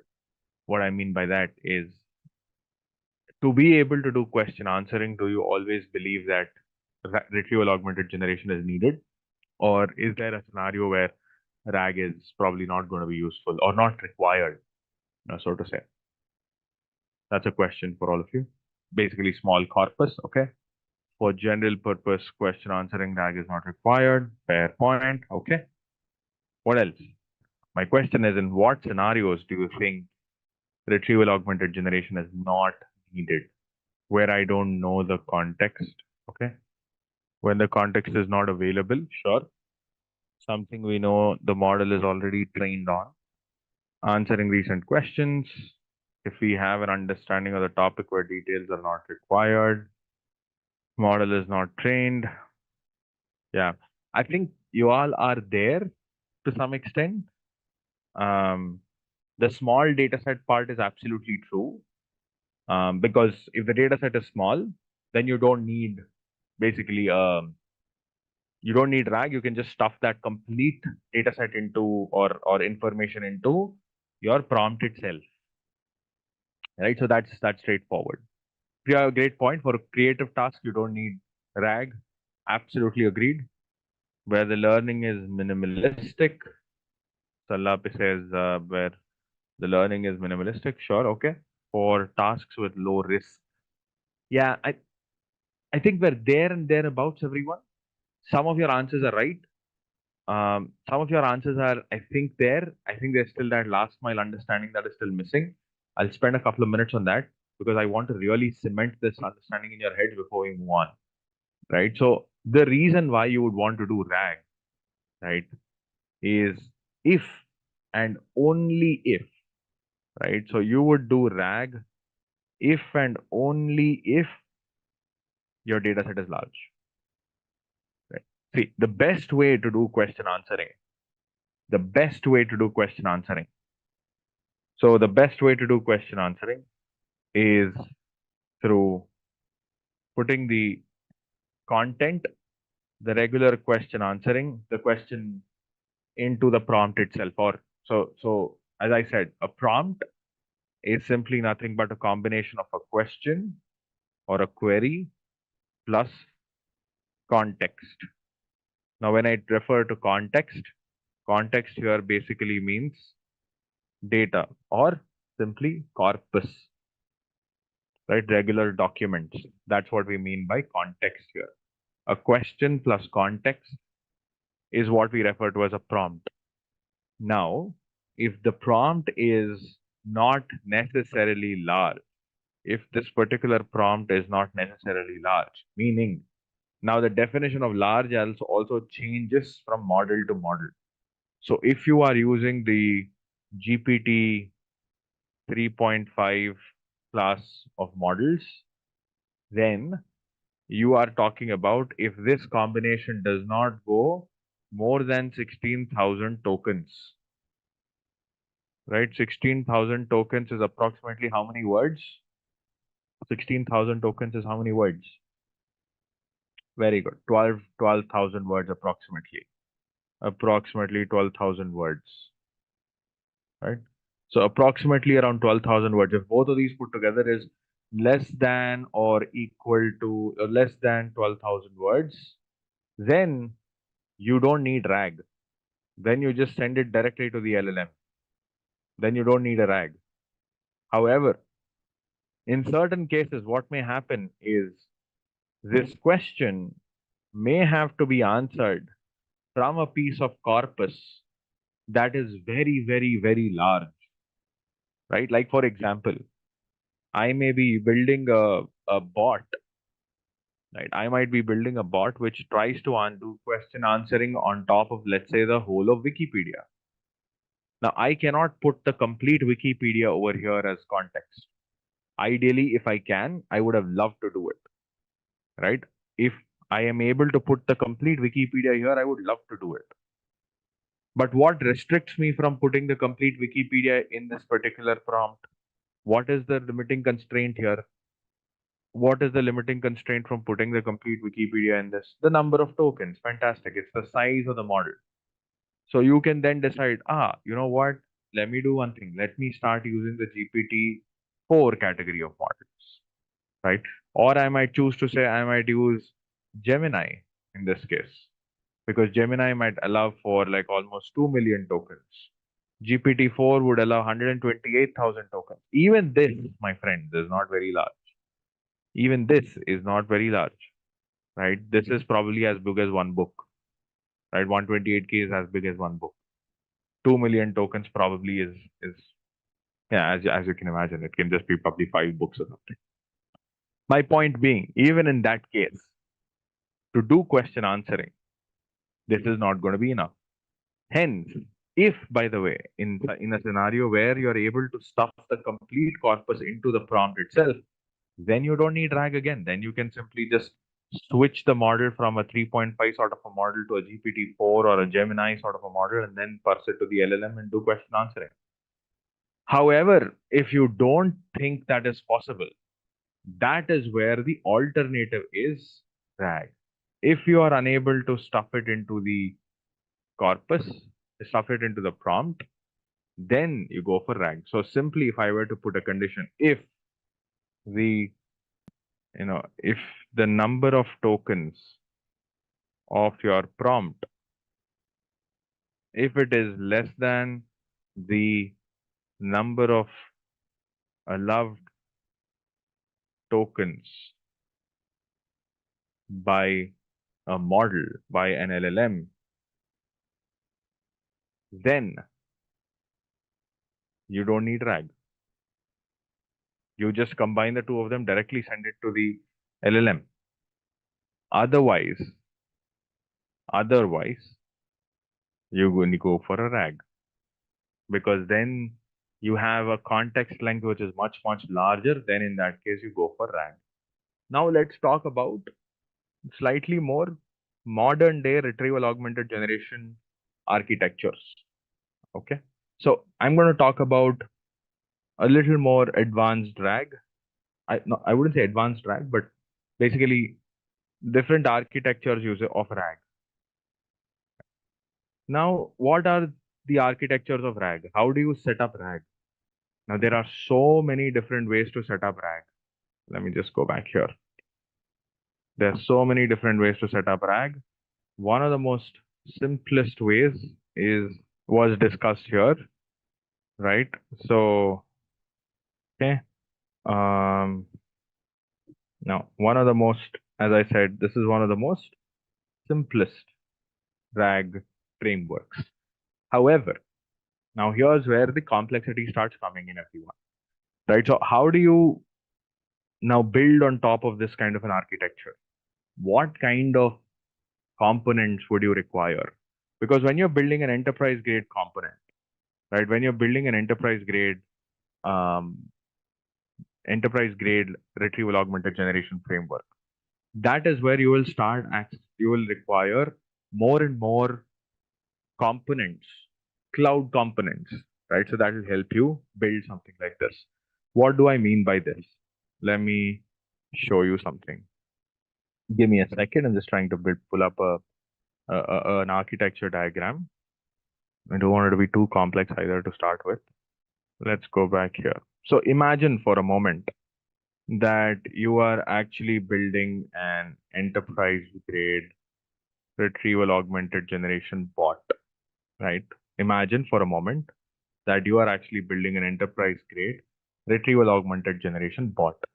Now, what do I mean by that? So this is a bot that you're trying to build, a sort of a chat bot, right? Which can essentially answer questions from structured and unstructured data, maybe unstructured data to start with. Let's forget about structured data. Structured data will require a different architecture. We'll talk about that. So imagine you have, let's say, a lot of marketing, right, content in your organization, or you have a lot of information about suppliers, or you have a lot of information about your competitors, right? And all of that information is, let's say, stored in the form of PDF documents. It's stored in the form of, let's say, PowerPoint presentations, PPTs. It's stored in the form of, let's say, Word documents, right? It can also be, in certain cases, maybe some form of SharePoint sites, and so on and so forth, right? Any form of unstructured content, right? That we are referring to, right? All of that information is sort of available for us right now. Now, the question is, and mind you, right? So this is a lot of websites, a lot of content that we are referring to here. In such a scenario, your ask, or somebody from, let's say, your marketing team has asked you, hey, if I were to access all of this information, all that I have is, I have it, let's say, on a SharePoint site or a Teams site, or I probably have it on a Google Drive. And my folks are having to actually just go into one of those files, and they're actually having to search across those. It's super inefficient, as you can imagine, right? If I were to simply say, if I were to simply ask a question like, what has So let's say imagine you are Airtel, and you would want to understand more about Vodafone, or let's say you're more interested in learning about Geo. So you may ask, what are the key investments made by Geo in 2023?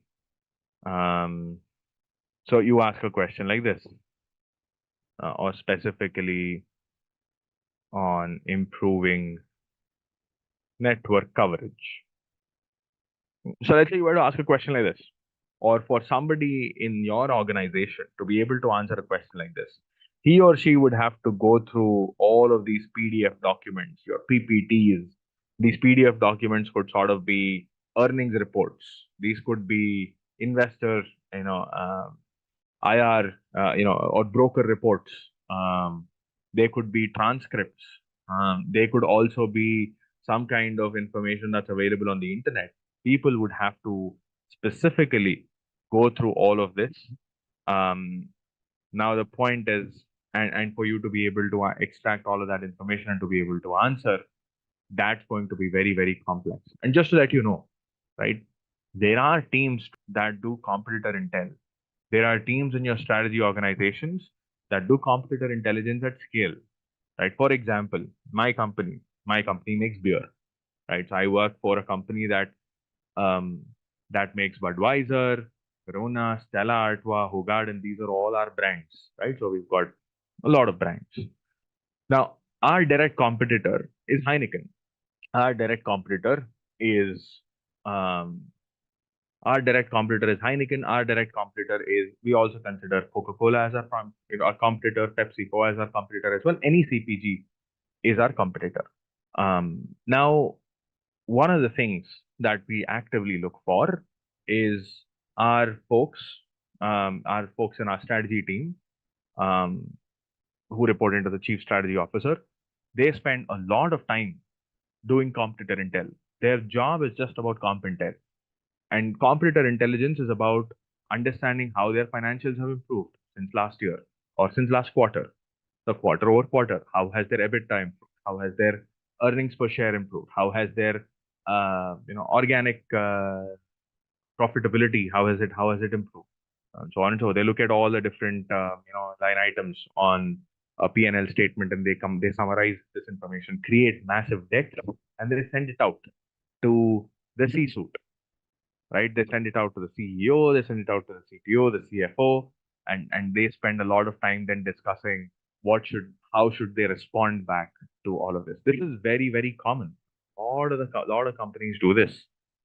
The point is that this is, as you can imagine, a very, very time-taking aspect, very time-taking task, and this happens in every company, right? So any kind of CPG industry, any kind of industry for that matter, this is a very common affair. In such a case, how can technology help, right? How can you contribute to this? So one way that people have tried in the past is by trying to create chat interfaces. But the problem is these chat interfaces have been extremely suboptimal, right? These chat interfaces were not great. Thanks to large language models, now these chat interfaces have significantly become better, right? You can actually chat with them. You can actually ask questions. So how do you build something like this? How do you build a capability like this within your ecosystem, specifically on your own data, right? That is essentially where an architecture like this would probably come up. Now, I'm giving you an example on Azure, right? So this is Azure components, but you could sort of extend this for any cloud component. Any cloud component, you can sort of extend it. So I'm going to actually show you the same thing, but more from like I'll abstract this out, not necessarily using the Azure components, but I'll abstract this out for all of you to, to adapt this to any kind of a cloud framework. It could be for AWS, it could be for Azure, it could be for anything. You could just basically, the structure of the architecture more or less remains the same. The components can change. Right? What are the key investments made by Geo in 2023, specifically on improving network coverage? Now, how do you answer a question like this? As I said, the first thing is you would want to have access to all of this information. So that's what you have here. right? So the first piece here is some kind of a storage container, which is basically like, think of it like a drive, right? So think of it like a Google Drive or a OneDrive sort of a thing. Basically a file storage, right? It can be your C drive or your D drive on your local machine as well. It can be your hard disk as well on your own personal machine. But basically, you have a file system where all of your files are available. Now, these are all the different documents that are available here, right? All of these documents are available here for you. Now, what do you do when somebody asks a question? So remember, if you remember, what did we do first? In the case of the curling example, we took the Wikipedia document. What did we do? We converted that document into, we broke that document down into smaller chunks and we converted that into embeddings. Remember? Yes or no, everyone? Remember that? We converted that into embeddings, right? Now, that converting that into embeddings part is what happens here, right? This is, forget about cognitive search and everything. But basically just a small, piece of component that helps you break that particular document down into embeddings. And those embeddings are, just to let you know also, to be able to do this, there is a small error here in this picture. You will also need access to this. This is the embedding creation. This is the embedding creation. So to create the embeddings, you first create the embeddings here by accessing the OpenAI service. And then after that, you store them. Remember in our example, what did we do? We put it in a pandas data frame. But the problem is pandas data frame is probably not always the best choice, right? So you would have to put it in like some kind of a database, which is very, very easy for us to access. So that is essentially your index, search index over here, or very popularly known as a vector DB, a vector database. Right? There are many, many types of vector databases that are available. This is a very commonly used vector database. This is Azure's vector database, but technically there are many vector databases that are available out there. Some on-prem, some in-memory, some on cloud. There are a lot of options. But those vector DBs are something that you could use to store this information. I'll actually walk you through an example. We will be using something like a Chroma DB. We'll solve a problem, and I'll actually show you how you can store that, vector DB. There is absolutely no logical way to read this vector, to read the vector. But can you access a vector DB? Yes, of course. Just like any other database, you will connect to it and you will read information from it. It's basically like any other database that you will be accessing this information from. That is a one-time background activity that you will have to perform. That's the background activity. Then now there is a user. Now there is a user. And this user wants to answer questions. This user that you have here wants to answer questions. So this user is now asking a particular question. This user is asking a particular question. Now that question is whatever question that you have over here. So this user is asking this particular question.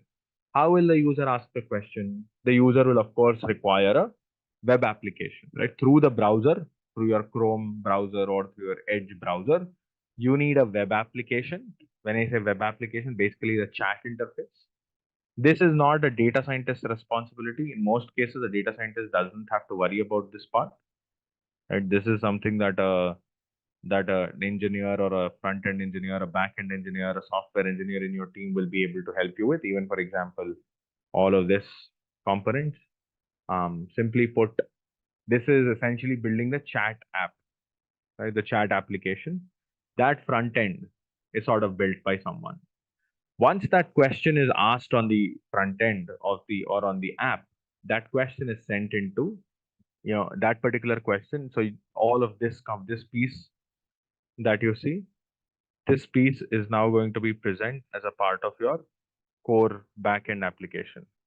So this part, once you ask a question, what's going to happen is that question is going to get converted into that particular question is essentially going to be passed into the vector database.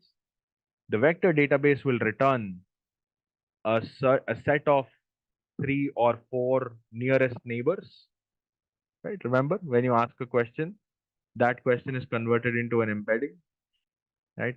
And then we try to extract the three or 4 nearest neighbors. Those 3 or 4 nearest neighbors, along with the question, we pass it into the OpenAI service, and that generates the response and it returns back into the web application. So that is the whole flow, as you can imagine here. Now, if I were to sort of abstract it from here and sort of create a very, very simple diagram for all of you, let's actually create a very simple architecture diagram right now. We'll simply create a simple architecture diagram for architecture or a data flow diagram. I would use the word data flow, but with some architectural components using PowerPoint just to quickly land the idea here. And then I'll actually walk you through some of these examples, right? So we build on top of it. Now, so this is essentially your database. Sorry, this is essentially your, think of this as your OpenAI service, right? So this OpenAI service is essentially going to be available here for you to access. Then somewhere you have a web application, like a chat application. I am just putting this as a chat application here. You don't have to worry about how that chat application is being built. As a data scientist, you don't need to worry about it. That is something for generally your developers to figure, like your engineering teams to figure. But a chat application would typically have components like a web app, right? So they will have to build a web app. And this web app is typically built in a React or a again, if it is a mobile application, then it would probably be like a cloud, a platform native development, basically like a actual out and out web application or a mobile application that they will have to build. A React based front end. I'm just giving you React as an example. It can be built in Node or any of the other technologies as well. And then this chat application would also have sort of a backend, right?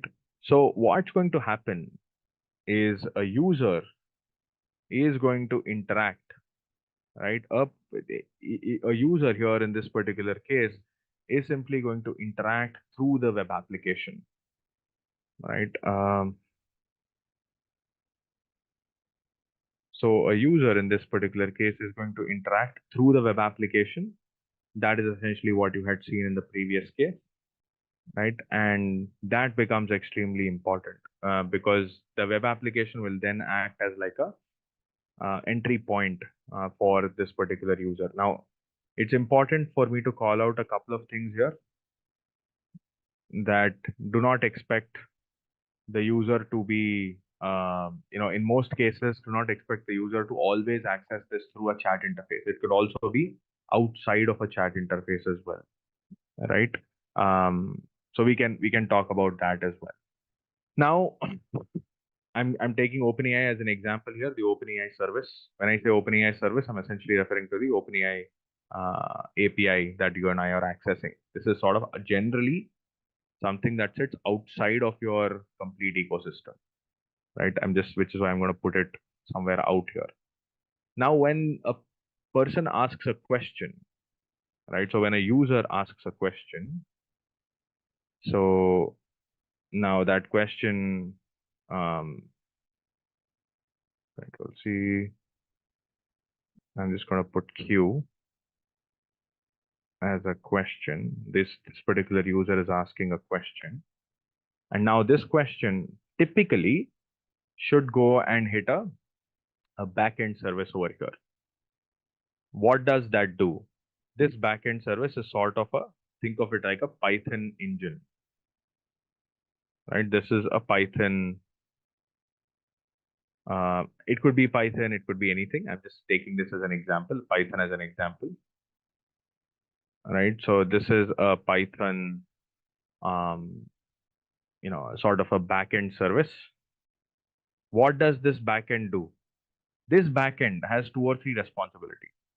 The first responsibility is to convert, I'm talking about key functionalities here, convert query to embeddings, right? So what this is going to do is this backend service is going to fire a query from here to the OpenAI service. This will fire a query to the OpenAI service, and what it will get back as a return is what it will get back as a return is essentially a set of embeddings. So it's going to send the query typically, and it'll get back an embedding. I'm going to put an E over here. Right? It's going to get back an embedding. It's going to send a query as an input. It's going to get back an embedding as an output. And typically, what kind of a model will be used over here? Anyone? What model is being accessed to be able to generate this response? An embedding model.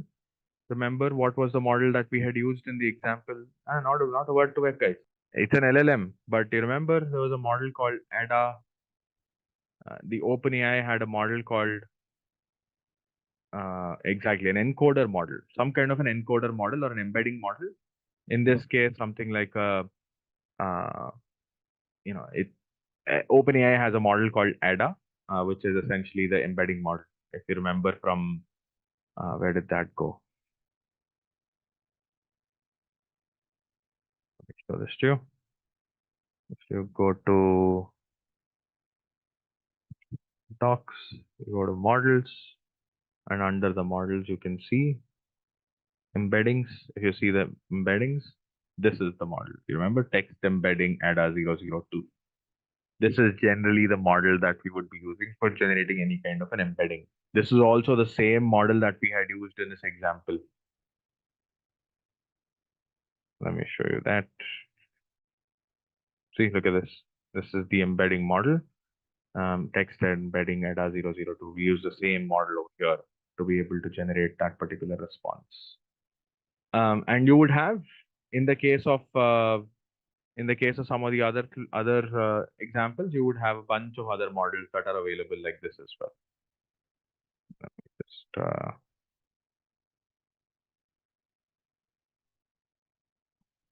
okay, cool, awesome. So now the backend has been created. This backend has Python backend has been created, and it has converted the question into embeddings. Then what is the second task of the backend? The backend is also responsible for sending request to the or extracting context from vector DB. That is what this is also going to do. So once a function is completed to convert the embeddings, the second is it is going to run another function where it is going to extract context from the vector DB. So how will it do that? So for that, firstly, you would require a vector DB to be available, right? So this is your Python backend, right? And this is your chat application. This is your vector DB. Now this vector DB, you might remember, is essentially just a collection of multiple vectors, of your context. So this vector DB would have already should have already been populated with a lot of this information that we see here. This vector DB should have already have been populated with all the information that you have here. From where? So this vector DB has to be very close here. And this vector DB has access to unstructured data, whatever this unstructured data is that we're referring to.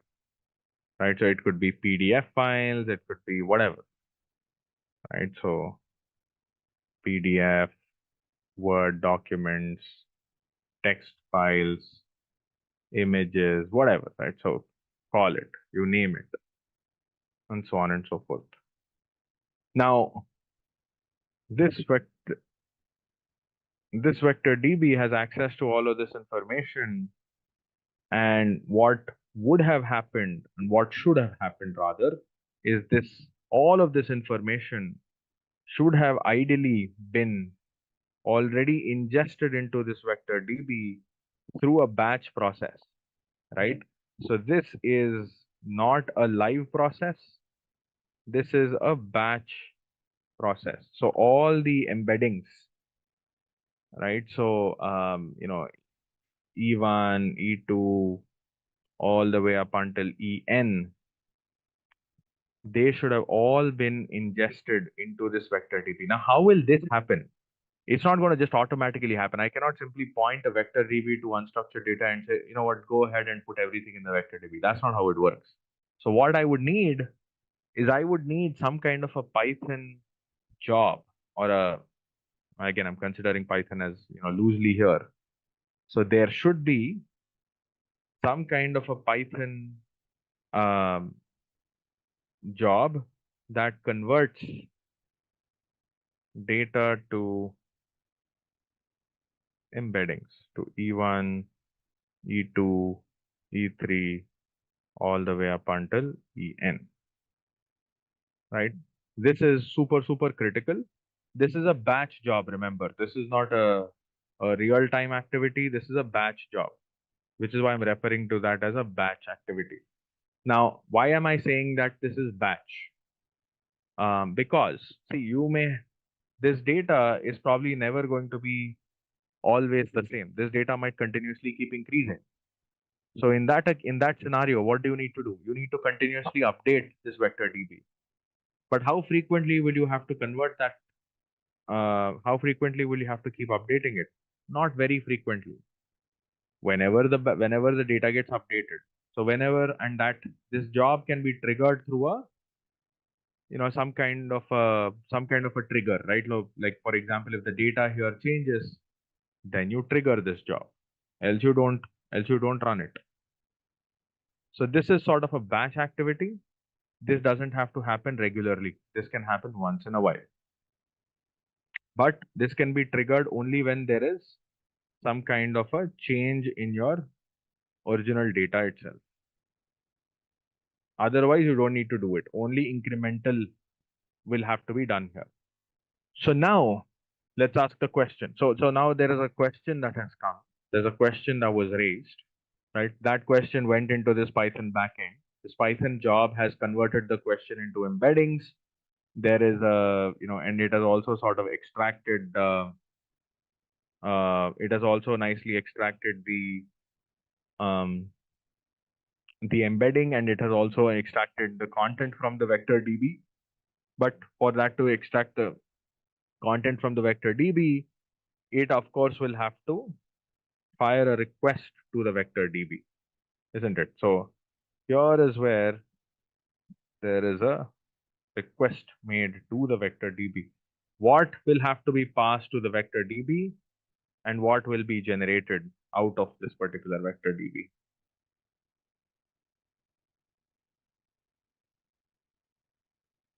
I'm seeing questions here.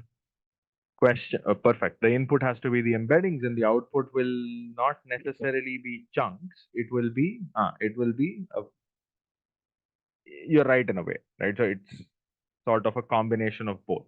So it's a two-way query that's essentially going to get fired here, and the input is going to be, as you all rightly said, the input's going to be the query, and the output here is going to be the relevant embeddings or the nearest embedding. So actually, it's going to be two things that are going to come out of this. It's not just the embeddings. It's going to return multiple things for you. So it's going to return embedding 1, the embedding itself, and it will also return the chunk 1. right? So which is essentially going to be a string. Similarly, and this will essentially be the first output. This will be the first one. Similarly, it would return another one like this, another one, and another one. And this is probably going to be chunk 5, the embedding 5. You probably actually don't need the embedding if you think of it. It just needs the similarity score if you actually think about it. The embedding value itself doesn't make sense, right? So the similarity score is all that matters here, and the chunk. Do you all agree with that? Right, something like 0.95, right? 0.95, 0.93, and so on and so forth. So this is similarity 1, similarity of the 5th, similarity of 100th, and similarity of maybe nth. That's essentially what's going to come back. So this is what's going to go in, and this is what's going to come out. We'll talk about images in some time. Right, this architecture will change depending upon scenario to scenario. This architecture will change. But now that this is going to come out, then the next question is, now that you have the response is coming out, the next step is this Python backend will then have to fire one more query. What does it have to do? So that you've got the top 5 as a return, right? So it has returned, let's say, the top 5 or top k embeddings. Top k have been returned. Then what do you do? Exactly. So you will have to fire one more to then summarize, right? So for you to then summarize, so you'll have to make the second call here, which is going to be again a query that goes from here all the way up until your OpenAI service. You'll make another call over here. What's going to be the input and what's going to be the output? So the input is going to be this piece. It's going to go as an input to this, and then it'll return back the final summary response. I'm going to put it as R. I'm going to call it as R over here, or rather response, I would say raw.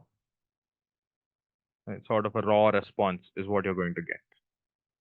And this raw response can be further fine-tuned to get your final response, which will then sort of be sent back through this. But broadly, do you all agree that this is essentially how it's going to work, this whole thing? Exactly. It'll compare not the score, not the embedding values, but the chunks. The OpenAI service will essentially take the chunks. Actually, it doesn't care about the similarity scores, honestly. All that it cares about is the chunks. So you pass the chunks, not just the chunks. You will also pass the question here. Remember, along with this, you will also be passing the question. So actually, it's not going to look as simple as this. Actually, that's a good point. So you're essentially going to pass one string here. So you're going to pass the question plus, right, C1 plus C2 and so on as one large string. You're essentially going to pass this as one large string over here. That's going to go in here as an input, right? And then you will come up with a response as the output here in this case. The backend service should make 2 calls. Yes, 2 calls. Yes, one to the vector DB to fetch the right information, and then one, if you think of it, it has to make, technically speaking, if you consider this backend as a service or a microservice, I'll talk about all the different interactions, but I think I made a small mistake here. This has to be a two-way query. It's a post query. Yeah. So if you think of it, there is one API call that's being made to the Python backend. And this Python backend first step calls the OpenAI service, that's the first call. Then it calls the vector DB, that's the second call. Then it takes both of these and then it makes a call to the OpenAI service. It takes both of these and then makes a call to the OpenAI, which is a third call, and then sends a call back to your chat application. So that's a fourth call. So your backend application actually has 4 interactions. So this is essentially sort of the most important part of your for all good purposes, this is sort of your most important part of your this is sort of the heart of your complete application, the Python job that you see here, Python application that you see here.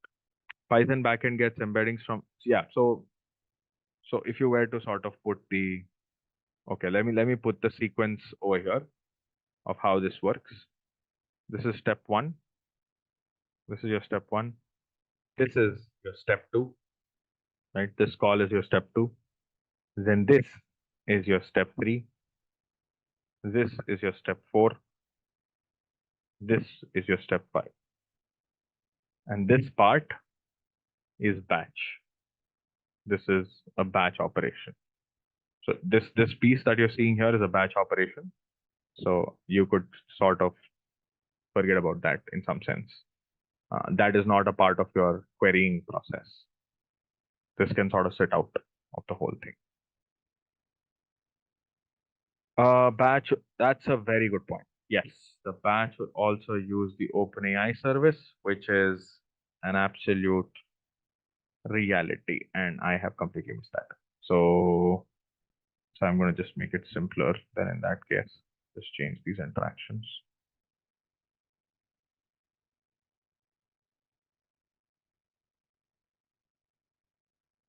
Perfect. Cool. That's it.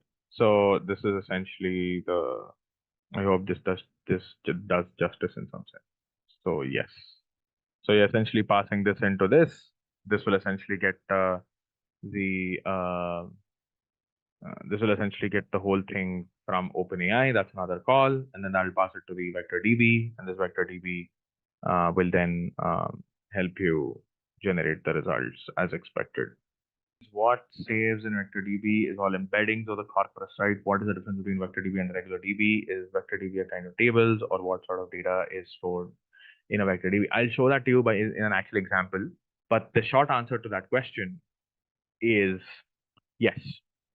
A vector DB is simply nothing but, a vector DB, in all honesty, is just a regular table, nothing else. The only difference is also sort of a collection, regular collection of data. The only difference is it doesn't store data, and it is a structured representation only. So you would have indexes, right? And then you have chunk 1, or rather some kind of an ID identifier. You would have the raw, text. Generally, the raw text is not stored. You store it in some form of an encrypted fashion. You just binarize it and store it as a binary string. And then you have the embedding. Now, embedding is generally a vector, an array of numbers over here. That's essentially what you have. And this is indexable. This embedding that you see over here. Now, the beauty of this is that, and you would have one more array, and so on and so forth. So when you have the question array that's coming in, right? So this is essentially your embedding E. So when you have a question coming in, ideally, that's where things are generally very tricky, because what you would have to do is you will need to find the similarity of that question with this embedding, find the similarity with this embedding, find the similarity with this embedding, and so on and so forth. If you have 1 million embeddings, you'll have to find the similarity. Now, as you can imagine, this is going to be a very, very time-taking task. So what these vector DBs have is, instead of you going sequentially from top to bottom, they have an extremely fast way of retrieving the best neighbors of this particular question. So they have something called as approximate nearest neighbors algorithm built into them. What do they do? So what they do is, their responsibility is they look at all of the embeddings and the given question embedding, right? So when I say question, this is essentially the question embedding, remember. It takes the question embedding and then it tries to find the similarity across everything. But the problem is, if you were to do it normally, it would take you very, very long because you will have to essentially write like, I mean, if you think of it writing in Python, you'll have to write it like a for loop. It's very expensive. For loop is essentially an order of n magnitude. And if databases take an order of n time, then the problem is that they're very, very expensive, very, very slow. On the other hand, you could use some of these approximate nearest neighbors algorithms. Some examples of these algorithms are HNSW. Um, there is something called as locality sensitive hashing, LSH.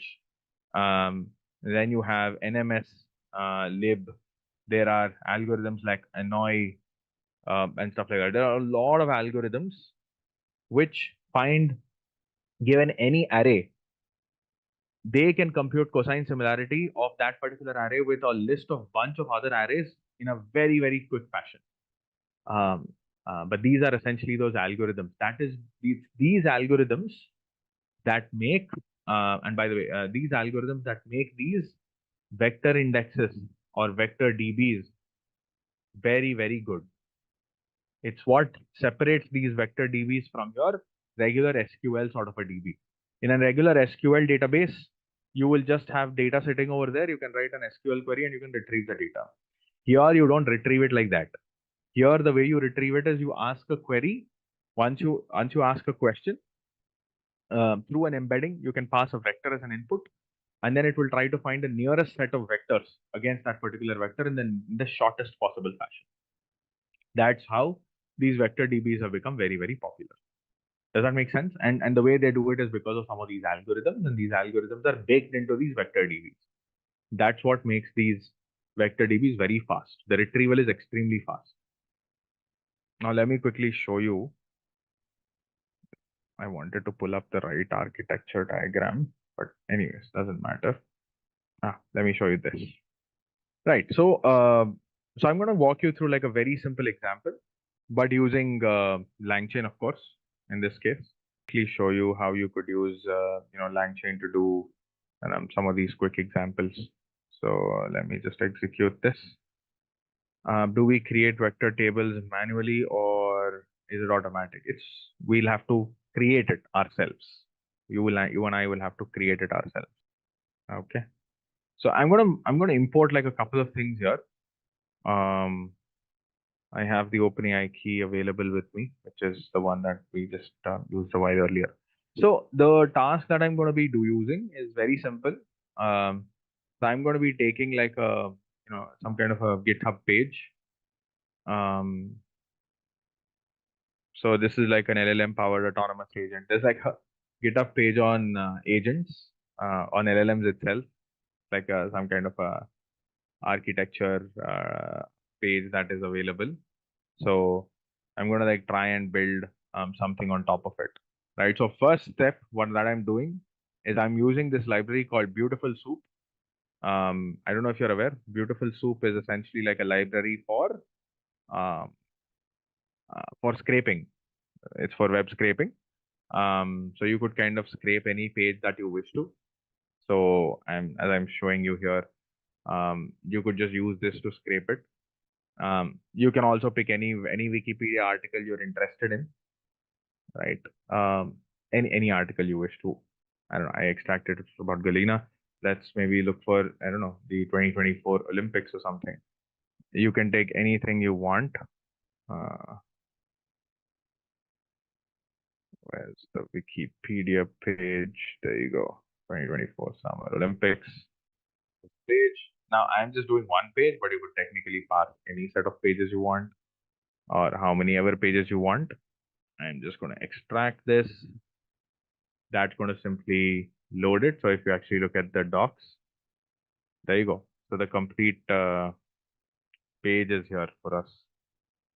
Right, it's a complete page with the whole thing. Let me show the prints here. I can also print the content. So if you see, there is like total 85,000 lines of content.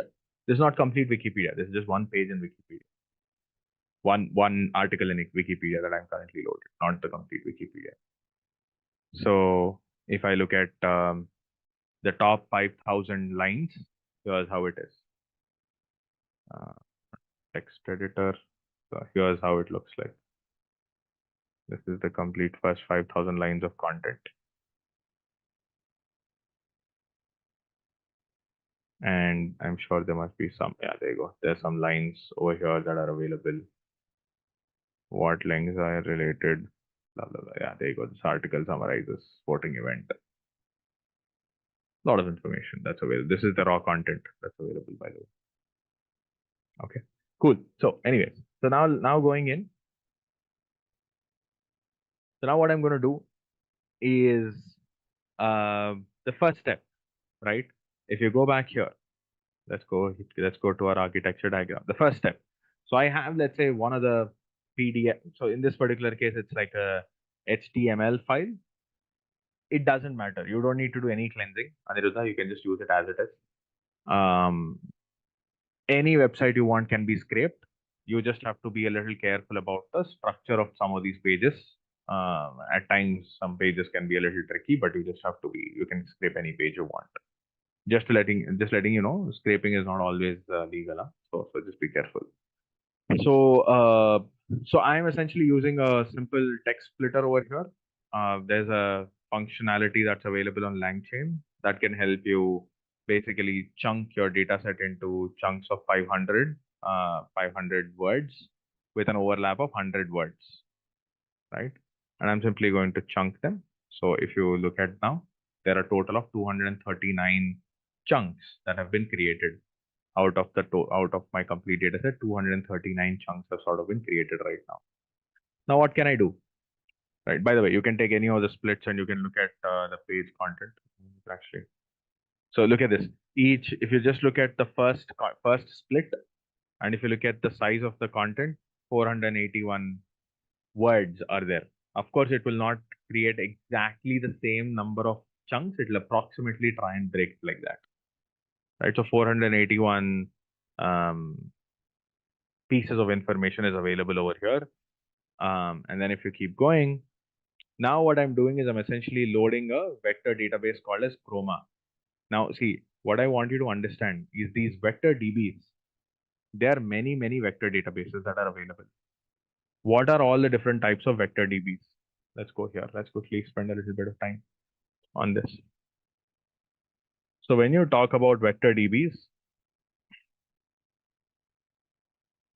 they are broadly in memory and cloud, or rather in memory and SaaS managed instances. Let's go that way. What do you mean by in memory? And a good example of in memory are something called Chroma. Chroma also has a, I think that Chroma also has a managed instance, but I'm just giving you some examples. So here Chroma DB is a good example. You have something called as Space, which is also an in-memory vector DB, which basically what do you mean by in-memory? In-memory mean by in-memory as this is a vector database that is created inside your machine, right? It's not a separate database. Are you aware of SQLite, SQLite? Have any of you all worked with SQLite? This is like SQLite, right? SQLite is not necessarily a separate database. It's an in-memory DB that is created in your machine temporarily for you to work with, right? It's not like a database that's created elsewhere for all of us to access. It's essentially a database that is created in your database in your machine for now, for the moment, temporarily. But there are very similar managed instances that are also available. What examples are? So Redis is a good example. Pinecone has a managed instances. Postgre, has something like this. Azure Search has a search vector DB. Similarly, you have AWS has something very similar, and so on and so forth. So you have like a bunch of such managed instances that are available that you can sort of access. Now I am creating something in memory in this case, right? So I'm using the Chroma DB. And all that I'm saying is that I'm going to be using the OpenAI embeddings, which essentially uses the text ADA text embedding ADA model by default. I can pass the model as well over here. So the model equal to, and I can pass the model as well. But the default model is anyways the text embedding ADA 002. So what I'm doing here is I'm saying, hey, look, I'm creating a Chroma DB, but how do I create a Chroma DB? Chroma from documents. So I'm passing the data as well over here. As you see, I'm essentially passing the data also over here, and I'm asking it to simply create this. Right, so when I execute this, this will now create a Chroma database, Chroma vector DB in my system right now. So it's essentially storing all of this into a vector DB as we speak. So now my vector store has been created. My vector DB has been created. So if you look at vector DB, that is a in-memory vector DB, the memory location that's been created. So now I can simply say web page broken down into 481 chunks. I'm also defining a retriever here. I'm saying, hey, look, vector store, and I'm creating a retriever. Search type is similarity, and I'm saying, hey, retrieve the top 5 documents. Whenever I call this retriever, retrieve the top 5. And I can ask, where is the Summer Olympics 2024 happening? I mean, you can pick as many as you want. I picked top 5 here, just as an example. Chroma is not a cloud vector store. It is an in-memory vector store. In memory as in inside my personal machine right now. It's running in my memory. Yeah. So retrieved. So now I have extracted. So if you actually look at the retrieved information, see, look at this. I've asked for this question, where is the Summer Olympics 2024 happening? It has says Paris 2024, 2024 Olympics and Paris Olympics redirected here. So it's essentially pulling out all of the information for the 0th one, similarly for the first one, similarly for the second one, third chunk, fourth chunk, and if I type fifth, it's going to return an error, of course, because there are only 4 totally. I mean 0 to 4, which is essentially like the 5 thing. So it has retrieved all the necessary information. Now I'm going to use the generation part of it. So retrieval is done. Right? I stored the vectors. I retrieved it from the vector DB. Now I'm essentially going to generate it, do the generation. So, and I'm going to say, hey, chat OpenAI models. Same thing. I can use the same piece of code that we had done earlier as well. Take whatever you want. And I'm going to say, use the following pieces of context to answer the question. If you don't know the answer, just say you don't know. Don't try to make up an answer. Use 3 sentences maximum to keep the answer as concise as possible. Always say thanks for asking at the end of the answer. Context and the question. So now, this is the template that I've created. The error. Let's execute this. And okay. So if you look at this, my prompt has been created. All that I'm going to do is I'm going to say, yeah, it doesn't matter. I'm just going to delete this. That's it. Now all that I'm going to do is I'm just going to ask that particular question. Against that particular template, I'm going to say, where is the Paris Olympics? Where is the Olympics happening in 2024? Now it's going to start generating. The Summer Olympics in 2024 are happening in France, with Paris as the host city, and the events are held in 16 additional cities across metropolitan France, and 1 substitute in Tahiti, French Polynesia. Thanks for asking.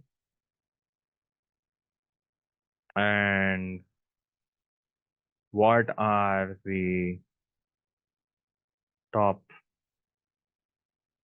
Sure, let's search 2022. Where did Olympics happen in 2022? It made up. Should have been Tokyo. So I should, we should probably 2020 Olympics. It should say Tokyo. Hopefully, did not happen in 2020 due to the COVID pandemic. The Summer Games were postponed to 2021. Thanks for asking. Yeah, we'll have to force it to be as true as possible and not make up anything. Ensure that you are extremely truthful. Let's force it. Let's try again.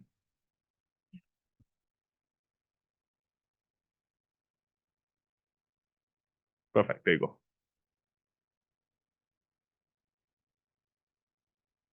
Thing and yeah, see, if you ask this one question, who is the Prime Minister of India? Of course, as I don't know. Yeah, of course, you can force it to give you a wrong answer as well. You can definitely do that. You can say if you don't know the answer, and we can say come up with an answer that is extremely, that sounds super realistic, provide some evidences to make it sound real. Okay, now there you go. Let's go. Let's try. I don't know. It knew the answer, so it made up. So let's ask this question. Probably will have to change the prompt a little more. I don't know if I removed anything here.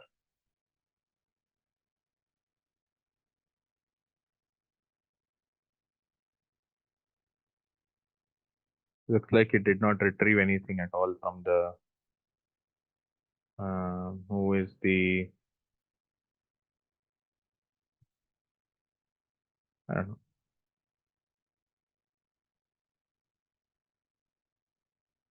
Yeah, looks like it couldn't find anything. By the way, also just to let you know right here, that reminded me of something. So what might be happening in this case is probably not fetching anything from the content itself. The reason is, so when you're looking for, vector store retriever, right? The keyword arguments that we're passing here, you can actually get it to get it to fetch information from you can pass like a you can sort of pass like a threshold. So you see here like a score threshold as well.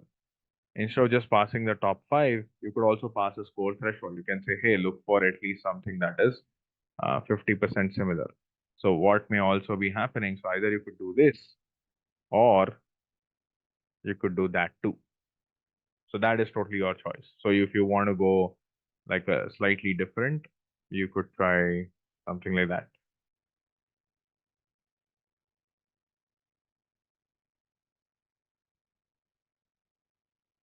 So you could do something like this. And so it couldn't find actually anything that's similar with score threshold. Yeah, with that score threshold, it couldn't find anything. Kind of bad. So let's go back to this one. Yeah, but that's like another option that you have.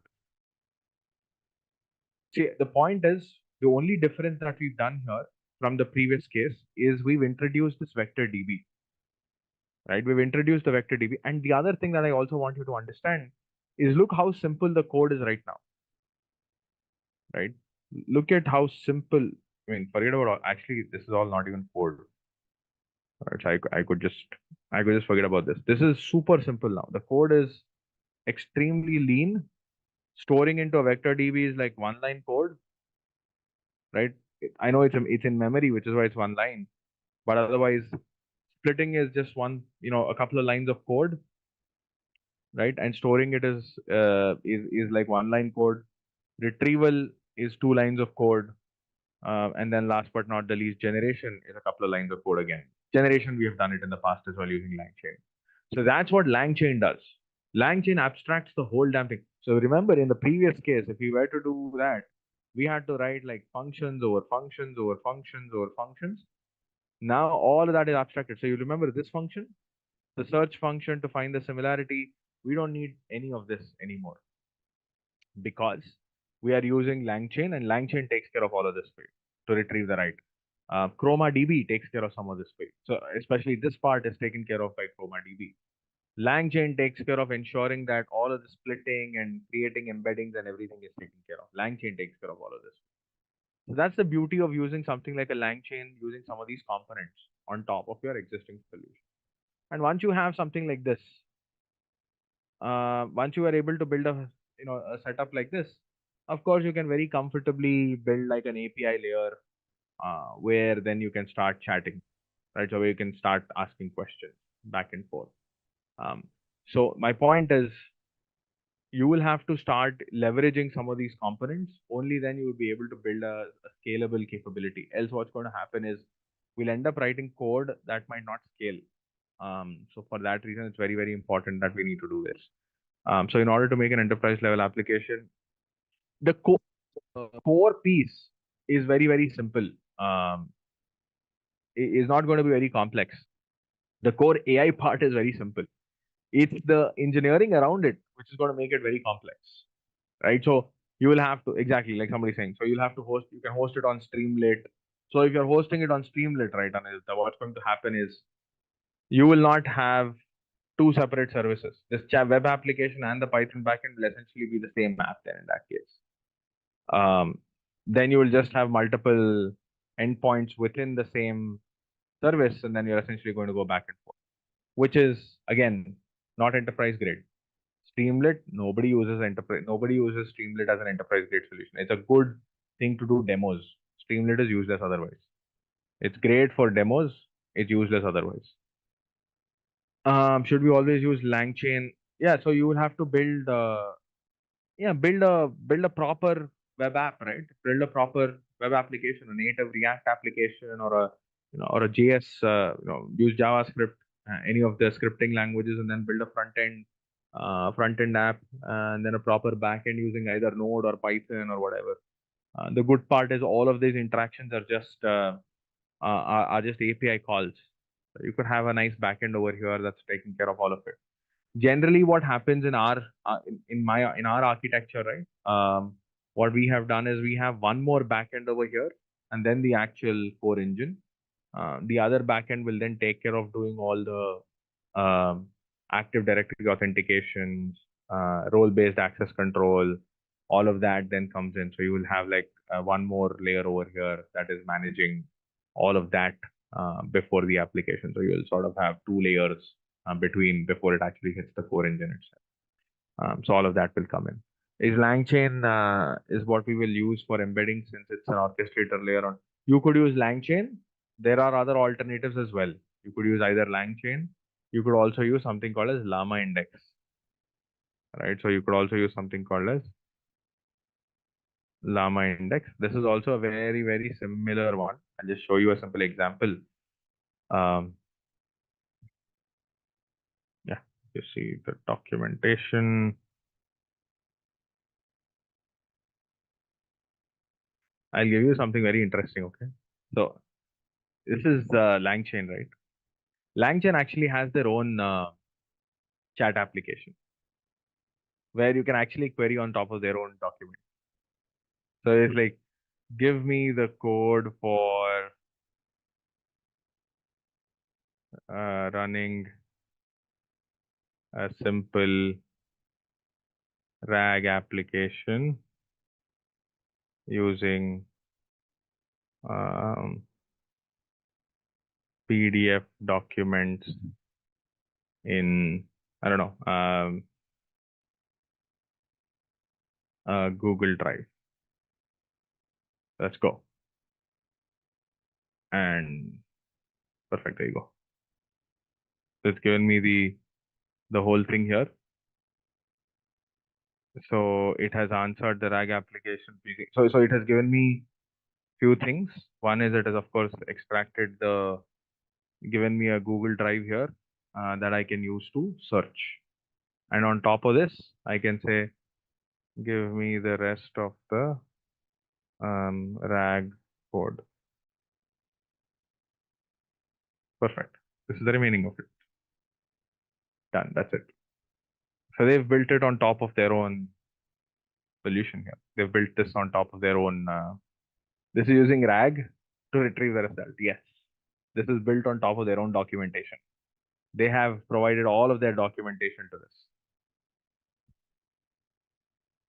Make sense? And by the way, if you look at it, this is exactly the piece of code that we've used. Exactly the same piece of code that we've used. Retriever, tag.run, and you could do the same in Llama Index as well. Llama Index also has their own. It's not loading. Yeah, there you go. You could do the same here as well. You could query the same here as well. Let's talk about the prompting techniques.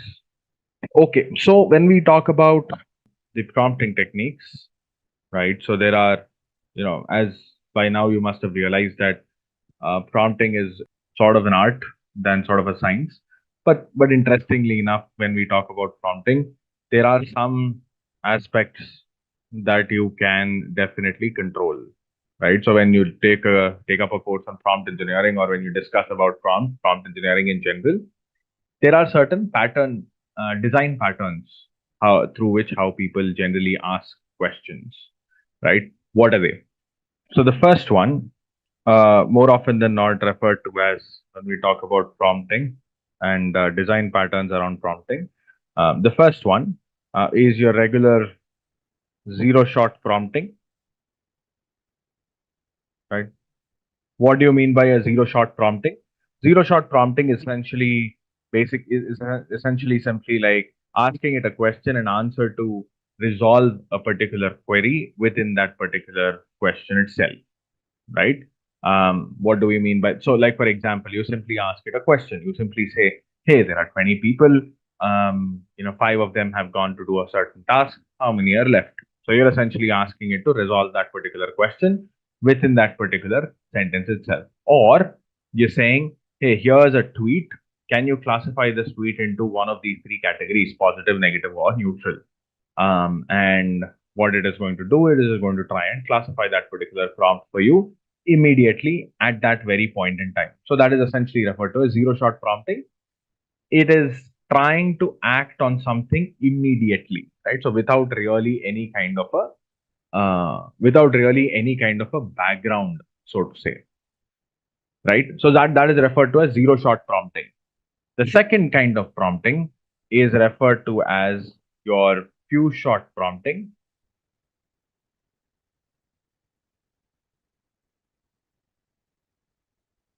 or few-shot learning, referred to as FSL generally. What do you mean by few-shot learning? A few-shot learning is where you're asking it a question, but you're also telling it how it could be answered with some examples. So for example, if you say classify, an example prompt can be classify the following tweet into positive, negative, or neutral. Use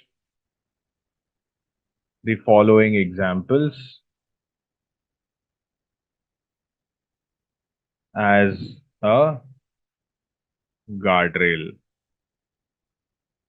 right? And then you can provide the 3 examples. You can provide sentence 1 or tweet 1. You can say tweet 1.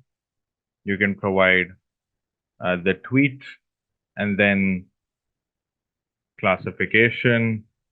You can say this is positive. Similarly, example 2. Tweet 2. The tweet and the classification negative. And then tweet 3, the tweet itself and the classification neutral. So by this, what you're telling your large language model is you're saying, look, if it was a regular few-shot prompt, it would have simply just been this part, right? And you would have simply passed the query to it. But by doing this, you're also telling it, you're giving it an example of how to go about doing it. You're telling it exactly how it was done in the past with some examples.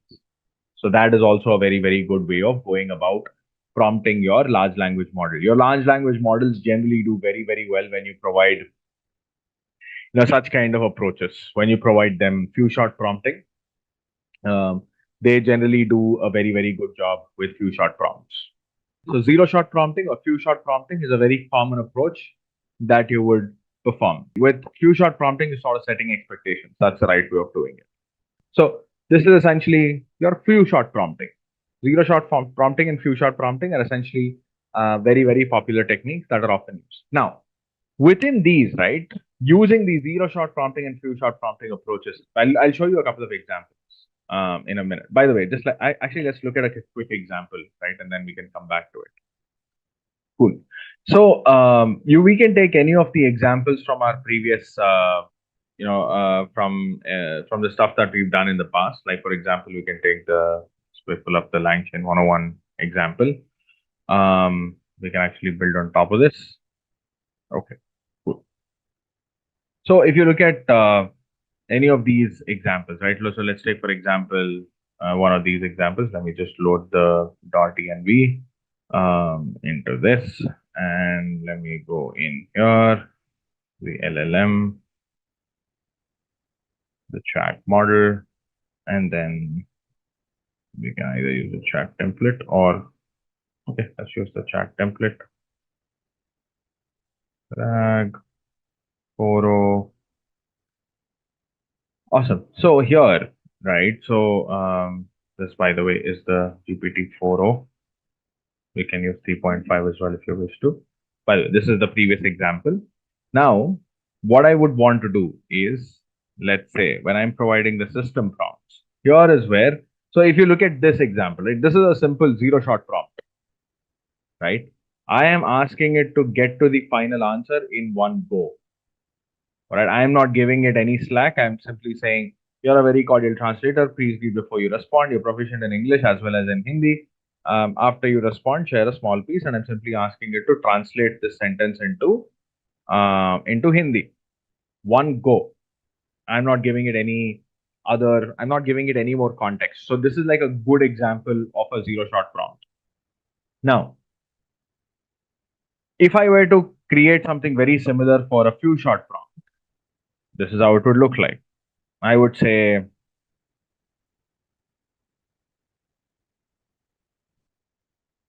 you are I'll probably go a little multi-line. You are a very useful assistant. You are good at classifying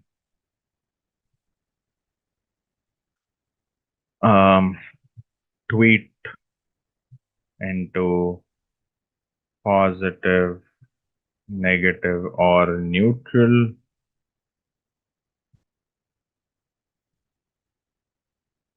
Here are some examples of how that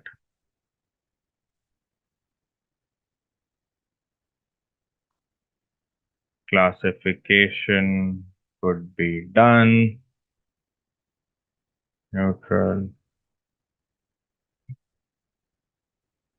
or sarcastic. And then you could go something like, let's remove this actually to start with, and we can come back to this. Sarcasm is not a sentiment. So you could say, example 1, tweet. You ideally should try and, whenever you're providing this information, try to follow some kind of a pattern so that it's so much more easier for it to understand, right? So example 1, and here, because it's the first example, you can provide that again as, so in this case, I'm following the pattern of a JSON.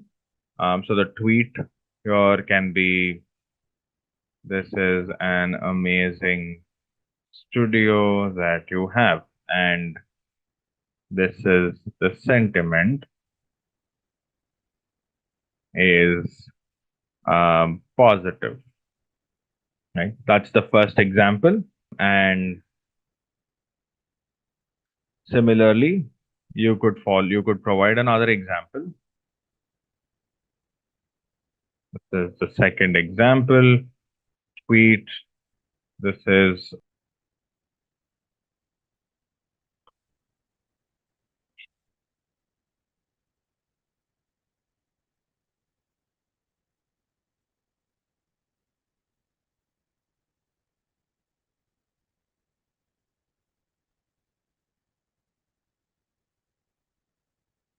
here is less, and here I say this is negative.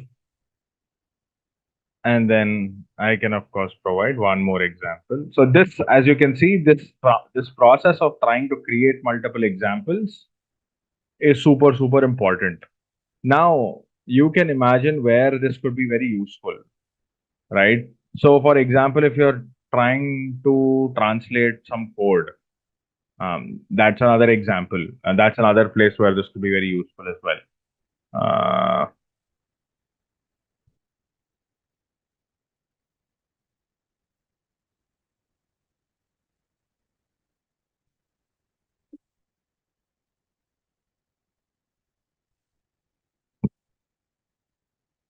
Right.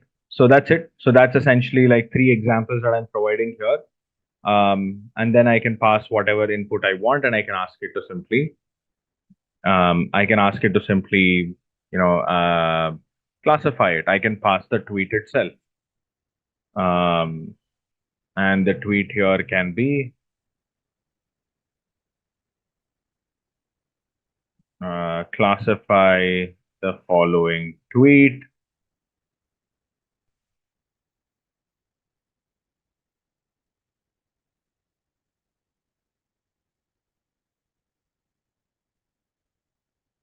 So something like that. And then you simply ask it to execute this. Something went wrong. I think, did I miss a parenthesis somewhere? Let me just simplify this. I just want to follow one structure that is easy. I think it's reading this differently. I don't know why.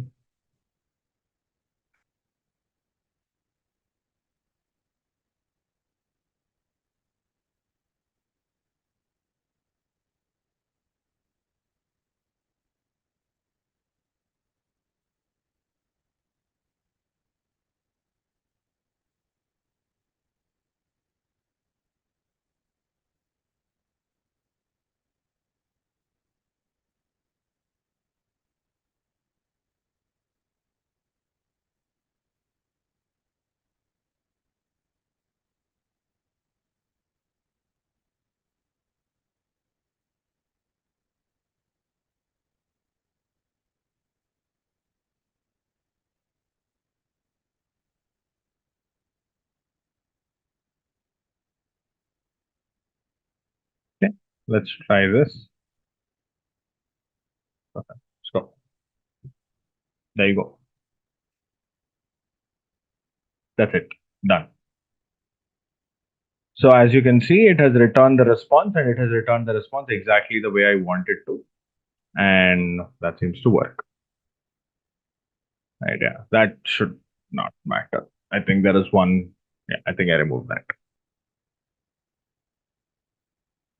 Cool. Okay, but you get the idea, right, everyone? So I think I'm assuming this is clear. At least you know that when you ask a question, you don't simply just ask the question, but you ask the question, but in the prompt, you also pass some examples of how it could go about answering that particular question as well. And that's a very common, sort of a template that people tend to follow. It's called as few shot learning. Now, you could also extend this to larger kinds of examples as well, right? Like for examples, you could say, you could do this for code as well, right? For code, this is actually a very good example as well. Like for example, you could ask a question and like a SQL query. You could ask a question and like a Python query. It also depends on, like for example, if you're doing SQL, or natural language to SQL, and if you want to build like a small template that converts natural language to SQL, you could simply use it to use the same kind of a prompt template. But in that particular case, you pass here instead of a tweet, you pass the natural language question, and then here instead of sentiment, you simply say SQL and you pass the SQL query here. Same tweet, the natural language query, SQL query, natural language query, SQL query, and then every time you ask a question, it simply tries to find the SQL query associated with it. So it's like a very, very good approach. And as you can imagine, when you asked it to respond back, it exactly followed the same template of response that was created earlier.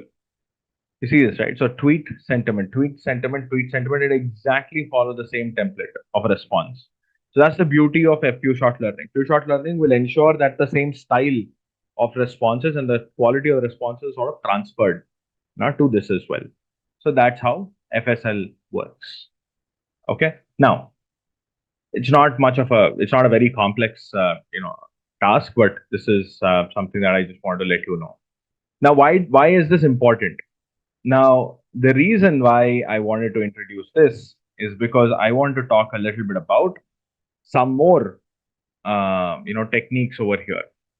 I want to talk about a few more design patterns over here, right? Along with these two, zero shot prompting and few shot prompting, there are some more advanced prompting techniques as well. Like what?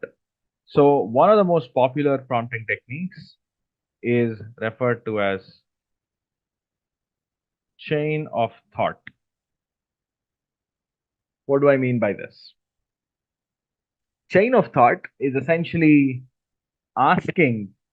So I think somebody just asked me about a math problem, right? So this is the exact kind of prompting that you would have to do to be able to answer math problems.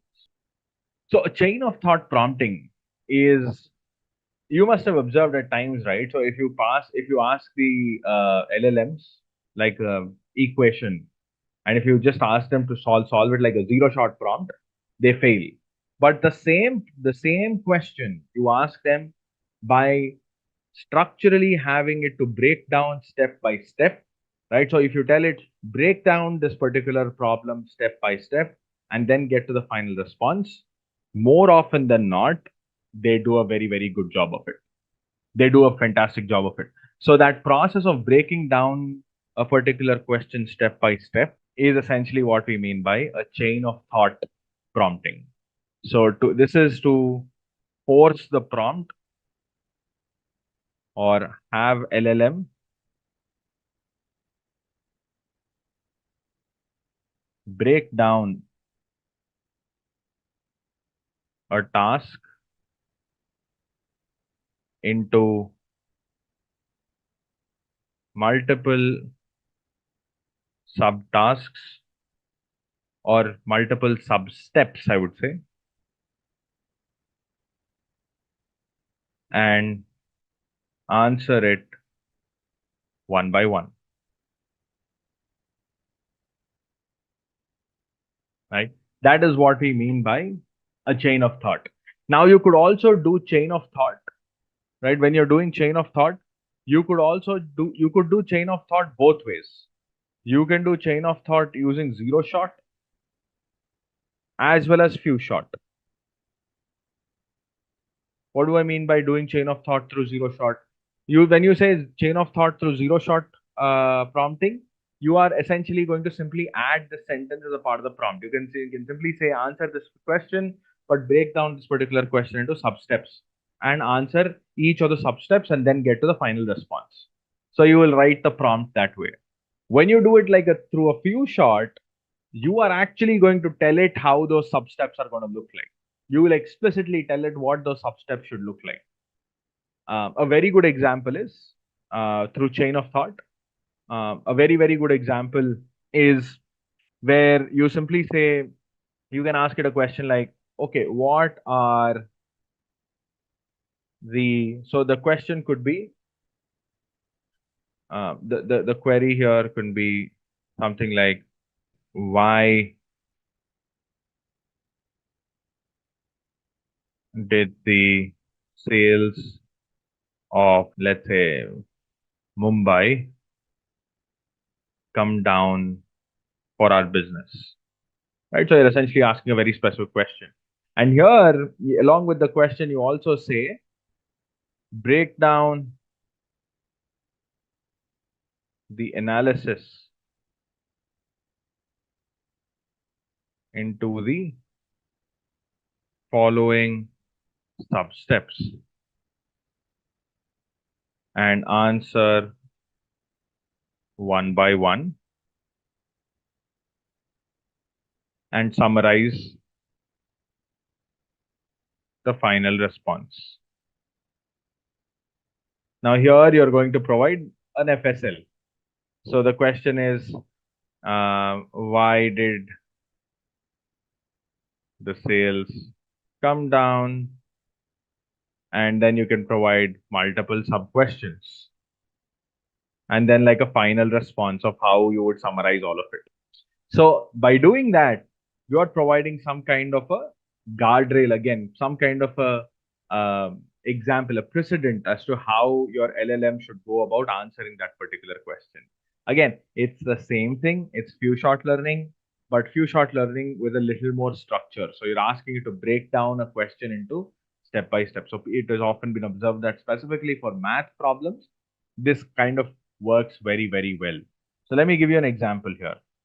By the way, you could also like change how the way you're writing the prompt here, but that's up to you. So you could use LangChain's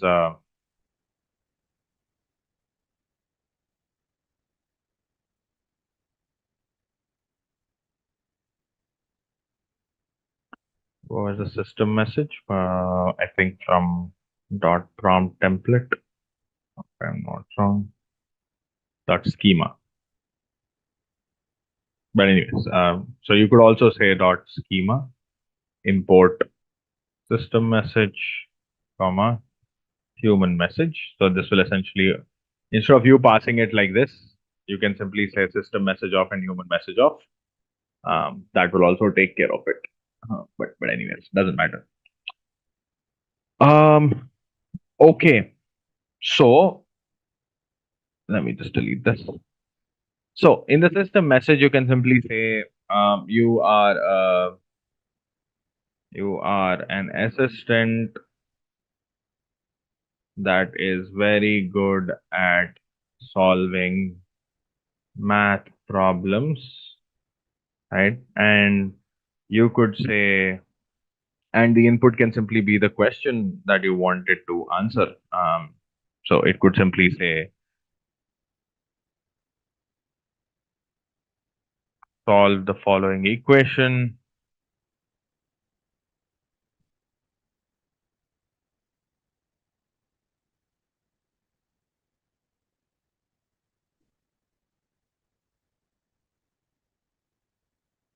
And you can say 3x plus 5y is equal to 320 and 2x minus 3y is equal to 110.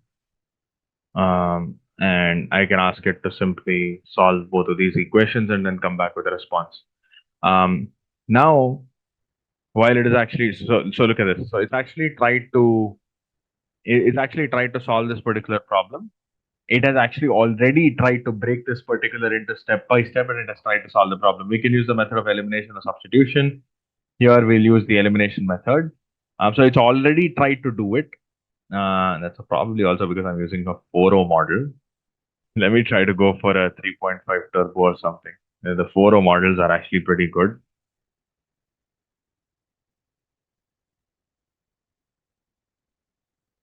Four models are actually very good at math.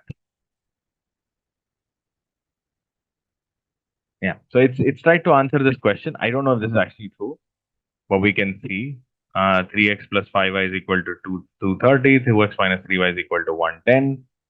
To eliminate one of the variables, let's multiply equation 2 by 5 and equation 1 by 3.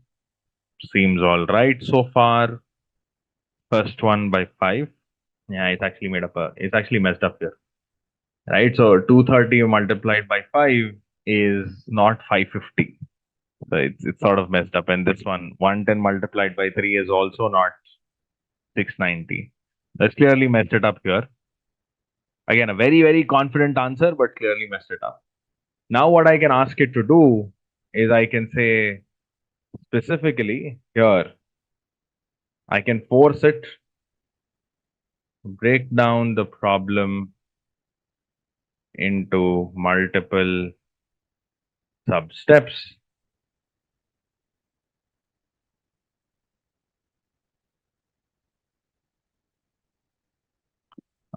I'm going to be very explicit here. So this is essentially chain of thought, right? So I'm asking it to break it down into multiple sub-steps and ensure every step is perfectly validated and the response is appropriate. Only proceed to the next step. Thank you.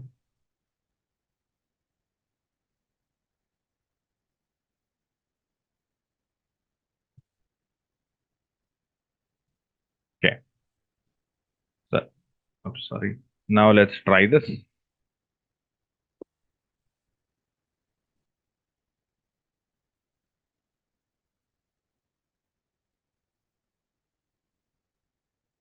Okay, now let's take a look at this. What is it saying?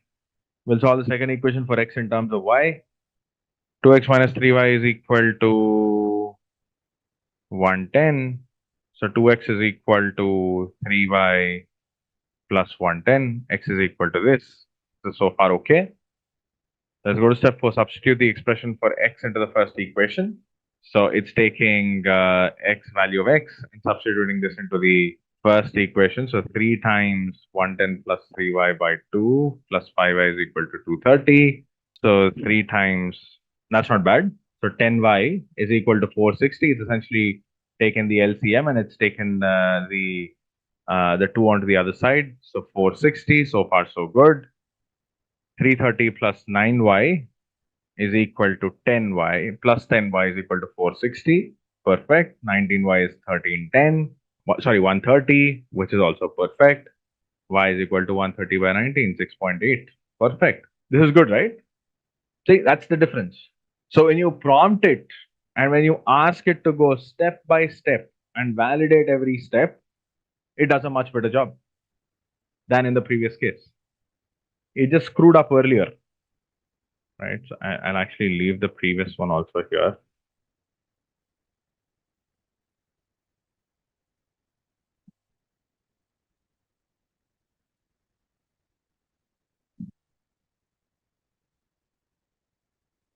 So that is chain of thought.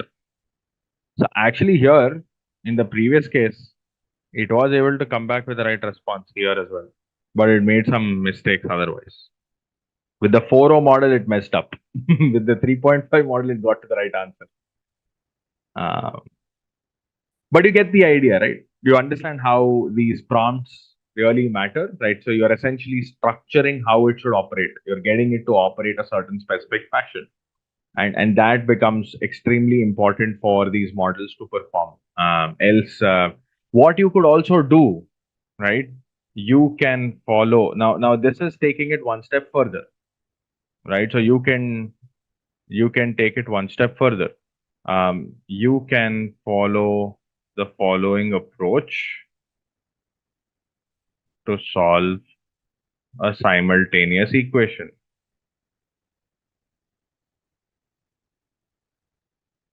So, what is it? Problem is, I don't know, x plus y is equal to 10.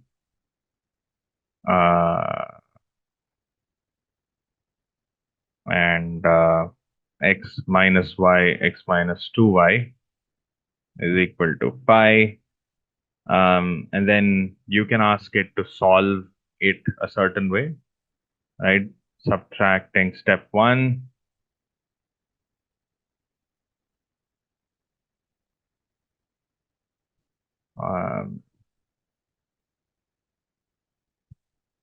Multiply the, I'm just taking a slightly longer route, the first equation by 2 on both sides. and it's so this is going to make it 2x plus 2y is equal to 20, and x minus 2y equal to 5.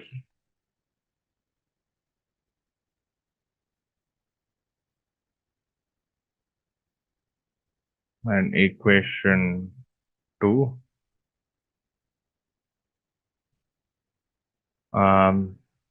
step 2, subtracting. So essentially, both the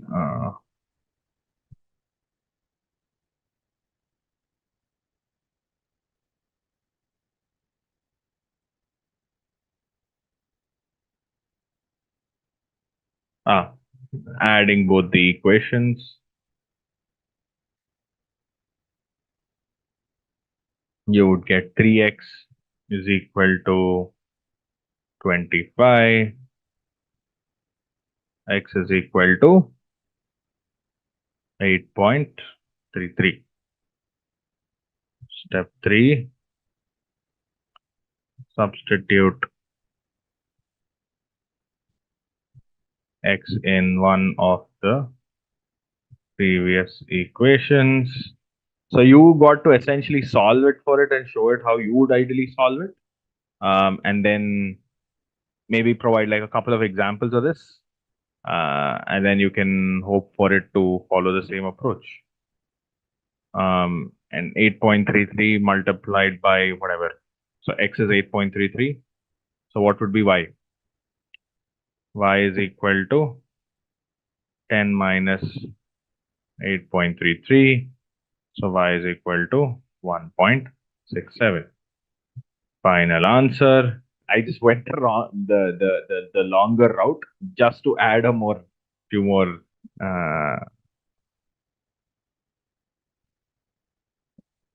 so just to kind of add some content here, because I ended up picking slightly simpler examples, which is why. Yeah, and you can ask it to follow the same approach. And I don't know if this makes sense. So this is what it did. This is why it messes it up. Because I asked it to add step 2, I asked it to add both the equations, because the first one it did an okay job, right? Multiplied by 3 to get a common multiple for one of the variables. Did it get a common multiple here? Well, unfortunately, no. So it messed it up. So it messed it up here. So clearly, this one example didn't really help it. And second, it ended up adding both of them. And I don't know how it ended up with just 25x, because it did get 25x here. But then it completely missed out the 10y from this, because it just assumed that this 10y here will simply get subtracted. So which is why the other thing that you have to bear in mind is you have to be very explicit why you did what you did here. I have a common multiple for y. Now look at this. Now I just changed one letter here, common multiple for y, because that made it a lot more easier for it. Equation 1, 9x plus 15y is 690, 10x minus 15y is 550. It's subtracted to do 19x is equal to 1250, x is 65.26. Substituting that back here, y is 6.84. So spot on. We got the answers right now. Make sense? And it exactly followed the same structure as to how I wanted it to work. You follow the same exact structure. But remember, this should be few shot. I just gave it one example here. This should ideally be like 5 to 10 examples. You can provide 5 to 10 examples here, and that would typically help the quality of the responses. That would typically improve the quality of the response. Okay. All right, let's keep going. Now I'm going to talk about one more prompting technique. Another popular prompting technique called as React. Another prompting technique. React.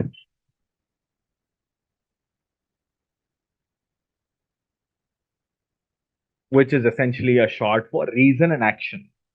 So the React template or the React design pattern is again a very, very, very effective one. It's actually more effective than a chain of thought one. where you are asking the model itself to reason at every step instead of just breaking the problem down into multiple steps. You're asking why it needs to do a few things, right? For example, let me actually pull up the paper that published this. There was actually a paper that was published on React. I'm trying to see if I can bring it up for you.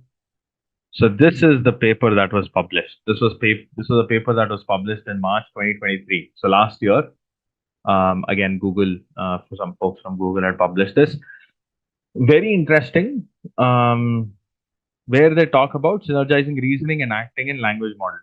So they talk about how language models have demonstrated impressive performance across tasks in language understanding, and interactive decision making. Their abilities for reasoning, chain of thought prompting, which is what we saw, and acting. There's something called as action plan, which we can also, wherein it actually generates like a complete plan of action, and then, or it's also referred to as plan and execute, which is like the other kind of approach. There is chain of thought and there is plan and execute. Plan and execute is like when you ask it a question, it completely generates the complete plan and then executes it, which is also another way to prompt your LLMs to operate, right? In this paper, we explore the use of LLMs to generate both reasoning traces and task-specific actions. So this is a very, very good example of what we mean by React. So if you look at this, let's actually go to the query itself. The question is, aside from Apple Remote, what other device can control the program Apple Remote was originally designed to interact with? Right? Aside from Apple Remote, what other device can control the program Apple Remote was originally designed to interact with? So it's saying, okay, what other remotes can we use? Can control the program. Apple Remote was originally designed to act, so like for example, Apple Remote was designed to act to probably design a few, to control a few things. The question is, what other remotes can we use to control the same thing? So I need to search Apple Remote and find the program it was originally designed to interact with. That's the first thought. The action is search. So it's going to search for everything about Apple Remote. The observation is the Apple Remote is a remote control introduced in October 2005. So it's basically got a lot of information about the Apple Remote.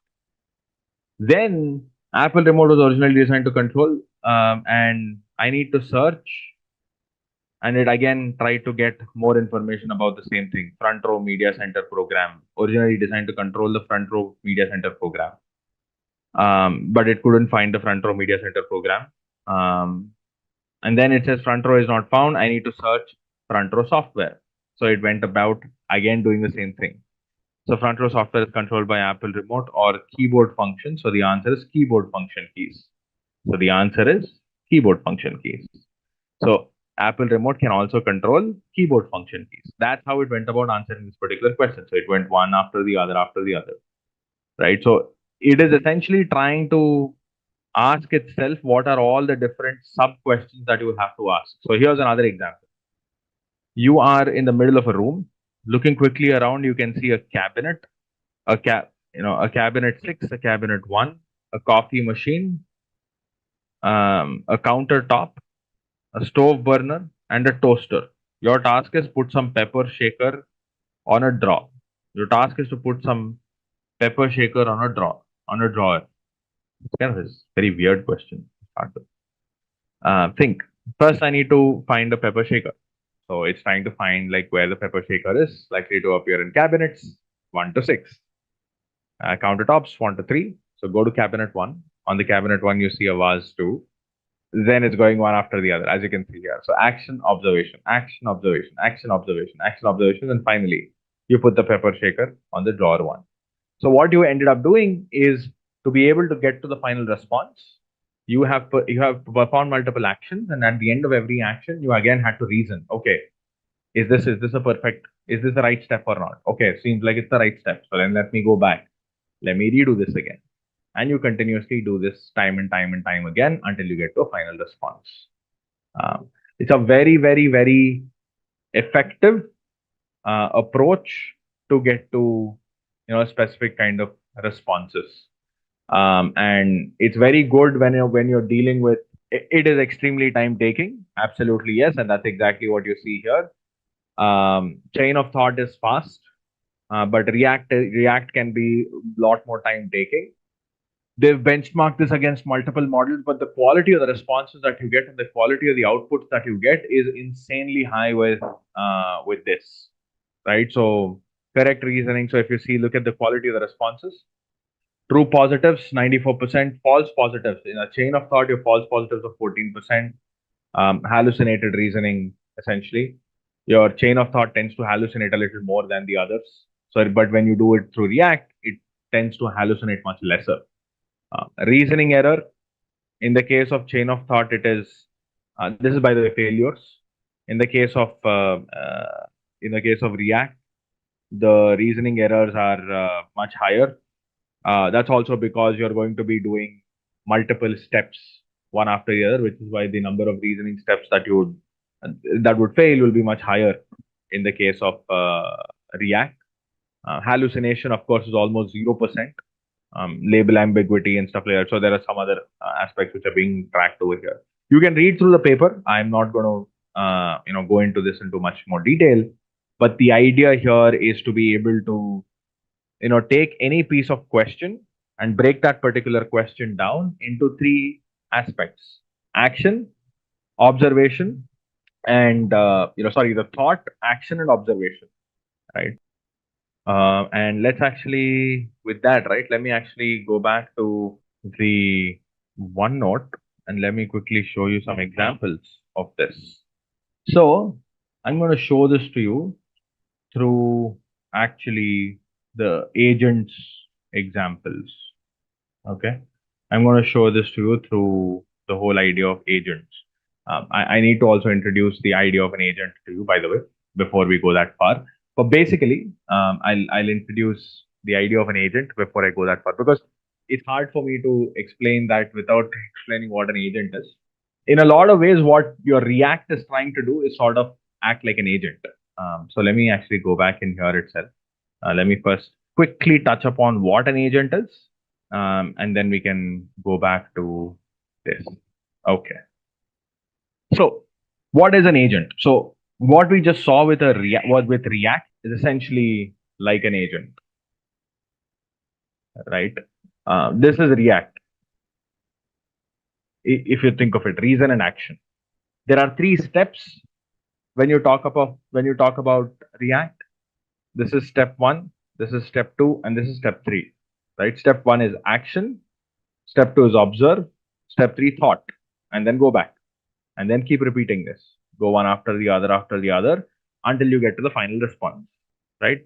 So this is like a very, very good example of how you could go about, improving the quality of your response one after the other. Now, the thing about these agents is that these agents by themselves at times are not capable enough. These agents, right, they require some tools. What kind of tools are we talking about? For example, these agents will require access to internet, will require ability to execute some code, will probably require querying a database, will probably require looking at, so some of the more advanced agents might also require access to your camera to click a photograph, right? They might need access to a camera to click a photograph.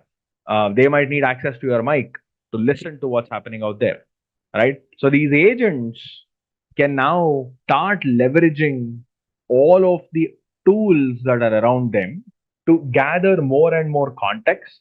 And then with the ability of React, you could then start going back and forth, right? You could get more information because now you're not solving the problem in one go. You're not just looking at context as a complete blob. You're answering one part of the question, then going back, observing what has happened, then coming back, gathering more information, then answering it again, then gathering more information, answering it again, and so on and so forth. So as a part of it, having access to a suite of tools will always be very, very helpful. For example, what are these tools? As I said, internet is a tool, right? So imagine you have access to Wikipedia. Imagine you have access to, imagine your code has access to, let's say, executing something on your Python shell, right? So let's say it has access to shell or REPL, Python REPL interpreter, right? Or it has access to, let's say, querying against a database. It has a SQL tool, SQL tool, where it can actually query this information against a SQL database, fetch the information, and then run it. So these kinds of tools can be game changing, right? So these agents, when they're performing a specific action, they have access to all of these tools, and these tools and agents put together, they then start making better decision making. They then start improving the quality of a response. Let me show you what I mean by this through an example. Okay, let's start with a very simple example of a tool, right? So we can get to the advanced one a little later. But let me start with a very simple example. So here's the thing. I'll ask you a question. Do you think these LLMs have access to everything on my system right now? These LLMs right now, do they have access to everything on my system? They don't. Now what I'm going to do is I'm going to try and provide them getting access to some time, running some piece of code. I'm going to give them some of those capabilities, right? So I'm going to give it a tool that can execute some piece of code on my Python machine and then get a response. Let me show you what I mean by it. So this is regular straightforward stuff. So if you see, LangChain has something called as create React agent. So this React agent, as you can see, this tool is create an agent that uses React prompting. I'll show you exactly how the prompt looks like in a minute. So what I'm doing is I'm creating a simple Python function over here called get current time. Very simple tool. It's a function, right?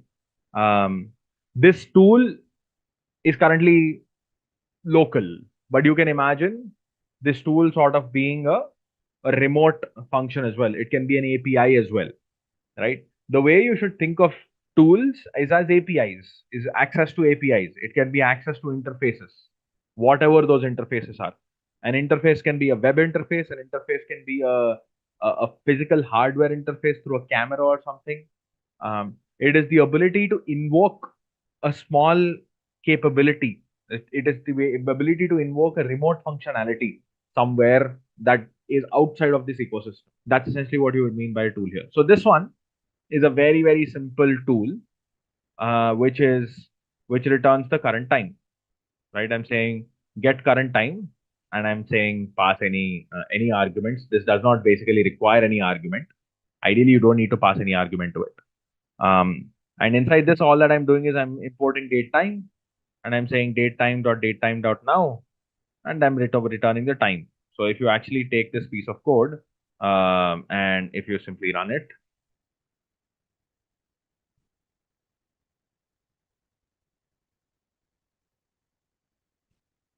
it simply says 9:15 p.m. That's what it would say, right? This is hours, minutes, and AM, PM. That's essentially what it is going to say. 9:15 p.m. It is essentially, this is running on my current system.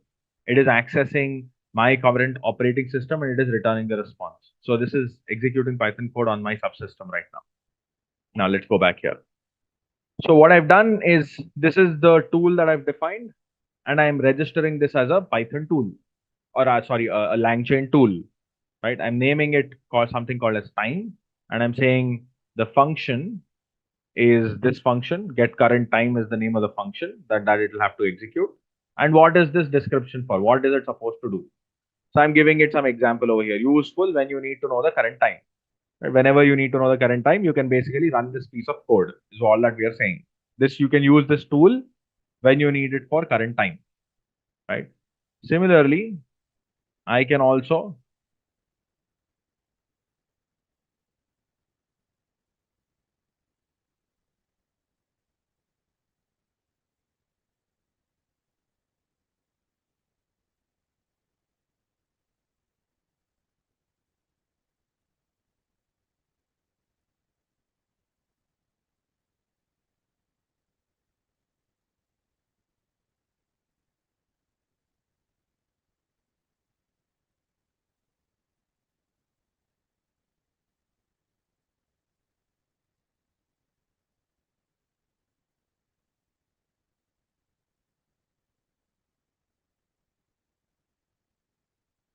I'm creating another simple function here. Now, this is, you can consider this as another tool. Every function can sort of become another tool, right? And I can register this as another tool. This is tool one, another tool. I'm going to call this as path. The name of the tool is path. And I'm going to say get current path. Description. This description is very important, useful for when you need to know the current, the path for the current working directory. And that's another tool. Now, is this clear so far? Do you understand how these tools are? So this is a tool. Similarly, you can imagine, you can create functions over here that are interacting with Wikipedia, that is interacting with a camera, that is interacting with, let's say, a mic, that is capturing some information and gathering information. Tools are simply capabilities or small functions, utilities that can gather more information for you, right? They can, exactly, they can connect to an API, they can get you some current status, current information, they can be anything, right? Weather is a good example, right? You need to know what the weather is, but I don't have a weather. Agent is the controller. Exactly. Agent will decide how to use all of these tools and then decide how to, how to orchestrate, use these tools and then answer larger questions. So now these tools are here. Now let's actually look at the prompt. So the beautiful part about this is this React reason and action. There's a very popular prompt template that's already available for people to use. So this man, right, his name is Harrison Chase. He's the guy who's written uh, who has written LangChain. He actually runs LangChain himself. So the question. So this is essentially a prompt template to have to invoke a React agent. To invoke a React prompting methodology, you essentially will have to write a prompt that looks like this. The input question you must answer. You should always think about what to do. The action to take. Action is simply nothing but, so the question is nothing but the input question that you need to answer. The action is simply nothing but so it's saying answer the following questions as best as you can. You have access to the following tools. So you'll pass the list of tools. Use the following format. Question. The input question you must answer. Thought. You should always think about what to do. Action. The action to take should be one of these tool names. Action input. The input to the action. Observation. The result of the action. Then the thought. Right? This thought, action, input, observation can repeat n number of times. How many ever times? This thing can repeat multiple times. Thought. I now know the final answer. And then the final answer to the original input question. So if you see here, you're essentially running this multiple times, n times. I now know the final answer, and then you get the final answer to the question itself. And then the question, the thought, and the response. So I just executed, prompt is equal to hub.pull. You can essentially get this complete prompt for you to use. Does this make sense? Because I'm using LangChain, but if you want to use something else, feel free to use it. That's totally fine as well. Chat model, GPT-4o, and then this is the agent. So far, I've defined the tools. I have the prompt, but I need an agent that can run all of this, right? So here's the agent. So the LLM, tools, prompt, and I just have to execute this. So if you observe, I've defined all of this. Okay, all of this is defined. So I've passed the agent and the tools that it has access to, and I'm saying run. So now if I simply ask this question, what time is it now? And look what it is saying. I need to find the current time. Action. So this is the question. I need to find the current time. And then action is time. Action input is, so it got the input. I now know the final answer. Final answer, the current time is 9:22 p.m. Finish chain. Let's return the final response for me. Right? So for example, if you say, how many directories are there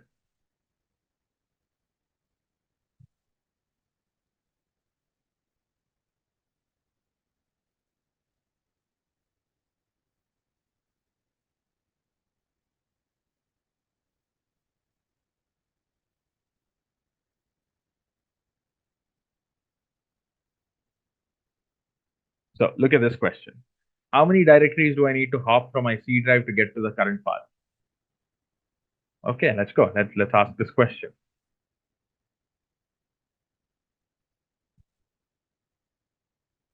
Look what it has done.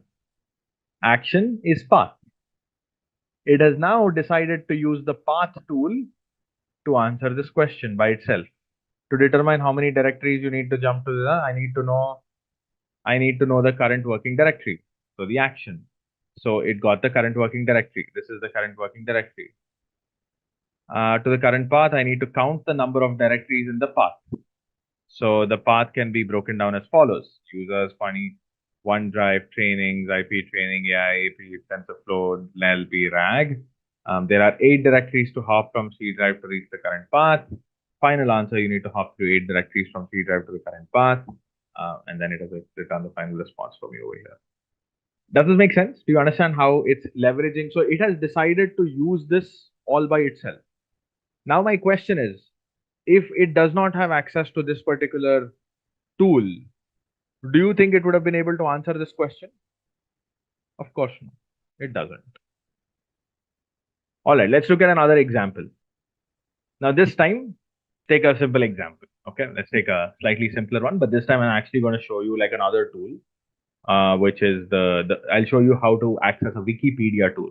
Remember in the previous example, we tried to copy paste like a Wikipedia page ourselves. We use beautiful scoop to scrape it. Now I'll show you something more interesting. So let's go. So let's take a look at this. So now you have access to this. So I'm doing the same thing again. Okay. Are you aware of how to deploy, forget about large language models and all, like regular ML models? Do you know how ML model deployment works? Okay.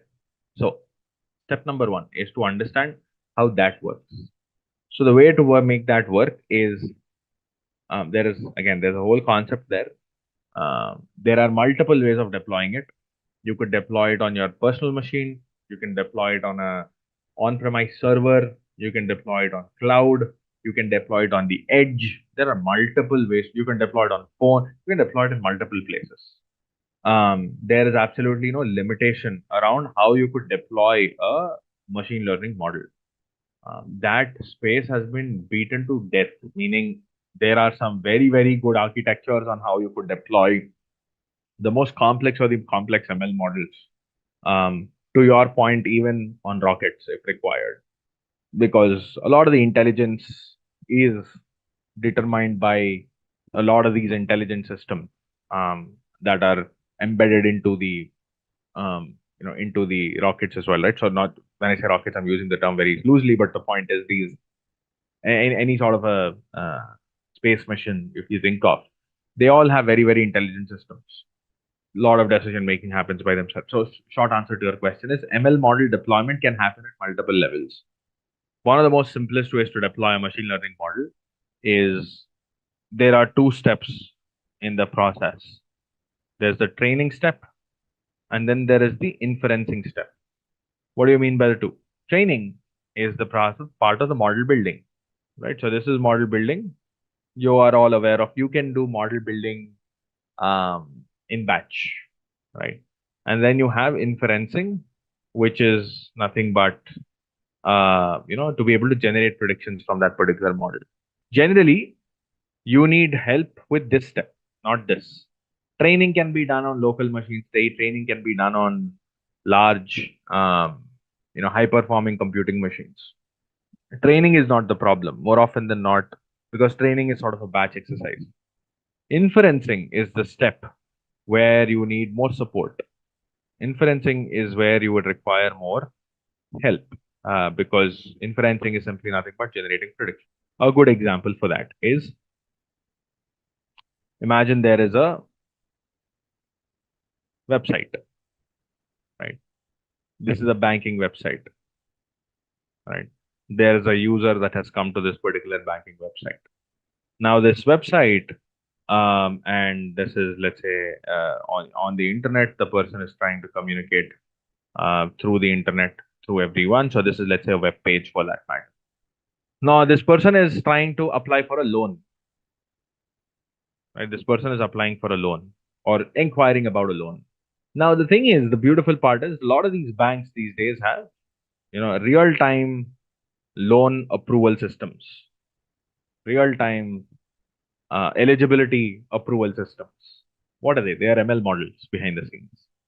All that they do is the moment when somebody comes in, they put in all of their details, right? So they put in all of the details, the age of the person, the location of the person, the the occupation of that particular person, salary of the person, so on and so forth. And then you have all of this information, and then you also put your Aadhaar or something, or your PAN number, right? You put your PAN number or something, most probably PAN. And then what happens is the moment you add all of that information onto the website, this website makes a call to a remote server. Now I'm using the word server very loosely here. This is a remote server. You're going to make an API call to this remote server with this details, right? And within this server, your machine learning model is sort of running in like a Python environment over here. So there's a Python environment that's created in this remote server. And inside this Python environment, there is a ML model that is waiting to generate predictions. So all that you have to do is you're expected to basically send all of this details into this ML model, right? And this ML model would generate a response. So you would have done this on your Python machine, right? So you would have done model.predict. So this is basically the same thing. This is also the same thing, model.predict, but that model.predict is wrapped under a web service. So you essentially build an API layer around it, right? And you can use some tools like Django, Flask, or Fast API. There are many, many, many frameworks that are available for you to build these web interfaces around it.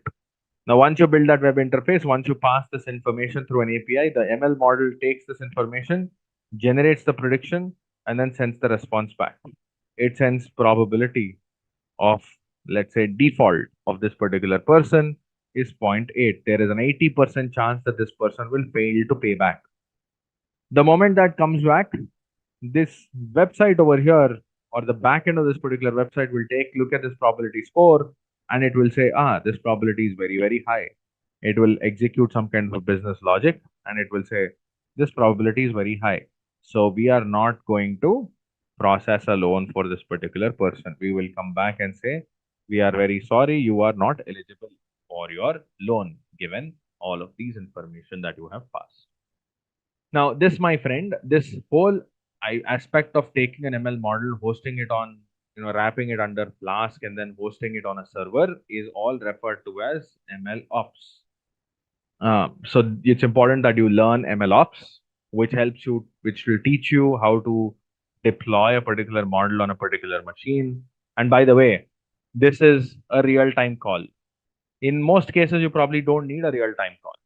You just need a batch execution, right? For example, a lot of the information that you see here for existing people might already be available. So you don't need any kind of a real-time model. You just probably will require a batch model, meaning a model that generates predictions once every day, once every 10 days, once every 15 days. So in that case, you don't need any of such kind of a complex setup. All that you need is you need your Jupyter notebook to be scheduled, right? Your Jupyter IPYNB, your IPython notebook .IPYNB. This simply will have to be scheduled to run once every 20 days, once every 15 days, whatever. That is essentially like another way to deploy. So batch deployment versus real-time deployment. Yeah, so for example, a good example of a batch deployment is churn predictions, right? Likelihood that you will quit. So imagine you're working for a telecom company, and basis your current behavior, we would want to evaluate how likely are you to churn. Churn meaning how likely are you to discontinue the services of, let's say, using Airtel, or discontinue services of using Jio. Right? When you look at the typical behavior of a particular person, you can evaluate how likely is this person to churn. Now, this likelihood of churn, imagine if I know that a person is likely to quit, likely to discontinue my services. If I am a Geo, customer service representative, what I would probably do is, at the beginning of every day, I get a list of people whose score is very high. Then, basis that, I'm going to reach out to them and I'm going to specifically make a call and say, sir, you have been one of our very, very good customers. Hence, we have an offer for you. We are providing you with, I don't know, we are slashing down your monthly rentals from 300 rupees to 200 rupees, or whatever, right? So we will bump you up from 4G to 5G for free, for the next 5 days. For the next 5 months, you don't have to pay a penny, or we will give you a Geo subscription for the rest of the year for free, something like that. So the point is, there will be some kind of an intervention that will be planned, to there will be some kind of an intervention that will be planned over here, basis the fact that basis your churn score. It's called as a churn score, or a risk score. Now, this doesn't have to be a real-time exercise. At the end of every day, I will collect all of the activities that you have done as a customer, right? I will take that information, I'll pass it into my ML model and generate predictions for all the customers at once. I don't need to do it one by one. I can do it for everybody together at once, right? And that can happen at midnight, once every at 12 o'clock in the morning, 2 a.m. in the morning, so that by the time this customer service representative logs in, then this would simply get updated. So for that to happen, all that I need to do is my ML model will have to generate predictions once a day. Now, how can I do that? All that I need to do is I need to essentially take my Jupyter notebook, right, or my Python file, and then I simply will have to schedule the execution of this particular file once every 1 day. And that is essentially how you do it, and that is a very simple. You don't do it on local systems, you do it again on remote server, but you just schedule it. You never do anything on local systems. In enterprise grades, in enterprise setups, you never run anything on your personal machine. Okay. Again, all of this, my friends, is a part of ML ops. All of this is machine learning ops. Okay. Right. So let's build on top of the understanding of of agents. Right. So I think we looked at a couple of examples earlier on agents. Basically, like, you are using tools which are like more local, but this time I'm going to show you some more interesting tools that are available. And I'm going to show you, as I said, right, I just want to show you the Wikipedia tool and how you can access the Wikipedia tools. So the good part about LangChain is LangChain comes also. So while you can create your own tools, LangChain also comes with some inbuilt tools, right? So I'm going to show you how you can access one of those inbuilt tools right now, right, which is the Wikipedia tool. We'll also try using some other tools as well as we go along, but let's go one at a time. So here you go. So .env, of course, this is essentially the simple loads. And let's say I ask a simple question. Hey, user will input. So this is, let's say I'm going to ask it about T20 Cricket World Cup. And I ask it a question. I say, who will win? User will input a year, and you will need to get the T20 World Cup details, and I say 2024, but there's no T20 World Cup scheduled for the year 2024, which I think is nonsensical, makes no sense. The next T20 World Cup is scheduled to be held in 2022 in Australia, which is again ridiculous. I don't know why that's the case. TP 3.5, which makes sense because it was trained only until, if I'm not wrong, until like 2021 September or something. But anyway, this is ridiculous, as you can imagine. But now let's build on top of it. Let's use React, and let's also use the Wikipedia wrapper, right? So let's give it more context here. It's the same thing, but this time I'm going to use tools, and I'm going to use the React agent. So I'm going to use two things. The React prompting, I'm going to use both of them put together, and then we'll try and solve the same problem. So I'm using the same prompt that I had shown you all earlier. The React prompt. So if you look at the prompt, it's the same thing as I had shown you earlier, which is answer the following questions as the best as you can. You have access to all the following tools. We'll pass the list of tools that it has access to. Use the following format. Blah blah blah.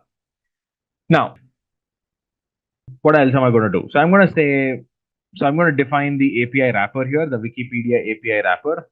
So I'm saying extract the top 5 results. By the way, just to let you know, right? If you just use the API wrapper and I think dot run, and you can pass any details, Olympics 2024, and it can actually return like all the articles from Wikipedia right now that match these keywords. So it actually queries against it specifically from Wikipedia, and it'll return the top 5 results for you from that. See, 2024 Summer Olympics. But you remember this, right? This is what we did earlier. What did we do? We manually queried this information. We copy pasted it, if you remember, right? Instead, you could just use this to query it. That's one of the most beautiful things about the Wikipedia API wrapper. The beautiful things about open source. Wikipedia is open source. So the API is open source. You and I can query against it, and you can kind of get that information for you. So that's how you can query, and you can execute it. You can also actually see this here. Bring this up, new window. I hope you can see my screen. Okay, perfect. Wikipedia API. And if you actually look at the Wikipedia API, this is the main page to access the API. And here's how you can access all of the APIs, the English Wikipedia API. You can go to this page and you can see how to access all of it and everything. But the beauty is all of that is nicely wrapped into this tool over here for you. You don't need to worry about anything. It's nicely abstracted. LangChain has done a fantastic job of abstracting that for you. So now all that I need to do is I simply have to say, hey, look, agent, and there's only one tool that I have provided it for access right now. But if you want, you can provide as many tools as you want, like what we did in the previous example. Here, it has only access to one tool, but you can provide other tools as well if you wish to. Same LLM, tools and prompts. The LLM is the 3.5 turbo, if I'm not wrong, the GPT 3.5 turbo. The prompt is the prompt from the previous step. The tool is a Wikipedia tool. So I'm creating the agent executor, and then I'm simply going to say agent.invoke. Who won the 2024 ICC Men's T20 World Cup? Now, if I ask it this question, look what it does. I should search for the winner of 2024 ICC Men's T20 World Cup. Okay. Action Wikipedia. So it's using the tool here. Action input is 2024 ICC Men's T20 World Cup, and it got these 5 pages as output. Right. So it has summarized each of these pages for you. 2024, 2026, 2024-2025 ICC Men's T20 World Cup, Asia Qualifier, 26 Men's T20 World Cup. It has looked at all of it and it has responded back saying India won the 2024 ICC Men's T20 World Cup by defeating South Africa in the final. Do you think the LLM would have had access to this information otherwise? No. The LLM has not been trained on it. The LLM would have required access to Wikipedia. But then I would have had to put the information from Wikipedia myself.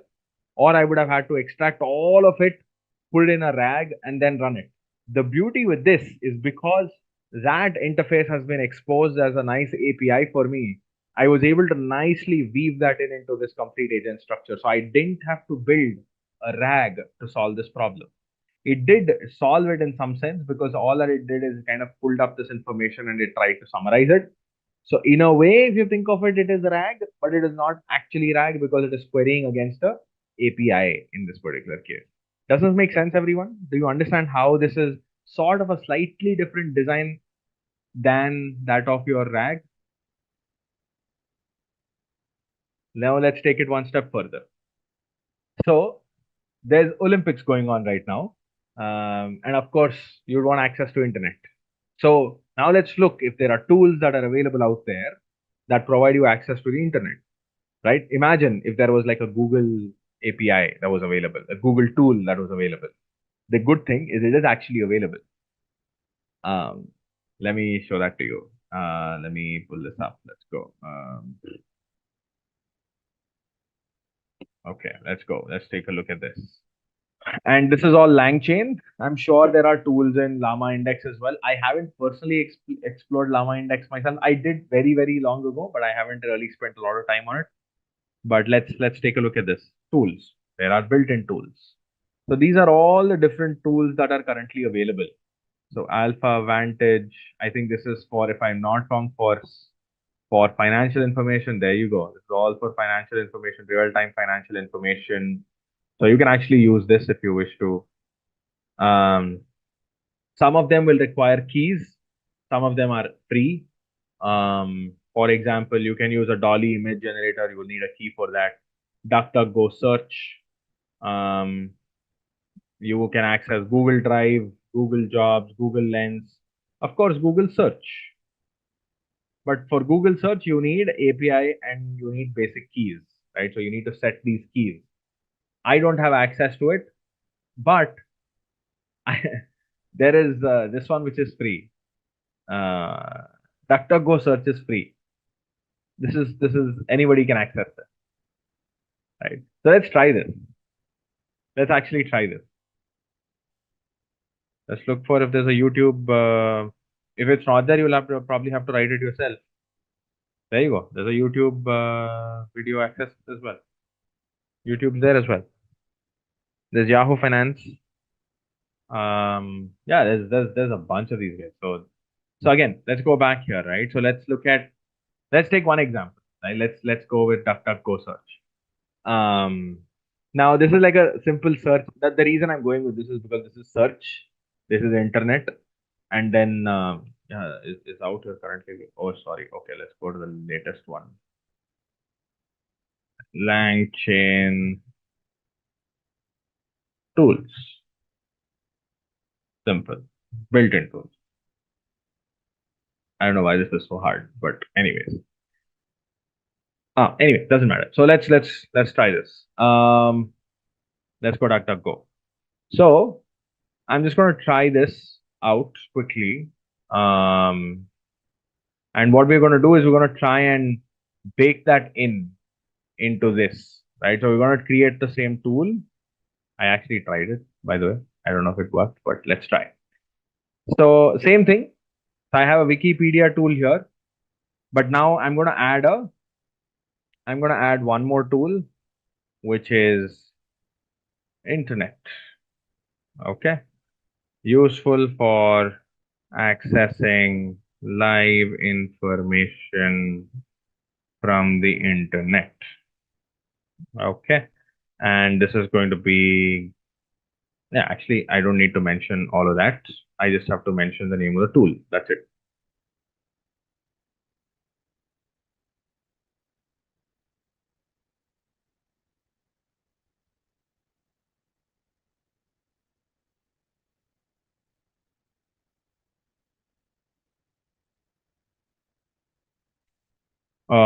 From LangChain and dot tools import DuckDuckGo search results. I would assume that's the one. Let me just verify here. Search run. See, search run. And well, actually, no, it's the search results only that I want. Okay. Search results. And search is equal to DuckDuckGo search results. I'm just gonna go here and I don't need to mention any of this. I hope that works. Let me just go back here. Query run. Let's try. There you go. This is how I'll have to embed it. A wrapper, DuckDuckGo search API wrapper.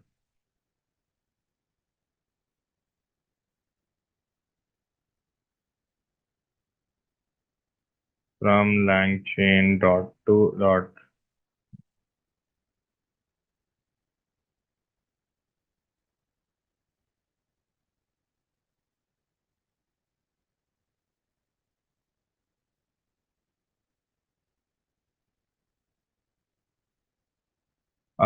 which is okay.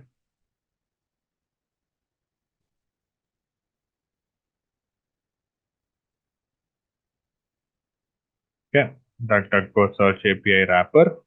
And then all that I'm going to do is I'm going to define the wrapper like how, so it's basically the same way as how we've defined this, right? So I'm going to define the same thing. I'm just going to remove this and I'm going to remove this.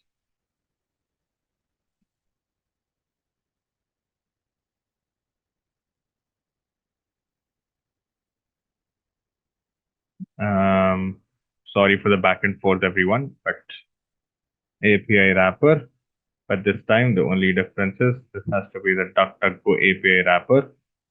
I'm going to remove all of this just for simplicity. And I'm going to go API wrapper is equal to API wrapper. And where is the run?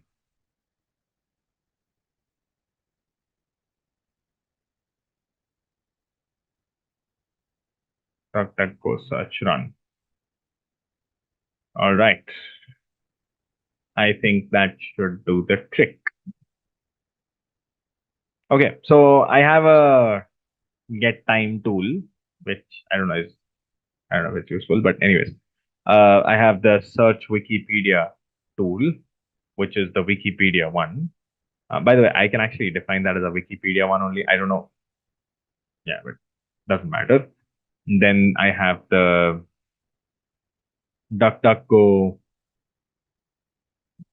DDG API wrapper, DuckDuckGo API wrapper.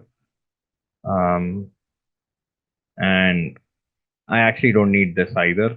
I can replace this with the Wikipedia wrapper as well. This to me honestly makes no sense. This is not required. I can define the Wikipedia wrapper here, just the way we had done this earlier. This is the Wikipedia wrapper.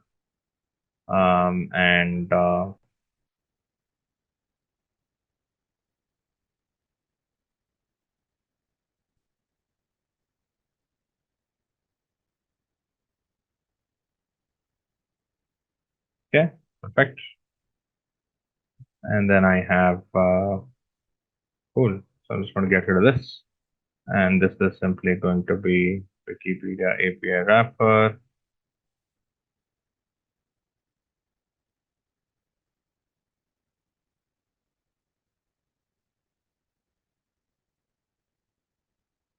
There you go. Those are the three tools that I have. There's one custom tool, there's one Wikipedia tool, and then there's one DuckDuckGo search tool that I have over here.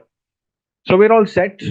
And this is sort of a chat agent that we have here using the GPT-4o model. The only difference between the previous one and the current one, honestly, is that this is more like a, we're kind of again building on top of it, right? So here we just were executing one question at a time. But imagine if you were to chat, if you want to like really chat, right? If you want to build an actual chatbot per se, then what you need is you need a memory buffer, right? So you need a conversation buffer which will help you sort of have the complete list of questions that have been asked so far queued up, right? So you need some kind of a mechanism where you have all the questions nicely in that conversation queued up. So why is that important? Because then you can ask follow-up questions, right? For example, if you say, what has happened in Olympics? And you get a response and you say, no, in 2024. So when you say no in 2024, you would want the Olympics 2024 to sort of be carried forward. Instead of simply saying no 2024, you say 2024, but with the context that you had previously. So Olympics and 2024 together. So which is why you have the conversation buffer memory.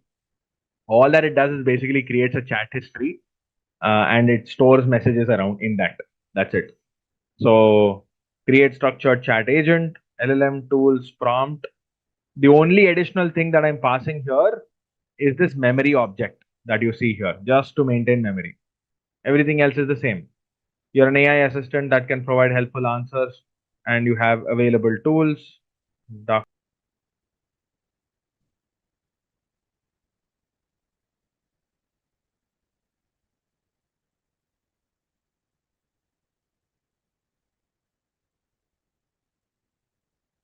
Right?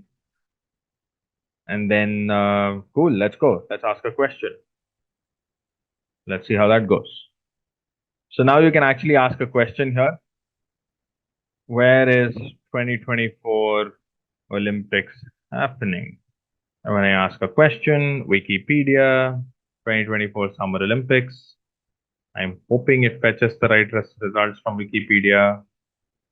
There you go. Fetch something. The 2024 Summer Olympics will take place in Paris, France from 24 July to 11th August 2024. Fantastic. Cool, right? So it's fetched it from Wikipedia here. Now, let me ask you a question. What is the current medal tally? Now I'm asking it another question. It's gone to DuckDuckGo. And underway after competition early Saturday morning. Has not started yet. Looks like it's screwed up. Medal tally available games are scheduled to take place 24 July. It looks like it's screwed up. Get me the leader on the medal tally currently. This is for 2024. Look what I'm doing here. I'm conversing here now. Some 346 medal events were held across. Who is the leader on the medal tally? So now, because of the memory buffer that I have, I'm actually able to chat right now. Yeah, looks like it's unable to fetch that information from DuckDuckGo for some reason. Okay, let's ask. What is the Indian media talking about Olympics 2024? Indian media is currently reporting on the 2024 Paris Olympics, highlighting that Manu Bakar made history by winning a bronze medal in the women's 10-meter air pistol event, which is India's first medal at the Paris Games. This is fantastic because it kind of found that I queried it differently, but I was able to still fetch it. Now it's actually querying it live against the DuckDuckGo search engine, fetch that response, summarized it for you, and return the results. Additionally, other Indian athletes like Ramita Jindal and Arjun Babutha have reached the finals. Oh wow, that's crazy. Fantastic. We can ask this. We can ask this.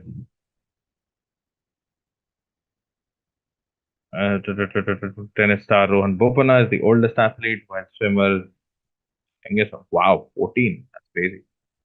Are participating in which events in Olympics 2024?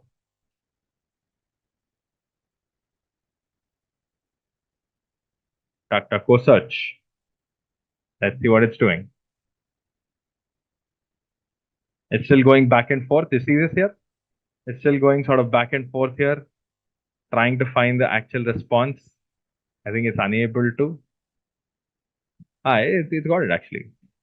These are final of the respective. No, this is not true actually. This is incorrect. So it's still going back and forth. This is still not the final response, as you can imagine. It's still trying. It's still trying very hard to find the right response. It's going in that circles back and forth. Yeah, it couldn't find the answer for some reason. But we can check. What event is Ramita Jindal participating in? There you go. That's not true. That's not true. That is not true. Ramita Jindal is not in 10-meter air rifle. Oh, is it? Is she in air rifle? I don't think so though, but we can verify.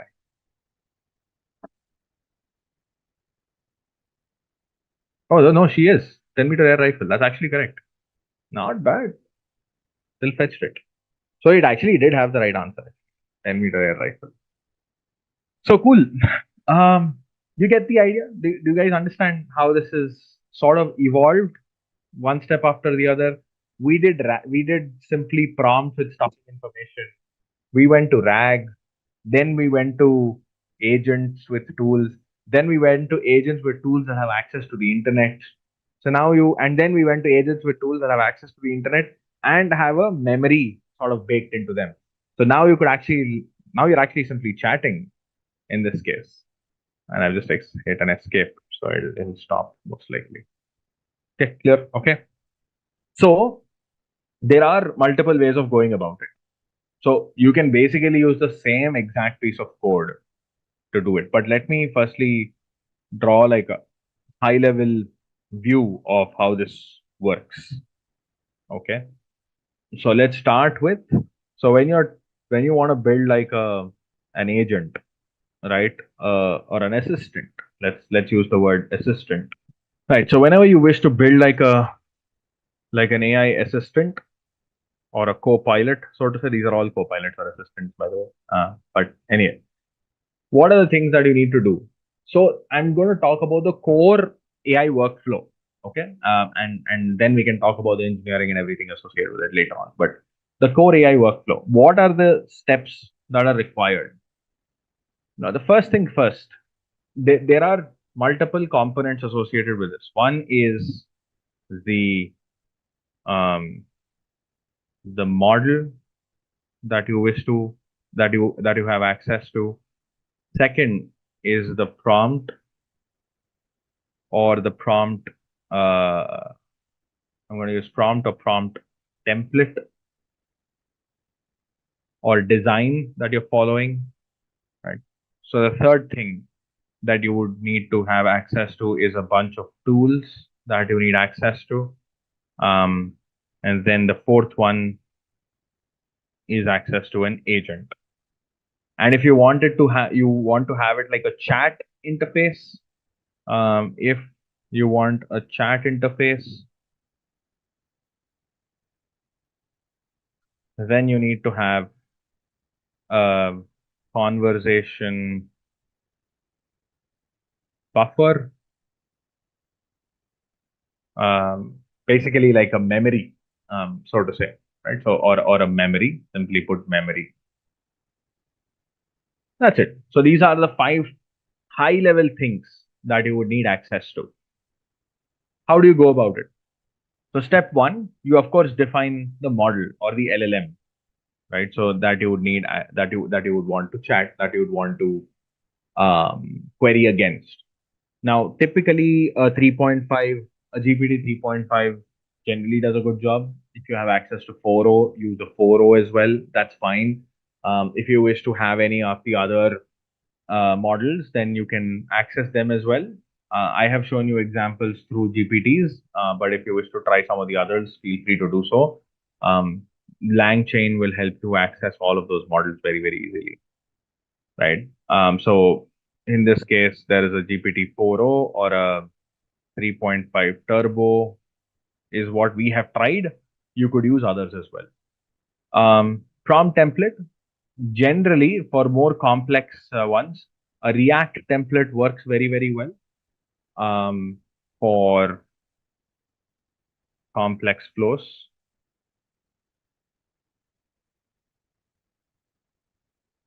This is generally like the most preferred one right now. There are other approaches as well around the agentic architecture. So like, for example, there is something called LangChain has recently launched something called as LangGraph. Just the way you have React, you also have something called as Tree of Thoughts, which is also a very, very fun exercise, right? So it basically takes a particular question, breaks that particular question down into 5 possible, or it takes 5 different paths or n different paths to solve that particular problem.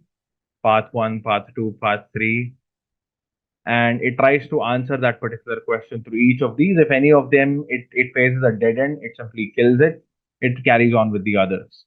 So it's like a different way of solving the same problem. It's like almost like having 5 people solve the same problem, right? Instead of breaking the same question down into multiple things where one person is sort of breaking it down. Here it's more like get 5 people to solve the same problem and see what works the best kind of an approach. So it's tree of thought. So you essentially have like multiple ways to break it down. So you have chain of thought, tree of thought, react. These are all different approaches. React is generally for more complex flows. Tree of thought is something that's coming up right now as well. Tools. Now you can create custom tools or you can create built-in tools. You can use built-in tools, right? Both are possible. I think we discussed both.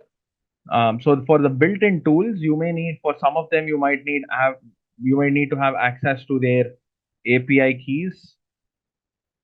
Some are free to use. For example, Wikipedia, DuckDuckGo, they are free to use. Some of the more complex ones, like some of the more expensive ones, are Google search, right? Bing. They are all expensive. They are, meaning they all require specific API keys and they are paid. So you'll have to procure their keys before you can do it. Now, tools are very, very important because for your agent to work, as we discussed here, right? So for your agent to really do a good job, the more tools it has access to, the more versatile it can become, right? The more versatile it can become, the better decision making it can come up with, right? So that becomes super, super important. The next one here is the agent itself, right? Agent is simply nothing but a orchestrator. There is nothing specifically about the agent by itself. The agent is simply like using this prompt template and executing this piece of information multiple times. That's it. So if you actually look at the React agent, and if you look at the code for the React agent, let's actually go there, right? Where is it? The React.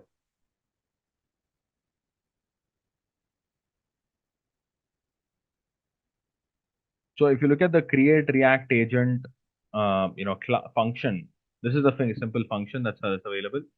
It's an agent that uses React prompting. Close this. And if you look at the function itself, it's actually super simple. That's it. This is the only piece of code that it has. So all that it does is it takes it's basically like a for loop, more like so this is like check if stop sequence, stop, don't do anything. Else all that it does is it basically takes the question that you have asked, sends it to the prompt and generates the response. That's it. It's very simple. It's just a simple LLM call. That's what it is. And it uses a very specific, template here. As you can imagine, here's an example. Here's the prompt, examples, stuff like that. So this is, by the way, from LangChain. So this is, by the way, how you can access it as well. So this is the prompt. This is how you can write the prompt. This is the prompt that we're anyways using. So it's super, super simple. So the agent per se is just basically making a call. The agent itself is not doing anything here. It's the prompt that's the magic. It's the tools that do the magic, nothing else. Okay. And last but not the least is this memory. Now this is sort of an optional thing, right? If you are okay to just have like, if you don't want, if you're building it for your personal use, you don't need like a chat bot, the chat sort of interface. So you can just still live with this kind of a flow. It'll still get you the response like this. But if you really want like a chat flow, you want to go back and forth, you want to try, keep chatting and everything, then in that case you can really build something like this. You want to do a bit of back and forth sort of exercise, you can do this. It's just adding a few more additional lines of code. That's it. So broadly, these are the things, guys. This is what you need to do. Now, specifically for math, there is an important thing that you need to keep in mind. Now, math is there are some very specialized there are some tools that are available. There are also some specialized chains that are there as well. So what do I mean by that? Let me show this to you.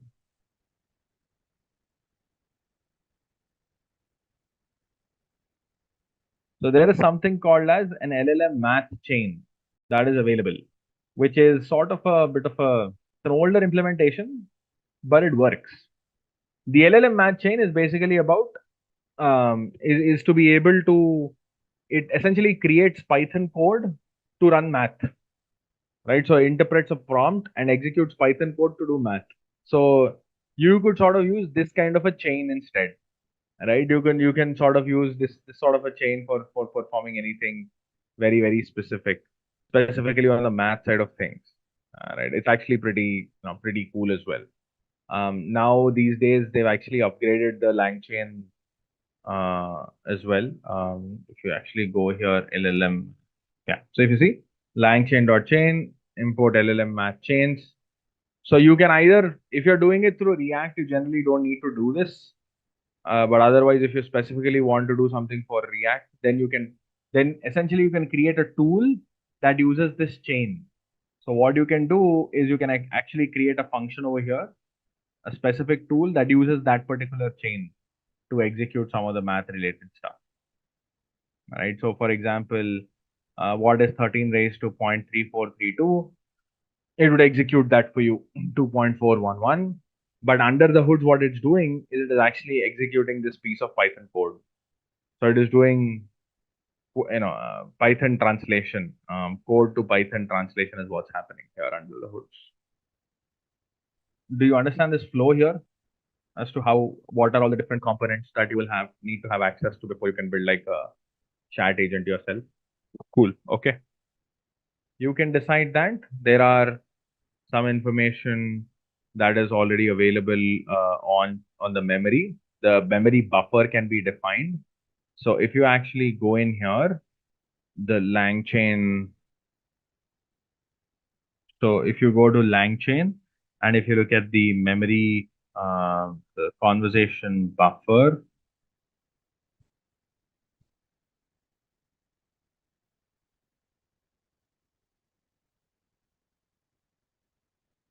this is the conversation buffer window. So you can define how big this could be. You can actually define the length of your conversation buffer here. You can actually go here. See, keeps a list of interactions of the conversation. It only uses the last k interactions. The k can be defined here. We can define. I think there's a keyword argument here. See, the default k is 5. So you can decide how many more you wish to. So when you are defining it here, where did so if you see here, you can actually pass a keyword argument here, return messages as false. Hang on, where did that go? Yeah, there's a keyword argument here. So you can pass the k here. You can simply pass the k and you can define how much that k could be, right? How many to use over here. When you are using tools like these, see, now here's the thing. Now, if I ask you a question, hey, tell me how many LLM calls have I made to be able to get to this response? And then we are screwed. Because here it would have made, I don't know how many LLM calls. So now I don't know how many LLM calls have been made. Now I don't know how many tokens have been consumed. I don't know what was asked in each LLM call. I don't know what came out of each LLM call. Hence, you need a slightly different tool to do logging, to manage observability and to manage logging. For a traditional software app, you would use some kind of a logger, right? You would use, it depends from again model to model, but sorry, from app to app. But some of them would use um, a Datadog. Some of them would use application insights, depending upon the interface that you're working with. But these are just simply loggers. These are simply just log management tools. But in the case of Gen AI based models, you cannot use those traditional loggers. You will have to use slightly different logging system, and those are generally those are slightly more complex, to say the least. They would essentially have like, okay, you have asked one question. Under this question, there are like multiple sub questions and stuff like that. And that is basically what LangChain is providing. So if you go here, LangChain, one of the offerings by LangChain is also that. I'm not selling LangChain, by the way, just to let you know. I just use LangChain. This is why I'm explaining that. But I am by no means an advocate of this. Just full transparency here. I am just I'm just a user of it. So Langsmith is essentially sort of a tool that helps you manage logs, that helps you track how many LLM calls have been made. So as you can see here, right? So you have like a nice view where there is an agent executor. In that agent executor, this was the input.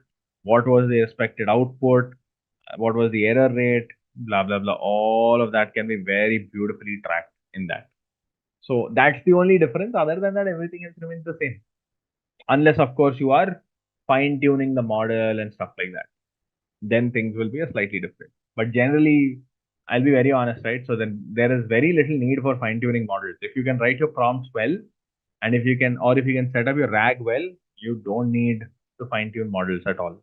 At least in the modern day, you don't need to fine tune models. And also, it has been observed that with small data, fine tuning is actually pretty bad. It actually deteriorates the model performance. The amount of benefit that you get is very, very, very little through fine tuning. So if I were to visually represent it, so this is, let's say, your accuracy or quality. I'm not going to use the word quality here. And then there are things like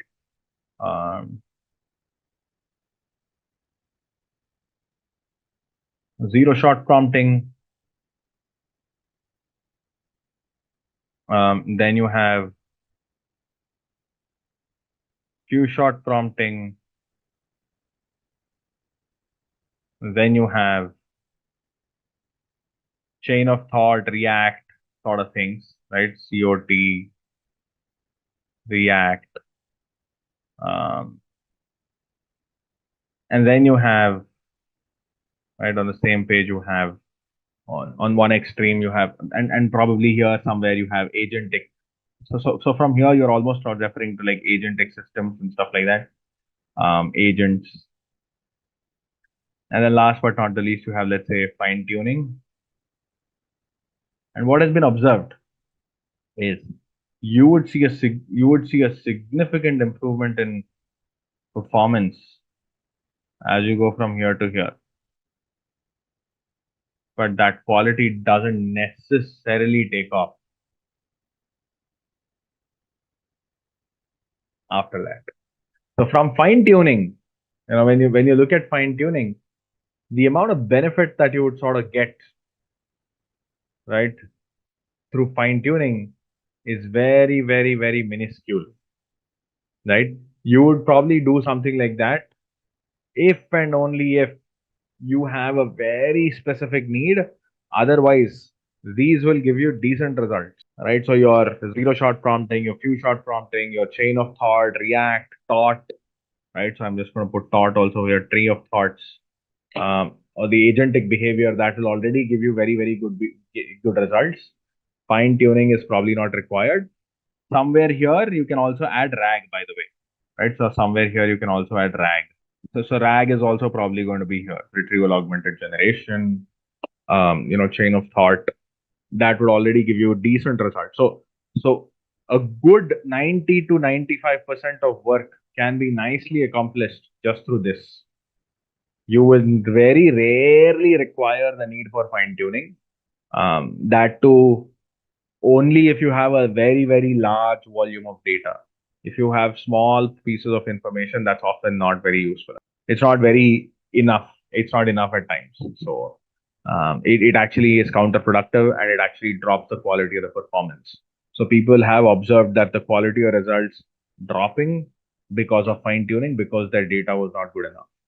So just be mindful of that particular part. Okay. Awesome. Okay. So folks, that brings us to sort of the very end of our sessions.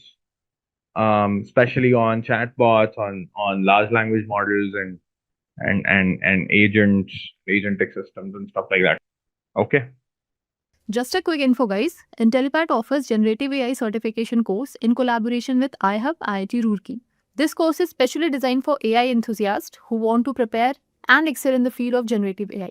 Through this course, you will master Gen AI skills like foundation model, large language models, transformers, prompt engineering, diffusion models, and much more from top industry experts. With this course, we have already helped thousands of professionals in successful career transition. You can check out their testimonials on our Achievers channel, whose link is given in the description below. Without a doubt, this course can set your careers to new height. So visit the course page link given below in the description and take a first step toward career growth in the field of generative AI.